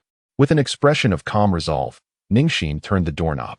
The door creaked open, revealing a narrow gap through which darkness seeped, invoking trepidation in those who beheld it. Slowly, she pulled the door wider, prompting everyone to hold their breath. Chapter 63. Ruthlessness. As Ning Xin swung the door wide, the dark passage transformed into a radiant pathway. Qin Xuan's countenance shifted dramatically. How could this be? Upon witnessing Ning Xin's choice of the correct door, Shun Jiyue gasped in astonishment, and, in her moment of relief, inadvertently turned her hand, realizing that she had opened the door previously selected by Qin Xuan. Jiang Chen, taken aback, shouted urgently, "Run!" In an instant, chaos erupted as the group surged toward the correct door, their cries echoing in the air. Without a moment's hesitation, Qin Xuan dashed towards Ning Xin, instinctively pushing Sun Xiaoyan behind him to shield her from the erroneously opened door. Enraged by this, Ning Xin seized Sun Xiaoyan and, with a swift motion, aimed to strike at Qin Xuan, intent on eliminating him. However, just as she uttered these words, the last to enter, Shun Jiyue, glanced at them and said, "I'm sorry, I cannot allow that thing to escape." With steely resolve, she shut the life-saving door. Sun Xiaoyan shouted, "Shun Jiyue, what are you doing?" Ning Xin furrowed her brow, her expression turning icy. While she harbored no fear of whatever lay beyond the door, Shun Jiyue's actions filled her with intense disdain. She resolved to teach her a severe lesson upon exiting. As she pondered this, she sensed the pressure against the door dissipating and began to relent. Turning to Zhuang Xian, she proposed, "Let us open the door." "You've lost your mind. Opening it means certain death." Zhuang Xian protested. Yet, Ning Xin remained steadfast, asserting, "Perhaps this is merely a part of the trial. There may be nothing behind the door at all." Hearing Ning Xion's words, Sun Xiaoyan gradually relaxed her grip, and Zhuang Xian, resigned to whatever fate awaited them, stepped back from the door, watching as Ning Xian pulled it open. Inside lay an impenetrable darkness, devoid of the so-called purgatory or demons that Wei Yufei had spoken of. Are we being played for fools? Zhuang Xian thought, recalling the moments when he believed he was doomed, only to find it was all a farce. Wei Yufei, come out. We need to have a serious discussion. Zhuang Xian was seething with anger, but when Wei Yufei finally appeared before him, he nearly fell to the ground in fright. Sun Xiaoyan barely managed to support him as he hurriedly adjusted his attire to mask his panic. "What brings you to suddenly appear before me?" Zhuang Xian inquired. Wei Yufei merely cast a glance in his direction before turning to Ning Xin. "Why have you not departed yet?" Her expression twisted into one of malevolence. "You shall not persuade me to relinquish this body. She is merely reaping what she has sown. Do you not realize why you are here? It is all because of her. I warned her to refrain from touching my belongings. Otherwise, you would all meet your demise. Yet she cares not for your lives. Do you still wish to save her?" Ning Xin regarded her calmly. "Yet in the end, you have not harmed us." Zhuang Xian approached Ning Xin, gently nudging her. "Why are you still conversing? Since Wei Yufei is the architect of her own misfortune, why should we concern ourselves with her? Let us leave." "You claim that Wei Yufei touched your belongings. What might those be?" The specter displayed a displeased countenance. "What business is it of yours? If you do not depart soon, you shall remain here to keep me company." Ning Xin chuckled softly. "You seem particularly sensitive to the notion of cheating. Is that the reason for your demise?" The specter erupted in fury. "I did not cheat. I did not cheat. Must I repeat myself? I merely changed an answer at the conclusion of the exam bell. It was just one multiple-choice question. Why was my examination result invalidated? That was my college entrance examination. I am in such anguish. I do not wish to endure another year. If everyone were like you, then the college entrance examination would be devoid of fairness. The specter revealed a wan smile. Fairness? My deskmate's grades are far inferior to mine, yet he purchased a degree to gain admission to a university. I managed to evade the teacher's scrutiny by altering my answers. But he reported me to the invigilator. Does this constitute fairness? Zhuang Xian responded, you could just as easily expose him. Why wallow in self-pity here? The specter turned to Zhuang Xian, lamenting, he never gave me a chance. I perished in. Bang! Qin Xuan interjected. I have told you, what you seek is not with me. If you continue to press, I shall not hold back. The man, recalling Qin Xuan's formidable abilities, exhibited a trace of fear. Yet his gaze swiftly shifted to the specter. The specter, unable to perceive his stare, instinctively yearned to flee. However, the man abruptly appeared before it, plunging his hand directly into its heart. Shun Jiyue let out a piercing scream, while Ning Xin watched as the man extracted a stone from the specter's body. Just as she prepared to advance, Sun Xiaoyan seized her arm, warning, he seems quite dangerous. Can you defeat him? Ning Xin hesitated. She was confident in her ability to confront the man, yet he was adept at evasion and wielded many arcane and sinister techniques, without having fully regained her strength. If he were to discover her true identity, it would complicate matters greatly, with him lurking in the shadows while she remained exposed. Contemplating this, Ning Xin glanced at Qin Xuan, silently urging her to advance and engage the man in combat. Qin Xuan was unaware of the impetus that compelled him to move. He merely surged forward to seize the stone from the man's grasp. The man uttered in a peculiar tone, indeed, it is you. He cradled the stone in his palm, preparing to channel his energy. Ning Xin recognized it as the precious Han Shui stone, a substance capable of medicinal application and enhancing one's cultivation. It was the essence within that enabled the Yinling to establish the barrier here. She infused a surge of energy into Qin Xuan's being, sending the man sprawling to the ground. Realizing he was outmatched, the man fled with the stone in hand.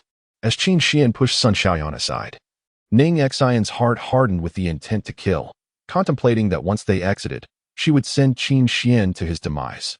However, she abandoned this notion, recognizing that utilizing Qin Xuan as a tool against this man would serve her purposes well. Meanwhile, Sun Xiaoyan approached to check on Wei Yufei's condition and inquired of Ning Xin. Xin, is it still within Wei Yufei? Ning Xin glanced over and shook her head. It is already scattered in nothingness. And Wei Yufei? She should be fine for now. What are you all doing here? A blinding light pierced through, illuminating the surroundings, which reverted to their previous state. A security guard, clad in uniform, shone a flashlight upon them, asking, why are you all lying on the ground? What has happened? Shun Jiyue clutched the guard's uniform and exclaimed, there's a ghost, a ghost. Chapter 64, Severed Bonds Before Departing. Qin Xuan bestowed a measure of spiritual power into Shun Jiyue's body. If she wished to send them to their end, he would accompany her on that journey. Meanwhile, beneath the moonlight, Hong Liang, who had been diligently studying the divination symbols, suddenly lifted his gaze and addressed Gu Weizhen. The divination indicates a darkness imbued with red, symbolizing the mysterious yet returning essence. The individual you seek aligns perfectly with this symbol. Gu Weizhen pondered for a moment before inquiring once more, can you be certain? Hong Liang turned his gaze towards him. With the assistance of the thousand-eyed Bodhi, I believe there can be no error. Yet, observing your expression, it seems you do not share this conviction? I merely. Gu Weizhen shook his head, choosing not to elaborate further. Hong Liang nodded. In that case, I shall preemptively congratulate you, Mr. Gu, on your swift recovery. Gu Weizhen rose. I apologize for disturbing you, Master. Qi Huan yawned in the carriage, contemplating the need to have a serious discussion with Gu Weizhen regarding his salary, as there was no reason for part-time work outside the hospital to yield less pay. However, as he awaited Gu Weizhen's arrival in the vehicle, his primary concern remained the outcome of this encounter. So, how did the fortune-teller fare? Has he resolved your inner turmoil? Who is truly the one who can save you? Gu Weizhen relayed Hong Liang's words, prompting Qi Huan to wave his hand dismissively. Could you not simply state the answer? I currently lack the energy to decipher the divination. Darkness and red, the symbol of mysterious return, is encapsulated in the character for mystery, Qi Huan remarked, turning to Gu Weizhen. Does that not imply Qin Xuan? Gu Weizhen nodded, and Qi Huan continued, that young woman seems to harbor dubious intentions. Gu Weizhen merely rubbed his temples, offering no response. On a morning when Ning Xin was headed to school, Lin Wanfeng unusually arrived to pick her up. After a moment of hesitation, she entered the car. As soon as they were on the road, Lin Wanfeng inquired, "What did you all do at school last night?" Sensing the accusatory tone in his voice, Ning Xin replied, "Shouldn't Qin Xuan have told you everything?" "Ning Xin, do you think I am jesting with you? A large group of you went to an abandoned dormitory, both boys and girls, and in the end, Qin Xuan collapsed along with someone named Wei Yufei. What exactly transpired?" Ning Xin gazed at Lin Wanfeng. "What you truly wish to ask is what I did to Qin Xuan, isn't it?" Lin Wanfeng furrowed his brow. "Of course I believe you. But when Qin Xuan was taken to the hospital, there was blood at the corner of his mouth. Lin Huan, upon seeing this, was distraught and believed you were bullying Qin Xuan. Regardless of the situation, you owe her an explanation." Word of Qin Xuan's hospitalization reached the Lin family in the dead of night, prompting them all to rush to the hospital. Upon seeing Qin Xuan's condition, it appeared as though he had been assaulted. The Lin family concluded that the only person with a grievance against Qin Xuan was Ning Xin, and it was hard to believe that she was uninvolved. Ning Xin forced a smile, aware that while Lin Wanfeng claimed to trust her, doubt loomed heavily in his heart, though he would not admit it verbally. "If you truly believe I am innocent, why should I owe Lin Huan an explanation?" The familiar tone and similar words echoed in Ning Xion's mind. She had read this in books before. This marked the beginning of Lin Wanfeng's favoritism towards Qin Xuan, which later led to his unrelenting belief in her guilt, ultimately resulting in her departure. Ning Xin inhaled deeply and gazed at Lin Wanfeng, stating, "Your reasoning is flawed. If you maintain this is a misunderstanding, then why should I apologize?" Lin Wanfeng furrowed his brow. He had consistently sought to extricate Ning Xin from this predicament. Yet she seemed to be utterly oblivious to her own obstinacy, persisting in her defiance. Disappointment clouded Lin Wanfeng's expression as he remarked, "How have you become so unreasonable? You were once so obedient and compliant. Is it because of the matter concerning Lin Xiao and the false fortune? I have already assured you that, regardless of the circumstances, you will always remain my family." Ning Xin had once shared this sentiment, but her excessive compliance and unwavering trust in Lin Wanfeng had ultimately led to her current predicament, marked by repeated concessions and betrayals. She lifted her gaze to the car's roof, noting the absence of the doll that once hung there. She inquired of Lin Wanfeng, "What happened to the item that was hanging here?" Lin Wanfeng casually glanced and replied, "It must have fallen inside the vehicle. We are discussing your affairs. Please do not divert the conversation." Ning Xin searched around with her eyes and eventually discovered the doll nestled in the crevices of the seat. She reattached it and addressed Lin Wanfeng. "Uncle, you once treated me exceptionally well, so let this serve as a token of our severed ties." Her gaze turned icy as she added, "A parting gift of finality." Lin Wanfeng struggled to comprehend Ning Xin's words, intent on continuing the conversation about Qin Xuan. But Ning Xin opened the car door instead. "I recall that Mrs. Lin has already severed ties with me, and Mr. Lin is well aware of this. Should you persist in disturbing me, do not blame me for disregarding our past." Ning Xin. Ning Xian strolled alone along the street, a journey that should have taken her effortlessly to school within 2 blocks. However, the heavens conspired against her as a light rain began to fall. She scoffed, pondering whether this was the privilege reserved for heroines in romantic tales. Mood darkening inevitably heralds precipitation. Yet, she felt no sorrow. Having perused the entirety of her book, she had formed a foundational understanding of those around her and had braced herself for the worst. Lin Wanfeng's demeanor fell well within her expectations, especially as Qin Xuan was currently in the limelight. Who would not wish to harness her talents to fortify their lineage? Had she not ventured into the realm of cultivation for those few centuries, she might indeed have been destined for the narrative's conclusion. As she peered through the tinted window of a car, obscured from view, Ning Xin bent slightly, shielding her eyes with her hands to scrutinize the interior. The occupant gradually lowered the window, revealing a pair of tranquil black eyes that concealed profound depths. The gaze she now met was more dazzling than the brightest star in the vast cosmos. Ning Xin, however, pursed her lips and straightened her posture. "Mr. Gu?" Chapter 65. The accident. Gu Weijin smiled faintly. "Miss Ning, it seems you are not particularly eager to see me. It appears the unpleasantness from our last encounter still lingers in your memory. Mr. Gu, you are overthinking it. I merely find it curious how you happen to be here." "I am merely here to discuss business." Ning Xin nodded, pondering whether Gu Weijin had noticed the rain and was intending to offer her a ride. Just as she contemplated how to decline, Gu Weijin produced a black umbrella and extended it toward her. Given this weather, It seems the rain will persist for a while. You should take this umbrella with you. Ning Xin hesitated for a moment, concluding that taking the umbrella was preferable to boarding the car, and thus accepted it. Thank you. I shall take my leave now. Gu Weijin nodded and promptly shut the car window. The assistant, perplexed, inquired, why not directly escort Miss Ning to school, Mr. Gu? Gu Weijin, puzzled, replied, we are not on the same route.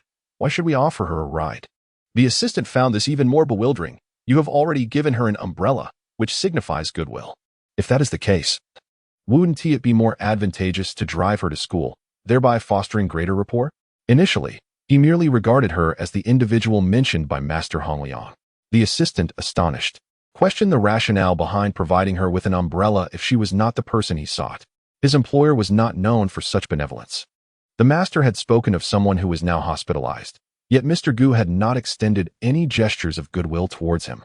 The assistant, unable to contain his thoughts, inadvertently voiced his opinion, only to witness Gu Weijin's face stiffen at that very moment. Deep within, Gu Weijin yearned to draw closer to Ning Xin. Yet he was reluctant to acknowledge this sentiment. Upon arriving at the Lin Corporation, Lin Xiaofeng fervently expounded on the most promising real estate project of his company, brimming with confidence, hoping Gu Weijin would display even a hint of interest.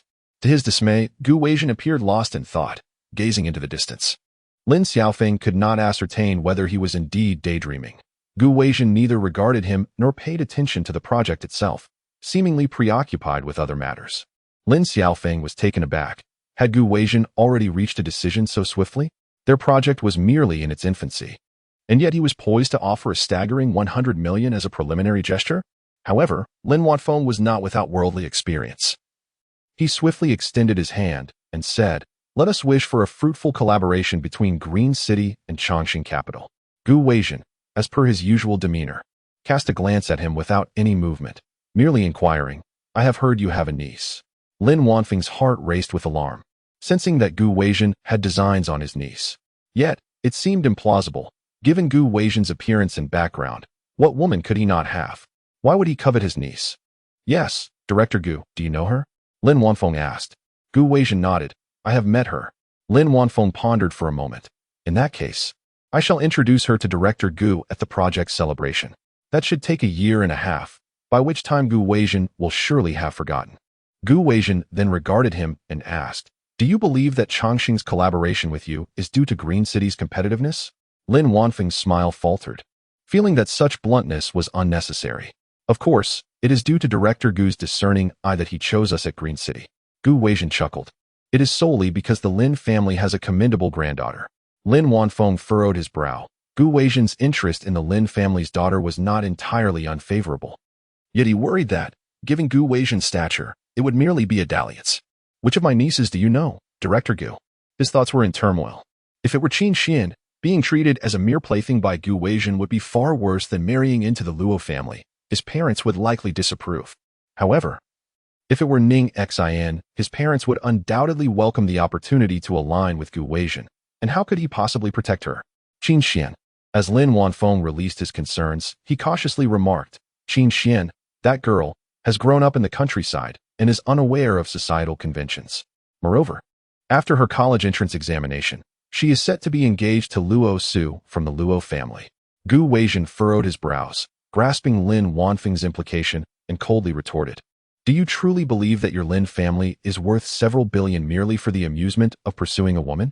Lin Wanfeng, perplexed, inquired, might I ask why Mr. Gu wishes to see Qin Xuan? I encountered her at Gu Yu's banquet and was quite impressed by her capabilities. Lin Wanfeng had not anticipated that Gu Weijin would also recognize Qin Xuan's talent, and a sense of delight welled up within him. The prospect of Qin Xuan approaching Gu Weijin openly could serve as a bridge for the Lin group. He saw no reason to oppose it. Checking his watch, Lin Wanfeng addressed Gu Weijin, Mr. Gu, it is nearly mealtime. Shall we discuss the remaining matters over dinner? Gu Weijin nodded in agreement. Lin Wanfeng invited him into his car, personally offering to drive as a gesture of sincerity. Upon entering the vehicle, Gu Weijin's gaze fell upon an eerie doll, causing him to frown. He was bewildered as to why Lin Wanfeng would choose to display such an item in his car. Sensing Gu Weijin's scrutiny, Lin Wanfeng asked, is Mr. Gu not fond of this doll? I can remove it if you wish. There's no need, Gu Weijin replied. I merely find it unfamiliar at first glance.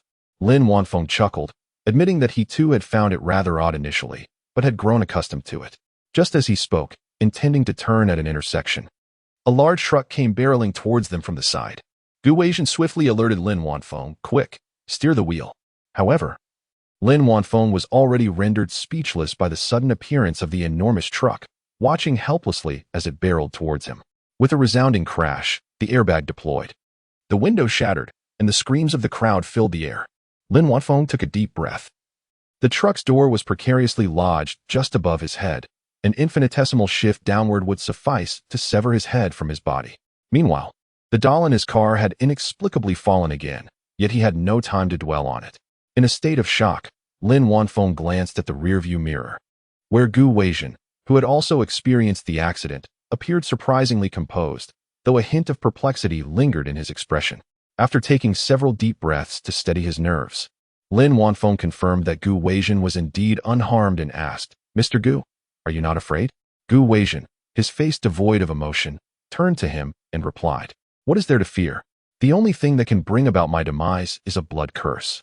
Until that malevolent spell arrives, none of this constitutes a death threat." He gestured towards the talisman that had been jolted onto the window by the impact. "What is this?" With great effort, Lin Wanfeng extended his hand and grasped the talisman tightly. "It is what saved my life," he explained. "This is a protective amulet given to me by my niece, Qin Xuan. She had foreseen my impending disaster, and though I was skeptical at the time, she insisted on leaving this amulet in my car. Now, it has indeed saved my life." For reasons unbeknownst to him, Gu Weijian was suddenly reminded of the time he had fainted, along with the visage of Ning Xin. Chapter 66. A calm heart amidst anger. When the traffic police pulled Gu Weijian and Lin Wanfeng out of the vehicle, they were utterly astonished. Given the weight of the truck, a collision with a sedan would typically result in utter destruction. Yet, to their surprise, both individuals emerged unscathed. Apart from a few minor cuts from shattered glass on Lin Wanfeng's hands, they exhibited no signs of having been involved in an accident. Gu Weijian appeared impeccably intact, as if he had never encountered any mishap at all. "Director Gu, I have already mentioned that it is merely a minor injury," Lin Wanfeng stated. Uncle, Qin Xuan, pale-faced and supported by Lin Huan, was preparing for discharge from the hospital. Upon hearing from Mrs. Lin that Lin Wanfeng had been admitted due to injuries, she hurried to check on him. However, as they approached, their gaze instinctively fixed upon Gu Weijian, and they looked at him with delight. "Mr. Gu, what brings you here?" Lin Wanfeng's eyes flickered. It was he who had sustained injuries, yet Qin Xian's immediate concern was for Gu Weijian. A twinge of disappointment stirred within him, but he soon rationalized it. Despite their familial ties, Qin Xian seemed more interested in his status within the Lin family. Now that she had met Gu Weijian, his presence appeared to have diminished in significance. Gu Weijian retrieved the talisman that Lin Wanfeng had entrusted to him earlier, flipping it deftly between his fingers before presenting it to Qin Xian. "Is this the one you gave to Mr. Lin?" "Indeed. This is the talisman I offered to my uncle." "How does Mr. Gu possess it?" Lin Wanfeng interjected. "It was your talisman that saved both my life and Director Gu's." His previous doubts had transformed into unwavering conviction after narrowly escaping the clutches of death that day. As Ning Xin accompanied Lin Xiao, she overheard a remark that elicited a sardonic smile upon her lips. It was evident that Qin Xian's talisman possessed no such remarkable capabilities. She had no desire to be present, as in her eyes, the Lin family resembled little more than the deceased. However, Lin Xiao, having been raised by the Lin family, held deep affections and was determined to visit her brother. Gu Weijian, with keen observation, noticed Ning Xin's expression, prompting Qin Xian to cover her mouth and exclaim, "So, my talisman has assisted your uncle in overcoming a great calamity." Her complexion was pale, and though she appeared fragile, her voice rang out loudly, as if fearing that others might not hear her. In truth, she had not anticipated the talisman wielding such power. Yet she quickly masked her surprise. Surviving this ordeal is indeed a fortunate turn of events. Lin Xiao hurriedly approached Lin Wanfeng, inquiring, "What calamity? Are you seriously injured?" Lin Wanfeng smiled and shook his head reassuringly. "I am fine." Gu Weijian then stepped closer to Ning Xin. "It seems you do not quite agree with what Qin Xian and Lin Wanfeng have stated." Taken aback by Gu Weijian's sudden presence, Ning Xin took a step back before responding. "Fortunately, Mr. Gu is an investor and not an expert in micro-expressions. Otherwise, such words could tarnish a golden reputation." To this, Gu Weijian did not express irritation but merely chuckled. "So, you imply that I have misunderstood." Ning Xin chose not to engage further, remaining silent. Nonetheless, such paper objects can serve as offerings in funerary rites, and I will undoubtedly find a use for them.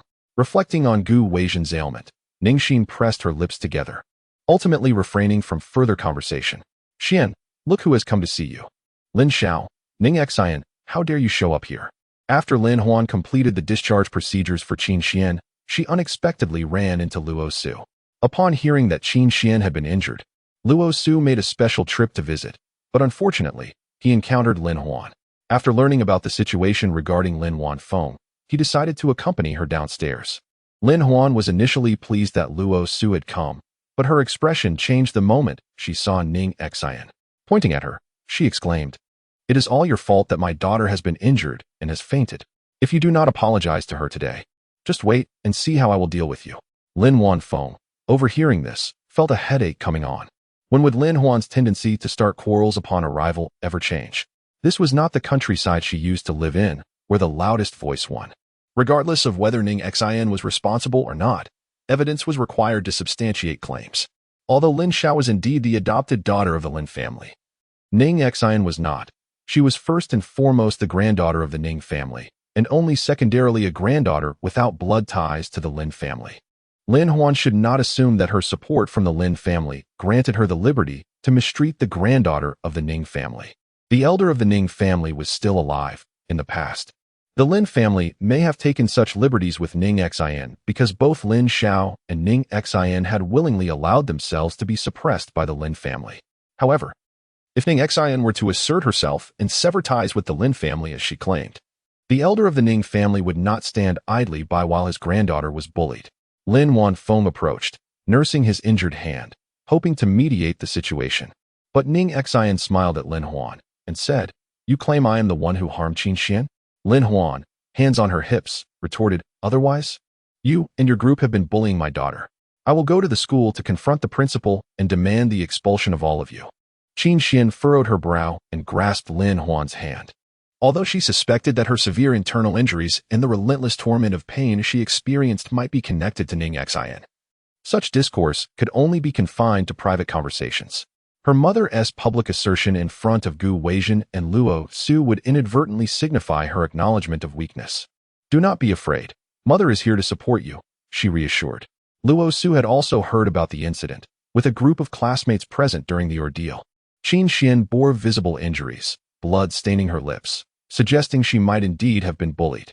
Despite his confusion over how a master of metaphysics like Qin Xuan could be victimized by ordinary individuals, he resolved to stand by her side. "If Ning Xin truly perpetrated this act, I will certainly inform Mr. Lin and Mrs. Lin, urging them to seek justice for you," he declared. Lin Xiao swiftly intervened to defend Ning Xin. "Luo Su, what are you suggesting? Is this your first encounter with Ning Xin? How could she possibly be involved in bullying Qin Xuan?" "Auntie, the times have changed," Luo Su retorted. "Now that your identity has been validated, I can observe a marked shift in Ning Xion's demeanor towards others, quite unlike her previous self. However, I can empathize.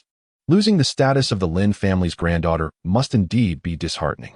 A bitter expression crossed Lin Zhao's face. If it weren't for her, her daughter would not have to endure such ridicule. While she had benefited from the affluence associated with being the daughter of a wealthy family, the mix-up was never her intention. Had she erred in any way? She had clearly done nothing wrong, nor had her daughter. Why did they constantly mock themselves? As if they were thieves? Ning Xin observed Lin Zhao's expression and grasped her hand, turning to Luo Su and saying, "Your mother's family, the Luo family, initially prospered along the coast by selling fish balls and seafood, not owing their success to anyone's status. How is it that, when it comes from your lips, it implies that the granddaughter of some family must feel diminished? Mrs. Luo is merely the daughter of a fishball vendor. No one constantly derides her for lacking noble status." "You."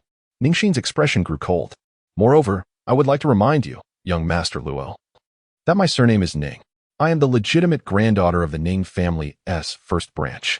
My father was not switched at birth, nor was I. Our family does not need the Lin family's support to maintain our dignity." Luo Su's face betrayed a mix of shame and indignation. He wanted to retort but was preempted by Ning Xin. She turned to Lin Huan and continued, "Additionally, are you not curious why your daughter was there?" She mocked Qin Xuan, saying, "It is said that there is a deceased examinee in that building, a deity of examinations. Worshipping it guarantees success. Qin Xuan, unable to achieve satisfactory grades, feared he would not be placed in a key class after the finals, so he went there to pray to the examination deity. Chapter 67. Threat. Upon hearing Ning Xin's words, Qin Xuan's expression changed dramatically. He exclaimed in anger, "What nonsense are you spouting? I've already told you. I only went to that building because I saw Wei Yufei enter. I was merely curious." He added, "It seems you wish to worship the examination deity yourself, leading you to assume I was doing the same. Your own impure thoughts do not mean I share them. Should Gu Weizhen and Luo Su discover that she resorted to underhanded methods due to her poor performance, how would they perceive themselves? Indeed, look at Wei Yufei, now in a state of unconsciousness. It is evident that she has succumbed to unclean forces. You, too, have clearly followed her in this misguided reverence. Which is why you collapsed, am I correct? Had it not been for the kindness I extended, considering that your family cared for my mother for several years, you would have perished long ago." She sighed deeply, expressing her astonishment. "I never imagined that my good intentions in rescuing you would be met with such treachery. Truly, it is a display of ingratitude." Qin Xuan's eyes widened, for she had not anticipated that Ning Xin would resort to such nonsensical accusations. Ning Xin, observing Qin Xuan's expression, delivered a pointed remark. "What? Would you rather explain to everyone why you fainted and why you now appear so feeble? Have you been struck? Yet the hospital failed to detect it?" At this juncture, Qin Xuan's immediate instinct was to disassociate herself from any association with the examination deity. Her mind clouded. She replied, "I merely lost my balance and fell. It has nothing to do with worshipping the deity." Ning Xin let out a derisive laugh. Turning to Lin Huan, "Did you hear that? Her injury has nothing to do with me. Your family should refrain from implicating us at every turn. Do you truly believe my family is without support and easily bullied?" Lin Wanfeng, upon hearing this, furrowed his brow. "Ning Xin, if that is the case, why did you not inform me sooner?" For him to confront her about this matter early in the day would only cast him as the villain. Lin Xiao looked at Lin Wanfeng incredulously. "You came early today to fetch Ning Xin just to inquire about this matter. Do you not trust her?" Listening to Lin Xiao's slightly disappointed tone, an awkward moment flitted across Lin Wanfeng's face. "How could that be, sister? How could I possibly doubt Ning Xin? It's just that yesterday, Qin Xuan was still unconscious. Our parents asked me to come early and inquire about the details regarding Ning Xin." Gu Weizhen glanced at Ning Xin and Lin Wanfeng. According to his information, their relationship should be quite amicable, yet the current situation suggested otherwise. At that moment, a traffic police officer approached, holding the peculiar smiling doll, and addressed Lin Wanfeng. "Mr. Lin, is this yours?" Lin Wanfeng nodded and replied, "Thank you for bringing it to me." Lin Huan gazed at the doll and felt a wave of dizziness. She turned to Lin Wanfeng, saying, "Wanfeng, why are you still keeping this doll? It looks strange and old. Is that blood on it? I think it would be best to get rid of it. It seems rather ominous." Lin Wanfeng hesitated, and Lin Huan added, "Moreover, I've heard that some dolls can absorb energy. Perhaps your recent misfortunes are due to this very doll. Please, throw it away."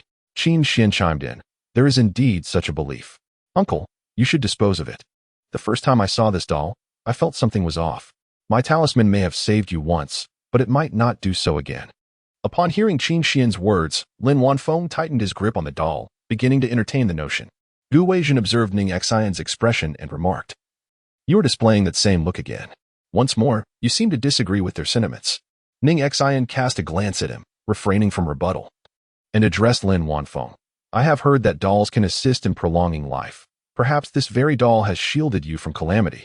Lin Huan felt that Ning Xion's words were an attempt to diminish her daughter's merit, and immediately retorted, "What nonsense! It was clearly Xiao Xian's talisman that made a difference. Wanfeng, you must remember what Xiao Xian has done for you." Lin Huan grasped Lin Wanfeng's hand, her thoughts evident to all present. Such unabashed self-promotion made Lin Wanfeng somewhat uncomfortable. He gently withdrew his hand, responding nonchalantly, "I understand." Qin Xuan urged Lin Huan to release her grip and looked at her, saying, "Uncle is my family, and it is my duty to do these things. Whether or not you remember, I will always protect my family." These words resonated deeply with Lin Wanfeng, who softened his tone, saying, "If it weren't for Xiao Xian, I wouldn't know where I might be now. What she has done for me, I will certainly not forget." Lin Huan cast a triumphant smile at Lin Xiao and Ning Xin. Lin Wanfeng's referring to Qin Xuan as Xiao Xian indicated that he was gradually accepting them. It seemed inevitable that Lin Xiao and her mother would soon be expelled from the Lin family. Gu Weijin, having witnessed the theatrical performances among relatives since childhood, found this display far from captivating. He leaned towards Ning Xin and whispered, "Your uncle is gradually favoring his true niece. Aren't you anxious?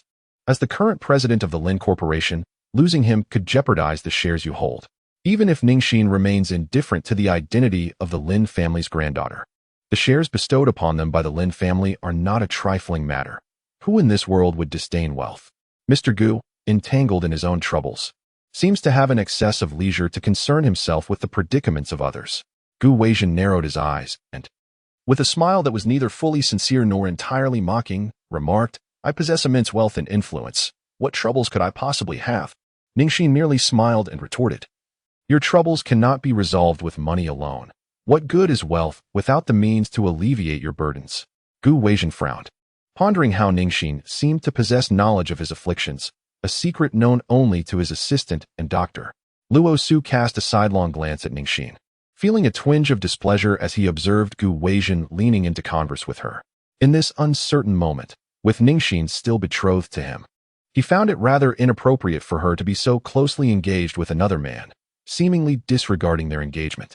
His tone dripped with condescension, as if performing a service for him was a privilege. Lin Huafeng shot a warning glance at Luo Su, who, still not involved in the family business, was unfamiliar with Gu Weijin. Gu Weijin turned his gaze toward Luo Su, his demeanor one of disdain, indicating himself. "Me?" Luo Su scoffed. "Are you reluctant to escort the Lin family's granddaughter? If so, it seems your dealings with the Lin family may come to a standstill." Chapter 68. The clarity of humanity. Gu Weijin Lin Wanfeng felt a cold sweat trickle down his back, realizing that Luo Su had indeed been spoiled by the family, recklessly offending others without understanding their standings, a degree of foolishness that was simply astonishing. He stepped forward to mediate, only to hear Qin Xuan suddenly speak. "Mr. Luo, you should send Ning Xin." After saying this, she looked expectantly at Gu Weijin. She clearly understood the hierarchy. If Luo Su sent Ning Xin, then Gu Weijin could escort her. Upon hearing this, Luo Su felt humiliated and was about to protest when Lin Wanfeng interjected, "This is Mr. Gu from Changsheng capital." Luo Su's complexion immediately turned pale, inwardly cursing Lin Wanfeng for not introducing him sooner. Although Gu Weijin was only a few years his senior, his status was significantly elevated. How could he have mistaken Gu Weijin for a mere chauffeur? He had only been concerned with asserting that Ning Xin was not someone he desired, never considering that the other party could be Gu Weijin. Observing Luo Su's reaction, Ning Xin remarked, "I'm not well acquainted with Mr. Gu, nor am I with you. Making decisions for others is rather impolite. I trust the Luo family upbringing is not so lacking." Luo Su, feeling slighted by Ning Xin in front of Gu Weijin, was annoyed but could not express it openly. He forced a smile and said, "Ning Xin, am I not acting with good intentions? However, since he is Mr. Gu, surely he has no time to escort you. Why take your disappointment out on me?" Lin Wanfeng was somewhat displeased with Luo Su's words. Yet they were to form an alliance in the future. To contradict Luo Su in front of others could lead to lifelong resentment given his temperament. As the legitimate daughter of the Lin family, she found this situation rather convenient. However, she overlooked Luo Su's expression. Even Gu Weijin, with his blatant displays of connection, rendered him unable to respond. Gu Weijin surveyed the crowd and declared, "Very well." Qin Xuan's countenance illuminated with elation, for she had not anticipated Gu Weijin's acquiescence.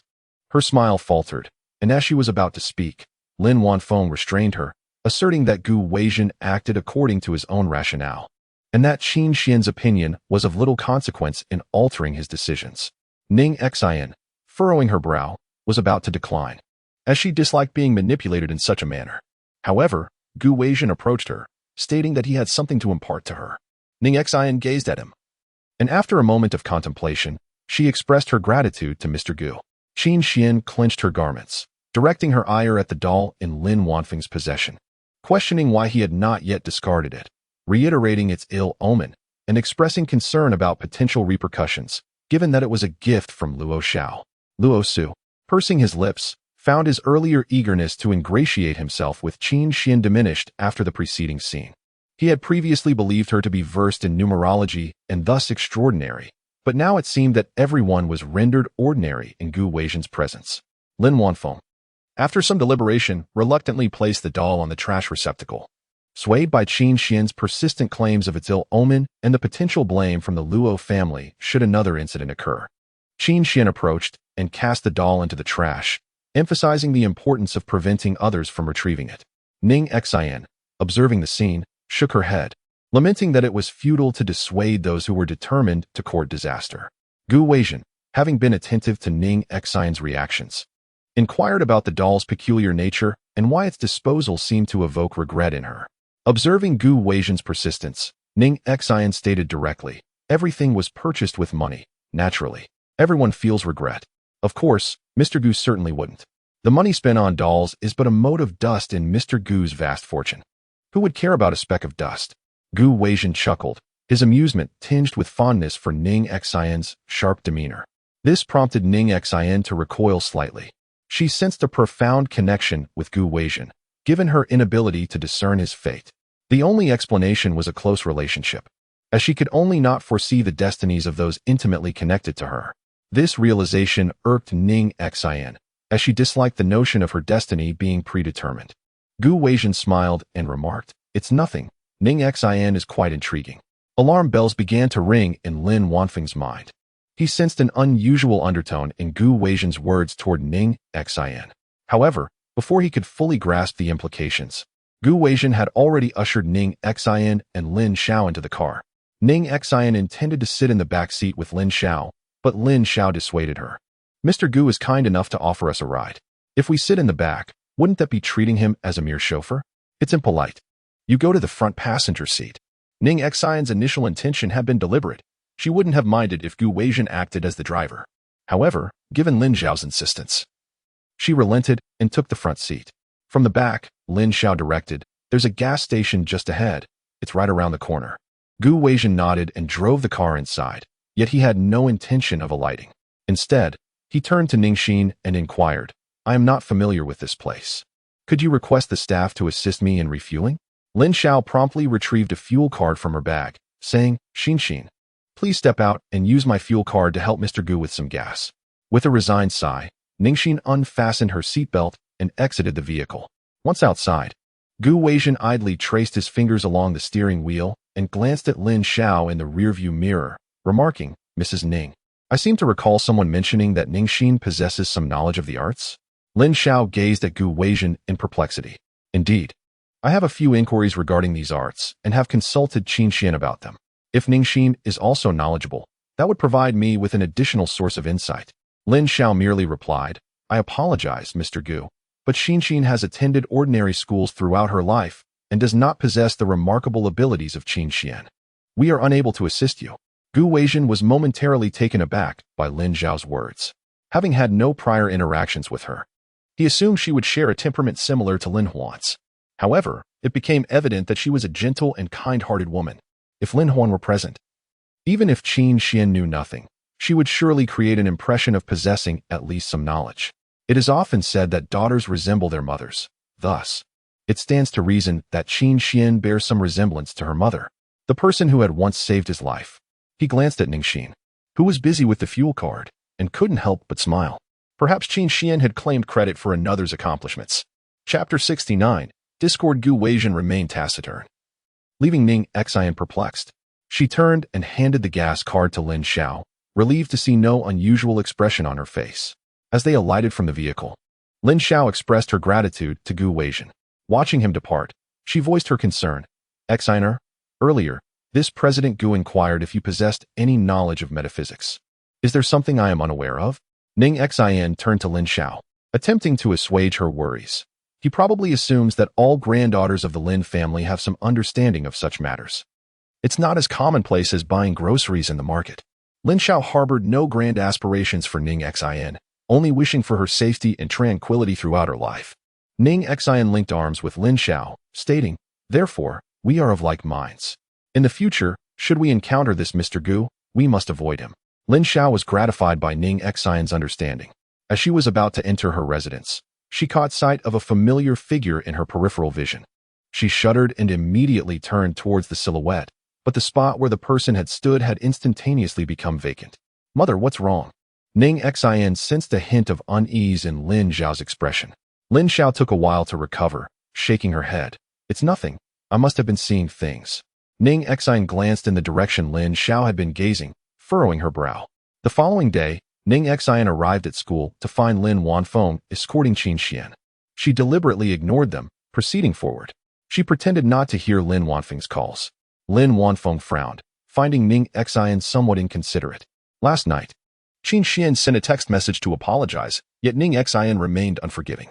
Witnessing this scene, Qin Xuan tugged at the corner of his mouth and, after a cordial farewell to Lin Wanfeng, hurried after Ning Xin, only to be forcefully shoved aside by Sun Xiaoyan.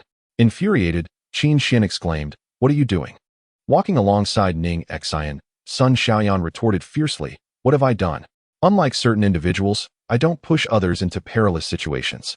Qin Xuan, consider yourself fortunate I haven't accused you of attempted murder." The memory of the incident at the abandoned dormitory flashed in Qin Xuan's mind, and feeling guilty, he turned away. Ning Xin shot her a glance and said to Sun Xiaoyan, she swore she wouldn't go through that door, yet immediately broke her promise. It's hardly surprising she would engage in such shameless acts. Indeed, Qin Xuan, what was it you once declared? That you would never step through the door chosen by Xin. Yet there you were, scurrying towards it. When one is devoid of shame, they become invincible. Seething with rage, Qin Xuan turned to Sun Xiaoyan and retorted, "What do you expect? When everyone was in imminent danger, should I have just stood there and awaited my demise? You were simply too slow to escape, and now you blame others?" Sun Xiaoyan, infuriated yet powerless due to her lack of evidence, could only fume silently. Ning Xin cast a cold glance back, grasped Sun Xiaoyan's hand, and departed. In her eyes, Qin Xuan had already become a mere ghost.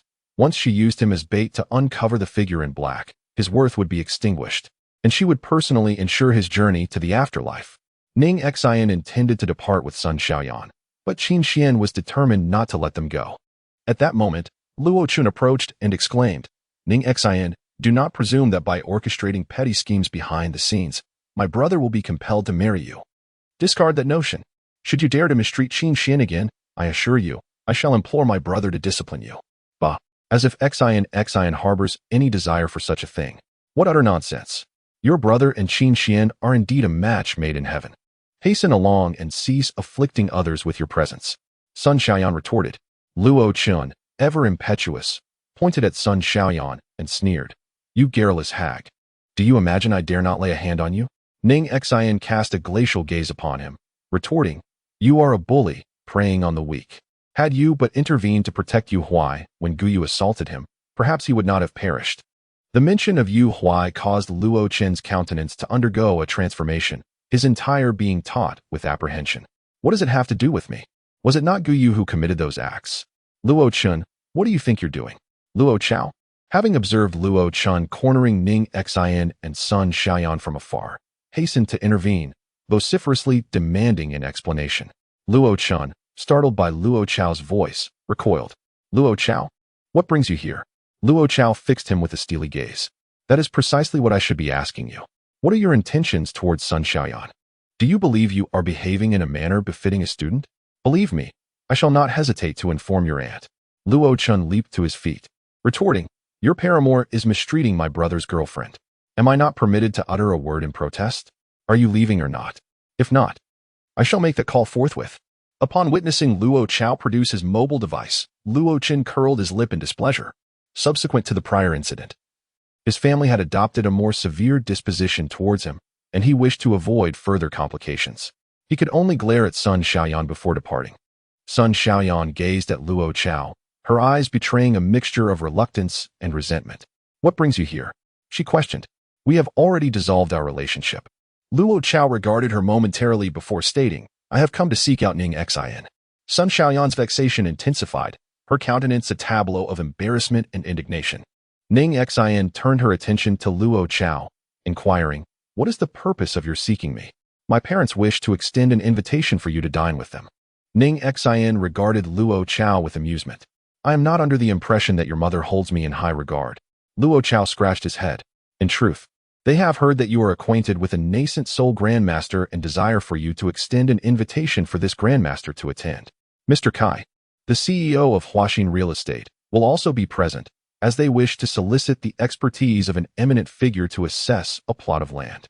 Surely there are numerous individuals of high caliber. It is not imperative to invite a Nascent Soul Grandmaster, Ning Xin remarked. She did not believe that her reputation as a Nascent Soul Grandmaster was particularly renowned at this juncture, perhaps only slightly known online.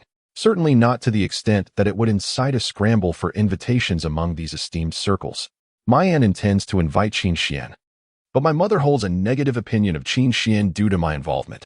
However, lacking a familiar geomancer at present, she has considered the Nascent Soul Grandmaster. Luo Chao scrutinized Ning Xion's expression, interpreting her silence as a sign of difficulty. He promptly added, in truth, it is of no consequence if you are unable to secure an invitation. My mother genuinely wishes to invite you to visit. Ning Xion smiled. Madame Luo's disposition changes with remarkable alacrity. Her demeanor upon our last encounter was markedly different. Upon hearing this, Luo Chao felt somewhat awkward. Chapter 70. Show her some color. His mother's attitude towards Ning Xion was indeed rather unfriendly, and now he was tasked with inviting her, which left him in an uncomfortable position. So, this was the scheme devised by your Luo family. Xion, if you do not wish to attend, feel free to decline. She understood that Ning Xion preferred not to reveal her identity as a Nascent Soul ancestor prematurely, thus offering her an opportunity to refuse gracefully. However, Ning Xion addressed Luo Chao, saying, I have received the invitation from the Luo family. Luo Chao smiled and turned to Sun Xiaoyan, saying, Xiaoyan, you should come too. My parents previously misunderstood you, and this time I assure you will not be wronged. Sun Xiaoyan scoffed. She had not forgotten Guo Xiaochuan's earlier mockery, deeming her without money or influence, an inferior being unworthy of Luo Chao. I'm sorry, young Master Luo, but I must prepare for my final exams and do not have the time. It won't delay you. It's just the day after your exams, Luo Chao insisted. Ning Xion smiled. I will encourage her to go. Sun Xiaoyan pouted, but did not wish to refuse Ning Xion. Luo Chao expressed his gratitude with a smile towards Ning Xion. After Luo Chao departed, Sun Xiaoyan expressed her dissatisfaction. Xion, why did you want me to go? I wish to have no further dealings with the Luo family. Ning Xion replied with a gentle smile. I suggested you go so that you may witness the spectacle. This performance might just provide you with a chance to vent your frustrations. Upon hearing this, Sun Xiaoyan appeared enlightened, revealing a contemplative expression. Since you put it that way, I shall accompany you. Ning Xion was not one to be trifled with. It was evident that the Luo family, in setting their sights on the Ning family, particularly Ning Xion and her mother, believed them to be easy prey. Otherwise, why would they not have approached the Ning family's patriarch for business dealings? It seemed they perceived the mother and daughter as gentle and gullible, ripe for exploitation. Ning Xion scoffed inwardly, resolving to uncover the Luo family's true intentions. If they sought to devour her and her mother, they would soon discover they lacked the teeth for such a feast. Indeed, upon Ning Xion and Sun Xiaoyan's arrival that evening, it became clear that the gathering was not the intimate dinner with Ning Xion that the Luo family had purported it to be. Rather, it resembled a calculated maneuver against her. The excuse given was laughable, that the Luo family were related by marriage and were there to accompany them. A throng of individuals sat on the sofas, eyeing Ning Xion with undisguised hostility. Ning Xion inwardly sneered. Despite the polite overtures made when inviting her, there was not even a soul to greet her upon arrival. Was this an attempt to intimidate her? After a brief pause at the entrance, Luo Chen approached. His face contorted with disdain. Hey, Ning Xion, my aunt asked you to come over. Ning Xion cast a frigid glance at Luo Chen before approaching Guo Xiaochuan. Madame Luo, you wish to speak with me? Guo Xiaochuan cast a sidelong glance at her. Your mother is not accompanying you. She was unable to attend due to prior commitments. Kai Honghu scoffed dismissively. We extend the opportunity to the Ning family to participate in this project out of consideration for our past acquaintance with Old Man Ning. It is a clearly lucrative venture. However, I did not anticipate that Old Man Ning would send only a young girl. A sneer flickered in Ning Xion's eyes. They had no particular affiliation with Kai Honghu, and their dealings in the business world had been bloodless. Where did this sudden benevolence originate? She observed Kai Honghu's wife, Wang Runan, whose heavy bangs, incongruous with her age and demeanor, completely obscured her forehead. The center of one's forehead is considered the convergence point of spiritual energy. It is said that if a person is experiencing misfortune, they should cover their forehead with hair to shield their spiritual energy from external malevolence. Wang Runen's appearance suggested that this was the reason for her thick bangs. Ning Xin smiled at them, remarking, "I am afraid that the Ning family cannot avail themselves of Mr. Kai's goodwill. Surely, Huaxin Real Estate's projects are not lacking in funds." Kai Honghu's countenance shifted. "Are you implying that Huaxin is seeking financial assistance from the Ning family under the guise of helping you?" Ning Xin turned to Guo Xiaochun. "Mrs. Luo is rarely so courteous to me. I find it somewhat unsettling."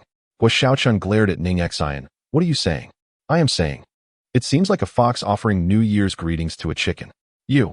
Guo Xiaochun's expression, a mixture of wanting to curse and fearing the occasion, revealed her frustration. Kai Honghu waved his hand dismissively. "Very well. My approaching the Ning family was merely out of respect for the elder Mr. Ning. Does our esteemed Huaxin ever lack funds? I believe the Ning family's decline is due to the emergence of successors like you, who are timid and apprehensive, afraid to tread paths paved with gold. It is only fitting that you fall out of the circle." Wang Runen patted Kai Honghu. "If they are unwilling, then let it be. There's a surfeit of potential collaborators practically queuing up from our doorstep all the way to the outskirts. The selection is vast, so why fret? I've cautioned you against excessive benevolence. Not everyone appreciates it, you know."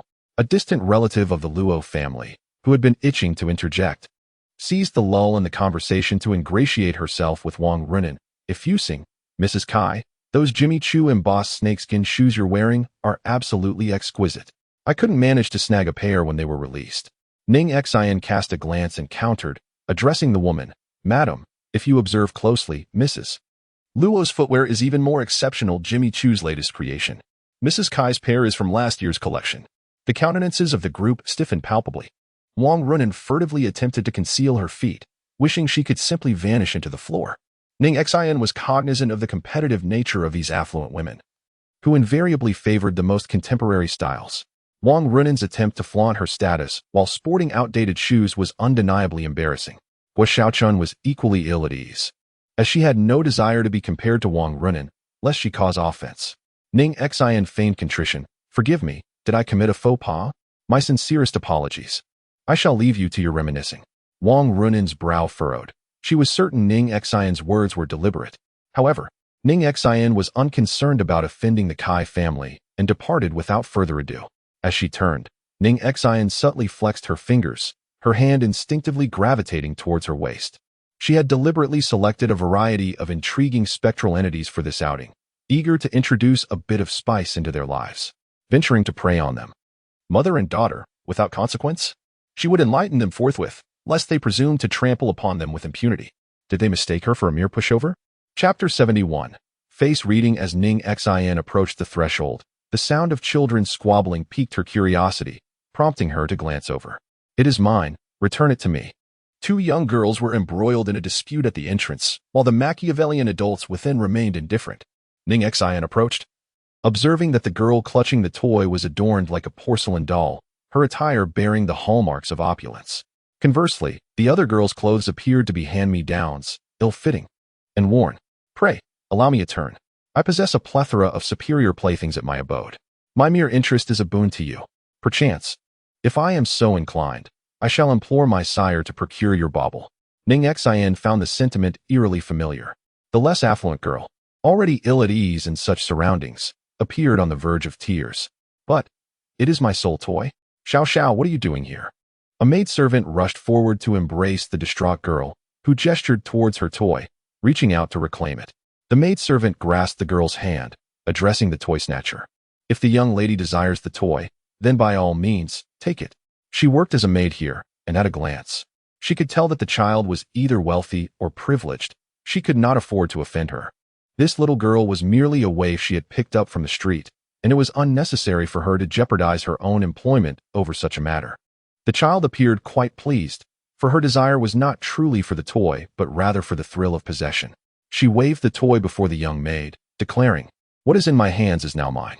Before she could finish her sentence, the toy slipped from her grasp and landed in Ning Xin's hands. Ning Xin, with a playful smirk, waved it back at her, stating, "Now that it is in my possession, it belongs to me." The child stomped her feet in frustration, demanding, "Give it back to me. Give it back." Being so small, she could hardly reach it, and soon, tears streamed down her face. The maid grew anxious. Yet Ning Xin remained unfazed and returned the toy to the little girl. The child accepted it cautiously, her demeanor indicating that she was sensible despite her unfortunate circumstances and gentle disposition. Ning Xin then produced a piece of talisman paper, folding it into the shape of a rabbit, and offered it to her, saying, "Here, another toy for you." The little girl beamed with joy as she accepted it. "Thank you, sister." The maid cautioned Ning Xin, "Miss, we cannot afford to provoke the people here." Ning Xin reassured her, "If anyone inquires, simply attribute it to me. No one will trouble you." She pondered the identity of the child, who appeared to be around 6 or 7 years old, so spoiled and willful. In contrast, Xiao Xiao, of similar age, seemed to lead an entirely different life and fate. The child looked at Ning Xin and declared, "I will go tell my parents." With that, she dashed inside. The maid voiced her concern. "Miss, this," Ning Xin replied. "Do not worry, I shall go in and check." Ning Xin stepped inside at a leisurely pace, only to see the child from earlier rush to Kai Honghu's side, on the verge of tears as she seemed to want to say something. Wang Runin hurriedly wiped her tears, seemingly intent on introducing her to someone. Truly, the nature of parents is often reflected in their offspring. Engaging in a dispute over toys with a child could easily lead to ridicule. Upon hearing a familiar voice, Ning Xin instinctively took a step back before turning to Gu Weijin. "Mr. Gu, have you placed a tracker on me?" she queried, skeptical that a mere meal at the Luo family could summon someone of his stature. Gu Weijin regarded her with a smile. "Miss Ning, do you truly believe I possess the capability to affix a tracker to you without your notice?" Ning Xin hesitated, acknowledging that indeed, Gu Weijin lacked such prowess. She lowered her gaze, coughed lightly to mask her embarrassment, and deftly shifted the topic. "Are you here for the Kai family's land?" A flicker of surprise crossed Gu Weijin's eyes. He had not anticipated Ning Xin to draw such a conclusion so swiftly. "Am I not allowed to simply enjoy a meal?"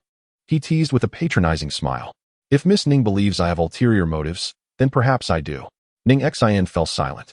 Gu Weijin reminisced about the impression Ning Xin had made on him during their first encounter. It was far more complex than she had articulated. Beyond the initial thrill coursing through him, there lingered a sense of unplaceable familiarity, though it now seemed to be nothing more than an illusion. "Miss Qin, this is my daughter, Kai Wenwen. Would you be so kind as to assess her future prospects?" The young child was just comforted and pushed towards Qin Xuan for her assessment. Qin Xuan understood this was a test orchestrated by the Kai couple, should her insights align with their expectations. Her reputation within this circle would be firmly established. The art of face reading encompasses 3 divisions, 5 features, and 12 palaces, beginning with the forehead. However, the primary focus is on the fortune of a teenager. Given that Kai Wenwen is still quite young, Qin Xuan commenced her examination from the contours of her ears. The earlobes, thick and close to the skull, indicated a destiny of affluence, yet the small ear openings suggested a lack of generosity in character. It was not surprising to Qin Xuan, as it is common for children of wealthy families to be somewhat spoiled. Miss Wenwen's fate was undoubtedly noble. Her bright eyes sparkled with vitality, and she possessed a lively disposition, well suited for family life. Kai Honghu's lips curled slightly downward. After all, was not Qin Xuan merely stating the obvious? With the Kai family's substantial wealth, could Kai Wenwen truly be of a humble fate? However, Qin Xuan altered her tone. "Miss Wenwen, during your formation, your maternal vessel encountered a significant trial." Wang Runin's eyes widened. Only those within the family knew of her difficult labor. Upon witnessing Qin Xuan's accuracy, she eagerly concurred. Yes, I nearly faced a crisis while carrying Wenwen." Qin Xuan offered a gentle smile. "This bodes well. Having navigated such a major ordeal, what lies ahead are merely minor tribulations. Miss Wenwen is destined to grow up safely." Ning Xin, on the other hand, turned her gaze towards Wang Runin, for the features and 12 palaces pertain primarily to individuals beyond their teenage years. In the case of Kai Wenwen, little could be discerned, but to ascertain her fortune, one might evaluate her mother, as they are bound by blood. Wang Runin concealed her forehead, while Ning Xin's gaze was drawn to the area beneath her eyes, the position of the children's palace, which appeared pale, indicating potential difficulties in progeny and a life fraught with misfortune for her child. However, this was not a matter of great concern.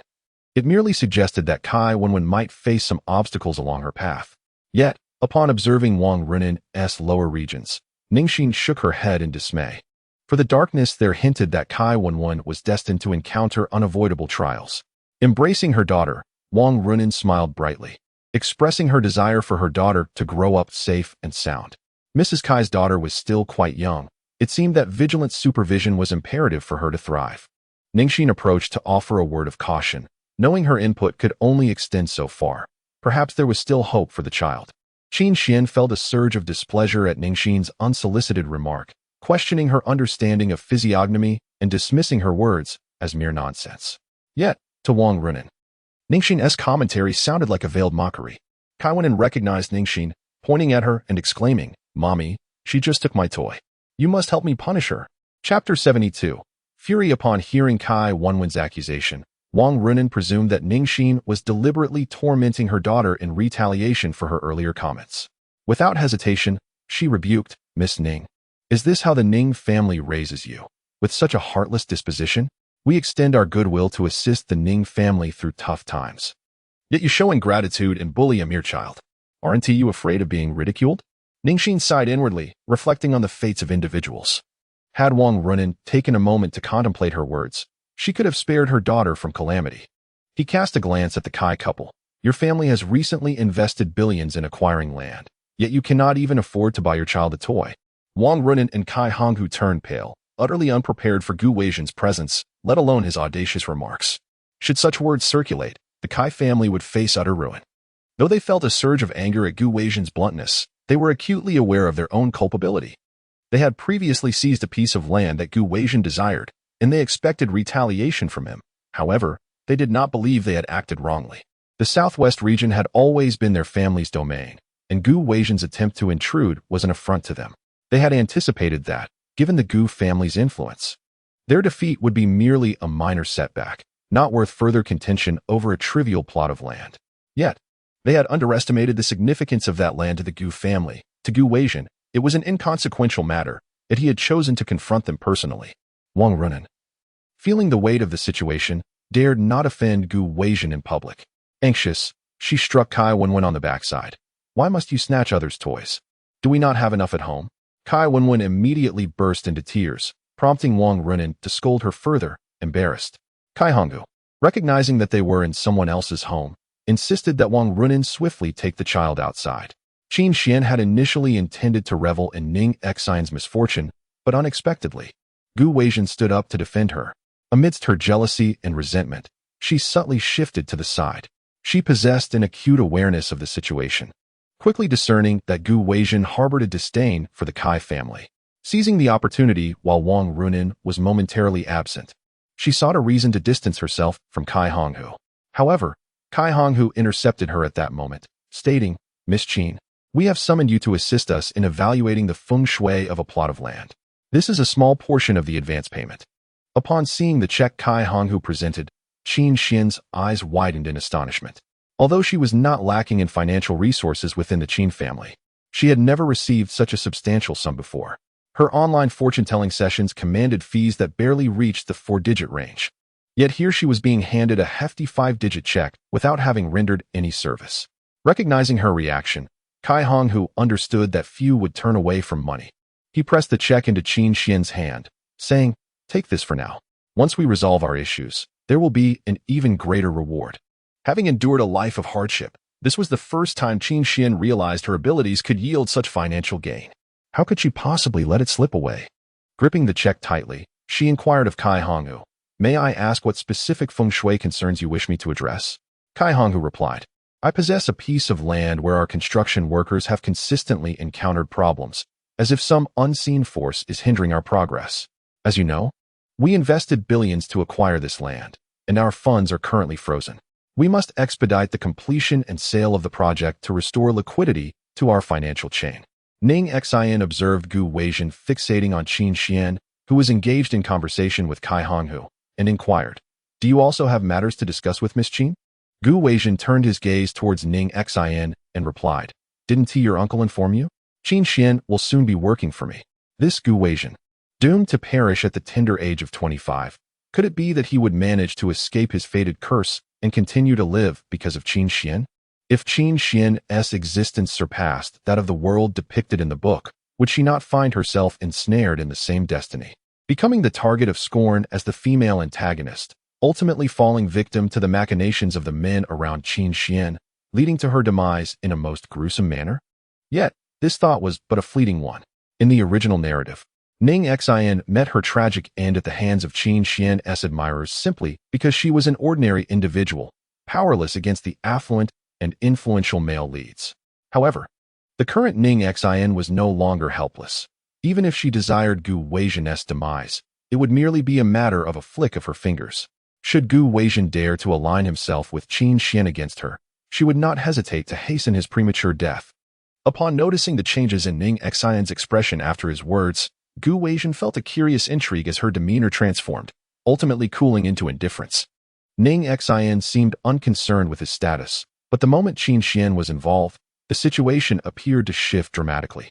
She regarded Gu Weizhen, confident that Qin Xuan would not succeed. The troubles that plagued Gu Weizhen were beyond Qin Xuan's resolution. It seemed inevitable that Gu Weizhen was destined for demise. Gu Weizhen, perceiving the sympathy etched upon Ning Xin's features, felt perplexed. Why would she exhibit such an expression? Akin to that of someone gazing upon a terminally ill patient? Ning Xin collected her thoughts and smiled at Gu Weizhen. It seems Mr. Gu also firmly believes in feng shui. Qin Xuan is indeed a commendable choice, but the competition is fierce, and you must seize the opportunity. At this, Gu Weizhen's expression turned cold. He had thought that by showing interest in Qin Xuan, Ning Xin might inadvertently reveal something, thereby preventing him from becoming an ally to Qin Xuan, given her antagonistic relationship with him. To his surprise, Ning Xin actually encouraged him to pursue Qin Xuan. Did she truly care nothing for his interactions with other women? Did she mind not at all that Qin Xuan had him as a supporter? Or was it that, in her eyes, he was merely an inconsequential figure? Gu Weizhen could not fathom why the thought of being seen as a mere passerby in Ning Xin's heart stirred an inexplicable anger within him, an anger that threatened to consume his reason. Chapter 73. It turns out I love you. Gu Weizhen's expression shifted several times before he finally suppressed his fury and asked, "Does Miss Ning genuinely wish for me to assist Qin Xuan?" Ning Xin looked at him in bewilderment. "Did you not say yourself that you wanted to enlist Qin Xuan?" She had already prepared to watch the drama unfold, with Qin Xuan under Gu Weizhen's command, spending day and night together, and with Luo Su's jealous nature. It was bound to be quite a spectacle. The protagonist and the powerful figure in the story would collide, their respective auras clashing in a peak confrontation. How intriguing. If she could witness the male and female leads turning against each other, that would be even more captivating. Gu Weizhen felt somewhat cornered by Ning Xin's words. A sense of unease tightening in his chest, and he gritted his teeth, saying, "You might as well persuade me." Ning Xin gazed at him with an expression of bewilderment. "Why should I counsel you?" Gu Weizhen's face turned a shade of green from anger, after a prolonged silence. He suppressed the urge to embrace Ning Xin and deliver a proper admonition. Taking a deep breath, he inquired, "Once the banquet concludes, may I have a private conversation with Miss Ning?" Ning Xin furrowed her brow slightly, but nodded in agreement. "All right." After she spoke, she cast a puzzled glance at Gu Weizhen, whose demeanor seemed somewhat amiss, before turning to leave. She couldn't shake the feeling that something was off about him today. Once Ning Xin departed, Gu Weizhen sought refuge in a corner to quell the tumult of anger and desire that roiled within him. During their earlier exchange, he couldn't help but recall the ethereal experience shared with Ning Xin, a time when he was reluctant to confront the truth of his own heart. Yet now, he found himself compelled to confront it. It was the deepest yearning of his soul. He wished for his parents to be together, for his sister to live a healthy and joyful life by his side, and he hoped that Ning Xin would be his wife. Indeed, the woman he secretly longed for the most was Ning Xin. Was this not a clear indication of where his heart truly lay? He slowly closed his eyes, grappling with his inner turmoil, and when he opened them again, he had resolved to act. "Xin, who was that man you spoke with just now? Is it not astonishing how exceptionally handsome he is? His features are perfectly proportioned, surpassing even those of celebrities."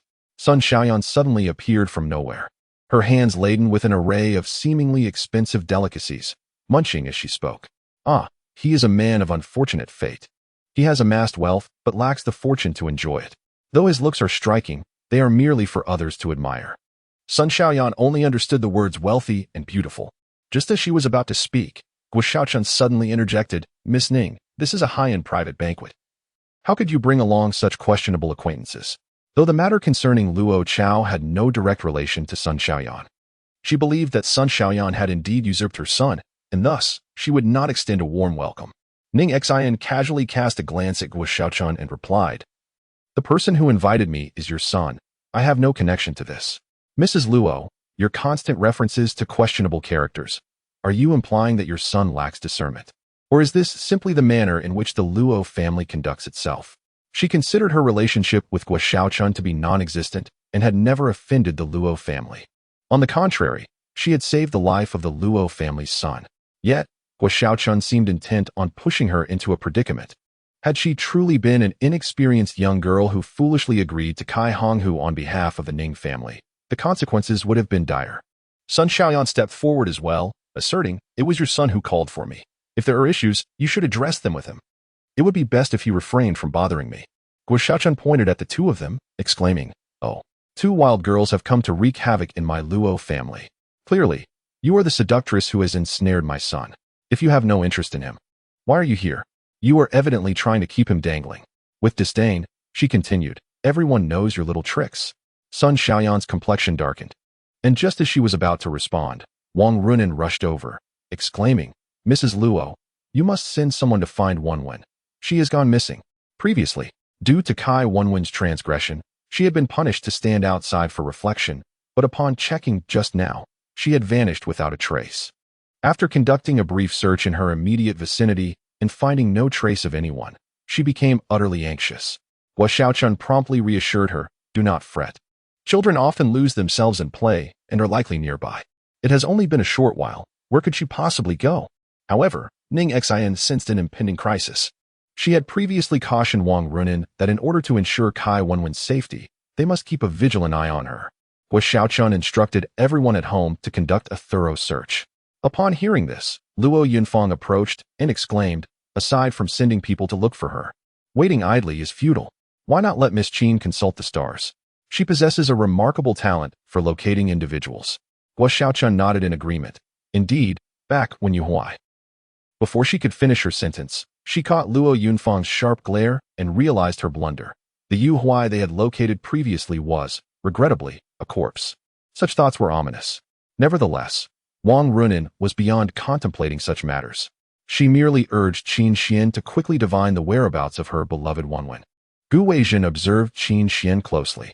The eloquence of her words and the trials faced by Lin Wanfeng had already instilled some measure of trust in her abilities.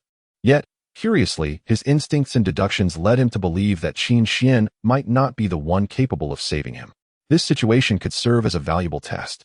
As Qin Xuan felt the weight of everyone's gaze upon her, she forced a smile and addressed Kai Honghu and his spouse. "I shall cast the oracle now. There is no need for concern. Do not forget what I mentioned. Miss Kai is a fortunate soul, destined to bring joy to those around her." At this moment, Kai Honghu did not regard Kai Wenwen's disappearance with much concern. Rather, he perceived the incident as a mere measure of Qin Xuan's capabilities. "That shall be the task of Miss Qin," he remarked. Ning Xin turned to Sun Xiaoyan and suggested, "Let us venture outside to assist in the search. It is evident that no resolution will arise from Qin Xuan's presence here. If Kai Wenwen is fortunate enough, she might evade calamity. Otherwise, her fate is grim." Gu Weijin caught a glimpse of Ning Xin and Sun Xiaoyan departing and, after a moment of contemplation, followed them, compelled by his instincts. "Xin, can you divine the whereabouts of Wenwen?" he inquired. "If she is fated to encounter misfortune, it is exceedingly difficult to predict. The laws of nature are immutable, preordained, and not subject to human manipulation." However, after a few paces, Ning Xin sensed someone trailing behind her. "Mr. Gu?" she questioned, perplexed by Gu Weijin's persistent interest in her. As if he would not relent until he had thoroughly understood, Gu Weijin remained unperturbed. "You are searching for that child. I am here to assist." Chapter 74. The missing child. Sun Xiaoya, smitten, seized Ning Xion's arm. Xin, let us act together." Although she was unaware of Gu Weijin's identity, his handsome visage captivated her, compelling her to steal glances. Ning Xion found herself at a loss for a refusal and reluctantly acquiesced. After walking for a while, Ning Xion stopped before a muddy pit. Observing this, Gu Weijin also halted, crouching to peer into the muck. Within the pit lay a sharp stone, faint traces of blood visible upon it.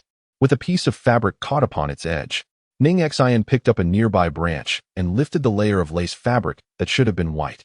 The fabric was now stained with mud, yet it was still recognizable as the clothing worn by Qin Xuan. Gu Weizhen inquired, "Aren't you going to search for her?" Since it had been determined that Qin Xuan was kidnapped, she was undoubtedly no longer alive. Continuing the search would merely lead to the discovery of a corpse. If there were still a chance of saving a living person, Ning Xin might have been inclined to assist for the sake of virtue. However, with death confirmed, her compassion did not extend to aiding the Qin family in locating a body. She was well aware of how the Qin family had schemed against her and her mother, and she was no saint, devoid of any desire to help them. Initially, she had contemplated teaching them a lesson, but given that their daughter had perished, she decided to let them off lightly. After all, this was a consequence of their own making. "Xiaoyan, Ning Xin, what brings you here?" Luo Chao panted as he approached. Sun Xiaoyan shot him a displeased look, replying, "What business is it of yours? You all rely on Qin Xuan to find the child, while we are the only ones undertaking any meaningful action." Luo Chao turned to Ning Xin, saying, "Qin Xuan claims he cannot discern Qin Xuan's whereabouts. My mother wishes for you to invite the Yuan Ying ancestor to give it a try." This was the second time Gu Weizhen had heard this title. The last time, in the hospital, he had regarded it as the mere designation of a wandering sorcerer, not paying it much heed. However, it now appeared that this Yuan Ying ancestor shared a significant connection with Ning Xin. Sun Xiaoyan and Ning Xin exchanged glances before addressing Luo Chao. "Isn't Qin Xuan quite capable? How is it that he cannot even locate a missing child?" Qin Xuan initially hesitated to acknowledge her own limitations, yet she found herself unable to ascertain the whereabouts of Qin Xuan. With everyone awaiting her response, she provided a vague indication of direction. However, Wang Runin persistently pressed her for a precise location, and her faltering answers revealed her inadequacy. At that moment, it had been over an hour since Qin Xuan had vanished, and Kai Honghu began to grow anxious. Gua Xiaochun promptly urged Luo Chao to seek out Ning Xin and summon the Yuan Ying ancestor. Now was not the time for such discussions. Locating the missing person was paramount. "Xiaoyan, after all, this was a matter of life and death." Upon Ning Xin's arrival, Gua Xiaochun rushed over, his anxiety palpable as he inquired, "Have you managed to contact the Yuan Ying ancestor?" Meanwhile, Qin Xuan clenched her fists, bewildered by her inability to deduce Qin Xuan's location, which defied logic. Yet, her greatest frustration stemmed from the swift decision of those around her to seek out the Yuan Ying ancestor upon realizing her shortcomings. No one had ever laid eyes on him. His true nature remained a mystery, and such blind faith in him could lead to calamity.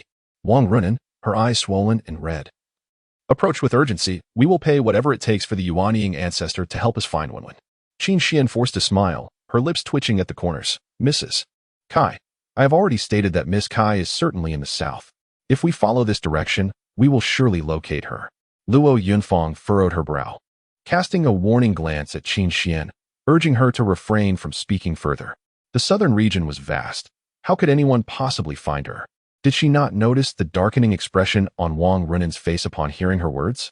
"We have just discovered this outside.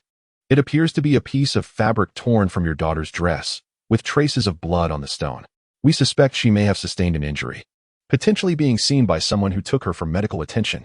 It would be prudent to inquire with the nearby residents."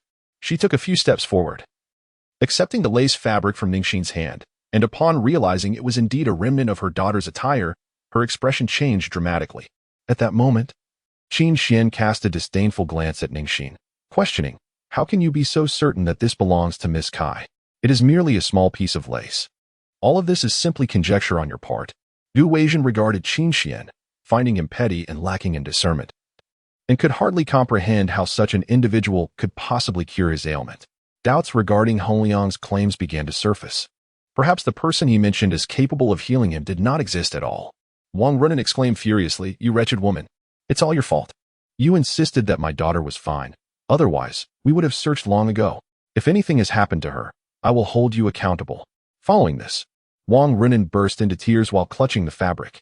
Qin Xuan's expression froze momentarily before contorting into one of displeasure. Ning Xin suggested to Wang Runin, "We should contact the police. A child missing does not require a 24-hour waiting period." Gua Xiaochun interjected, "Could we not summon the Yuan Ying ancestor?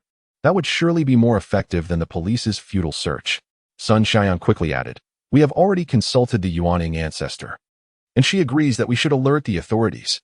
Qin Xuan revealed a sardonic smile, pondering what new tricks this nascent soul ancestor could possibly unveil. Ultimately, they resorted to calling the police. What was all the fuss about, elevating him to such mythical prowess? She cast aside her previous disdain for Sun Xiaoyan and persistently inquired, did the nascent soul ancestor mention anything else? When the police are searching for someone, they surely require a general direction. In Chapter 75, the identity of the nascent soul ancestor, Sun Xiaoyan, was at a loss. Since Ning Xin had said nothing, she could not speak out of turn. Meanwhile, Gu Weijin observed the situation and sent a text to his assistant, instructing him to investigate the information regarding this nascent soul ancestor. He was eager to discern the true nature of this figure. The arriving officer was Li Minbin, who directed his colleagues to inquire about the specifics from Kai Honghu. While he approached Ning Xin, since you are here, there is no need to call the police. In his mind, Ning Xin had become omnipotent. Matters of locating individuals were undoubtedly more efficient when she took charge. A tremor ran through Li Minbin. This was no longer an ordinary missing person case, but had escalated into a criminal investigation. Gu Weijin found it peculiar that Li Minbin did not commence his inquiries with Kai Wanwen's family, but prioritized questioning Ning Xin, which seemed an imprudent allocation of urgency. Officer, my child is also missing. I implore you to assist in finding her. A woman, resembling a servant, hurried forward. Ning Xin recognized her as Xiao Zhao's mother. Upon hearing of Xiao Zhao's disappearance, Ning Xin's departing steps halted. She held fond memories of the child and did not wish for her innocent life to be lost in vain. She inquired, how did Xiao Xiao go missing? I took her to the kitchen and allowed her to play there. After completing my tasks in the front hall, I went to the kitchen to find her, only to discover that she was no longer there. I searched every possible place she could have gone, but to no avail. Over an hour has passed. I hope nothing has happened to her. Miss, I understand your kind heart. Please let this officer assist me in finding her. Meanwhile, Gu Weijin received a call from his assistant. Mr. Gu, the phone registered under that ID is associated with an individual named Sun Xiaoyan. However, this number has been recently modified, and the original registrant was Ning Xin. Upon hearing this, Gu Weijin displayed no sign of surprise. Instead, a faint smile crept across his face, imbued with an air of determination. He glanced at Sun Xiaoyan, who was awkwardly evading questions from Gu Xiaochun, appearing rather dim-witted, even less astute than Qin Xuan. How could she possibly be the formidable master that rumors have circulated about online? If Ning Xin sought a scapegoat, she could at least have chosen someone more intelligent. With someone like Sun Xiaoyan, even Gu Xiaochun, with his lack of intellect, would not be convinced. After ending the call, Gu Weijin learned from Li Minbin that 2 children were missing, prompting him to request assistance from his department. He glanced at the darkening sky and sighed. It will soon be nightfall. There is a hill nearby and a construction site below. Where could these 2 children possibly have gone? Ning Xin furrowed her brow. A construction site? Zhao Fong, in a tone of desperation, pleaded with Li Minbin, Officer, you must find my daughter swiftly. It is her first time here, and she is unfamiliar with the area. Had there been someone home today, I would not have brought her to my workplace, and she would not have gone missing. Sensing the guilt in Zhao Fong's voice, Li Minbin felt a profound empathy. Should anything befall Xiao Xiao, Zhao Fong would likely blame herself for eternity. Rest assured, we will locate her as soon as possible. However, based on Miss Ning's information, Kai Wen disappeared after being injured in the southwestern direction. The exact area of Xiao Xiao's disappearance has yet to be determined. Once my colleagues arrive, we will analyze the specific search routes. Wang Runin approached, tugging at Li Minbin. Since we reported the case first, naturally, we must prioritize finding our daughter. Woman has been coddled since childhood. She cannot endure hardships alone out there. Kai Honghu also joined, stating, our company pays substantial taxes annually. The wages of a mere servant do not even meet the tax threshold. Is it reasonable for you not to assist us in finding our daughter? Ning Xin shook her head. Kai Wenwen's current predicament was not devoid of parental responsibility. This family had acted in a manner that severely compromised their moral integrity. Li Minbin felt a twinge of discontent regarding Kai Honghu's attitude. Paying taxes is a civic duty, yet he spoke as if the police department were his personal enterprise. Nonetheless, he refrained from expressing his irritation directly and replied, I never said we wouldn't search. Then let us proceed to the southwestern area you mentioned to find my daughter. We must depart immediately. Listening to Wang Runin's urging, Li Minbin felt somewhat helpless. Zhao Fong, at a loss, exclaimed, what about Xiao Xiao? Your daughter must be hiding somewhere. Playing. My daughter is precious and cannot be in danger. Li Mibin turned to Ning Xin, who nodded in response. She needed to find a quiet place to divine and ascertain the whereabouts of Xiao Xiao and Kai Wenwen. Their absence was not overly concerning. Wang Runan and Kai Honghu insisted that Li Minbin search for Kai Wenwen first. Zhao Fong, covering her mouth, began to weep. She had searched every nearby location. And with the police now withdrawn, her last pillar of support was gone, causing her emotions to unravel. Observing her plight, others suggested, why not seek out Miss Qin? She is adept at fortune-telling and might help you locate your daughter. Feeling a glimmer of hope, Zhao Fong rushed to Qin Xuan and pleaded, Miss Qin, could you please help me find out where my daughter is? Qin Xuan scrutinized her, noting that Zhao Fong was still dressed in her kitchen attire, stained with grease and emanating an odd odor. Her hair clung together with sweat, presenting a rather disheveled appearance. What benefit could she derive from assisting someone in such a state? I'm afraid I am unable to help, she replied, reclining on the sofa with her legs crossed, arms intertwined, her gaze looking down upon Zhao Fong. It was evident to all that her refusal stemmed not from a lack of ability, but rather from a disdain for Zhao Fong. As Ning Xin entered, Sun Xiaoyan felt a wave of relief wash over her, prompting her to pull Zhao Fong aside. Auntie, there is no need to plead with her. Just now, Xin and I consulted the Yuanying elder online using a simple birth date, and we can find them right away. Qin Xuan straightened up, realizing that Sun Xiaoyan was being purposeful. She mentioned the Yuanying elder knowing full well that she was present. Gu Weijin glanced at Ning Xin, noting that Sun Xiaoyan had not touched her phone earlier, and only Ning Xin had stepped outside. Now, she claimed that the Yuanying elder had provided them with insights. If they had consulted online, what was the need for Ning Xin to leave? The initial suspicion had now solidified into certainty. A smile graced Gu Weijin's lips as he stepped forward. I will accompany you. Chapter 76. The search. Qin Xuan inhaled deeply, surprised that Gu Weijin would involve himself in such a trivial matter. This was a rare opportunity to engage with him, and she could not allow Ning Xin to steal it away. Such matters were hardly worthy of Mr. Gu's attention. Ning Xin's tone was marked by a chilling detachment. Yet Qin Xuan pressed closer to Gu Weijin, saying, I didn't expect Mr. Gu to be so concerned about the two children. Gu Weijin replied, I am not particularly concerned. His words were candid. His childhood experiences had rendered him inherently lacking in empathy and the ability to perceive others' suffering. Moreover, he was unfamiliar with the two children, making it impossible for him to extend any surplus emotions towards them. His desire to search for the children alongside Ning Xin was solely a means to draw closer to her. Qin Xuan was momentarily taken aback, perceiving Gu Weijin's words as mere jest. How could Mr. Gu, who is willing to invest time searching, not care? I simply couldn't deduce it earlier. I was feeling a bit fatigued. Now that I have rested, I wish to contribute. Those around her revealed expressions of disdain, for it was clear to everyone that she sought to ingratiate herself with Gu Weijin. Luo Yunfang's demeanor was also less than favorable. While Gu Weijin indeed possessed a distinguished status, how could Qin Xuan, who aspired to be her family's daughter-in-law, so openly flatter another man? Sun Xiaoyan was almost rolling her eyes to the heavens, directing her words at Qin Xuan. Don't just talk the talk. Where is your contribution? Qin Xuan shot her a glare before turning to Zhao Fong. Name a character that currently occupies your thoughts. Her mind was consumed by the notion of small. The character for small is pictographically represented as, which consists of 3 droplets of water converging to form the character. However, if one removes the vertical stroke in the center, it transforms into, which symbolizes wood. Your daughter exists in a place where there is both water and wood. Water and wood? Zhao Fong found this divination perplexing. At first glance, it seemed to narrow the scope, yet generally speaking, areas with trees are assuredly accompanied by small rivers or streams. Ultimately, this still meant searching the entire vicinity. Gu Weijin was disinclined to heed such vague prophecies, instead turning to Ning Xin and inquiring, where, precisely, is the location of the Yuanying patriarch you speak of? Qin Xuan's expression shifted dramatically, fear gripping her as she worried that the Yuanying patriarch would overshadow her. Mr. Gu, this Yuanying patriarch is merely a charlatan flaunting himself online. He cannot be trusted. Gu Weijin's eyes flashed with a fierce glare. Miss Qin, I believe I have surpassed the age where I require guidance in discerning people and matters. Sun Xiaoyan let out a chuckle. She found it unexpected that Gu Weijin, who usually remained silent, could be so cutting with his words.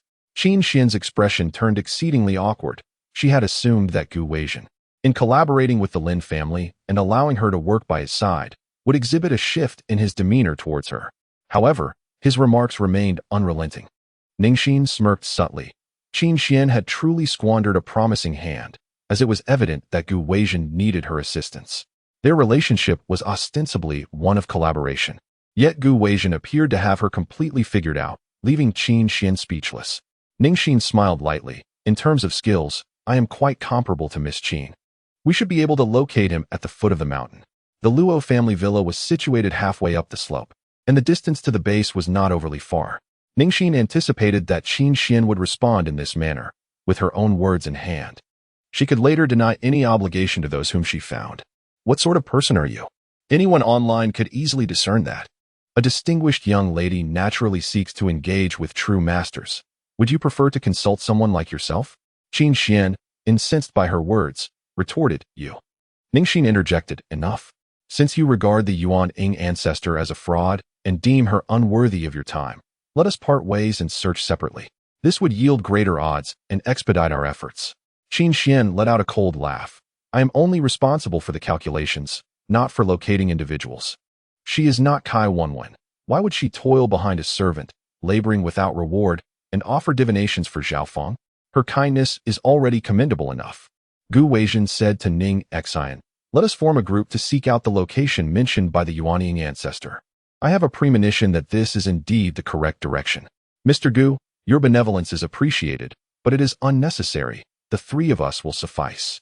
Seeing Gu Weijin's intention to go, Qin Xuan interjected, Nightfall is approaching. How long will it take for three of us to find the place? Mr. Gu and I are going to assist the child. Ning Xin, what is your relationship to the child that grants you the right to refuse? Her words aligned Gu Weijin with her cause, yet he frowned slightly. Zhaofeng observed this and quickly addressed Qin Xuan. Everyone means well.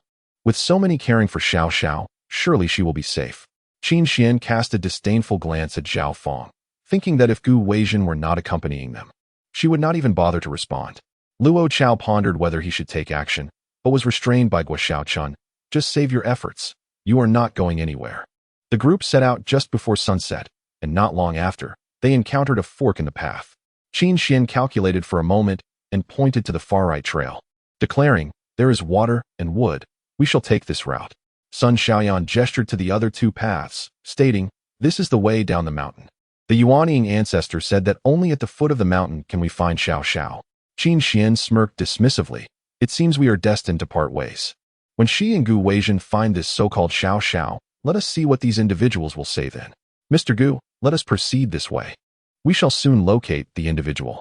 Qin Xuan extended an invitation to Gu Weijin, and Ning Xin was pleased to see this. She proposed that she and Sun Xiaoyan would accompany him. Gu Weijin directed his gaze towards Ning Xin, declaring, I will follow you. A flicker of confusion crossed Ning Xion's eyes. She could not fathom why Gu Weijin insisted on accompanying her. Miss Qin exuded such confidence. Surely Mr. Gu ought to grant her the opportunity to demonstrate how she would locate Xiao Xiao. Following us, it might ultimately lead to naught. Gu Weijin remained silent. Indifferent to the possibility of truly finding Xiao Xiao, his sole intent was to uncover what Ning Xin concealed. Her confidence bore no relevance to him. He only trusted his own judgment. Qin Xuan's expression shifted repeatedly, while Ning Xin observed Zhaofeng's anxious demeanor. If this protraction continued, the mother would be driven to despair.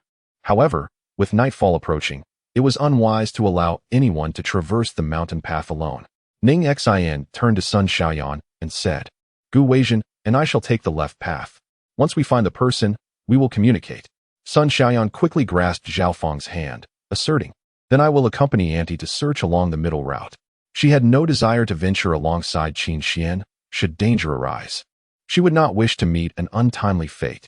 Qin Xuan felt a twinge of discomfort, merely snorting in disdain before turning on her heel. Determined to locate Xiao Xiao before the others, to validate her capabilities, she would ensure they regretted their current exclusion of her. Observing Qin Xuan's solitary departure, Ning Xin hesitated momentarily, but ultimately refrained from speaking. She nodded at Sun Xiaoyan and, alongside Gu Weijin, embarked upon an alternate path. Even as he traversed the rugged forest path, where the ground was far from even, Gu Weijin remained as steady as a rock, gracefully navigating a route that belied his esteemed status. Although he refrained from conversing with Ning Xin throughout their journey, she could not shake the feeling of being under scrutiny, as if someone were watching her every move.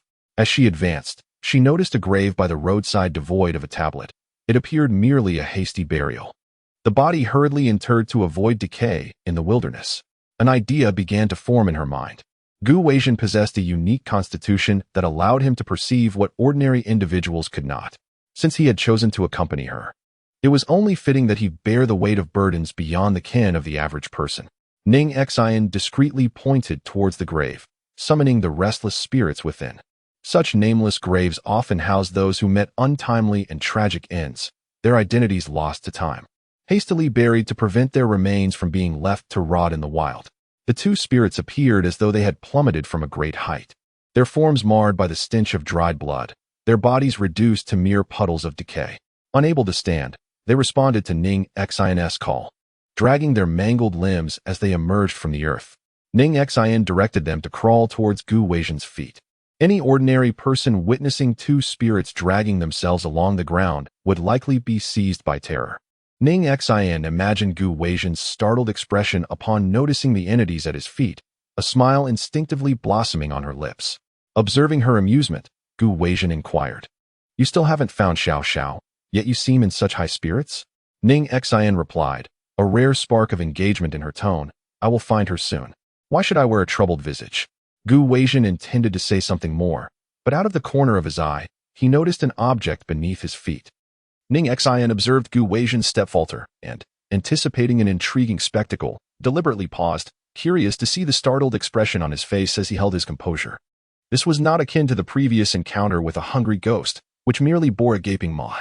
These two specters exuded an aura of horror that could easily terrify the faint-hearted into a state of shock. However, Gu Weijin merely frowned, seemingly repulsed by the untidiness of the two phantoms. He lifted his leg to sidestep them and turned to the somewhat bewildered Ning Xin, questioning why she had not moved. "Shall we just walk away?" The spirits clung to the hem of Gu Weijin's trousers. With every step he took, they trailed behind him, creating a bizarre spectacle. Yet, Gu Weijin remained unperturbed. In his childhood, he had been terrified of such entities, seeking solace in his parents' love, fearing the dark, ghosts, and thunder. As long as he expressed his fears, he could find refuge in their embrace. However, that sanctuary was now lost, and nothing could frighten him any longer. "Have we not all traversed this path together?" Ning Xin pondered silently. Gu Weijin's nonchalance towards the apparitions seemed excessively habitual, as if the natural human instinct of fear had vanished from within him. She gazed at Gu Weijin deeply, wanting to convey something, yet ultimately refrained, simply uttering, "Let us go."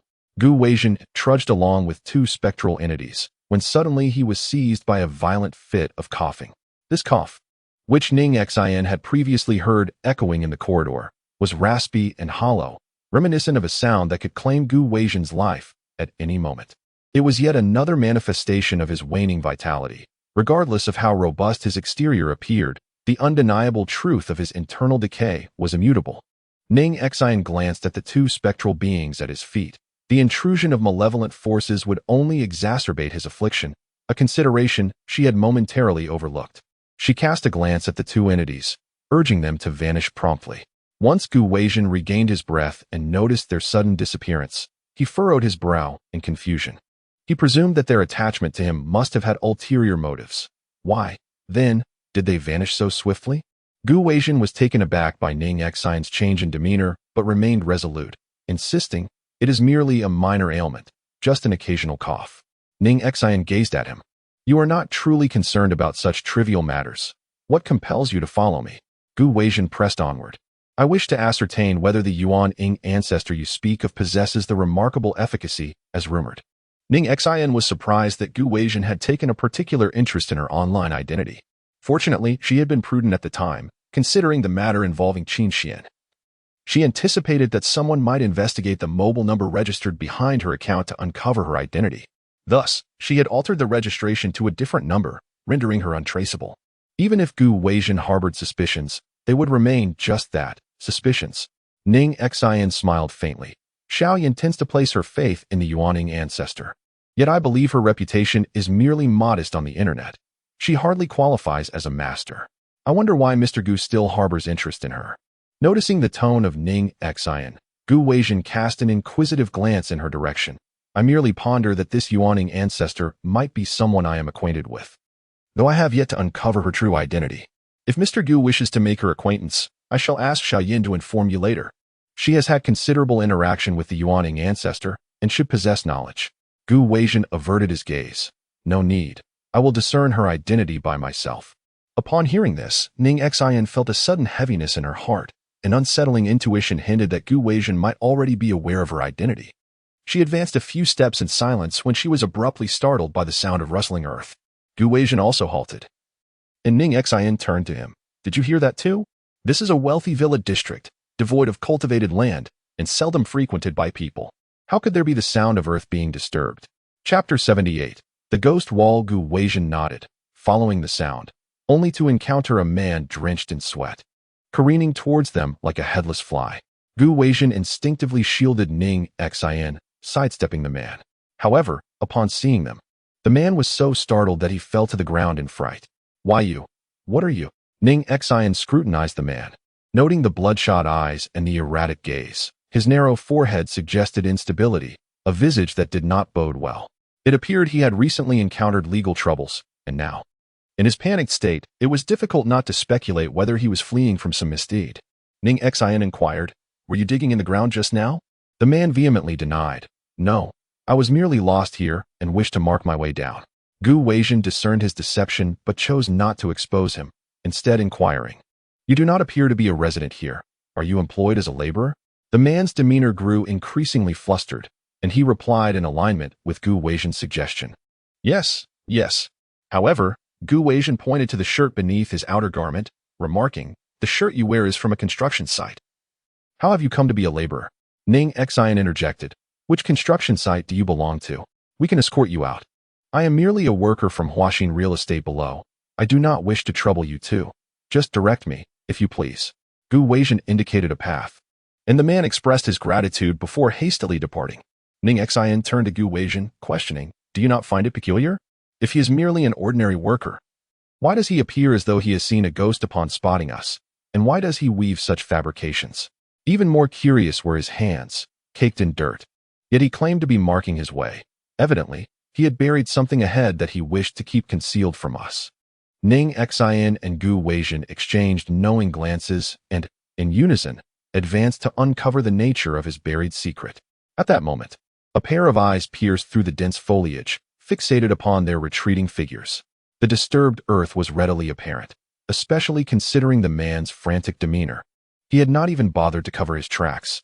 As Ning Xin and Gu Weijin took a few steps closer, they soon discovered the very spot where he had concealed his belongings. Ning Xin picked up a fallen branch and loosened the soil. The individual had not been buried deeply, and it was not long before Ning Xin unearthed him. However, what lay hidden within the earth was merely a collection of ashes. Gu Weijin glanced over, remarking, "It seems we have been overly sensitive. That person must have lied, likely out of fear of being caught and fined for arson, hence his evasive demeanor." Ning Xin scrutinized the remaining ashes, some of which had already mingled with the soil, while the still discernible remnants bore no resemblance to any previous objects. If it were merely ordinary items that had been burned, there would have been no need for a pit to bury them. A simple covering of earth would suffice. Moreover, the shape of these ashes did not resemble typical offerings such as paper money, suggesting the incineration of something rather significant. What could have necessitated such an act? Prompting someone to flee from the construction site? Observing Ning Xin's actions, Gu Weijin's gaze shifted slightly as he inquired, "If the child's disappearance were merely ordinary, it would simply be a common case, wouldn't it?" Ning Xin tilted her head slightly and rose to her feet, asserting, "My actions are not motivated solely by the two children, but rather by the presence of so many affluent families nearby. That individual is suspicious. He may have stolen something, and it is prudent to leave behind some evidence." With that, Ning Xin turned her gaze toward the distance and continued, "We ought to proceed swiftly. Darkness will soon fall." Gu Weijin glanced at the sky and nodded in agreement. "Are you all right?" The man helped Qin Xuan to his feet, and Qin Xuan turned to him, saying, "Thank you for your assistance. My name is Qin Xuan." "Pei Chu Wu," the man replied. Beneath the silvery glow of the moon, Qin Xuan scrutinized the man before her. His appearance was not that of an ordinary individual. Yet, despite possessing a certain uniqueness, He failed to evoke any admiration. The man's visage could only be described as paradoxical, leaving her perplexed. At such a late hour, what brings a young lady like you here? He inquired. Qin Xuan brushed off the dirt from her attire, replying, 2 children have gone missing, and I am searching for them. Pei Qiwu smiled. In that case, I can lend a hand and accompany you. Qin Xuan cast a wary glance in his direction, prompting Pei Qiwu to promptly present his business card. I am a fortune teller, and this is my company. Locating missing persons and items is my profession. Recognizing him as a fellow practitioner and recalling how he had previously aided her, Qin Xuan nodded slightly. Let it be known, I have already determined the child's location. Even if you find them, the credit shall not belong to you. Pei Qiwu expressed surprise. You are also in this line of work? How unexpected. He observed her formal attire, remarking, you certainly do not appear to be a feng shui master. With a grin, Pei Qiwu replied, then I shall consider this an opportunity for enlightenment. Rest assured, I shall not vie for credit. Meanwhile, Ning Xin and Gu Weijin had traversed a considerable distance without encountering anything unusual, only to find the darkness enveloping them more profoundly. Gu Weijin began to question his judgment. He had once believed that following Ning Xin would lead them to the missing children, yet that notion now seemed misguided. He glanced at Ning Xin, momentarily doubting his instincts. However, this fleeting doubt was quickly dismissed as he reaffirmed his faith in his intuition and in the young girl before him. Gu Weijin continued walking for a while, only to realize that the surroundings felt eerily familiar. Have we not traversed this place before? He mused. A scar marred the nearby banyan tree, and as he passed by, he took special note of it. After wandering for a considerable time, he found himself once again confronted by this very banyan tree. Ning Xin sighed inwardly. If only they could follow this path out, they might still find the child. Yet, time had slipped away, and fate seemed to conspire against Kai Wenwen's survival. Ning Xin settled onto a nearby stone, contemplating that they might be encountering another instance of the infamous ghost wall. Gu Weijin furrowed his brow. Despite his susceptibility to the supernatural, could it truly be that he was so unfortunate as to encounter this phenomenon with such frequency, particularly alongside Ning Xin? Was it really a ghost wall? Was there something unclean lurking here? He could not restrain his curiosity and turned to Ning Xin, inquiring, how do you know this? Chapter 79. Where is the Yuan Ing ancestor? Upon hearing his question, Ning Xin's expression momentarily froze before she casually replied, I merely speculate. She then produced 2 ancient coins, addressing Gu Weijin, let us decide our course. Since we are unaware of our direction, north, south, east, or west, let us toss these 2 coins. If the coin on the left shows its face upward, it signifies east. If its reverse is upward, it indicates west. The one on the right will represent south or north. Gu Weijin gazed at the coins in her hand, astonished.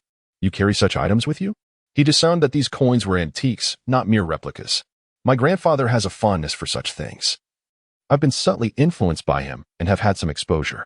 However, the truth remained that her ancient coins possessed the ability to ward off evil and capture spirits, transcending their status as mere collectibles.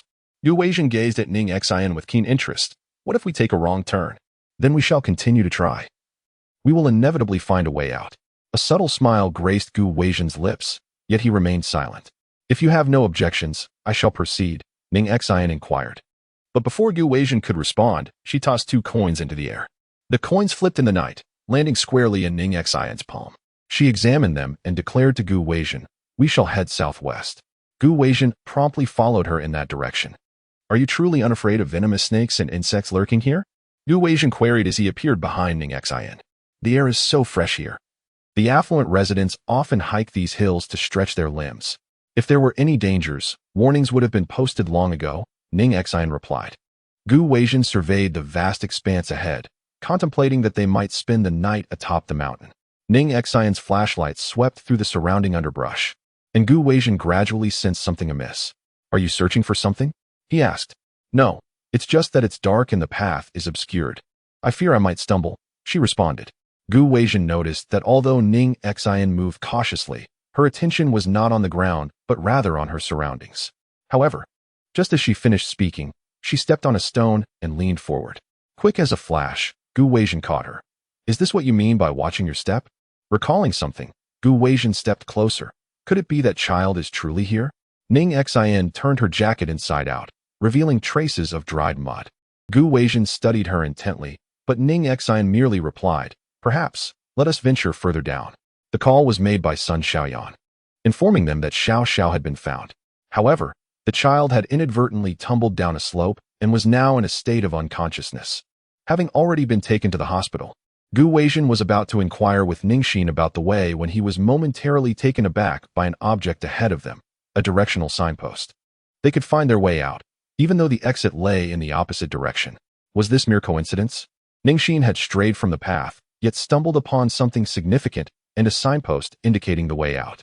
Could someone utterly unaware of the situation bring matters to such a fortuitous resolution? He felt increasingly convinced that Ning Xin had never intended to leave, but was instead searching for something. Gu Weijin remarked, "It's difficult to hail a taxi here. I'll have the driver bring the car down, and I will take you." Ning Xin furrowed her brow at his words. Gu Weijin, noticing her expression, smiled and added, "I am one to see good deeds through to the end. I will escort you properly." Ning Xin did not perceive him as a benefactor, but rather as someone persistently clinging to her. Were it not for Gu Weijin's closeness to Qin Xuan, she would have been inclined to disclose her identity outright, to spare herself from his repeated probing. Gu Weijin instructed the driver to head to the hospital. As Ning Xin quickly exited the vehicle, she turned to Gu Weijin and said, "Thank you, Mr. Gu, for today. I must take my leave now." She attempted to close the car door, denying Gu Weijin the chance to follow. However, he was prepared, bracing the door with his hand and declaring, "I, too, wish to see how the child is faring. Let us go together." Upon seeing Gu Weijin and Ning Xin arriving together, Zhao Fong was taken aback. "Miss Sun accompanied me to find Xiao Xiao. I am already immensely grateful. Why have you both come to the hospital?" Ning Xin handed the coat to Zhao Fong, inquiring, "Is this Xiao Xiao's?" Zhao Fong immediately recognized her daughter's garment, replying, "Yes. This was given to her by the daughter of a relative who outgrew it." "How did it end up in your possession? Where did you find Xiao Xiao?" "In the southeast direction," Ning Xin responded. "Xiao Xiao was lying in the grass, and there was blood on her head. I feared she might not survive." As Zhao Fong spoke, tears welled in her eyes. Gu Weijin and Ning Xin exchanged a glance. They had discovered the coat in the southwest. The disparity between east and west, coupled with the mountainous terrain, made it implausible for such a young child to traverse those distances. Before long, Li Minbin arrived, accompanied by a throng of individuals, the Kai couple, Guo Luo and her sister-in-law, Qin Xuan, along with an unfamiliar man. Li Minbin approached Zhao Fong to inquire about her condition, then leaned towards Ning Xin, whispering, "I could not locate the ashes you asked me to find, nor did I discover any branches forming a circle." Ning Xin frowned. The location was not far from the Kai family's villa, marked by a distinctive large boulder, making it unlikely for Li Minbin to have overlooked it. Why were these people here? She certainly did not believe they had come out of concern for Xiao Xiao. There were rumors that Kai Wenwen had been seen playing with Xiao Xiao, which led the Kai couple to assume that Kai Wenwen was also present. Gazing at the coat in her hands, Ning Xin handed it to Li Minbin, saying, "This is Xiao Xiao's clothing found in another direction. There are traces of wet mud on it." Li Minbin took a moment to comprehend Ning Xion's implication. "Are you suggesting that this garment may have been worn by Kai Wenwen?" In the muddy pit lay the lace hem of Kai Wenwen's dress, a testament to her previous fall, and the wet mud stains on her garment were likely hers. The Kai couple relentlessly questioned Zhao Fong. "Where's Wenwen? Someone has seen your daughter take my Wenwen away. Did you abduct her?" Chapter 80. The gamble. Upon hearing Gu Weijin's words, Qin Xuan bit her lip, unable to comprehend what qualities Ning Xin possessed, aside from her beauty, that warranted such favoritism from Gu Weijin. Ning Xin turned to Qin Xuan and remarked, "The Yuaning ancestor is indeed effective. But do you not often assert that she pales in comparison to you? Now that she has found Xiao Xiao, why not deduce the whereabouts of Kai Wenwen?" Gu Xiaochun and Luo Yufang gazed at her with hopeful eyes, yet Qin Xuan remained unmoved. If she had the ability to ascertain the truth, she would have done so long ago. Luo Yunfang, observing Qin Xuan's demeanor, sighed in disappointment and attempted to cover for her. Qin Xuan was merely fatigued earlier. She should be fine now. It is said that Xiao Xiao resides in a place abundant with water and wood, so surely we can locate her. Gu Xiaochun scoffed. There is water and wood everywhere. What does that have to do with her? Luo Yunfang shot her a warning glance, silencing her. She subtly urged Qin Xuan to offer an explanation to the Kai couple, but Kai Honghu interjected. "Enough. I care not whether Miss Qin is tired or not. That is irrelevant to our family. Master Pei, we must rely on you to uncover the whereabouts of our Wenwen." He had previously believed Qin Xuan to be formidable, but now it appeared she was not so impressive after all. Qin Xuan was taken aback, glancing at Pei Qiwu beside her, while Ning Xin, having listened to Kai Honghu's words, turned her attention to him. The individual appeared peculiar, and his eyes were even more so. The hues of his irises were completely dissimilar. Just moments ago, Qin Xuan had not noticed this in the darkness, but upon entering the light, he discerned that Pei Qiwu possessed one eye that was almost a translucent gray. Ning Xin sensed something was amiss, not merely in his appearance. Yet she could not quite articulate what was wrong. At that moment, Pei Qiwu addressed Qin Xuan, remarking, "It seems we are indeed fated, both assisting Mr. Kai with divination." Kai Honghu, displaying impatience, retorted, "Master Pei, spare us the trivialities and promptly discern the whereabouts of my daughter." Wang Runin, equally anxious, implored, "Master Pei, where's my daughter?" Pei Qiwu shook his head, stating, "The divination does not reveal a location. Is everyone here so inept? You all boast of your mastery, yet now you cannot even locate a child?" Li Mibin stepped forward to offer reassurance. "Madam Kai, please remain calm. Our police force is searching diligently." "Then why is there still no news? Am I paying you merely to eat at my expense?" Li Minbin's expression shifted, though Pei Qiwu remained impassive, merely turning to Wang Runin and saying, "While I cannot ascertain the whereabouts of Miss Wenwen, I have gleaned another matter from the divination." "What matter?" "Miss Wenwen's misfortune is a consequence of taking on another's calamity." Ning Xin suddenly recalled the paper she had folded into a rabbit shape for Xiao Xiao. Although it bore no inscriptions, it had previously absorbed some of the cinnabar she had crafted, sufficient to shield Xiao Xiao from disaster. However, Kai Wenwen was already destined for bloodshed, not merely acting as a shield for someone else. Wang Runin gazed at him, asking, "Taking on whose calamity?" Pei Qiwu cast a glance at Zhao Feng, who instinctively took a step back, for Wang Runin's expression was truly terrifying, as if she intended to devour her whole. Wang Runin lunged forward, demanding, "What sorcery have you employed to have my daughter suffer on behalf of your wretched offspring? Return my Wenwen to me." Zhao Feng, at a loss, evaded her, exclaiming, "Mrs. Kai, I truly know nothing. There is no such exchange. My daughter is still in the operating room." Li Minbin hurriedly intervened to prevent Wang Runin from assaulting Zhao Feng, while Gu Weizhen scrutinized Pei Qiwu, directing his gaze toward the hem of his trousers. He nudged Ning Xin's elbow, prompting her to look at Pei Qiwu's trousers, where remnants of ash clung, reminiscent of the debris they had previously uncovered. Seeing Gu Weizhen's continued attention on Pei Qiwu, Qin Xuan grew anxious, mistakenly believing that Gu Weizhen deemed Pei Qiwu more capable and might forsake her in favor of him. In a moment of panic, Gu Weizhen inquired, "Are you acquainted with Mr. Pei?" Qin Xuan quickly shook her head, replying, "I do not know him. He appeared unexpectedly while searching for someone. He might think that by locating Xiao Xiao first, he can gain favor in front of Mr. Kai." This implied that Pei Qiwu had indeed been present at that time. Noticing the scrutiny from Ning Xin and the others, Pei Qiwu merely bowed his head in silence. Meanwhile, amidst Wang Runin's outcry, the lights in the small operating room were extinguished. A doctor emerged, announcing that the blood clots in Xiao Xiao's brain had been successfully removed and that she was temporarily out of danger.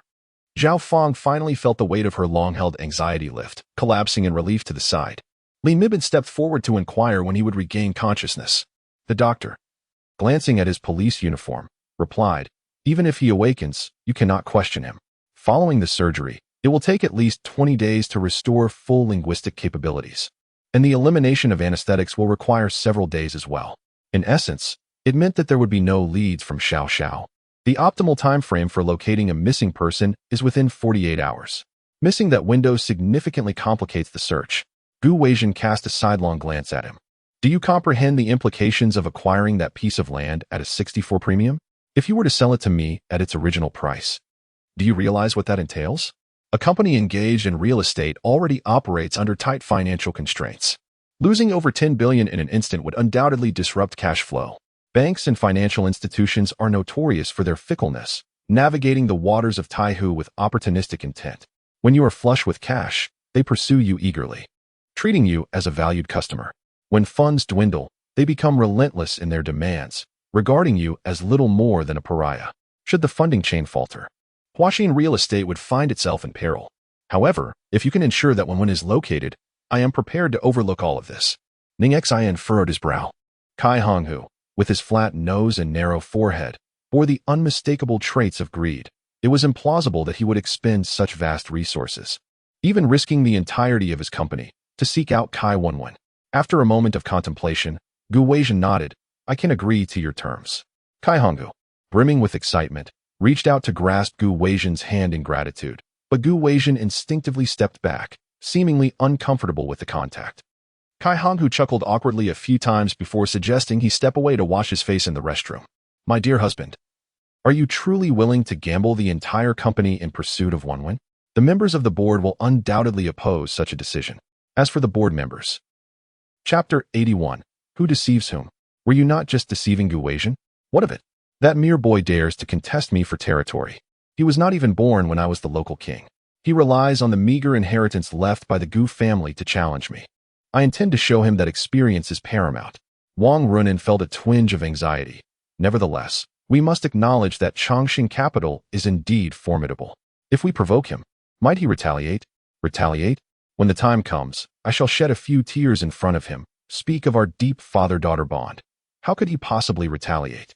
Do you know how he grew up, devoid of parents and love? A few years ago, my cousin discovered that Gu Weizhen was quietly acquiring his company. He pleaded at his feet, begging for mercy, claiming he had dependents, and with a mere drop of eye drops, he deceived Gu Weizhen into relenting. I heard he was so infuriated that he actually abandoned the acquisition. Such weakness is hardly suitable for success. Wang Runan listened, skeptical. Is that truly the case? I have heard that Gu Weizhen is decisive. How could he possibly be so sentimental? My cousin came to boast about this incident that very night. How could I be mistaken? Every individual possesses weaknesses. How could Gu Weizhen be an exception? However, upon noticing Ning Xian's presence, her heart sank with discontent, assuming that Ning Xian was still clinging to Gu Weizhen. Nevertheless, at that moment, securing Gu Weizhen's favor took precedence. Qin Xuan addressed Gu Weizhen directly, stating, Mr. Gu, you cannot trust the Qin couple. They are deceiving you. She relayed every word she had overheard, believing that Gu Weizhen would be incensed by the Qin family's treachery and subsequently express gratitude and admiration for her. To her surprise, Gu Weizhen's demeanor remained indifferent as he simply replied, I understand. And then, Qin Xuan awaited further remarks, even in the absence of gratitude. A compliment or a word of consolation seemed reasonable. Yet, Gu Weizhen uttered nothing more than his previous remark before, upon the chauffeur opening the door. He took his seat within the vehicle. Ning Xian raised an eyebrow, perplexed by Gu Weizhen's demeanor. One would presume that a man managing such a vast enterprise would comprehend the balance of authority and benevolence, regardless of whether Qin Xuan's words held merit. They should at least signify her loyalty. Given his decision to promote Qin Xuan, why was he so frigid? Gu Weizhen lowered the car window, asking, Miss Ning, are you not getting in? Qin Xuan inhaled deeply, reflecting on her unwavering dedication and the sacrifices she made for Gu Weizhen. Why did he seem to value the utterly inconsequential Ning Xian? Once Ning Xian entered the vehicle, the luxurious Maybach departed without a hint of hesitation, leaving Qin Xuan biting her lip in frustration. Why was it that Ning Xian possessed what she could not? She was the true granddaughter of the Lin family. What was Ning Xian, after all? Merely a girl from the mountains. If not for her mother's life, what was she worth? Why do you act as if you are a lofty noblewoman? Qin Xuan was seething with anger when someone patted her on the back. She immediately turned to shake them off, only to find it was Pei Qiwu standing behind her. Qin Xuan restored her icy demeanor. What do you want? Pei Qiwu smiled. There is no need for such animosity towards me. I am here to assist you. Assist me? You are the fortune teller employed by Mr. Kai, the very person who has taken my business from me. How do you intend to help? Are you going to steal Mr. Gu's business as well? Of course not. In terms of capability, I cannot compete with you. What I can calculate, you can too. Therefore, I am here to offer my allegiance. Although Ning Xian may appear to be of little use, her beauty is what men desire. No matter how skilled you are, you cannot outshine her in that regard. Qin Xuan was incensed by this remark. Are you saying that my looks cannot compare to Ning Xian's, and thus I will never surpass her in life? What good is beauty when all men are the same? Seeing Qin Xuan's fury, Pei Qiwu chuckled. When one door closes, another window opens. You need an outsider to help you see the bigger picture, and that person is me. I can help you win Gu Weizhen's favor, and in return, you can promote me in his presence. What do you think of this proposition? Why should I trust you? Very soon, I will do something that will make Gu Weizhen see you in a new light. Gu Weizhen cast her a knowing glance. I thought you had no curiosity about my affairs. Ning Xin rested her chin on her hand. Well, the journey is rather dull. I might as well listen to this as a curious tale.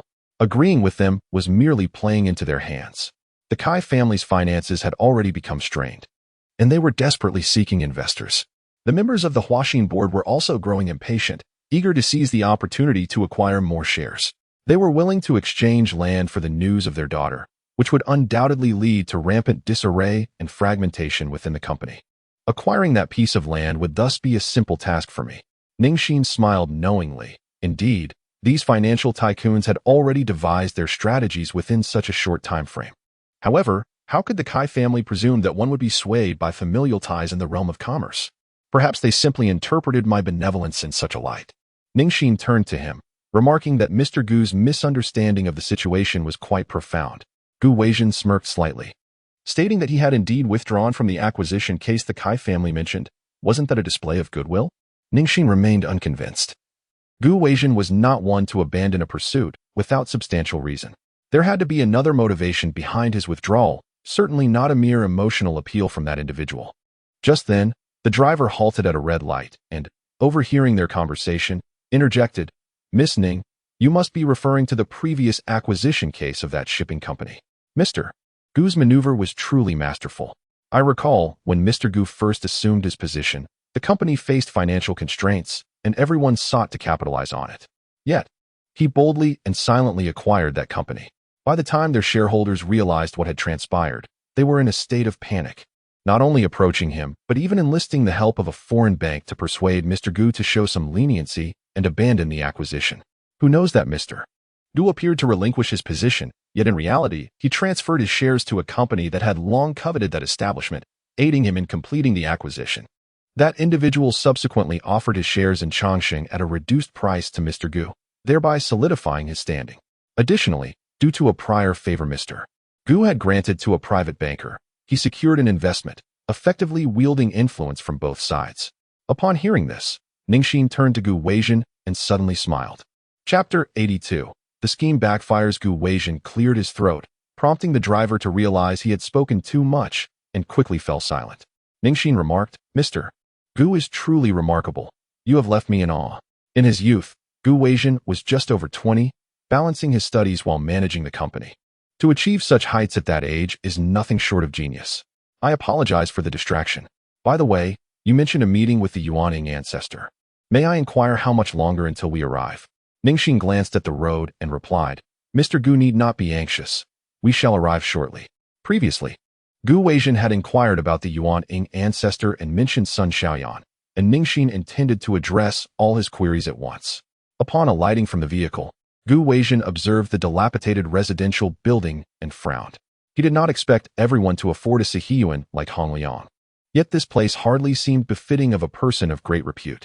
Noticing his expression, Ning Xin remarked, "A fine wine is not afraid of a hidden alley." Moreover, the Yuaning ancestor has never been concerned with fame or fortune, and thus would not reside in grand skyscrapers. Gu Weijin nodded in agreement and followed Ning Xin inside. The door was opened by Sun Xiaoyan, who smiled upon seeing Ning Xin and invited them inside. The room was adorned with yellow talismans, and altars dedicated to deities were situated in every direction. However, to Gu Weijin, it appeared less like the residence of a master and more akin to that of a charlatan. Ning Xin shook her head, surprised at how exaggerated Sun Xiaoyan had made the place. Gu Weijin turned to Sun Xiaoyan and inquired, "Are you the Yuaning ancestor?" "Of course not," she replied. "The Yuaning ancestor is inside." She led Gu Weijin further in and lifted the curtain, revealing a blind old man kneeling on the ground, dressed in peculiar attire, with a table set with brushes, ink, paper, and an inkstone. Ning Xin felt a headache coming on. It seemed overly dramatic, resembling a fortune teller. Yet, Sun Xiaoyan appeared quite pleased and introduced the old man to Gu Weijin. "This is my grandmother, the Yuaning ancestor." Gu Weijin took a seat, observing the blind elder, unable to discern anything remarkable about him. Sun Xiaoyan's eyes darted as she spoke to her grandmother. "Grandma, someone has come to seek a divination." The old man nodded and extended his gnarled hands towards Gu Weijin. Confused, Gu Weijin looked to Sun Xiaoyan, who explained, "My grandmother cannot see. She can only divine by feeling bones, so Mr. Gu needs to lean in a bit." After a moment of hesitation, Gu Weijin inched closer to Sun Xiaoyan's grandmother, who began to explore his face with her hands. Gu Weijin, unaccustomed to being touched, struggled to endure the sensation. The old man chuckled. What a handsome young lad. Sun Xiaoyan quickly reminded her, Grandma, shouldn't you be writing the divination? The elderly woman suddenly recalled, grasping the brush and feeling the paper, her strokes creating words. Gu Weijin observed her intently. Realizing that her eyes were indeed blind, she was writing by touch alone. The woman inscribed 8 characters for Gu Weijin. The body is devoid, yet the spirit thrives, the essence dissipates, and the mind withers. Sun Xiaoyan recited them one by one, but when she lifted her gaze, she noticed that Gu Weijin's face had drained of color, as if he had been struck by an unspoken concern. He swiftly rose, took the written divination away, left a sum of money, uttered not a word, and departed. Sun Xiaoyan stared in astonishment at this scene, taking a long moment to comprehend. Xin, how did you know to have my grandmother write these 8 characters, prompting Mr. Gu to leave immediately without suspecting our deceit? These characters pertained to his fate. He had long sought divination regarding them. Now, upon realizing that another was aware of this, he was understandably alarmed and would not linger. If I am not mistaken, he shall return once more. Return? Rest assured, he is likely seeking someone to deliver a hush money. Just follow his instructions when the time comes. Sun Xiaoyan exhaled in relief, yet remained puzzled. What do these 8 characters signify that caused Mr. Gu such distress? Gu Weijin, born in the month of Ding and Yu, possessed a prosperous destiny, yet despite his wealth, the abundance of metal did not nurture his life force. He was directly confronted by the formidable water of the 7 killings, indicating a short-lived existence. Even without considering the narrative, Ning Xin, upon first encountering him, could discern through his features that he was not destined for longevity. However, she chose not to explain this to Sun Xiaoyan. The less you know about this matter, the more beneficial it shall be for you. Sun Xiaoyan nodded in agreement, allowing Ning Xin to depart while she remained behind to tidy the room. Waiting for her to finish tidying up, she prepared to assist the elderly lady to bed. However, the old woman muttered, a life cut short, yet the spirit thrives. A difficult fate indeed. A difficult fate indeed. Sun Xiaoyan hurriedly interjected, Grandmother, why are you cursing others? Please, go to bed. The elderly woman slowly lay down, yet continued to murmur, a difficult fate indeed. Unbeknownst to Ning Xin, due to this exchange, Gu Weijin had finally realized that Ning Xin was the one capable of saving him. Can you truly be certain that Kai Wenwen has met with misfortune? Perhaps she has merely been taken away, he pondered. Li Minbin, perplexed, responded, isn't that entirely normal? While you may understand destiny, you are not an immortal. It is impossible to predict every event in the world. Ning Xin gazed at him, stating, only the dead are more challenging to predict than the living. Once a person dies, they draw upon the energy of the underworld, clashing with our realm, rendering the divination unable to provide answers. Furthermore, Wang Runen's facial features have already indicated to me that Kai Wenwen is not destined for longevity. I am certain she is no longer among the living. At that moment, Li Minbin received a phone call. He furrowed his brows in response, then turned to Ning Xin and said, it seems you may have miscalculated this time. Kai Wenwen has been found. Ning Xin knitted her brows in concern. Li Minbin drove Ning Xin to the police station, where the Kai couple had already arrived, followed closely by Qin Xuan and Pei Qiwu. As Ning Xin stepped inside, Gu Weijin entered right behind her. Upon seeing Gu Weijin, Qin Xuan could not conceal his delight and exclaimed, Mr. Gu, I have found Kai Wenwen. Ning Xin and Gu Weijin gazed at the surveillance footage, which displayed a robust woman cradling a child, her face obscured by a scarf, though her lower body remained clearly visible. The police magnified the image, and Wang Runen pointed to the white lace below, saying, this is our Wenwen. This is the dress I personally adorned her with. And this red string was tied by her grandmother on her first birthday. Chapter 83. Surrender. Li Minbin inquired, Mrs. Kai, can you be certain? Absolutely certain. This person has abducted my child for trafficking. You must apprehend her at once. Li Minbin cast a glance and recognized the individual as the one who had taken the child by train yesterday. His colleague remarked, I have just verified that this person boarded AK train heading to Yunnan, a journey that lasts over 40 hours. She should still be on the train. Li Minbin exchanged a glance with Ning Xin, prompting them to contact the police station to initiate an arrest. Qin Xuan turned to Gu Weijin, contemplating that he could not remain silent this time. His contribution was significant. The swift discovery was facilitated by Pei Chiwu's information, yet if he chose not to disclose it, who would be the wiser? Gu Weijin merely scrutinized the footage once more and asked Qin Xuan, "Are you certain this is Kai Wenwen?"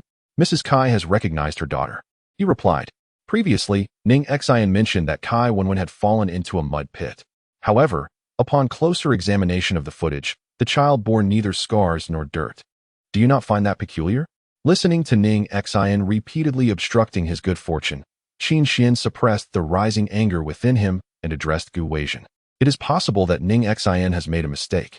The presence of white lace does not necessarily indicate it belongs to Kai Wenwen. Furthermore, the bloodstains in the mud have not undergone DNA testing. How can we definitively conclude that it was Kai Wenwen who fell there? Qin Xuan's expression shifted as he turned to Li Minbin. "Officer Li, you have indeed conducted a meticulous investigation. Just yesterday, this case was merely a routine missing persons report. Yet due to the suspicions raised by Ning Xin, you have managed to gather evidence. However, this footage does not provide a comprehensive view of Kai Wenwen's legs. How can we ascertain that the injury is not concealed? It is possible that the injury is minuscule and entirely invisible." Ning Xin pointed to a segment of the video. In this clip, the woman is seen cradling a child. Generally speaking, when a person falls, they tend to lean forward, resulting in injuries primarily around the knees. Due to the force of inertia, an external impact halting a state of uniform motion inevitably causes abrasions. Thus, the wounds cannot be minor and should not occur in a hidden area. Are you under the impression that you are presenting evidence in a court of law? Do I require your explanation? His words deepened the pallor on Qin Xuan's face.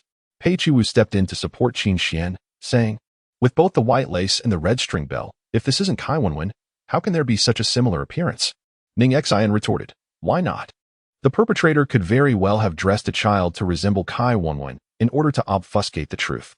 A glimmer of intrigue flickered in Pei Chiwu's eyes, followed by a cold laugh. "What you imply suggests that Miss Wenwen is no longer among us."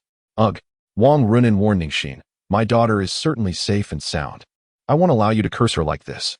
"We found her," a nearby officer declared after hanging up the phone. The woman did not disembark in Yunnan. Instead, after several hours, she took the child to a county town. "What about my Wenwen?" The police officer shook his head. "We have yet to locate her. Our team just discovered that she was at home, having dinner. We showed her a photograph of Kai Wenwen, and she confirmed it was the child in question. However, a family wanted a girl and offered 3,000 yuan, taking the girl away. She does not know any further details about that family." Wang Runin broke down in tears beside them. 3,000? My daughter's dress alone costs more than that. How can they buy my daughter for such a pittance? Li Minbin found it suspicious. Did she really acknowledge it so quickly? She seems like a novice, likely terrified given it's her first time doing this. Qin Xuan turned to Ning Xin, smirking. "Why aren't you mentioning your theories of habitual behavior and generalization now?" Wang Runin, in distress, exclaimed, "Let's not discuss that right now. You must help me figure out where my Wenwen is. What if that family intends to make her a servant?" Qin Xiantong regarded Wang Runin with compassion. "I apologize, Madam Kai. It is impossible to ascertain the precise location in the search for both missing persons and items. However, I have faith in our police force. They have likely apprehended the traffickers, and it cannot be long before Miss Kai Wenwen is found.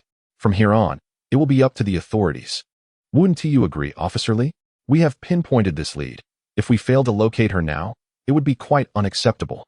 Li Minbin frowned slightly, sensing an undertone in Qin Xuan's words. "Of course, our police will endeavor to locate Kai Wenwen," he asserted, trailing after Ning Xin as she emerged from within. "Miss Ning, will you truly allow this matter to be so easily dismissed? Since they profess to have found the perpetrator, what further action is required of me? In my years as a detective, I have never encountered a trafficker so quick to confess. They typically weave a web of deceit. There is undoubtedly something amiss here. And whether that little girl is indeed Kai Wenwen remains uncertain." Ning Xin smiled. "What is it that you wish me to do? Present a corpse before the couple? It would be far kinder to allow them to believe that Kai Wenwen has merely been abducted. At least they would cling to hope. But without a body, we cannot apprehend the murderer, and he would roam free for all eternity," Li Minbin countered. Ning Xin shook her head. "The debts owed in this world will be repaid in the next. The cycle of cause and effect is inescapable." Li Minbin frowned again, addressing Ning Xin. "Yet, does this not suggest that Qin Xuan has outmaneuvered you? I am aware of certain matters regarding your esteemed families. Is it truly permissible for things to unfold in this manner? Did you think I have been vying with Qin Xuan for superiority? Does she even deserve it? Ning Xian's expression remained composed. If she wished for Qin Xuan's demise, the latter would have long been reduced to nothingness. The fact that Qin Xuan still draws breath is merely a testament to her remaining utility. This statement left Li Minbin momentarily speechless. He could not fathom the source of Ning Xian's unwavering confidence or her reluctance to divulge her own secrets. Not far away, Gu Weijin stood listening to Ning Xian's words, a smile gracing his face. Chapter 84. The contest. Ning Xian turned around, only to find Gu Weijin standing directly behind her, his deep-set eyes fixed intently upon her. A sudden pang of anxiety struck her. Had he overheard her earlier remarks? Upon reflection, she realized she hadn't uttered anything overtly suspicious, and she sighed in relief. Yet, she recalled that the most unfortunate character in this narrative stood right before her. Despite possessing the greatest wealth and glory, in the face of fleeting life, it all seemed trivial. Ning Xian cast a glance at Gu Weijin, who appeared to be a shell of his former self, his spirit diminished. Like herself, he had already been prematurely informed of his destiny. She still had the chance to alter her path, but he did not. She opened her mouth, intending to speak to Gu Weijin, but ultimately refrained. His fate was not easily altered, and even if she wished to intervene, she found herself at a loss. Ning Xian acknowledged her mother with a nod, offering a greeting to Gu Weijin from a distance. When she noticed he remained silent, she chose not to pursue the matter further, turning to enter her mother's car. As she departed, she glanced out the window, catching sight of Gu Weijin still gazing in her direction, his expression contemplative. Certainly, it is not a desired outcome. However, if it is indeed the reality, parents naturally wish to ensure a proper burial for their children, hoping they may be reborn into a good family. Lin Xiao drove to the old residence of the Ning family, and as soon as the mother and daughter stepped inside, Feng Yujie confronted them directly. I have heard that the Kai family seeks to collaborate with the Ning family. You took it upon yourself to represent the Ning family, and not only went ahead, but also declined their offer. What were you thinking to reject the Kai family? Ning Xian raised her gaze towards him, her eyes cold and piercing, compelling Feng Yujie to lower his accusatory hand. Lin Xiao interjected, Ning Xian discussed this matter with me. She sensed something amiss. If the Kai family truly wished to collaborate, why would they first invite a junior? I share her sentiment, and thus did not inform the company. Ning Xuqin approached, her face flushed with indignation. Do you comprehend the workings of the company? Do you understand management and operations? You know nothing. Yet you presume to speak on behalf of the entire company. Ning Xuqin's face turned crimson with anger. What nonsense are you spouting? You are tarnishing reputations. Do you realize that? How did your mother raise you? The events involving her and Kai Hong who occurred decades ago, at that time. She merely had an initial meeting with him before quickly falling in love with Feng Song, while Kai Hong Hu took until his 30s to settle down. Ning Xian smiled and remarked, Third auntie, your argument is flawed. I have merely learned from you. Do you not frequently recount tales of third uncle's youth? I am simply following your example. Lin Xiao gently tugged at Ning Xian's hand, urging her to cease her words. Ning Xuqin, with her frail heart, could be adversely affected by any distress, and the repercussions would inevitably fall upon the mother and daughter duo.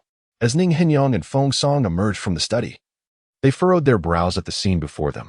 Harmony brings prosperity. Xuqin, what is the cause of this commotion? Ning Henyang inquired. Dad, why must I bear the brunt of everything? It was clearly Ning Xian who spoke out of turn first. Moreover, the company's profits have been dwindling of late, and she has outright rejected collaboration with the Kai family. Is this not a deliberate act of sabotage? Ning Henyang regarded Ning Xian with gentle eyes.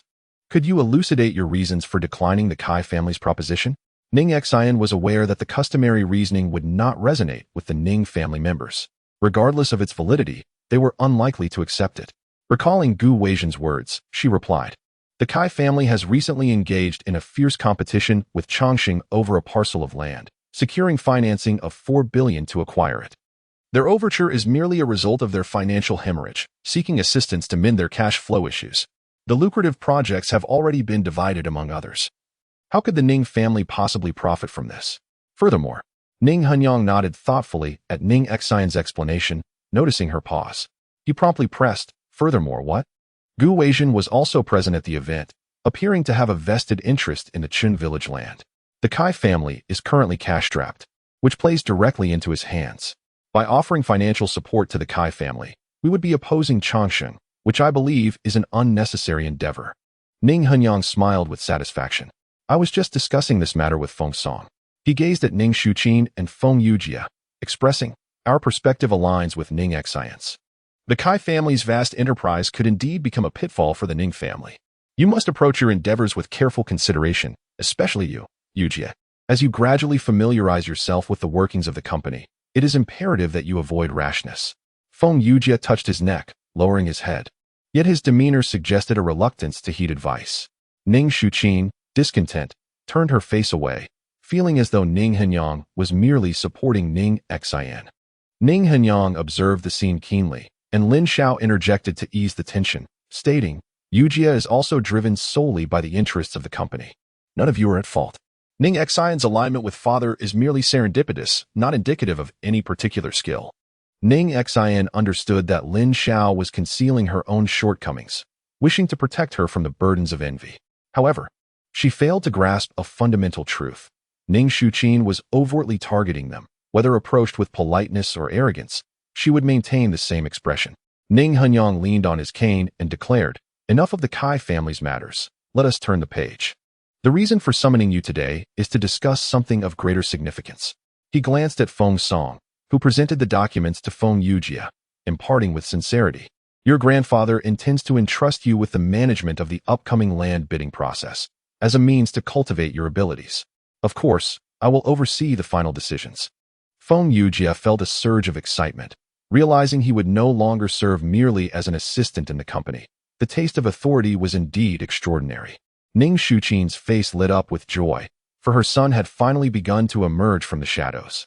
However, before they could revel in their joy for long, Ning Henian spoke up, just in time for Ning Xian's winter break. Let her accompany you in this matter. What?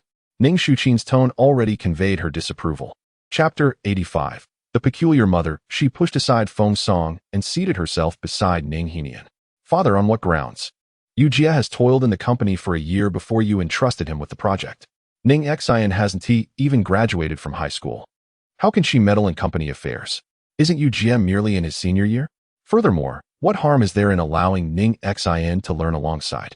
The two siblings should familiarize themselves with the company's operations early on, which would also alleviate some of Feng Song's burdens. Ning Xuqin, of course, remained obstinate. Father, are you suggesting that you wish to hand over the company to Ning Xian in the future? Yujia is your only grandson and the sole male descendant of the Ning family. He is naturally suited to manage the company.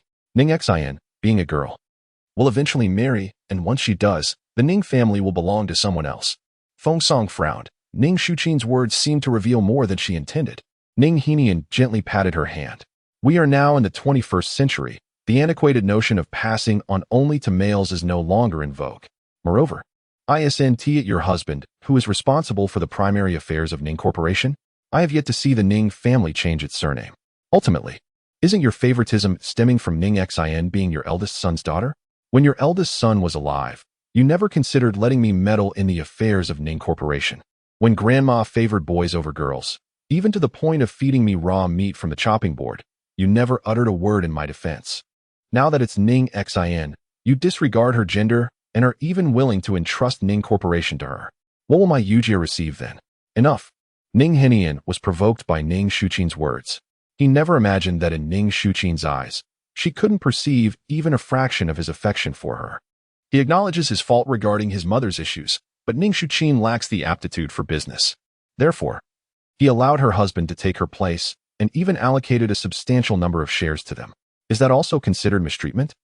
If you still regard me as the head of the Ning family, this matter is settled, and no further arguments will be tolerated. Ning Xuqin glared resentfully at Ning Xian and Lin Xiao, grabbed her bag, and stormed out. Feng Song promptly instructed Feng Yujia to follow her and offer comfort.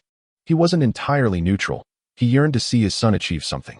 However, Feng Yujia failed to appreciate the opportunity. He had been indolent at the company for the past year, arriving late and leaving early.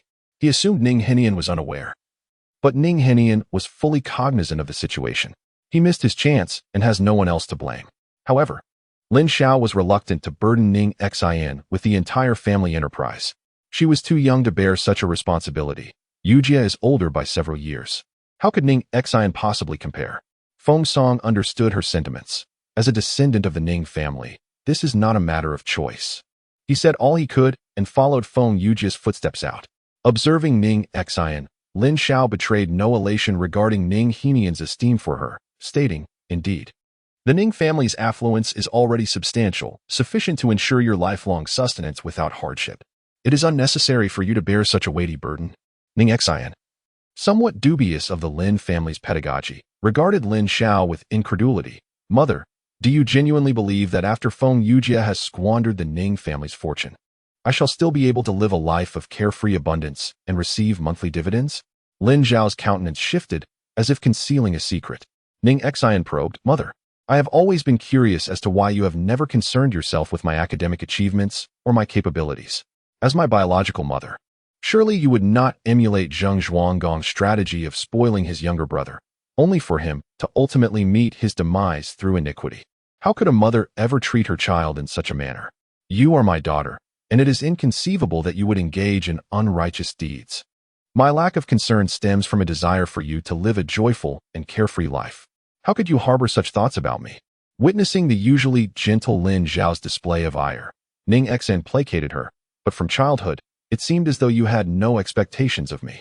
Do not all parents aspire for their children to become distinguished individuals?" Finding it impossible to conceal the truth any longer, Lin Xiao confessed, "When you were a child, I consulted a fortune teller who divined that your astrological chart was dominated by shoulder-to-shoulder and robbery elements, predisposing you to impulsivity and impetuosity. Excessive ostentation would only invite misfortune. His words have remained etched in my memory ever since. Therefore, I do not aspire for you to achieve greatness. My sole wish is for you to live a life of tranquility and security." Ning Xin chuckled softly, incredulous that a fortune teller would dare to predict her fate. Even if he were to cultivate his skills for several more decades, her destiny would remain beyond his grasp. Many so-called masters of divination are merely adept at spinning words, casually articulating statements without substance. How could one place faith in such trivialities? After all, she is a daughter of the Ning family. Should she become a mere idle being for the rest of her life, based on his pronouncement? Yet, one cannot dismiss the fact that this fortune teller has garnered considerable fame, with numerous political and business figures seeking his counsel, even without any share of the profits. The inheritance left by her father would suffice for several lifetimes of sustenance. Living as a leisurely individual for eternity would pose no issue at all. It was indeed a rare occurrence for parents to dissuade their children from ambition, but Ning Xin found herself in such a peculiar situation. However, Lin Zhao's initial approach was misguided. They were not raised in a harmonious household. Ning Xuqin was merely waiting to seize upon their vulnerabilities to expel them from the Ning family. How could she possibly afford to be idle? Moreover, Ning Heni would only entrust the Hongming Ding to the future heir of the Ning family, and she would never allow such a precious treasure to fall into the hands of Feng Yujia. The position of family head was one she was determined to contest. Ning Xin turned to Lin Xiao and inquired, "Mother, what exactly constitutes this fortune teller's fame? He has become the president of the Yishue Society and has published numerous books." Lin Xiao replied, "Would you say that isn't fame?" She then produced a copy of his book, Issue and Success, which she had previously purchased. "Look, it has received endorsements from many esteemed figures, and it is quite sought after." Ning Xin glanced at the author, Tang Shan. Ning Xin flipped through the pages, her brow furrowing in discontent. What self-proclaimed masters of e-studies and presidents of e-associations presented themselves as scholars of the ancient divination system, when in truth they peddled nothing more than insipid success theories. She decided to confiscate the book. "Mom, let me borrow this for now. I promise to return it later."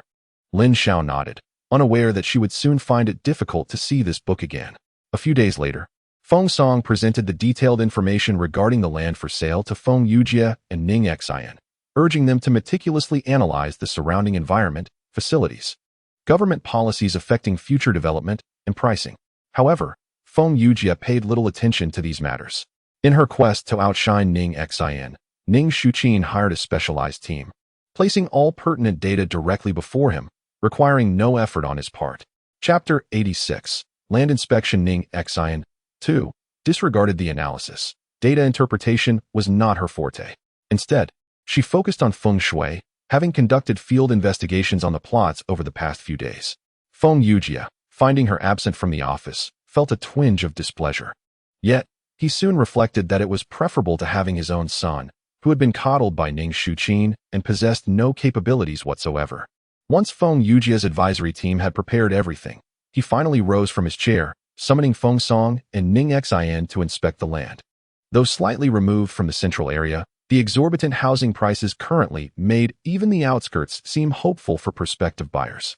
Upon exiting the vehicle, Feng Yujia opened his arms toward the barren land, turning to Feng Song. "Father, look, I've conducted thorough research on this plot. If we build here, I assure you it will sell like hotcakes, propelling the Ning family to great heights and filling our coffers. We should focus our attention on this land. It is a guaranteed success." Feng Song maintained a stern expression, for he had never been fond of his son's playful demeanor. "Provide several compelling reasons for our necessity to purchase," he instructed. Feng Yujia retrieved a note from his think tank and began to recite. "The government intends to construct a light rail here, which will enhance transportation convenience. Consequently, property values will appreciate, and there are plans for future commercial development, leading to an increase in population." As he continued to read, Feng Song's countenance darkened. He could scarcely comprehend how he had raised such a son. While he was deemed exceptionally intelligent during his studies, his offspring seemed devoid of original thought, merely echoing others' opinions. "Enough. Cease your recitation. I would prefer to examine it myself." Noticing his father's ire, Feng Yujia quickly interjected, "In truth, there's no need to read. We can ascertain whether this is a prime location simply by calculation." Feng Song furrowed his brow, uncertain of what scheme Feng Yujia was concocting this time. As Feng Yujia produced his mobile phone, he explained, "To determine the land's value, one must also consider its feng shui. Father, I have expended considerable effort to invite the feng shui master, Tang Shan, to assess the geomantic quality of this area for us." Ning Xin raised an eyebrow, beginning to suspect that Feng Yujia had eavesdropped on her conversation with Lin Xiao a few days prior and had intentionally summoned Tang Shan. Feng Song had initially intended to chastise Feng Yujia for engaging in such nonsense, knowing full well his skepticism towards these beliefs. However, reflecting on his lack of expectations for his son, he refrained from reproach, asking instead, "Since you claim to have invited this feng shui master, where is he?" "Right here." Feng Yujia initiated a video call, and while the other party was still adjusting their position, she whispered to Feng Song, "Mr. Tang is quite occupied and cannot attend in person, so he is assisting us with the feng shui consultation via video." Ning Xin couldn't help but find it amusing. Assessing feng shui through a screen? One might struggle to discern the cardinal directions. The essence of feng shui lies in the ability to perceive the land and water, to distinguish the soil and sense the energy. What could one possibly glean from a mere video call? Feng Yujia shot her a glare, retorting, "He is a professional. What do you know to offer your critique?" Feng Song admonished, "How can you speak like that?" Feng Yujia merely scoffed. On the screen, Tang Shan appeared with a gaunt, shifty demeanor and addressed Ning Xin, "Young lady, you might think I am merely glancing through the video, but unbeknownst to you, I have conducted extensive research behind the scenes, thoroughly grasping the intricate details of this area. This glance serves merely to confirm my pre-existing thoughts." Feng Yujia lifted her chin, as if to say, "See, the master is already well informed." Ning Xin crossed her arms, eager to witness what this president of the Feng Shui Association could articulate from across the screen. Tang Shan, as if having deciphered Feng Song's thoughts, finally spoke just before the latter's patience waned. "The purple aura envelopes the land, rich and fragrant. The stones glisten with clarity. Congratulations, Mr. Feng. You have found a prime location. However, this coveted land attracts competition. You must act swiftly to secure it, lest it be claimed by another." Feng Song swiped his screen aside and remarked, "We cannot simply invest billions based on the words of a feng shui master. We must proceed with due diligence." He continued, "Consider companies like Gibiyuan, Huaxin Real Estate, and Qin. They all sought Mr. Tang's counsel prior to acquiring land. The success of their current developments is evident to all of us." Ning Xin turned to him and said, "Their success stems from their substantial strength. They possess more land than they have sold. What are you interjecting for? Does this concern you in any way? I have been managing this matter from the beginning. Do you know how difficult it is to engage Mr. Tang? Those real estate firms keep their connections tightly sealed, unwilling for outsiders to learn of them. It was my ingenuity that secured his involvement. Now, with such a golden opportunity before you, why do you still hesitate?" Ning Xin remained unfazed by Feng Yujia's words and offered him a bottle of mineral water, saying, "Haven't you been speaking for quite a while? Aren't you thirsty?" Feng Yujia looked at Ning Xin with suspicion. They had always been at odds, so it was unusual for her to show such kindness. However, after speaking for so long, he indeed felt parched and took the bottle, gulping it down. Yet, before it reached his throat, merely touching his tongue, he spat it out, exclaiming, "What is this water? Why does it taste so peculiar?" After several coughs, he finally felt the taste settle and pointed at Ning Xin, accusing, "What did you put in the water? Are you trying to poison me?" Ning Xin chuckled softly. "It's merely the well water from this area." "Well water? Do you think I am uneducated? The taste of well water should be sweet and pure. How could it be so strange? You should consult your feng shui master about this. Given that this is a land of good mountains, good water, and a good environment, how could the well water be contaminated like this?" Feng Song approached and looked at Ning Xin. "Are you suggesting that this land is toxic? I cannot be certain, but it is certainly not the auspicious land that Master Tang described as a good place with harmonious energy," she replied. "What does it matter whether it is auspicious or not? You are not a feng shui practitioner. How could you possibly understand better than Tang Shan?" Feng Song retorted, "I will send a video to him for a thorough examination." Feng Yujia interjected, pulling out her phone again. Feng Song frowned. "Haven't you caused enough trouble? You cannot solely rely on feng shui to assess the land." Chapter 87. Foolishness. Feng Yujia responded with dissatisfaction. "Dad, this is not about the importance of feng shui. I paid a deposit of 100,000. He must provide me with an explanation." Feng Song took a deep breath. How much? He had always been skeptical of such matters, yet Feng Yujia had unhesitatingly handed over a substantial sum for mere words of little significance. It was true that one does not grasp the value of household expenses until they are in charge. He pointed angrily at Feng Yujia. "You wasteful child." However, Ning Xin remained unfazed. If he were truly a master, 100,000 would not be the determining factor for fate or disaster. But for someone like Tang Shan, who was all show with no substance, she would rather toss that sum into the trash. Feng Yujia waved her hand dismissively. "Dad, you do not understand the market. Just let me handle this matter." He connected to a video call with Tang Shan, who exhibited a flash of impatience in his eyes, yet maintained his usual demeanor. "Mr. Feng, I have reviewed the land. Is there anything else?" Feng Yujia shifted the camera to Ning Xin, who furrowed her brows and cast a cold glance at him. Feng Yujia gestured towards Ning Xin and said, "This person just offered me the well water from here, which has a peculiar taste. We now suspect that this land may be contaminated. Mr. Tang, you previously described this place as a land of exceptional beauty. Could you now provide an explanation?" Tang Shan glanced sideways at Ning Xin through the camera, feeling a sense of dissatisfaction. Yet he replied, "Mr. Feng, can you definitively ascertain that this place is contaminated?" Feng Yujia shook his head, prompting Tang Shan to sit up straight. "I am uncertain which amateur led you to believe that a slight issue with water quality equates to a problem with the land. I have never erred in my evaluations. If you do not trust me, I can readily refund your deposit. The owners of Huaxin and Gibi Garden are my regular clients. I do not rely on your deposit." Upon hearing Tang Shan mention two prominent figures, Feng Yujia's tone softened somewhat. "I never claimed I did not trust Mr. Tang. Indeed, our disbelief lies with you." Noticing Ning Xion's presence on the screen, Feng Yujia quickly covered the camera and turned to her. "What are you doing?" Tang Shan, finding it amusing that a young lady dared to challenge him, turned to Feng Yujia and said, "Mr. Feng, since this young lady has her doubts, I would be more than willing to extend my goodwill and provide her with some answers." Feng Yujia raised his phone before Ning Xin. Before Tang Shan could utter a word, Ning Xin inquired, "The secrets of the mountain, ultimately reliant on the observation of energy. The subtle fluctuations of prosperity and decline, how could you discern such nuances without ever visiting this place? Furthermore, you claim that the purple aura envelopes this area. Yet not far from here, due to the construction of waterways and the excavation of hills, the mountain's energy must have been severed. How then does this purple aura persist?" Tang Shan was taken aback by encountering someone so knowledgeable. The usual platitudes he relied upon were rendered ineffective, just as he was about to concoct another excuse. Ning Xin did not afford him a moment's respite.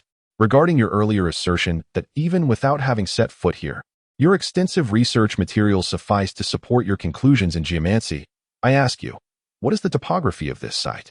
Tang Shan smiled, as he had certainly prepared himself for this encounter. He had already reviewed the relevant information, and his hands traced the shape of an altar in the air. It is, of course, narrow in the front and broad in the back, conducive to gathering wealth and energy. Incorrect. Since 2006, this area has undergone extensive expansion, transforming it into a configuration that is broad at the front and narrow at the back, akin to a dustpan foundation, which sweeps away fortune. You only maintain the notion of narrow in front and broad in back because the official maps have yet to be updated.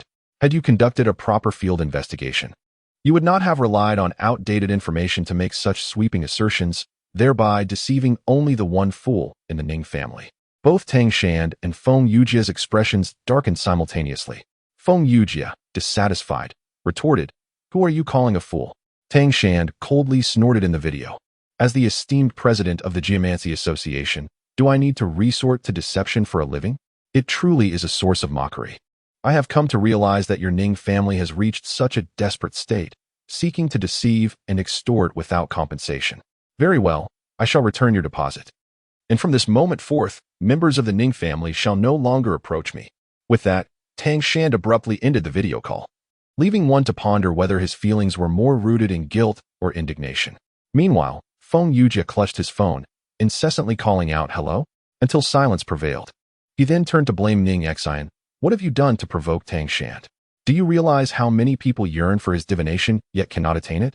Now, he has refunded our deposit, and everyone is aware that our Ning family is financially strained, seeking fortune-telling. How shall we maintain our standing in the community henceforth?" Ning Xin regarded Feng Yujia. "Have you perhaps consumed tainted well water and compromised your faculties?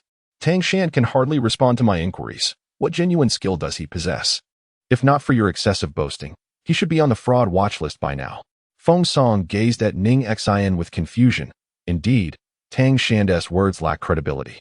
"But Ning Xin, when did you come to understand the intricacies of divination and geomancy? Tang Xian, after all, is a figure navigating the realms of politics and business. Yet you managed to stump him." Ning Xin had only intended to expose Tang Xian's ineptitude in fortune-telling, but she inadvertently aroused Feng Song's suspicion. Nevertheless, she paid little heed to it. Having resolved to make her mark within the Ning family, she had no intention of continued concealment. She offered minimal explanation, simply stating, "Tang Xian is ineffectual on his own." She then cast a sidelong glance at Feng Yujia. "He is merely easy to deceive." Feng Yujia, fearing reprimand from Feng Song for bringing up his own matters, hastily interjected, "Speak your mind, but why drag me into this?" Ning Xin, with a mocking smile, retorted, "I had no intention of mentioning you. But should we indeed purchase this parcel of land and struggle to sell the development, would you be able to bear the compensation? Why must a fool like you emerge from the comfort of home to seek embarrassment?" Feng Yujia perceived Ning Xion's words as a deliberate provocation and, slamming his thigh, declared, "Even if the Tang family is unreliable, just because you assert this land is inauspicious does not render it so. I firmly believe it to be a land of opportunity." Ning Xian, growing impatient with this imbecile, contemplated how to deal with him to avoid further wasting her time. Instead of engaging in such trivialities, she could be merging her soul and body to enhance her cultivation. Feng Song, disheartened by Feng Yujia's frivolous demeanor, sighed, "Yujia, purchasing land is not akin to buying vegetables. We are dealing with projects worth billions. How can you make judgments based on personal grievances? This concerns the entire company." At this moment, Feng Song genuinely regretted marrying Feng Yujia's mother. Initially, it had seemed inconsequential, but now he perceived flaws at every turn. He compared Lin Zhao's daughter to his own son and realized his mother's folly had been inherited in full measure. Chapter 88. Confrontation. Father, I am not making arbitrary judgments. Among the listed parcels, this one is the least expensive. However, its urban planning, facilities, and transportation factors are on par with the others. Is this not a matter of cost-effectiveness? I believe we should pursue a proposal for this land in our bidding. Although Feng Song regarded Feng Yujia as rather foolish, he did not dispute the accuracy of the statement. He had previously perused the information pertaining to this place and felt quite satisfied. Yet he believed that Ning Hainayer's desire to cultivate Ning Xin was a decision made in vain. Ning Xin discerned Feng Song's predicament. Indeed, Feng Song had labored diligently over the years to manage the Ning family affairs, earning considerable merit. Even if she now advised him against selecting this land based on feng shui principles, it was unlikely that it would be accepted by Ning Hainayer. "Proceed with your plans, and I shall pursue my own," she declared. This approach could be deemed pragmatic, especially since they were both vying for 2 parcels of land. If it allowed both Feng Yujie and Ning Xin to showcase their abilities before Ning Xin, that would be ideal. However, Feng Yujie scoffed, "Your plan? Which plot have you set your sights on?" Ning Xin gazed into the distance. "You will know in due course." Feng Yujie, however, suspected that Ning Xin was merely posturing, delaying her decision. Seizing the opportunity while Feng Song was away, he remarked to Ning Xin, "I advise you not to waste your efforts. It is quite commendable that you even brought me a bottle of well water. Yet what does that amount to? Ultimately, you are but a woman, lacking in thorough consideration. I possess a think tank. Do you truly believe you can best me so easily?" Ning Xin smiled at him. "Perhaps it's time for your think tank to take a break. The outcomes they produce, if disregarded, are disheartening. You are left with mere bravado now. When I acquire the land, you will find yourself ousted from the company." Ning Xin turned her gaze towards Feng Yujie, remarking, "You ought to be grateful for the bloodline you share with the Ning family. Otherwise, uttering such words would have cost you your tongue." The intensity of Ning Xion's stare sent a chill down Feng Yujie's spine, prompting her to hastily cover her mouth, finding solace only upon feeling her palm against it. "We need to meet." This was a text sent by Gu Weijin, delivered in an irrefutable tone while Ning Xin was still preparing her proposal. She raised an eyebrow, choosing to disregard it. She was not Qin Xuan and would not be summoned or dismissed at whim by Gu Weijin. However, she underestimated his resolve. Her silence did not prevent others from receiving the message. First, Sun Xiaoyan texted to inform her that Gu Weijin was searching for her, followed closely by Lin Xiao. And even Lin Wanfeng called to inquire about her actions that had prompted Gu Weijin to seek her out. Ultimately, Ning Xin took the documents and proceeded to the designated meeting place with Gu Weijin. As she settled into her seat, Gu Weijin scrutinized her with an inquisitive gaze. Ning Xin furrowed her brow and asked, "What is Mr. Gu up to? I know that the ID of the Yuaning patriarch belongs to you." Ning Xin narrowed her eyes. Although she was aware that she could not keep this from Gu Weijin for long, his discovery came rather swiftly.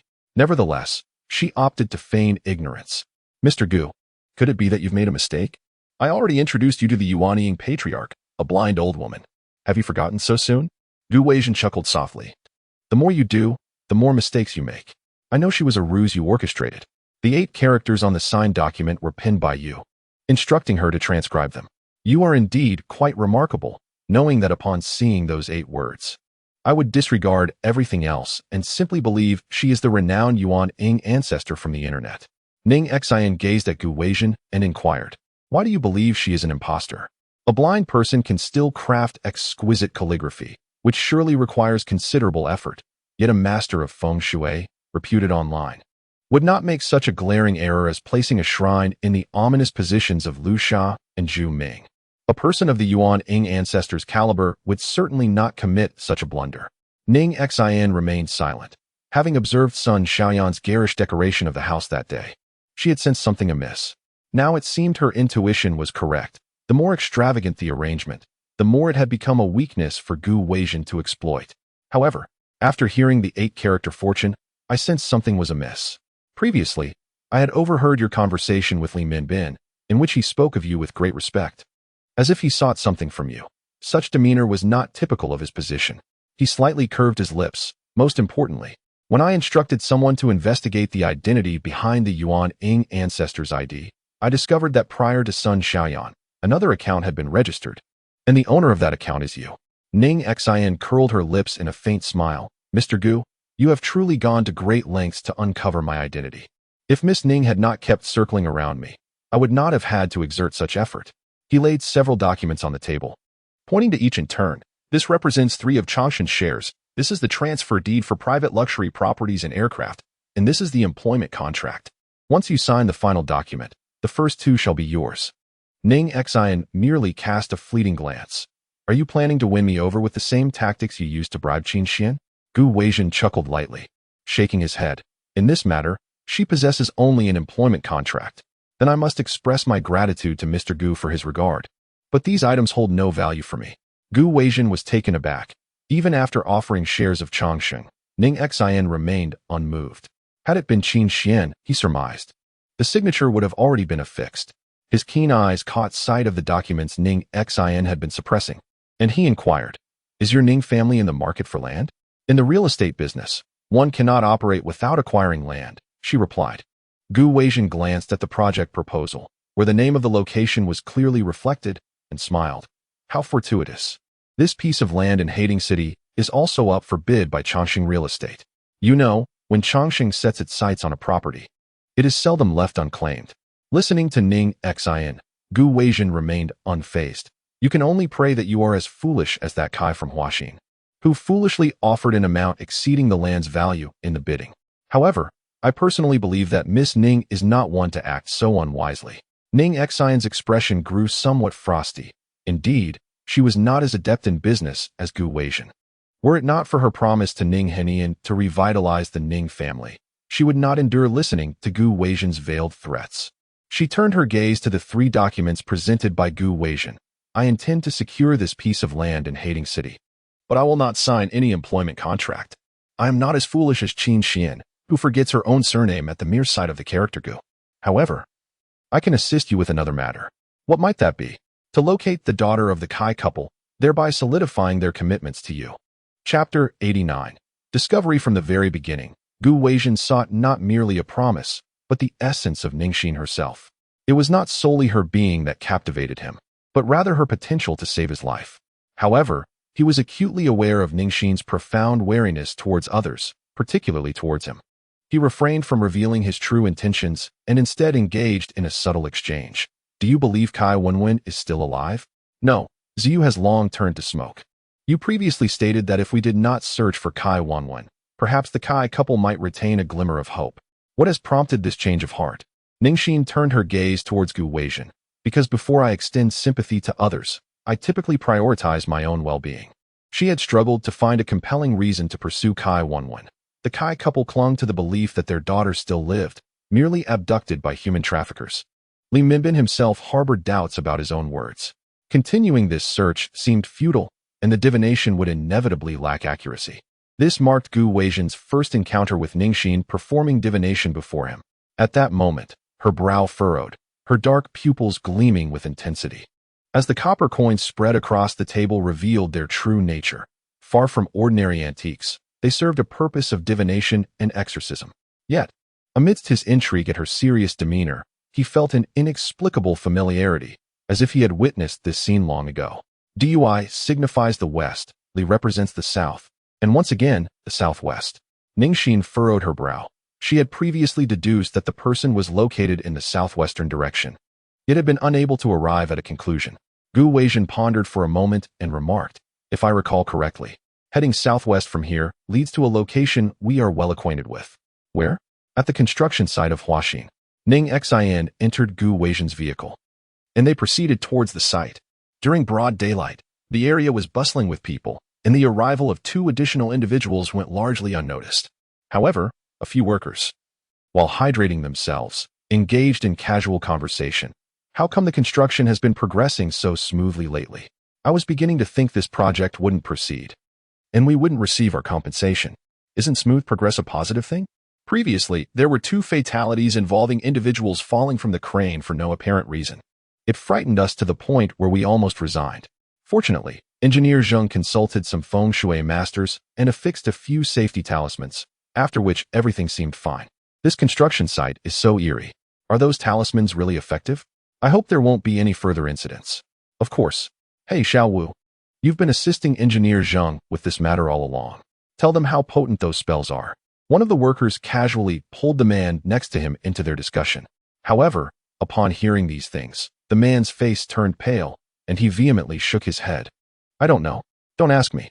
Gu Weijin glanced at the man and said to Ning Xin, isn't that the person who was burying ashes in the woods that day? Ning Xin nodded. It seems he is indeed suspicious.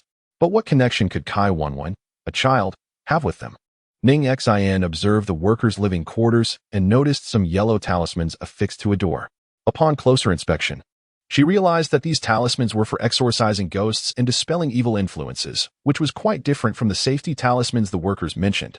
If the individuals here are truly innocent, why fear the supernatural? Who are you, and what brings you here? Ning Xin and Gu Weijin turned around, only to find the questioner momentarily stunned. The person attempted to flee, but Ning Xin recognized him as the laborer with the surname Wu from earlier. He had not run far when he collided with the foreman, inciting a reprimand. In hushed tones, he muttered something before the foreman, Zheng Gang, visibly shifted in demeanor, yet remained considerably more composed than Wu. He brusquely shoved Wu aside, forcing a smile as he addressed Ning Xin and Gu Weijin. Ladies, outsiders are not permitted here. Are you in search of someone? Ning Xin nodded affirmatively. Indeed, we seek a little girl, adorned in a white lace dress, with a golden bell dangling from her wrist. Have you seen her? She noted the sudden panic in Wu's expression upon hearing her description, while Zheng feigned contemplation before regretfully responding. We have not seen such a child. This is a construction site, filled with steel and concrete. Children do not come here to play. Moreover, we have merely laid the foundation. Any child would be easily spotted. I believe you are at the wrong location. Ning Xin smiled.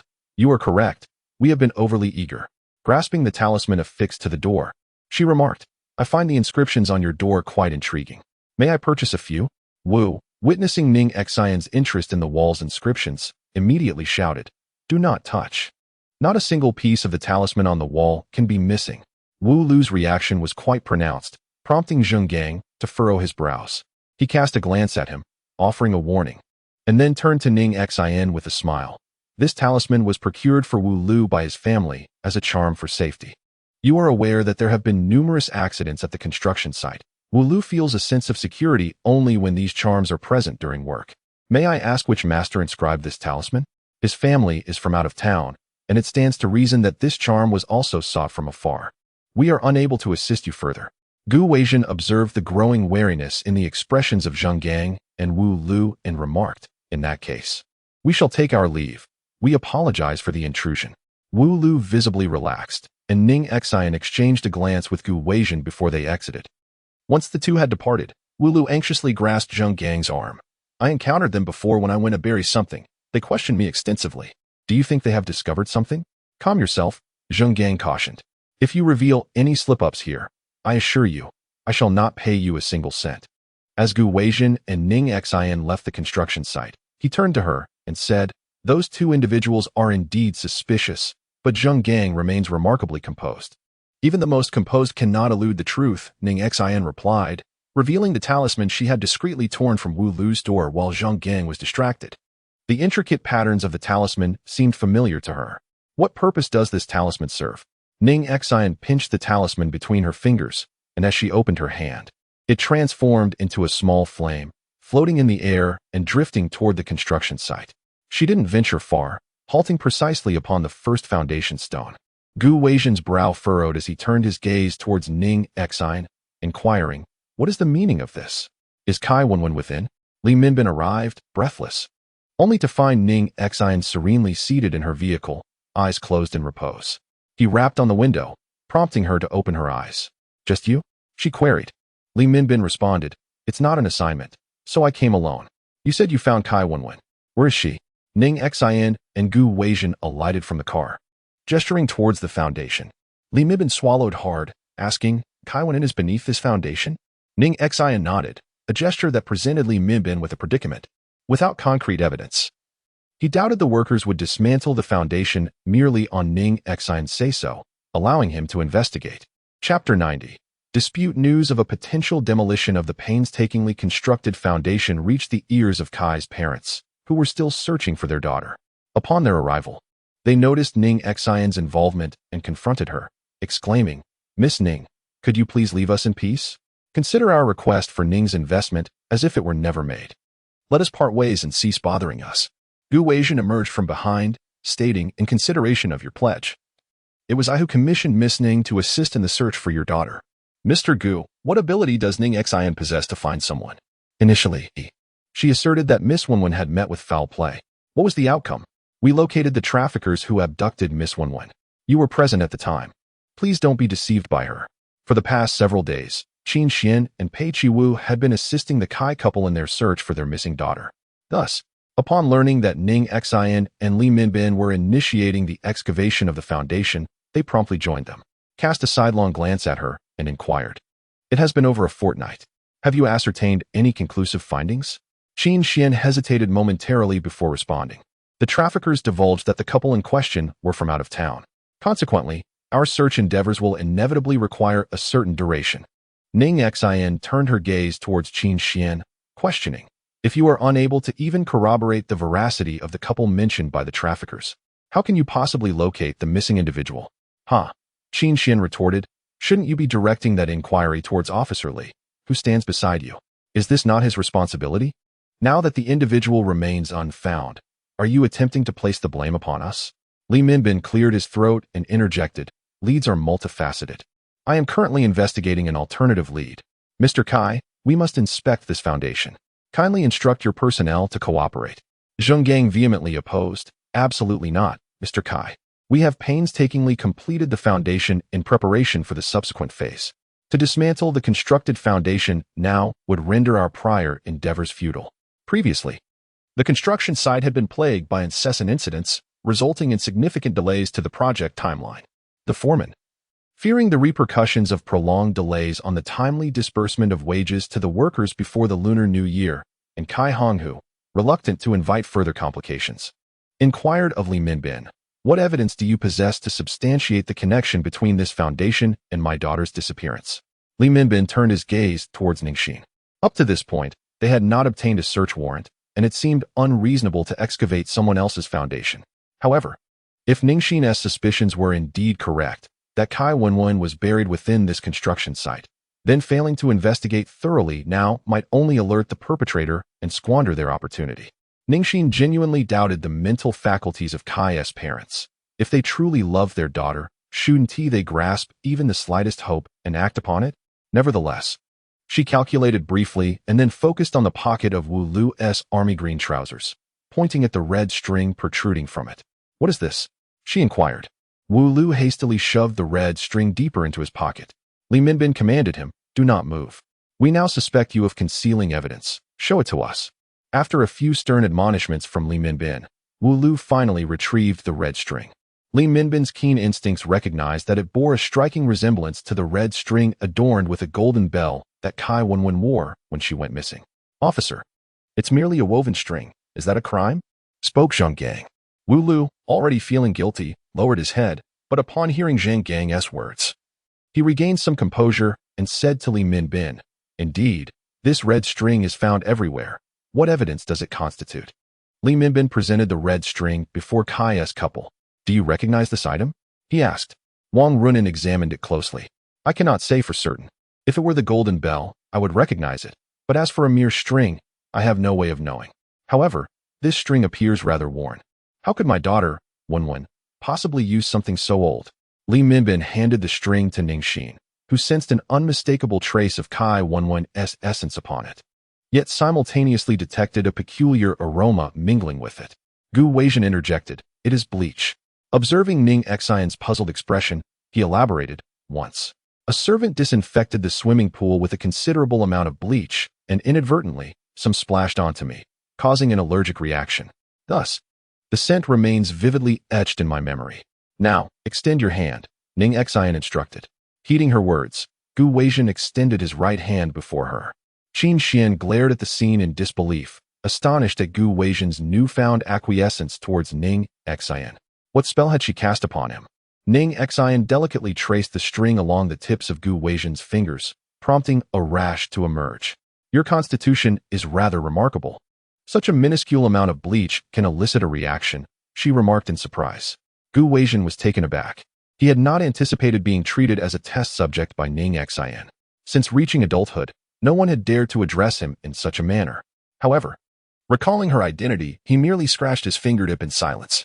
Ning Xin smiled gently, seizing the opportunity while others were distracted to channel her spiritual energy and grasped the tip of Gu Weizhen's finger. In mere moments, the rash vanished. Li Minbin picked up the red string and pressed Wu Lu. If this is merely an ordinary red string, why would you cleanse it with bleach? Bleach can eliminate dirt, bloodstains, and DNA, while also aging the new string, Zheng Gang explained on Wu Lu's behalf. On construction sites, it is common for our clothing to become soiled. Using bleach is hardly unusual. We are all grown men, who would meticulously check for a red string tucked away in their trousers. Officer Li, how long do you intend to cause a ruckus on my territory? If you possess sufficient evidence, procure a search warrant. Otherwise, kindly vacate this place. Upon hearing Kai Honghu's words, Li Minbin replied with dissatisfaction. Mr. Kai, we are currently assisting you in the search for your daughter, not pursuing our own interests. My daughter is perfectly well. Why must you disturb our foundation to find her? Pei Qiwu stepped forward, casting a glance at Gu Weijin. Mr. Kai, the foundation is the most crucial aspect of any building project. It is conceivable that someone may wish to exploit this opportunity to conceal something unsavory, thereby tarnishing the feng shui of this land. His words were clearly directed at Gu Weijin. Ning Xin turned to look at Gu Weijin, only to find him expressionless. It appeared that the piece of land in Kai Honghu's possession held great significance for Gu Weijin. Otherwise, he could easily walk away from this situation without a second thought. Ning Xin addressed Kai Honghu. If you choose the wrong direction, you shall never see your daughter again. Ning Xin, what on earth are you doing?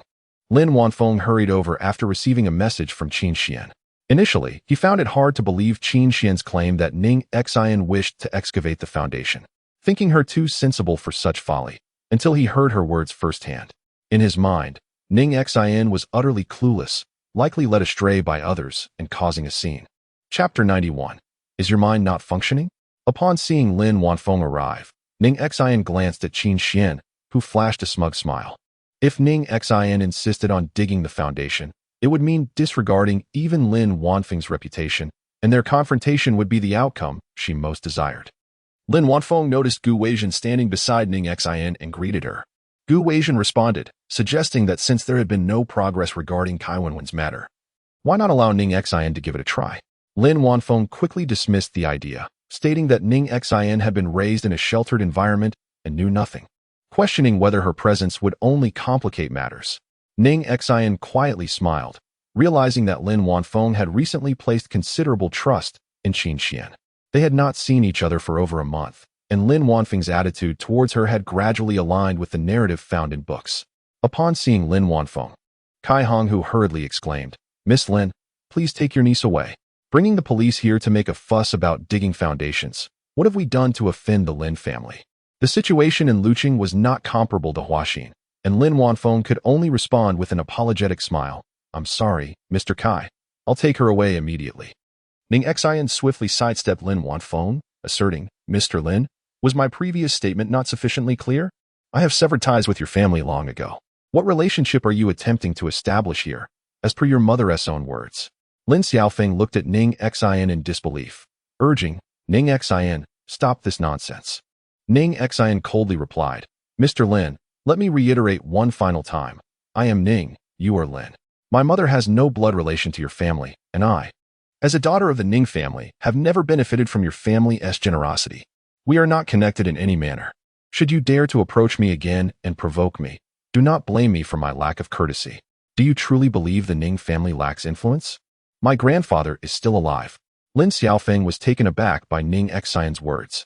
Lin Xiao and Ning Xion had always appeared obedient and dependent on them, which led him to subconsciously overlook the fact that Ning Xion was the eldest granddaughter of the Ning family, and that there was an elderly patriarch still present. He wished to say more, but upon meeting Ning Xion's cold, unyielding gaze, he ultimately fell silent. Noticing Lin Xiaofeng's sudden discretion, Ning Xion's expression softened somewhat. Seeing the dark circles under his eyes, an indication that he was nearing 30 and should be experiencing a favorable turn in fortune, she realized that the incident of the accident must still have lingering repercussions. How could one be preoccupied with others' misfortunes when one's own tribulations remain unresolved? Lin Wanfeng's complexion paled at her words, and Qin Xuan sensed something amiss. Stepping forward to inquire, Uncle, did I not help you avert the misfortune from your accident? I even provided you with 2 talismans for safety. What further issues could you possibly have? Her tone suggested that even if Lin Wanfeng had troubles, he should not voice them in front of Gu Weijin. Although Gu Weijin had previously discussed with Lin Wanfeng the possibility of her working at Gu's company, an idea that had initially delighted her, a month had passed without any communication from Changshan. She understood that Gu Weijin's trust in her was largely due to her having resolved Lin Wanfeng's car accident. If there were any changes in circumstances, she feared that Gu Weijin's attitude towards her would also shift. However, with Lin Wanfeng's long-standing worries being brought to light, he could no longer remain silent. Did Lu Ming inform you? He refrained from confiding in his family, not wanting to cause them undue worry, and only divulged the matter to Lu Ming. Lu Ming advised him to seek resolution from a Yuanying stage cultivator, but Lin Wanfeng remained obstinate. Believing that the Yuanying stage cultivator was invariably an adversary of Qin Xuan, and thus he continued to endure in silence. Ning Xin remained silent, allowing Lin Wanfeng to believe whatever he wished, as she felt no need to offer any proof. Qin Xuan glanced furtively at Gu Weizhen, then tugged at Lin Wanfeng's sleeve, inquiring, "Could it be that you haven't been carrying the safety talisman I gave you close to your person, which is why you feel these strange occurrences are happening?" Initially, he had dismissed it as a mere prank, but upon realizing the gravity of the situation, he had sought out Qin Xuan. However, she was preoccupied with the affairs of the Kai family and preoccupied with how to ingratiate herself with Gu Weizhen, and she had not given his matter any consideration.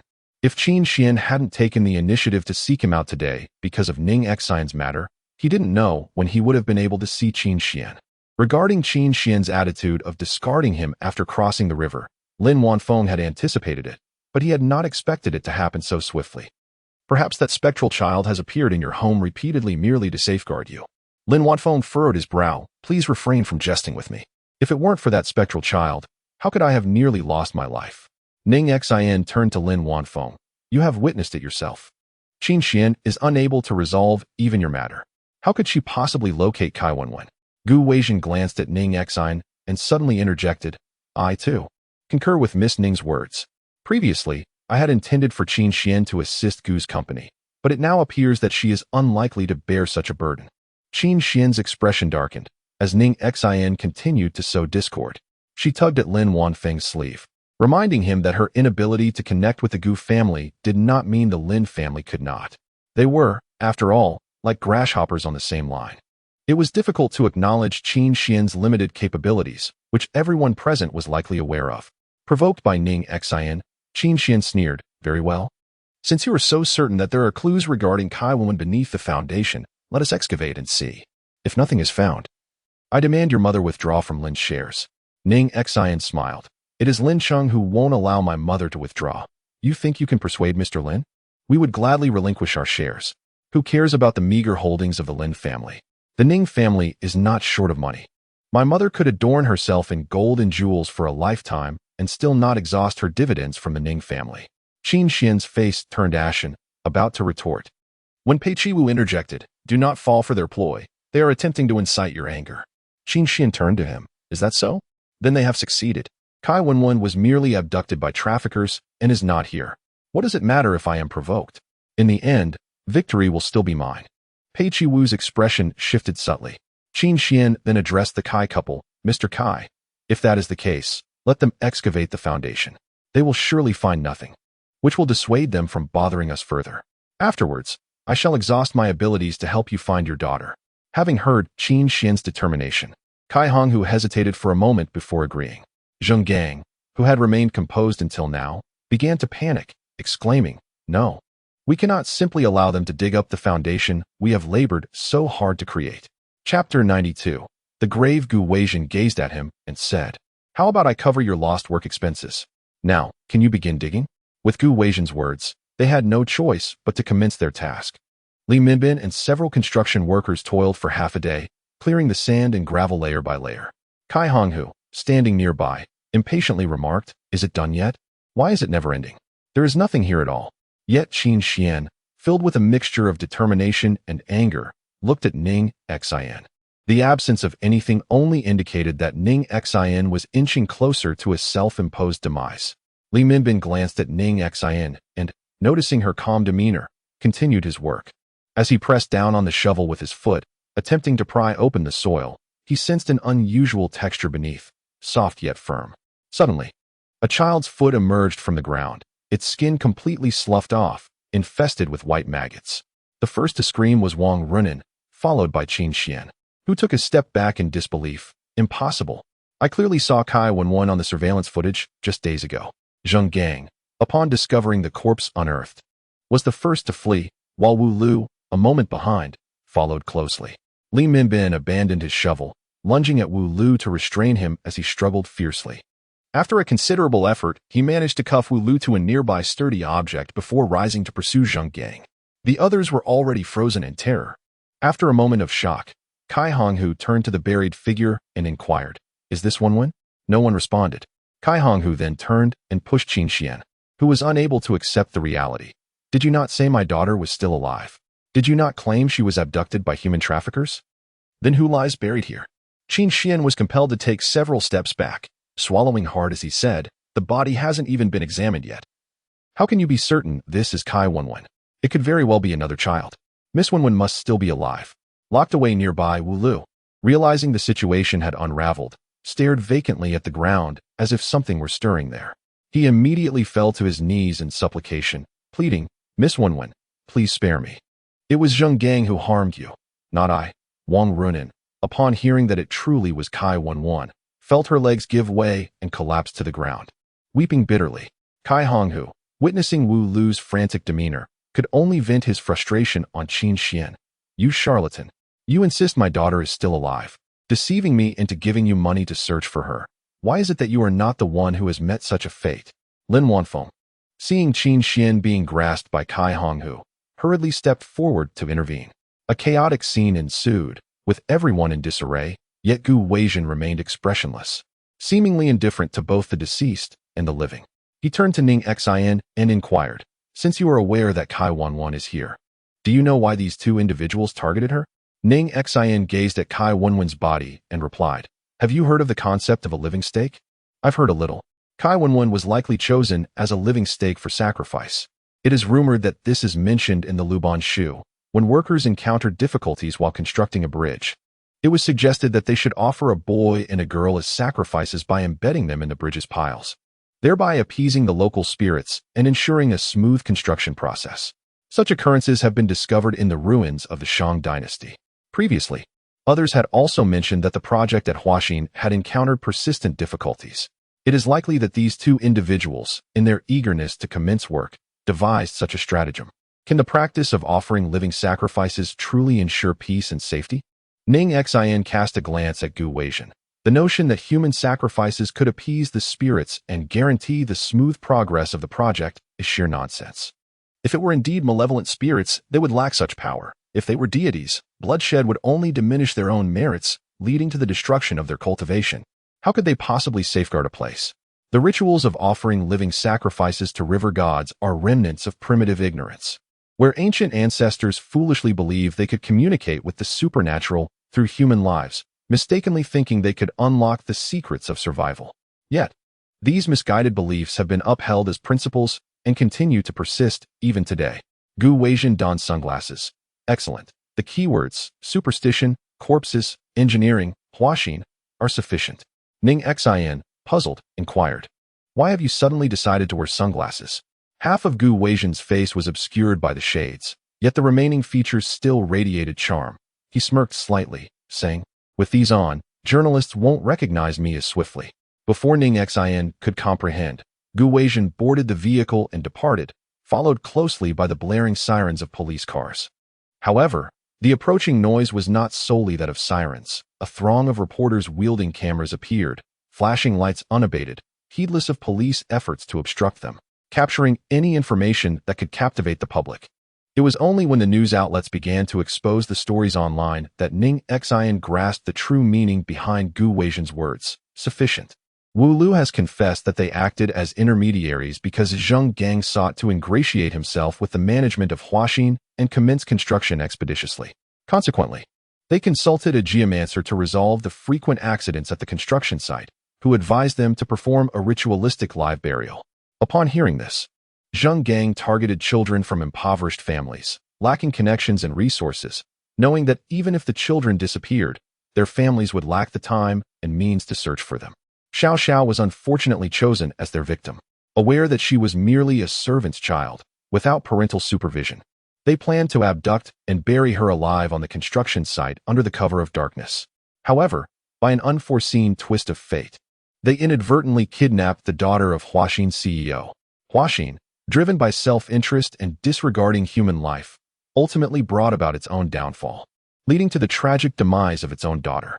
This proved to be a devastating blow for Huaxin, as netizens launched a scathing critique, causing its stock prices to plummet. In the accompanying images, Lin Wanfeng and Qin Xuan were unavoidably captured due to their proximity to the Kai family, with Qin Xuan's identity as a fortune teller known. Speculation arose among the public that she might be the geomancer mentioned in the text, leading to a barrage of accusatory posts questioning her motives and denouncing her alleged malevolence. Qin Xuan's personal information was exposed, along with her past as a Maoshan Taoist, leaving her unable to defend herself against the relentless online attacks. Confined to her home for several days, she vented her frustration, refraining from stepping outside. After Qin Xuan's body was discovered, Xiao Xiao regained consciousness. When Ning Xin visited her at the hospital, she was clutching the yellow paper rabbit that Ning Xin had previously made for her. Chapter 93. Qin Xuan enters the scene with trepidation. She gazed at Ning Xin, and under Ning Xin's guidance, recounted the events of that day. Qin Xuan had been scolded by her parents and made to stand outside as punishment. Feeling humiliated, she ran off elsewhere, only to stumble and fall into a muddy pit, covering herself in grime. Xiao Xiao, feeling pity for her, offered her coat. However, Qin Xuan perceived this pity as a veiled mockery. She seized the coat, and once again snatched Xiao Xiao's doll. Xiao Xiao gave chase, and as they tussled, Zheng Gang and Wu Lu emerged. The two girls fled in different directions.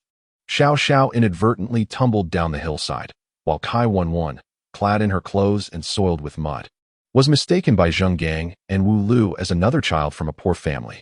They apprehended her and carried her away after knocking her unconscious. Li Minbin arrived at the hospital to take Xiao Xiao's statement. Ning Xin inquired, "Is there still no news of Zheng Gang?" Li Minbin shook his head. The boy is rather adept at evading capture. Had it not been necessary to subdue Wu Lu, he would not have escaped. Since Wu Lu has confessed to the murder, has he divulged any information about the ashes?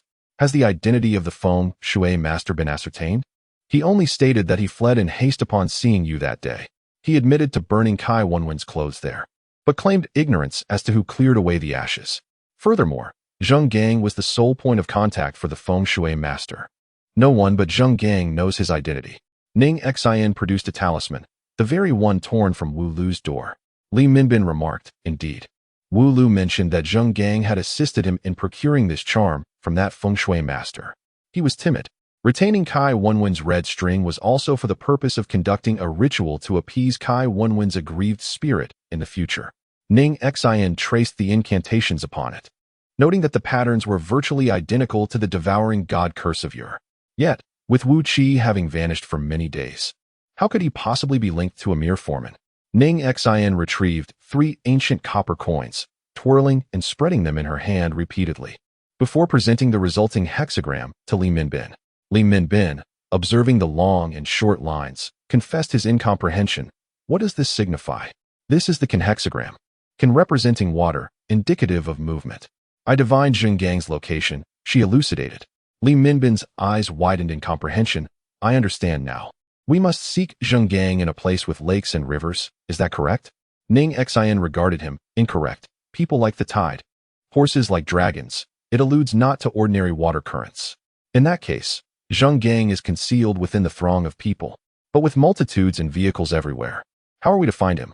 Having just committed a crime, he undoubtedly seeks to flee this place with haste towards remote regions. Surely he won't travel on foot. Yet, we have already stationed individuals to monitor the railway station. Ning Xin demurred. Presently, railway stations necessitate the presentation of identification, which would immediately expose him. However, as I am aware, certain bus stations have scalpers who vend tickets without requiring personal identification. However, this delineation doesn't precisely narrow the scope. Ning Xin indicated the divination symbols, stating, the transformed hexagram is sun, signifying southeast. Thus he should be in the southeast direction. Li Minbin nodded, poised to depart with the hexagram. When Ning Xin cautioned him, you must hasten your pace, as the Sun hexagram is being subdued, suggesting he may be in peril. Li Minbin furrowed his brow, unable to fathom what danger Zheng Gang could encounter, yet heeded Ning Xin's words, contacting nearby patrol officers to investigate. Ning Xin recognized that the Lin family, after all, had nurtured Lin Xiao, making it impossible for him to sever ties immediately, but her affinity with the Lin family had been exhausted. So why should she continue to indulge them? Mom, in truth, the Lin family is no longer related to us. Some matters you need not concern yourself with. Lin Xiao sighed. Xiner, do not speak thus. Your maternal grandparents treated us kindly. We owe them a debt of gratitude, which, whether repaid or not, we must remember. Furthermore, have you not always been closest to Wanfeng? Can you forsake your maternal uncle? Ning Xin sneered. Now that he has Qin Xuan, how could he possibly care about me? His pseudo-niece. She had already shielded him from the calamity of the car accident. Now they were even, and the best outcome was to avoid contact. Lin Xiao urged. We have been family for so many years. How can affection simply dissipate? There must be some misunderstanding between you and Wanfeng. Listen to me. I am currently en route to the Lin residence. You must come quickly as well.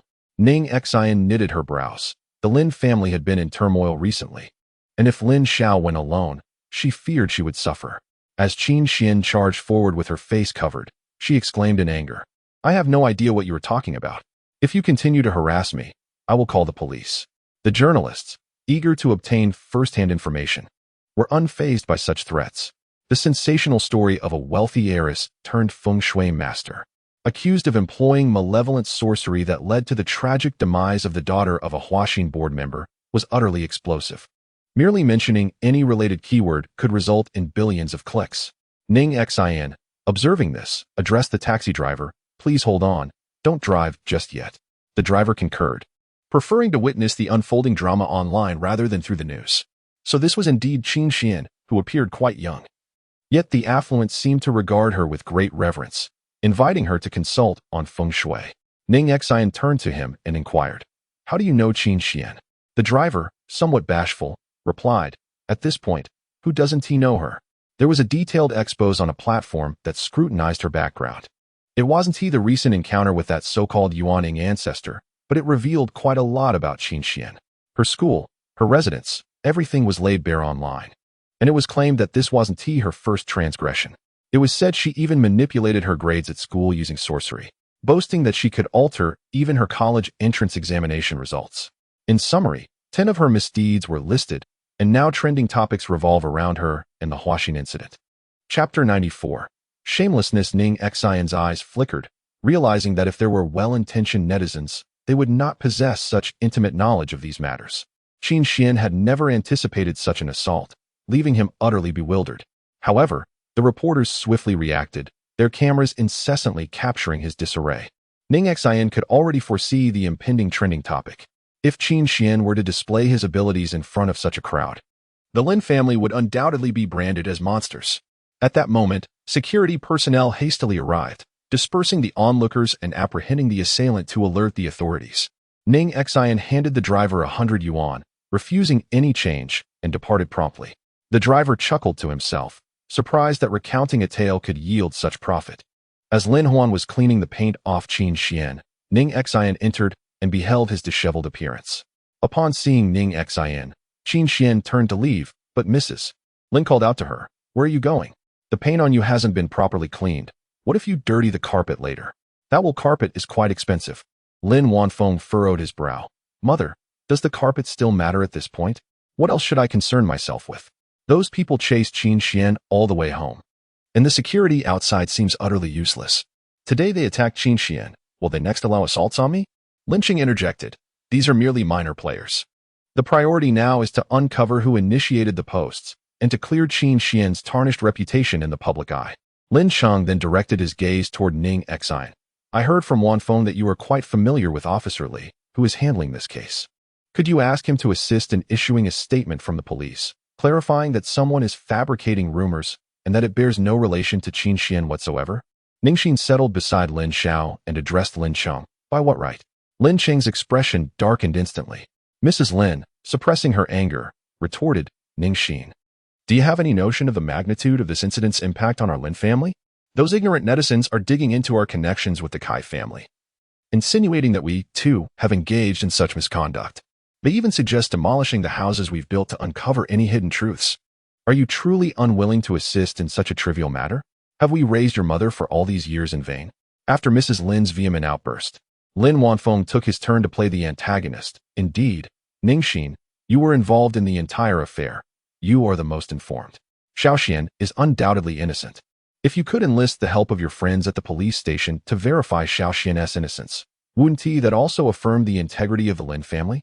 Ning Xin lifted her gaze, first observing the visibly agitated Qin Xuan, acutely aware that the Lin family was relying on her to cleanse them of their disgrace, which filled her with humiliation and fury. Yet, she felt utterly powerless. The online posts were clearly targeted at her, and no matter what she said, she would not be believed. She then turned her attention back to Lin Wanfeng. Who can guarantee that Qin Xuan is truly innocent? I certainly cannot provide proof. Many witnessed Kai Honghu actively seeking favor with Qin Xuan, requesting her assistance in divination. With so many witnesses, if you can convince them to retract their statements, I might reconsider. Lin Huan, in a fit of anger, stood up.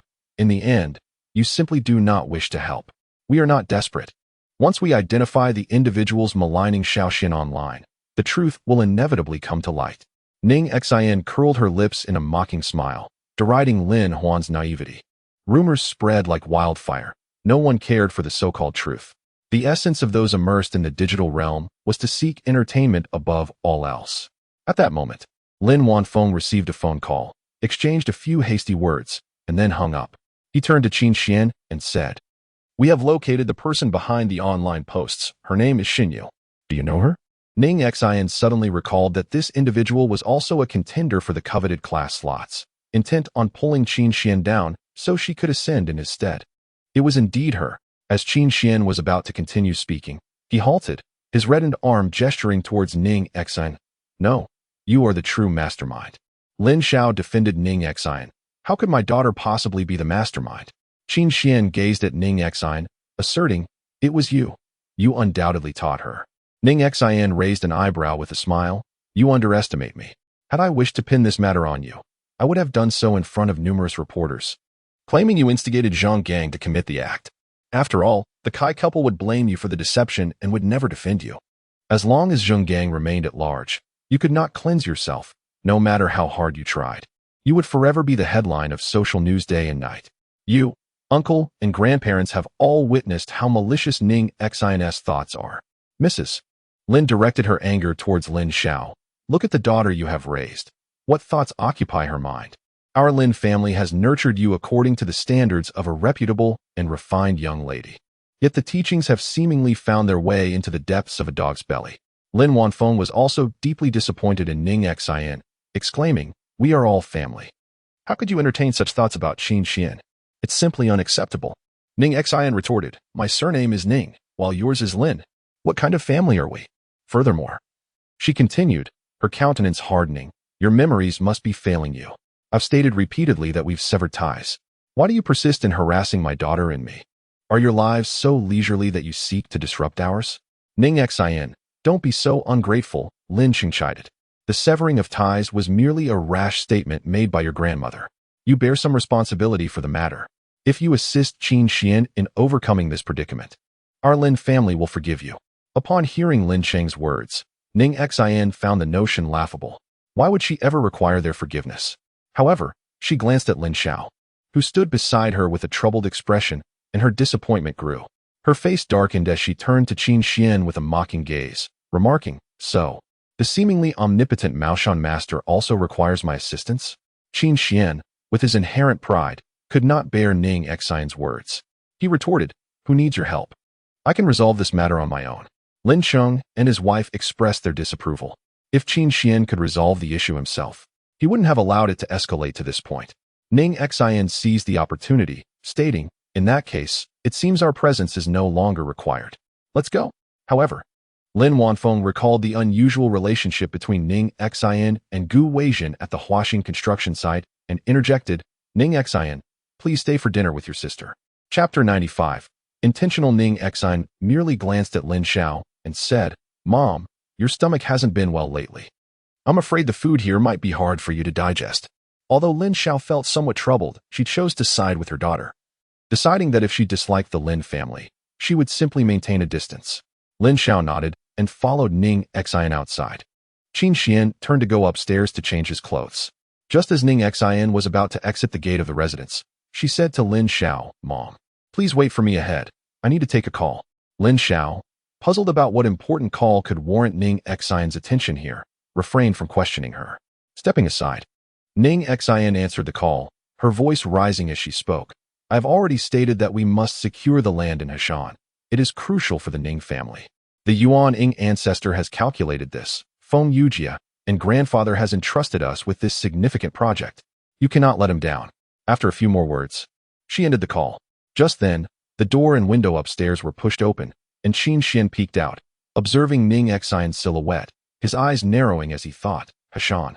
Humph, Ning Xian, this time you shall not obtain anything. Days passed, and Lin Xiao sat on the sofa watching television when Ning Xian approached. She invited her to sit beside her, and said, "Do you remember the master of divination I mentioned to you?" Ning Xian furrowed her brow. Tang Shan? Lin Xiao nodded. He has a signing event at the Jinjiang Grand Hotel the day after tomorrow. Will you accompany me? Ning Xian was taken aback by Lin Xiao's unexpected interest in fortune-telling. Mother, there is quite a queue at the book signing event. If you desire his autograph, you could simply purchase someone else's signed copy. Why go through the trouble yourself? My intention is not merely to obtain a signature, but to seize this opportunity for Mr. Tang to provide you with another fortune reading. Ning Xian raised an eyebrow, concerned that Tang Shan might not be able to bear such a stroke of fortune. Moreover, considering his dubious reputation, his predictions are likely to be mere nonsense, devoid of substance. Mother, there are numerous fortune tellers available. Why must you seek out Tang Shan alone? I have perused his writings, which I found utterly lacking in merit. It would be unwise to squander time on him. One cannot dismiss him so easily. Tang Shan is a prominent figure in the realm of divination, surely possessing some degree of skill. Furthermore, he has previously provided you with a reading, and I am curious to see if his conclusions remain consistent over the years. Ning Xian felt a sense of resignation, akin to an elderly person insisting on purchasing fraudulent health supplements. You can explain to her that these supplements are merely overpriced items. Yet she clings to the belief that they fortify her health, leading her to repurchase them. Unless the deception is exposed before her eyes, the charade will continue indefinitely. Very well, I shall accompany you the day after tomorrow. Lin Xiao finally revealed a smile, but as Ning Xian turned her head, she caught sight of the news broadcast on television, reporting an incident at the bus station where a man had gone on a violent rampage before taking his own life. Although the footage was somewhat blurry, Ning Xian immediately recognized Zheng Gang. Just then, Li Minbin called, prompting Ning Xian to step aside. Zheng Gang has committed suicide at the bus station. I just saw the news. Li Minbin sighed. Your reminder comes at an opportune moment. Had our personnel not arrived to investigate beforehand, many more civilians might have been harmed. Was it your assault that caused him to lose his composure and lash out? Before our team could reach the scene, he exhibited signs of distress and suddenly brandished a knife, inciting chaos. We urged him to calm down, but he was impervious to reason, directing the blade towards his own heart, ultimately succumbing instantly, leaving no room for rescue. Logically, Zheng Gang's intention to visit the bus station was to depart from this place. There was no necessity for him to provoke a disturbance with a weapon. Li Minbin discerned the inconsistency and remarked to Ning Xian, thus, our prior suspicions regarding Zheng Gang being under the influence of drugs leading to his impaired state of mind arise. Upon hearing this, Ning Xian sensed further implications. Yet, what are the findings? No traces of any substances were detected in his system. He inexplicably descended into madness. Considering Zheng Gang's calculated scheme to establish a foothold, his mental resilience should not have been so fragile. Perhaps it would have been more plausible in the case of Wu Lu. Li Minbin concurred. Although we found no remnants of drugs, we did uncover a tattoo-like mark on Zheng Gang's body, which I have sent to your phone. Furthermore, there are peculiarities in Kai Wenwen's autopsy report. She was stabbed in the heart area before being buried alive, yet the incision was shallow, rendering it nearly indistinguishable beneath the layers of maggots. A heaviness settled in Ning Xian's heart. Could it be that Kai Wenwen's demise was not merely a means to facilitate the establishment of a foothold? She hung up the phone and gazed at the tattoo image sent by Li Minbin. At a glance, she recognized that it was not a tattoo at all, but rather something akin to the devouring curse. When worn for an extended period, this incantation would imprint itself upon the skin. This must be the reason behind Zheng Gang's sudden madness. I simply cannot fathom why the Luo family has taken such an interest in that piece of land, insisting on competing with us relentlessly, refusing to relent until they secure it. Feng Yujia entered, and Ning Xin turned off her phone screen. Ning Shuqin followed closely behind Feng Yujia and inquired, do you think you have a good chance of acquiring the land at Hashan this time? Feng Song pursed his lips, and Ning Shuqin could already discern the answer from his expression. She nudged him playfully, saying, why are you so useless? Yujia has done so much for you, and yet you still can't secure it. Feng Yujia ground his teeth in frustration. Stop showing off. What is so impressive about acquiring Hating City? Hashan might not even belong to the Luo family. Ning Xin merely smiled. No, with Qin Xuan involved, Luo Su will undoubtedly succeed. Feng Yujia pondered for a moment, sensing something amiss. Today, Luo Su boasted before me, claiming that it was thanks to someone from the Ning family that he discovered such a prime piece of land. That person wouldn't happen to be you, would it? Ning Xin remained silent, but it was indeed she who had intentionally disclosed the information to Qin Xuan. However, explaining her motives to Feng Yujia would be like casting pearls before swine. Lin Xiao, noticing Ning Xuqin's agitation, interjected, Xuqin, there must be some misunderstanding here. Ning Xin would never do such a thing. She has already done it. What more is there to say? I'm going to find my father and seek justice. Why have you two started arguing again? Ning Hanyang emerged from the room, and Ning Xuqin hurriedly approached to embellish her grievances. After listening, Ning Hanyang inquired of Ning Xin. Did you deliberately inform the Luo family about the Hashan project? Indeed, Ning Xin replied, casting a glance at her. Doesn't my third aunt expect me to admit it? What right do you have to be so defiant? You have acted against the interests of the Ning family. In my opinion, you should surrender your shares. You are unworthy of remaining in the Ning clan. Feng Yujie immediately chimed in. Yes, grandfather, you cannot show favoritism towards Ning Xin this time. She is becoming increasingly unruly. Ning Hanyang disregarded Feng Yujie's remarks and simply asked Ning Xin, can you explain the reasoning behind your actions? The land at Hashan holds little value. Yet Feng Yujie insists on acquiring it. Therefore, I can only ensure he cannot purchase it, even with his wealth. Ning Xuqin was nearly beside herself with anger. Father, do listen to her words. Who does she think she is? However, Ning Hanyang found it amusing. You are so certain that the Hashan land cannot yield a profit? What if your judgment is flawed? Time will reveal all truths. If I am mistaken, as my third aunt suggests, I will relinquish my shares in the Ning family. Upon hearing this, Ning Xuqin and Feng Yujia fell silent. Clearly, Ning Xion's relinquishing of her shares was of greater significance than a mere piece of land. Once they were in the car, Ning Xion noticed that Lin Xiao's expression was still rather grim. Sitting in the front passenger seat, she turned to Lin Xiao and asked, Mom, what is troubling you? Lin Xiao turned her head, expressing her discontent. How can you casually wager what your father left you? I do not seek your capability to take over the Ning family, but your possessions must be firmly held in your grasp. Ning Xuqin and Feng Yujia. Upon hearing Ning Xion's words, quickly asserted before Ning Hanyang that this was indeed Ning Xion's own declaration, one that could not be renounced. To Lin Zhao's astonishment, Ning Hanyang concurred, igniting her ire. What Ning Runyan had bequeathed to Ning Xion was not merely her sustenance but also a testament to his affection for her. Yet, Ning Xion treated it as mere gambling capital, which was profoundly disappointing to Lin Xiao. Ning Xion reassured Lin Xiao, Mother, I understand the significance of the shares, and I will only use them as a wager when I am certain of a 100 chance of victory. Rest assured, I will not suffer a loss. Lin Xiao remained silent, her brow furrowed. Ning Xion gently patted her. Do you truly not trust your daughter, yet place your faith in that Tang Shan? Do you believe your daughter incapable? It is not that I distrust you. Rather, this is your first foray into the corporate realm. To so recklessly stake your shares as collateral, do you expect me to remain indifferent? Ning Xion smiled. I cannot rely on the Ning family for eternity, nor will the family's wealth endure indefinitely. What my father bestowed upon me was the essence of the Ning family, not merely those shares. Even if they were to vanish one day, it would bear little consequence for me. She was, after all, a golden child. What did she have to fear from the Ning family's modest fortune? Should she desire it, many would be eager to shower her with riches. Ning Xin's words resonated with Lin Xiao, who understood that an excessive preoccupation with wealth is not necessarily a virtue. She remarked, It seems that at the book signing event the day after tomorrow, I shall have to ask Mr. Tang to assess your fortune and see if your judgment this time is indeed accurate. Ning Xin smiled slightly. That will depend on his ability to discern. On the day of the book signing at the Jinjiang Hotel, banners were unfurled outside, and a steady stream of people flowed in and out. Tang Shan's marketing efforts were exceptionally effective.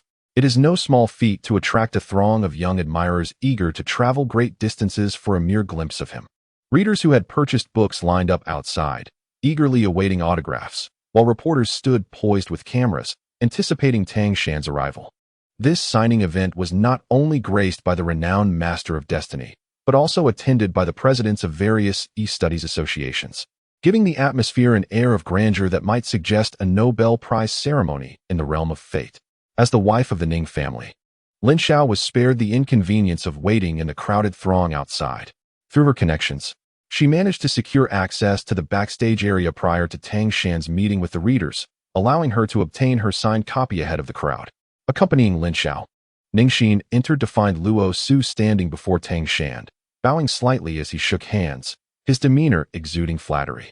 He remarked to Tang Shan, "I have indeed perused your writings, Mr. Tang, where you ingeniously intertwine the principles of destiny with the pursuit of success. Even more remarkable is your impressive presence, your tailored suits, and the succinct yet profound wisdom encapsulated in your interpersonal skills, a mere 40 words that encapsulate what others might elaborate upon in an entire volume. Such succinctness is both striking and unforgettable." Luo Su nodded with a smile, while Ning Xian's lips curled in derision. He fancied himself a master of destiny. Yet his every utterance seemed steeped in commercialism, flattering others without a hint of sincerity. One could only wonder what vision of the Tao he harbored in his heart. Lin Xiao observed Luo Su's presence and recognized the impossibility of a rekindled connection with Ning Xian. Sensing that her daughter might feel awkward encountering her former fiancé, she suggested, "Perhaps we should wait and seek out Mr. Tang later." After Luo Su concluded his conversation with Tang Shan, his keen eyes spotted Ning Xian. Following his gaze, Tang Shan also noticed Lin Xiao and her daughter. Lin Xiao approached with Ning Xian, and Tang Shan, adorned in luxurious silk garments, regarded Ning Xian, stroking his neatly trimmed beard, and remarked, "Miss, I believe we have met before." Ning Xian replied, "My surname is Ning." Tang Shan's demeanor shifted, his eyes growing cold. As memories of the day he had been contradicted by Ning Xian alongside Feng Yu resurfaced vividly. With a veneer of politeness, he said, "Ah, I recall now. It is indeed Miss Ning." Lin Xiao, unaware of the underlying tension, introduced her daughter, saying, "Mr. Tang, this is my daughter, Ning Xian. When she was a child, I consulted you regarding her birth chart. I have also been an avid reader of your recent publications." Tang Shan's face brightened with a genuine smile as he addressed Lin Xiao. "Thank you, Mrs. Ning, for your unwavering support over the years. Please, follow me." Lin Xiao followed Tang Shan to a nearby corner, while Luo Su swiftly positioned himself in front of Ning Xian, gazing down at her. "I believe I have yet to express my gratitude for the excellent proposal provided by the Ning family. However, let me advise you, Mr. Tang will assist you but once. He adheres to this principle. Seeking his help now would be futile." Chapter 97. Nothing to be seen. Ning Xian regarded Luo Su with the eyes of one observing the deranged, but as her thoughts shifted, she grasped the essence of his words. Having heeded Qin Xuan's counsel, he had seized the land at Heshan from Feng Yujie, undoubtedly reveling in his triumph. His approach to Tang Shan was likely rooted in his insufficient trust in Qin Xuan, prompting him to subtly probe whether Tang Shan had indeed calculated the worth of Heshan. With this revelation, he felt assured that he could procure Heshan at a minimal cost, reaping substantial profits. Ning Xian smiled at him. "You certainly ought to thank the Ning family, though there is no rush. Expressions of gratitude can be reserved for later." Luo Su's smile faltered. Ning Xian's demeanor conveyed that she was the true victor, which irked him. He had already learned from Qin Xuan about Ning Xian's intention to sever ties with the Lin family, which implied that he need not extend excessive courtesy towards her. Ning Xian raised her chin and addressed Luo Su. "This was originally a gift from me to your Luo family. It pleases me that you appreciate it." Luo Su frowned, perplexed by her apparent indifference to him. "Do you hold such affection for me that you would jeopardize the interests of the Ning family?" Luo Su found it hard to believe even as he spoke, and he cast a sidelong glance at Ning Xian, whose expression was a blend of amusement and mockery. Dreaming in broad daylight, he thought, feeling a surge of anger at the derision reflected in her gaze. Just as he was about to retort, Ning Xian gracefully circumnavigated him, making her way to Lin Xiao, leaving him no time to pursue her. By the time she arrived, Tang Shan had already presented Lin Xiao with his newly signed book, his signature bold and flamboyant, perfectly mirroring his vibrant personality. Tang Shan turned his gaze towards the seated Ning Xian. "Miss Ning, your mother mentioned that she wished for me to cast another fortune for you. However, given your evident capabilities, I dare say my insights might no longer hold any value for you." He recalled how Ning Xian had meticulously refuted his every word that day. It was quite audacious for her to seek him out for divination now. He felt compelled to maintain an air of superiority befitting a master of his craft. The surrounding dignitaries, intrigued by his words, approached to discern who possessed the audacity to provoke such disdain from Tang Shan. Lin Xiao, puzzled by Tang Shan's overt hostility towards Ning Xin, felt a twinge of discomfort on behalf of his child and inquired, "Mr. Tang, what do you mean by that? Has our Ning Xin offended you in any way?" Before Tang Shan could respond, Ning Xin interjected, "I genuinely find your offerings unworthy of my consideration." A collective gasp rippled through the crowd. It had been quite some time since anyone had dared to speak to him in such a manner, particularly since his earlier emergence. In contemporary times, Tang Shan's ascension to the position of president is attributable only in a minor part to his capabilities. The predominant factor lies in his reputation as a prominent author and his connections with notable personalities in the business realm. These affiliations enable him to procure substantial research funding for the association, compelling even the most competent individuals to defer to him, leaving no one daring enough to voice dissent. Tang Shan's expression darkened as he turned to Lin, saying, "Madam Ning, you have heard it yourself. Your daughter shows no interest in my fortune-telling services. I suggest you take your leave." Lin gently tugged at Ning Xion's sleeve, whispering, "You are strangers to him. Why would you confront him so abruptly?" Ning Xion, patting Lin's hand to reassure her, addressed Tang Shan. "Years ago, you provided me with a fortune reading that led my mother to abandon my cultivation. I have come today to inquire how you arrived at that conclusion." Tang Shan's demeanor shifted, not to the earlier embarrassment or anger, but rather to one of concealed apprehension as he averted his gaze. "After such a lengthy interval, how could I possibly recall the specifics of that reading? Even if I cannot recollect, isn't it evident from my observations of your features and birth date what your fate was a decade ago?" Tang Shan found himself at a loss for words as Ning Xion pressed him further. "Do I need to remind you that childhood fortunes can be discerned from the hairline to the eyebrows?" With a thump on the table, Tang Shan retorted, "What nonsense! Such elementary knowledge does not require your instruction." Ning Xion smiled. "It seems, Master Tang, you are well prepared. My mother wishes to seek financial fortune. Let us proceed with your reading." Tang Shan has now fallen into Ning Xion's verbal trap, completely forgetting that he initially intended to give her a slight warning. He gazes intently at Ning Xion's features, hoping to articulate something he perceives in her countenance to intimidate her. Yet, he finds himself utterly unable to discern anything. Despite Ning Xion appearing no different from an ordinary person, with her 3 divisions and 5 features, and despite his own competence, the art of facial analysis he has mastered proves utterly futile in her case. He senses that as he attempts to analyze her visage, a thin veil of mist envelopes his vision, obscuring his perception of her past and future. After all, he had foretold her fate in her childhood. What could have transpired since then? Tang Shan rubs his eyes, appearing rather unwell, and those nearby notice his discomfort. Sensing he has encountered a perplexing dilemma, yet the source of the predicament is merely a teenage girl, Ning Xion observes Tang Shan's reaction, resting her arms on the table, her fingers rhythmically tapping the surface as she gazes directly at him. "If you cannot calculate my fate, then why not allow me to predict yours?" All eyes turn to Ning Xion, eager to hear what she might divulge, though most, like the bystander Luo Su, believe she is merely flaunting her abilities in a misguided attempt to attract attention. Ning Xion merely cast a glance at Tang Shan and remarked, "Your fortune is dim," indicating a lack of good luck recently. However, the narrow spacing of your properties and the downward slope of your brows suggest that the events occurring are a reflection of your character. The indentation on your forehead, along with the presence of malevolent moles and patterns, signifies a poor fortune in your youth, with only a slight improvement in middle age. Yet, such prosperity will be fleeting, and all that you have gained shall be lost. In essence, he did not believe in the divination skills of the individual before him. Whether I can maintain today's fame and fortune is a concern that need not trouble Miss Ning. Ning Xion smiled gently. The absence of fame and fortune is of little consequence. What truly matters is that you were born on the day of Jiwei in the hour of Jiaji, during the month of Dingqiu, and are thus marked by calamity. The last 3 words completely stripped away Tang Shan's facade, prompting him to rise in indignation and declare, "I have tolerated you long enough. Do you think that by merely uttering a few words, I would come to believe you? Such talk of calamity is sheer nonsense." His face flushed crimson, a sight familiar to those who knew him, as he rarely exhibited such anger. Ning Xion also stood, meeting Tang Shan's gaze. "Whether you choose to believe is your own affair. I am here solely to make you aware that not every fate can be discerned by you. Firstly, you lack the capability. Secondly, The study of fate often serves as a suggestion to ordinary individuals. A careless remark from you could irrevocably alter the course of someone's life. With what authority do you come here to lecture me? Leave at once. Lin Xiao furrowed her brows and addressed Tang Shan, saying, Mr. Tang, when you once deemed my daughter incapable of becoming a person of distinction, I did not take offense. Ning Xin merely wished to engage in a friendly exchange with you.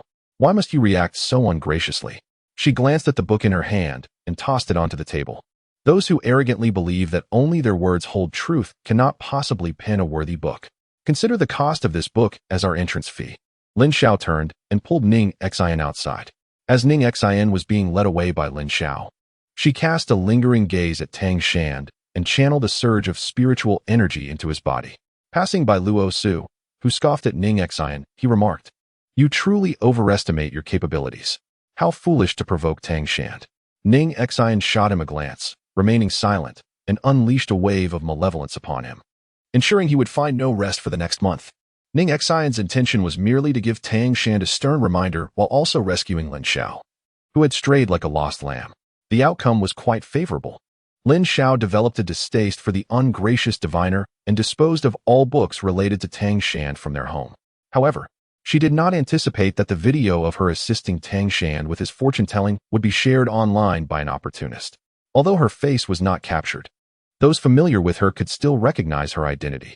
As for Tang Shan, his marketing team previously commented under a couple's variety show, asserting that a seemingly affectionate celebrity couple was on the verge of divorce due to scandalous behavior. The rationale behind this claim was the man's pronounced crow's feet and his alluring peach blossom eyes, suggesting a flirtatious and unfaithful disposition. Even the man's lawyer issued a statement online, yet within a month, paparazzi captured him embracing a younger woman as they exited a hotel, igniting fervent discussions across the internet. Even those disinterested in metaphysics became acquainted with Tang Shan. Now he faced the scrutiny of a young woman who labeled him as possessing a Ding Cho month, destined for harm, which piqued the interest of netizens. The Ding Cho month refers to the period between the minor cold and the beginning of spring. With minor cold having passed, and only a fortnight remaining until the beginning of spring, many speculated if Tang Shan would indeed fulfill the young woman's ominous prediction. The term harm does not necessarily imply death, as it may also refer to litigation or injury, leaving the latter unpredictable. Consequently, netizens speculated about legal troubles, especially since Tang Shan had established a cultural company focused on fortune-telling, now venturing into the real estate of burial sites, raising suspicions of illicit grave dealings. As various conjectures emerged, little attention was paid to one's own affairs, allowing Ning Xin to finally breathe a sigh of relief. She certainly did not wish to be exposed like Qin Xuan, who was perpetually scrutinized online. The following day, while accompanying Lin Xiao on a shopping excursion, Lin Xiao expressed a desire to visit a store selling massage equipment to purchase a massage chair for old Master Ning. Observing a fleeting shadow of distress across Lin Xiao's brow, Ning Xin swiftly interjected, Let us first browse for clothing. We can return to the massage chairs later. Hadn't you just purchased some clothes? I have a tea appointment shortly, and if I don't take a look now, it will be too late. Seeing Ning Xin in a state of disarray, she quickly produced a tissue. How could you be so careless? It was a close call. Had it not been for Ning Xin soiling her garment, she would have walked over. That massive crystal chandelier crashing down could have been fatal. But was it merely a coincidence? Ning Xin abruptly halted her advance, and that was precisely where the mishap occurred. Last time, regarding Tang Shan, Ning Xin had dismissed it with excuses, and her skepticism only deepened. Xin, you. Ning Xin, seemingly aware of Lin Zhao's impending inquiry, swiftly grasped the garments from her bag, saying, The clothes are damp and uncomfortable. I shall change into another. Mother, please wait for me inside the equipment store. With that, she carried the bag into the restroom. Upon her exit, she unexpectedly encountered Lin Wanfeng, accompanied by a strikingly tall woman. She had no intention of engaging Lin Wanfeng, so she pretended not to notice. However, this only incited his ire further. Ning Xin, now that you see me, are you not even going to greet me? Ning Xin merely regarded him, devoid of a smile or a word. The woman beside him, sensing the peculiar atmosphere, interjected, You must be Wanfeng's niece. Hello, I'm Andy, a friend of your uncle. Ning Xin scrutinized Andy, narrowing her eyes. Her demeanor suggested trouble was brewing. Are you not aware that your friend has recently acquired a new niece? Ning Xin replied coolly, I merely made a passing remark. Why are you throwing a tantrum? Andy gently patted Lin Wanfeng's shoulder and said, "I will wait for you in the restaurant over there. You two should have a good talk without losing your temper." Lin Wanfeng rubbed his temples to calm himself and then spoke, "Ning Xin, I heard from someone that you have a way to contact the Yuanying ancestor. Is that correct?" He leaned in closer to Ning Xin. "All I need is the method to reach her. I won't trouble you with anything else." "What do you need her for?" Lin Wanfeng rested his hands on the railing. "Did I not mention before that I have been haunted by that strange doll? No matter whether I throw it away or burn it, it always reappears at my bedside, as if it is forever attached to me." Ning Xin felt no sympathy for him. Without that eerie doll, Lin Wanfeng would have long been dead. So what was there to complain about? These matters could easily be resolved by Qin Xuan. Chapter 99. The eerie doll. I tried, but it was futile. Firstly, Qin Xuan is unable to help, and secondly, her mind has long been elsewhere. Each time, she merely offers a casual solution, and then it fades away. Ning Xin scoffed derisively. "If even Qin Xuan, whom you usually trust, cannot assist you, who else can? I see no harm in keeping that doll. Did you not cherish it once?" "The doll was a gift from my ex-girlfriend, Tongya, which is why I have kept it. However, recently, a series of unsettling events have transpired around me because of this doll. The car accident was merely the beginning. I have even nearly drowned while swimming in the pool. All due to this cursed doll. I cannot allow it to continue wreaking havoc in my life. Ning Xin, do you truly care so little about the grave matters at hand, including the well-being of your uncle?" Ning Xin merely gazed at him and replied, "My final act of mercy towards you is permitting that doll to remain by your side." With that, she turned to leave. Lin Wanfeng felt a chill at her dismissive attitude and punched the railing in frustration. While waiting for Lin Wanfeng to join Andy for dinner, he noticed the injury on his hand and was somewhat taken aback. "Why did you resort to violence again?" Lin Wanfeng deflected, saying it was merely an accidental bump. His thoughts drifted back to the doll at home, stirring his agitation once more. "Andy, since you and Tongya are both pursuing your graduate studies at the same university in Australia, you must have her contact information." All he desired was for that woman to take the bizarre doll away and never contact him again.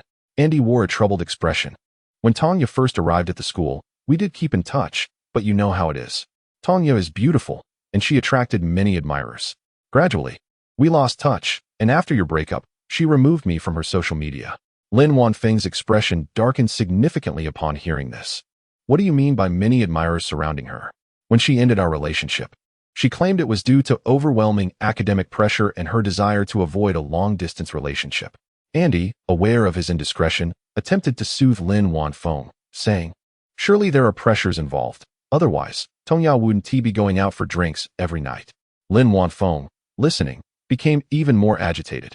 "Who is she drinking with every night?" "You know him, our former class leader from university. He's also studying in Australia." Lin Wanfeng's fist slammed onto the table. That class leader was a quintessential playboy, notorious for flirting with girls. It was evident what Tongya was doing by accompanying him for drinks. She presents herself so innocently before me, yet chooses to associate with someone like that. Was I blind to her true nature all this time? Seeing the fury etched on Lin Wanfeng's face, Andy knew he needed to shift the conversation. "What about the gift you prepared for your mother? Let me see it. Previously, I only assisted you in selecting the color online, and I'm curious to know if the actual item matches." Lin Wanfeng understood that Andy was trying to provide him with a means to diffuse his anger, so he obediently retrieved a paper bag from the side. Inside lay an exquisite shawl. Flustered, he opened the bag but was met with an unexpected texture that was far from soft. Furrowing his brow, he peered inside, only to suddenly scream and hurl the bag far away, startling all the patrons in the restaurant. Lin Wanfeng was typically composed in public, rarely losing his demeanor. But this was beyond his control. In that bag, he had seen the doll, its eerie smile and vacant gaze fixed directly upon him, reappearing once more. Under the scrutiny of reproachful gazes directed at him, Lin Wanfeng felt an acute sense of shame. Yet, the fear that gripped his heart rendered him motionless, causing him to collapse onto the chair. After several futile attempts to rid himself of the doll, he had locked it away in a safe, only for it to reappear unexpectedly. It was only when he sought refuge in his car that he managed to regain a semblance of calm. In a hurry, he retrieved his phone and dialed Qin Xuan. After a prolonged wait, she finally answered. Lin Wanfeng swallowed hard and implored, "Qin Xuan, you must come to the mall. The doll has come after me again." Qin Xuan responded with a hint of impatience. "Uncle, I have already given you a protective talisman. If you keep it with you, it cannot harm you." even if it seeks you out. Are you suggesting I endure its presence indefinitely? Lin Wanfeng retorted, his voice laced with anger. Noticing the irritation in his tone, Qin Xuan frowned. Were it not for the fact that Lin Wanfeng was the sole heir of the Lin family, she would not have bothered to provide him with the talisman. His lack of gratitude was disheartening, especially as he now raised his voice at her. With a cold tone, she replied, Uncle, it is merely a doll. Why are you so terrified? I have no more to say. I am hanging up now. As Lin Xiao prepared to enter the car in the garage, she was startled by a sudden honk. She patted her heart and turned to meet Ning Xin's concerned gaze. One grows old and cannot tolerate such jarring sounds, she remarked. You are merely in your 40s, at the pinnacle of middle age. How can you claim to be old? Lin Xiao chuckled softly, but then abruptly remembered that she had left her phone at the equipment store. Smacking her forehead, she lamented, My memory truly fails me. How could I forget my phone? I'll accompany you upstairs, Ning Xin offered. No need for that. With all this clutter, you should stay here and guard it while I make a quick trip, Lin Xiao replied, briskly stepping into the elevator. However, Ning Xin soon heard a scream, instantly recognizing the voice as that of Lin Wanfeng, with whom she had shared many years. As she ascended, she discovered a doll lying forlornly in the empty parking space, its body marred by tire tracks that stained its clothing. Chapter 100. Ning Xin's father Ning Xin crouched down, gazing into the doll's eerily expressionless eyes. She understood that these seemingly unfeeling orbs were, in truth, filled with profound emotion. Why persist in this? You have saved him, yet he continues to despise you. It would be wise for you to depart swiftly. The doll lay motionless, akin to a lifeless corpse. Ning Xin picked it up and brushed off the dust, whispering, He is not someone worthy of cherishment. Ning Xin shook her head gently and turned towards Lin Zhao's car. Just then, an unregistered number appeared on her phone. However, the call records indicated that they had communicated more than 2 or 3 times. And the only individual who had not been saved under her contacts, yet had frequent interactions, was Gu Weijin. As she walked, Ning Xin answered the call. Mr. Gu, the previous transaction has been completed. Since we exchanged land for land, we should not have any further contact. On the other end, Gu Weijin chuckled softly. I have a business opportunity that Qin Xuan is quite interested in. She just approached me, hoping to take it on. However, I thought it would be more suitable for you. But it seems you are pressed for time, so I shall not intrude. Ning Xin furrowed her brows. Ever since Gu Weijin uncovered her true identity, the contract signed with Luqing had been rendered void due to certain non-compliant terms. Qin Xuan's position at the Gu family was merely a jest, so what could be the purpose of her seeking Gu Weijin now? Sensing that Gu Weijin intended to end the call, Ning Xin inquired, Wait, what is this business opportunity you speak of? Realizing that Gu Weijin required a face-to-face meeting to disclose this information, Ning Xin requested Lin Xiao to drive her to Chongqing. Lin Xiao, visibly anxious, remarked, Didn't you say you only knew Gu Weijin? Why are you suddenly going to Chongqing? Ning Xin turned to Lin Xiao, noticing the concern etched on her face. To ease her worries, she replied, Mom, where are you imagining things? It's just that a classmate invited me to a restaurant across from Chongqing Tower. It's newly opened, and I mentioned the landmark so you would recognize it. Really? Lin Xiao harbored some doubts. Naturally, as a senior high school student. How could I possibly be connected to Gu Weijin? Yet, Lin Xiao frowned and remarked, If you possess the same abilities as Qin Xuan in fortune-telling and divination, Gu Weijin would undoubtedly seek you out. Ning Xin was taken aback. She realized that her concealment had been insufficient. At the marketplace, in her attempt to save Lin Xiao, she had inadvertently revealed her secret. However, one would expect that upon discovering their offspring possessed such talents, a parent would express astonishment. Yet, Lin Xiao appeared deeply troubled. I have been by your side since childhood. Surely you are aware that I do not possess such skills? Lin Xiao chuckled bitterly. I spent over a decade with your father, yet it was only as he lay dying that he confided in me that he had long foreseen his impending demise. He had already transferred his assets to you and me, instructing me to live well with this fortune. He never once considered sharing the burden with me. Ning Runyan had passed away when Ning Xin was merely 5 or 6 years old. Her memories of him were faint. She could hardly fathom that her father had been a fortune-teller. But you never mentioned this matter. Lin Xiao replied, What is there to discuss? After being diagnosed with terminal cancer, he simply vanished from the hospital. When it comes to this matter, the usually gentle Lin Zhao's tone was tinged with resentment. She could never comprehend why her husband refused to admit his ability to foresee the future, and, even more perplexing, why he would not allow her to be by his side during his final moments. She had always believed their marital bond was strong, that they shared everything, only to discover in the end that this man was shrouded in secrets. Ning Xin found it inconceivable. The fact that someone had disappeared could imply that there remained a possibility of survival. With a glimmer of hope, she remarked, "Does this mean that you are still uncertain whether father truly did not survive?" Lin Xiao wiped away the tears from her face and looked at Ning Xin with an apologetic expression. A year later, in a small rented room, "We found your father's remains. By then, he had become entirely skeletal. Yet, through DNA testing, we confirmed it was indeed your father." Ning Xin was perplexed. A year? A rented room cannot go unattended for such a long duration. Why would he choose to go there? Your father had directly paid a year's south rent for that place. It was a dilapidated building, with the landlord residing elsewhere and no neighbors around. It was only when the demolition crew came to inspect the premises that they discovered the body and the identification documents. Your grandfather believes he did this to spare us the pain of his departure, choosing to spend his remaining days in solitude. Ning Xin felt this reasoning was unreasonable. Ning Runyan was not lacking in resources. If he wished to escape, he could have gone abroad. Why would he confine himself to a small room, left to wither away? Upon observing Ning Xion's troubled expression, Lin Xiao was immediately engulfed by a wave of guilt. Xion, I should not have burdened you with these matters. They belong to the past. Regardless of your father's knowledge of fate, it bears no relevance to you, as long as you refrain from involving yourself with the Gu family. Ning Xion squinted her eyes. The Gu family? Mother, what do you mean? What connection did father have with the Gu family back then? Lin Xiao now felt that her words had been ill-advised, and she ought not to have broached the subject at all. Yet Ning Xion's persistent inquiries compelled her to pull over to the side of the road. If Lin Xiao withheld the information, Ning Xion would undoubtedly turn to Ning Xin for answers. With a sigh, Lin Xiao began, "What I know is limited." One evening, two individuals from the Gu family, namely Gu Weizhen's uncles, came to see your father. After entering, they shut the door tightly. As I passed by, I overheard some heated arguments, and then silence ensued.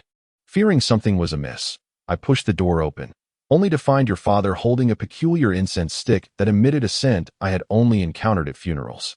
"Is it Xiang? Ning Xian inquired. Lin Xiao nodded. "That is indeed the name." When he noticed my presence, his demeanor shifted to one of alarm, and he quickly ushered me out. In that fleeting moment, I caught a glimpse of an unusual pattern drawn in vermilion on his desk. Xiang is typically used for worship and spiritual rituals, suggesting that her father, Ning Runyan, possessed knowledge that extended beyond mere fortune-telling. He was also versed in the arcane arts. But what transpired afterward between him and Gu Weizhen's uncles? Lin Xiao shook her head, expressing her uncertainty. "I don't know. After that, I never saw him or any of the Gu family again." However, it wasn't long before misfortune struck the Gu family. First, the daughter of the eldest son passed away, followed by her mother, and finally, the frail eldest son himself. Chapter 101. Unease. One was born with a deformity. Another suffered from mental instability, and the last was physically weak. It was hardly surprising they could not endure. Lin Xiao glanced at Ning Xin with some astonishment, seemingly taken aback by her depth of knowledge regarding the Gu family's past. That said, have you ever encountered 3 ill-fated individuals who coincidentally passed away within 3 days of one another? Before the Gu family could even prepare for one funeral, they were already burdened with the next, coffins continuously being carried into the house, while the wails of mourners persisted unabated.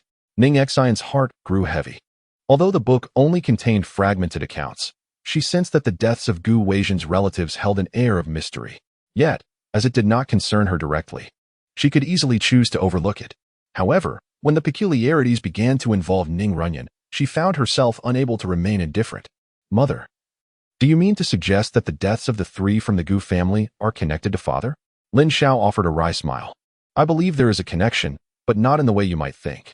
During those 3 days, in addition to the passing of the Gu family's eldest son and his relatives, your father was also diagnosed with late-stage cancer.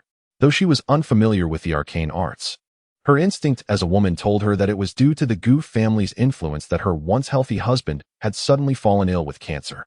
Listening intently to Lin Xiao's words, Ning Xian endeavored to piece everything together, yet her mind was shrouded in fog, obscuring the causal connections of the events at hand.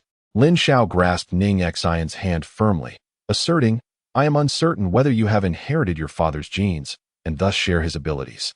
I know that even if I inquire, you will not confess." However, I implore you to promise me one thing. You must not become entangled with the Gu family in any way. I have already lost my husband. I cannot bear to lose my daughter as well. Ning Xin parted her lips, yet the words that escaped were but a falsehood. All right. As Ning Xin exited the vehicle, Lin Xiao insisted on watching her enter the restaurant before she felt at ease. This predicament troubled Ning Xin, for the establishment required reservations. Without one, entry was impossible. The main entrance was a glass door, allowing Lin Xiao to see everything within. Ning Xin ambled toward the reception desk, having just assured Lin Xiao that she would not be exposed immediately. Contemplating her strategy, she was met with the customary inquiry from the receptionist. Do you have a reservation? Just as she was about to respond, the restaurant manager emerged, addressing her. Are you Miss Ning? Your reserved table is ready. Ning Xin felt a twinge of confusion, but followed him inside nonetheless. The manager pulled out a chair for her and said, Mr. Gu will be down shortly. He has asked you to order in advance. Ning Xin declined the menu and soon received a text from Lin Xiao, stating that she had gone to meet a friend and advising her not to dwell on matters concerning Ning Runyan or mention them in front of Ning Henyang. As Gu Weizhen approached, he noticed Ning Xin lost in deep contemplation. He seated himself across from her, and upon raising his gaze, he found her eyes fixed intently upon him. What was amiss? What? Ning Xin's mind was consumed by the words Lin Xiao had spoken, leading her to suspect that Gu Weizhen might be probing her thoughts. Gu Weizhen met her gaze directly and remarked, Previously, your eyes avoided mine, yet now they are filled with scrutiny. You must have uncovered something that piqued your interest in me, though I presume it is not of favorable nature. Ning Xin was taken aback that a mere glance could reveal so much to Gu Weizhen. She called for 2 glasses of water from the waiter, deftly sidestepping his inquiries. How did you know I would be here? She asked. Gu Weizhen pointed to the ceiling above, stating, My office overlooks everything below. You did not directly enter Changsheng but opted for the restaurant. Thus, I knew I had to orchestrate a performance for you. Ning Xin furrowed her brow.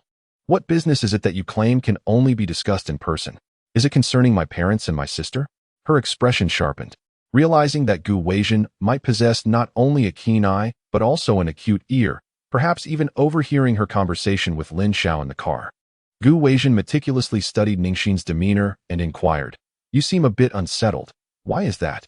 Ning Xin composed herself and met his gaze. It is not unease, but rather confusion.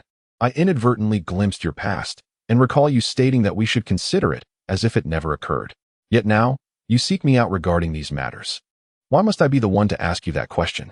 Gu Weizhen smiled softly, stating, I wish to relocate the graves. I cannot entrust such matters to those in whom I lack confidence.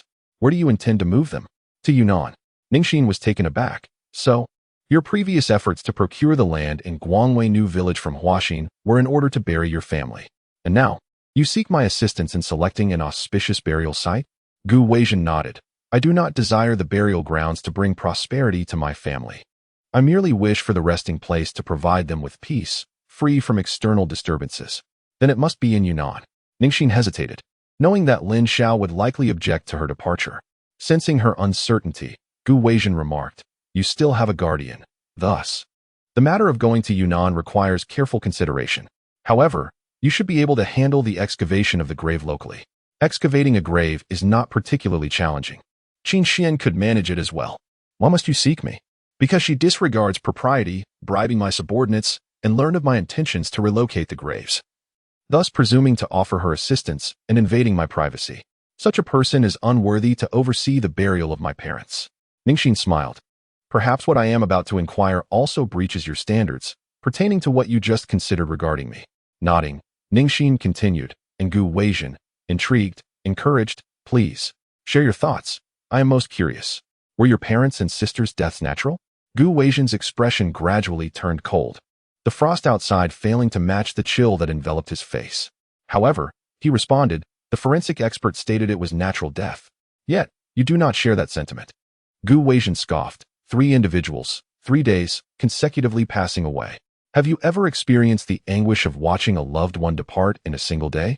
What sort of natural death possesses such formidable power, with misfortune descending solely upon my family? I have heard that you have 2 uncles. Do you believe there is a connection? Chapter 102. A lesson to be learned. Gu Weizhen cast a glance at Ning Xin. You seem to know quite a bit. One of these 2 individuals is someone you are well acquainted with. He is Gu Yu's father. Unfortunately, He died too soon to witness his own son commit murder and end up imprisoned. Ning Xin detected the loathing in Gu Weijian's tone, as if he regretted not having personally dealt the fatal blow. However, she understood why, following Gu Yu's incident. Gu Weijian deceived Su Qi into relinquishing control of Feiyue Group and its shares. He sought to eradicate the threat and avenge his parents. But who was the other individual? Ning Xin's gaze fell upon the prominent characters of Ning Xin film industry. She recalled that this company had long been a leader in the film and media sector. The Gu family's business was indeed vast, with family members establishing companies across various fields. This was likely linked to the late Old Master Gu's insistence on passing Chongqing to Gu Weijian, which left his sons feeling resentful. A mere young cub managing a large corporation, they chose to embark on their ventures, placing the pressure squarely on Gu Weijian while they reaped the benefits of stock dividends. Ning Xin murmured, Gu Mingsan. What connection did this person have to her own father? Gu Weijian gazed at Ning Xin and inquired, your sudden curiosity about my parents. Has someone whispered something to you that I remain unaware of? Ning Xin slightly lowered her gaze. The situation was still unclear, and the connection between her father and the demise of the Gu family's first branch was yet to be determined. Speaking out impulsively might jeopardize their relationship. It would be wiser to wait until she had gathered sufficient evidence before confiding in Gu Weijian. Regardless of the outcome, she was prepared to shoulder the consequences, even if it meant facing his wrath against her family. She smiled softly and replied, I merely heard rumors about the peculiar circumstances surrounding your parents' deaths and sought to inquire. Yet it appears you are still uncertain of the true cause. I do not wish to evoke your painful memories, so as a gesture of goodwill, I shall assist you with the matter of relocating the grave. Since that day, Lin Xiao had refrained from mentioning Ning Runyan to Ning Xin, and life resumed its usual course, save for her constant admonitions to avoid entanglements with the Gu family. Your grandfather has long informed you that today there is a charity sale, and the entire family must attend. No one is permitted to be absent. Feng Yujia heard only the cool, distant voices, yet saw no one.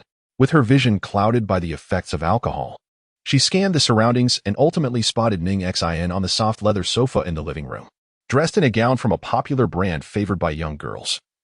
Ning Xin exuded an air of elegance and mystery that transcended the youthful frivolity associated with the attire. She resembled a high priestess of a temple, embodying the second sovereign of the earthly realm, second only to the divine. Feng Yujia rubbed his eyes, suspecting that he had indulged in too much alcohol and was merely hallucinating. His dulled senses failed to recognize the profound transformation that Ning Xin had undergone. He still perceived her as the naive and reticent young girl she once was. Feng Yujia pointed at Ning Xin, exclaiming, How dare you sit there with such audacity? If it weren't for you, the land in Heshan would have been mine, and now my grandfather holds me in high regard. Although Ning Xin had promised to relinquish her shares of the Heshan land if no issues arose, the validation of that promise would likely not come until a year after development commenced. Presently, the coastal plan she submitted had greatly pleased Ning Hinian, steering the company's personnel to align with her vision, rendering Feng Yujia virtually invisible within the company, where no one heeded his directives. He felt utterly deceived. A year could bring about substantial changes, and if Ning Xin were to seize control of the company, what value would his shares hold? This thought plagued him with immense frustration, prompting him to escape for a drink before evening, completely disregarding the charity sale he was supposed to attend. Ning Xin merely cast a light glance at Feng Yujia's finger and remarked, You ought to be grateful that you bear the blood of the Ning family. Feng Yujia had transgressed the very taboos that Ning Xin detested, and had it been anyone else, they would have already been in the hospital undergoing surgery for a severed finger. Yet, Feng Yujia remained oblivious to the peril, simply venting his dissatisfaction. You should be the one grateful for being a member of the Ning family. Otherwise, you and your mother would have been expelled from the Ning household. What right do you, a mere woman, have to take over the Ning family business? Ning Xin rose calmly. Yet her sudden movement startled Feng Yujia, who took a step back upon meeting her unperturbed gaze. What are you doing? He demanded. Just then, a servant, who had been watering the flowers in the backyard, heard the anguished cry and rushed over, only to witness Ning Xin binding Feng Yujia with a rope, securing him to the sofa. The servant was taken aback, astonished at the unexpected strength Ning Xin displayed. Feng Yujia's inebriation began to fade, and he shouted, Ning Xin, how dare you tie me up? Release me at once. Ning Xin, however, turned to the servant and inquired, Do we have any tape? The servant, momentarily taken aback, nodded and retrieved some tape from the toolbox, handing it to Ning Xin. Without hesitation, she tore off a piece and affixed it over Feng Yujia's mouth, leaving the servant bewildered, unsure of the unfolding drama. Feng Yujia's eyes burned with rage, rendered immobile and unable to voice his fury. He felt as though he might burst. Ignoring his muffled protests, Ning Xin addressed him. It seems you won't be attending the charity sale in this state, so I shall inform your grandfather on your behalf. However, I wouldn't want you to feel lonely, so let me find you some entertainment. Just as Feng Yujia braced himself for another of Ning Xin's antics, she merely switched on the television and tuned into the news channel. For Feng Yujia, this was hardly a source of amusement. He detested watching social news. And Ning Xin appeared to be tormenting him deliberately. He glared at her, as if to convey that once he was free, she would face dire consequences. Ning Xin gazed at him with disdain, saying, even if I am a woman, I bear the surname Ning. You, with the surname Feng, dare to contend for the Ning family's inheritance? Truly, you possess an audacious sense of entitlement. Without waiting for Feng Yujie to respond, she directed a surge of spiritual energy towards his fingers, prompting a chilling scream to escape him, despite his sealed lips. Chapter 103. Claiming for oneself. Ning Xin cast a cold glance at Feng Yujie before turning to leave, but the servant panicked. Miss, please. Tonight, you may consider it a holiday. Pretend you have seen nothing, and I shall bear all the consequences. Upon hearing this, the servant hurried away, fearing the repercussions of entanglement. When Ning Xin arrived at the charity sale, Ning Xuqin had been searching for her son behind her for quite some time, finding him nowhere in sight. She immediately reprimanded Ning Xin. Did I not instruct you to tell Yujie to come quickly? Where is he now? The charity sale was filled with numerous influential individuals whom Ning Xuqin had arranged for Feng Yujie to meet, yet he was conspicuously absent. Ning Xin replied indifferently. He is drunk and cannot rise. Ning Xuqin, however, suspected her of having ulterior motives. Is it that he cannot rise, or that you failed to summon him? Feng Song interjected. Are you not aware of our son's habits? When you called him earlier, he was still at the bar. It is no surprise that he cannot make it now. Ning Xuqin pushed him aside. Why do you consistently defend others? Yujie is your son.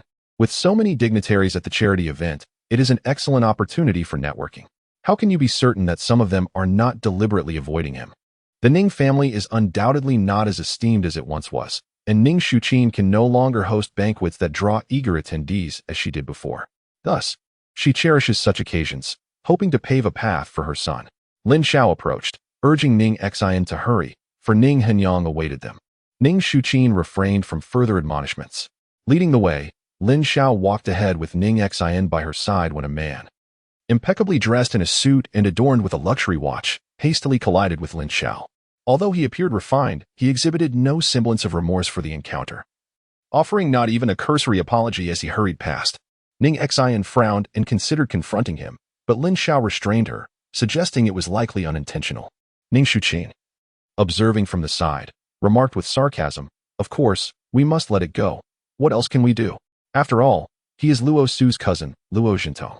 If you wish to forge an alliance through marriage, you must learn to endure. Ning Xin's eyes glinted with a cold light as she witnessed Luo Jintong, who had been carelessly weaving through the crowd, become ensnared beneath the champagne tower. In a chaotic tumble, both he and the table, along with the exquisite champagne, fell to the ground. His hand landed upon a shattered wine glass, eliciting an immediate cry of pain from him. Ning Xuqin felt a sudden jolt of surprise, taken aback by the swiftness of Luo Jintong's comeuppance. Ning Xin turned to her mother and quipped, Mother, your numerous charitable endeavors seem to have accrued some merit. It appears even heaven cannot overlook such behavior.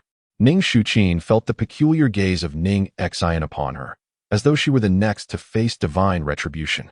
Yet all she had done was utter a few words to Lin Xiao. Could fate be so biased as to deny her even the right to speak? With a fierce glare directed at Lin Xiao, she commanded, Hurry up, we mustn't keep Dad waiting any longer. Striding forward with haste, she unexpectedly lost her balance and stumbled forward. Fortunately, due to the incident involving Luo Jintong, only a handful of onlookers witnessed Ning Xuqin's clumsy fall in her formal attire. Yet it was sufficient to flush her cheeks with embarrassment and infuriate her to the point of trembling. Seeing this, Feng Song rushed to assist her, suggesting, Let us first tidy ourselves up in the restroom. Covering her face with her handbag, Ning Xuqin quickly fled the scene. Ning Xin, devoid of any visible emotion, observed the commotion and turned to Lin Xiao, saying, "Shall we proceed?"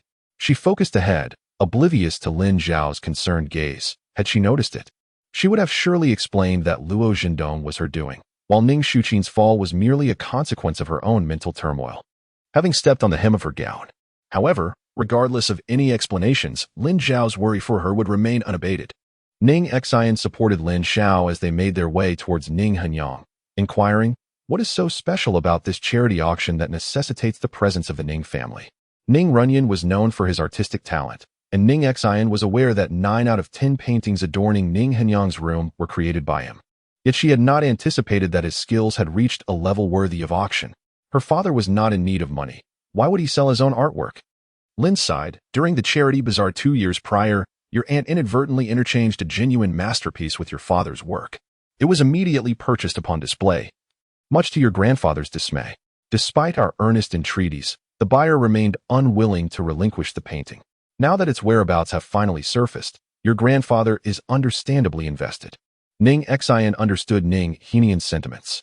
Ning Runyan was his most cherished and admired child, whose untimely demise caused him profound grief. Thus, he fervently sought to preserve any vestige of Ning Runyan's existence. Ning Xin glanced at Ning Xuqin, who, despite having composed herself, still exhibited a timid demeanor. Anxious about being recognized as the woman who had so gracelessly fallen earlier, she appeared flustered. Ning Xin frowned and remarked to Lin, "Aunt must have deliberately sold that painting." Prior to the charity sale, all items underwent authentication and secure storage. It was implausible that Ning Xuqin was unaware of her initial error. Lin seemed reluctant to dwell on the matter of culpability, simply stating, "This painting is not only esteemed by your grandfather, but also held in the highest regard by your father.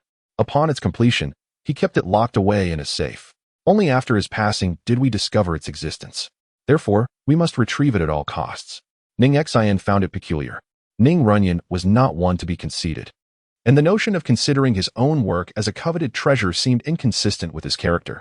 Yet, why would he have locked the painting away in a safe? Ning Xin approached Ning Henian, the venerable founder of the Ning family, who had weathered the tides of the sea, the fluctuations of the stock market, and the upheavals of the internet. His evident anxiety at a charity auction underscored the significance of the artwork in question. As Ning Xin offered her soothing words,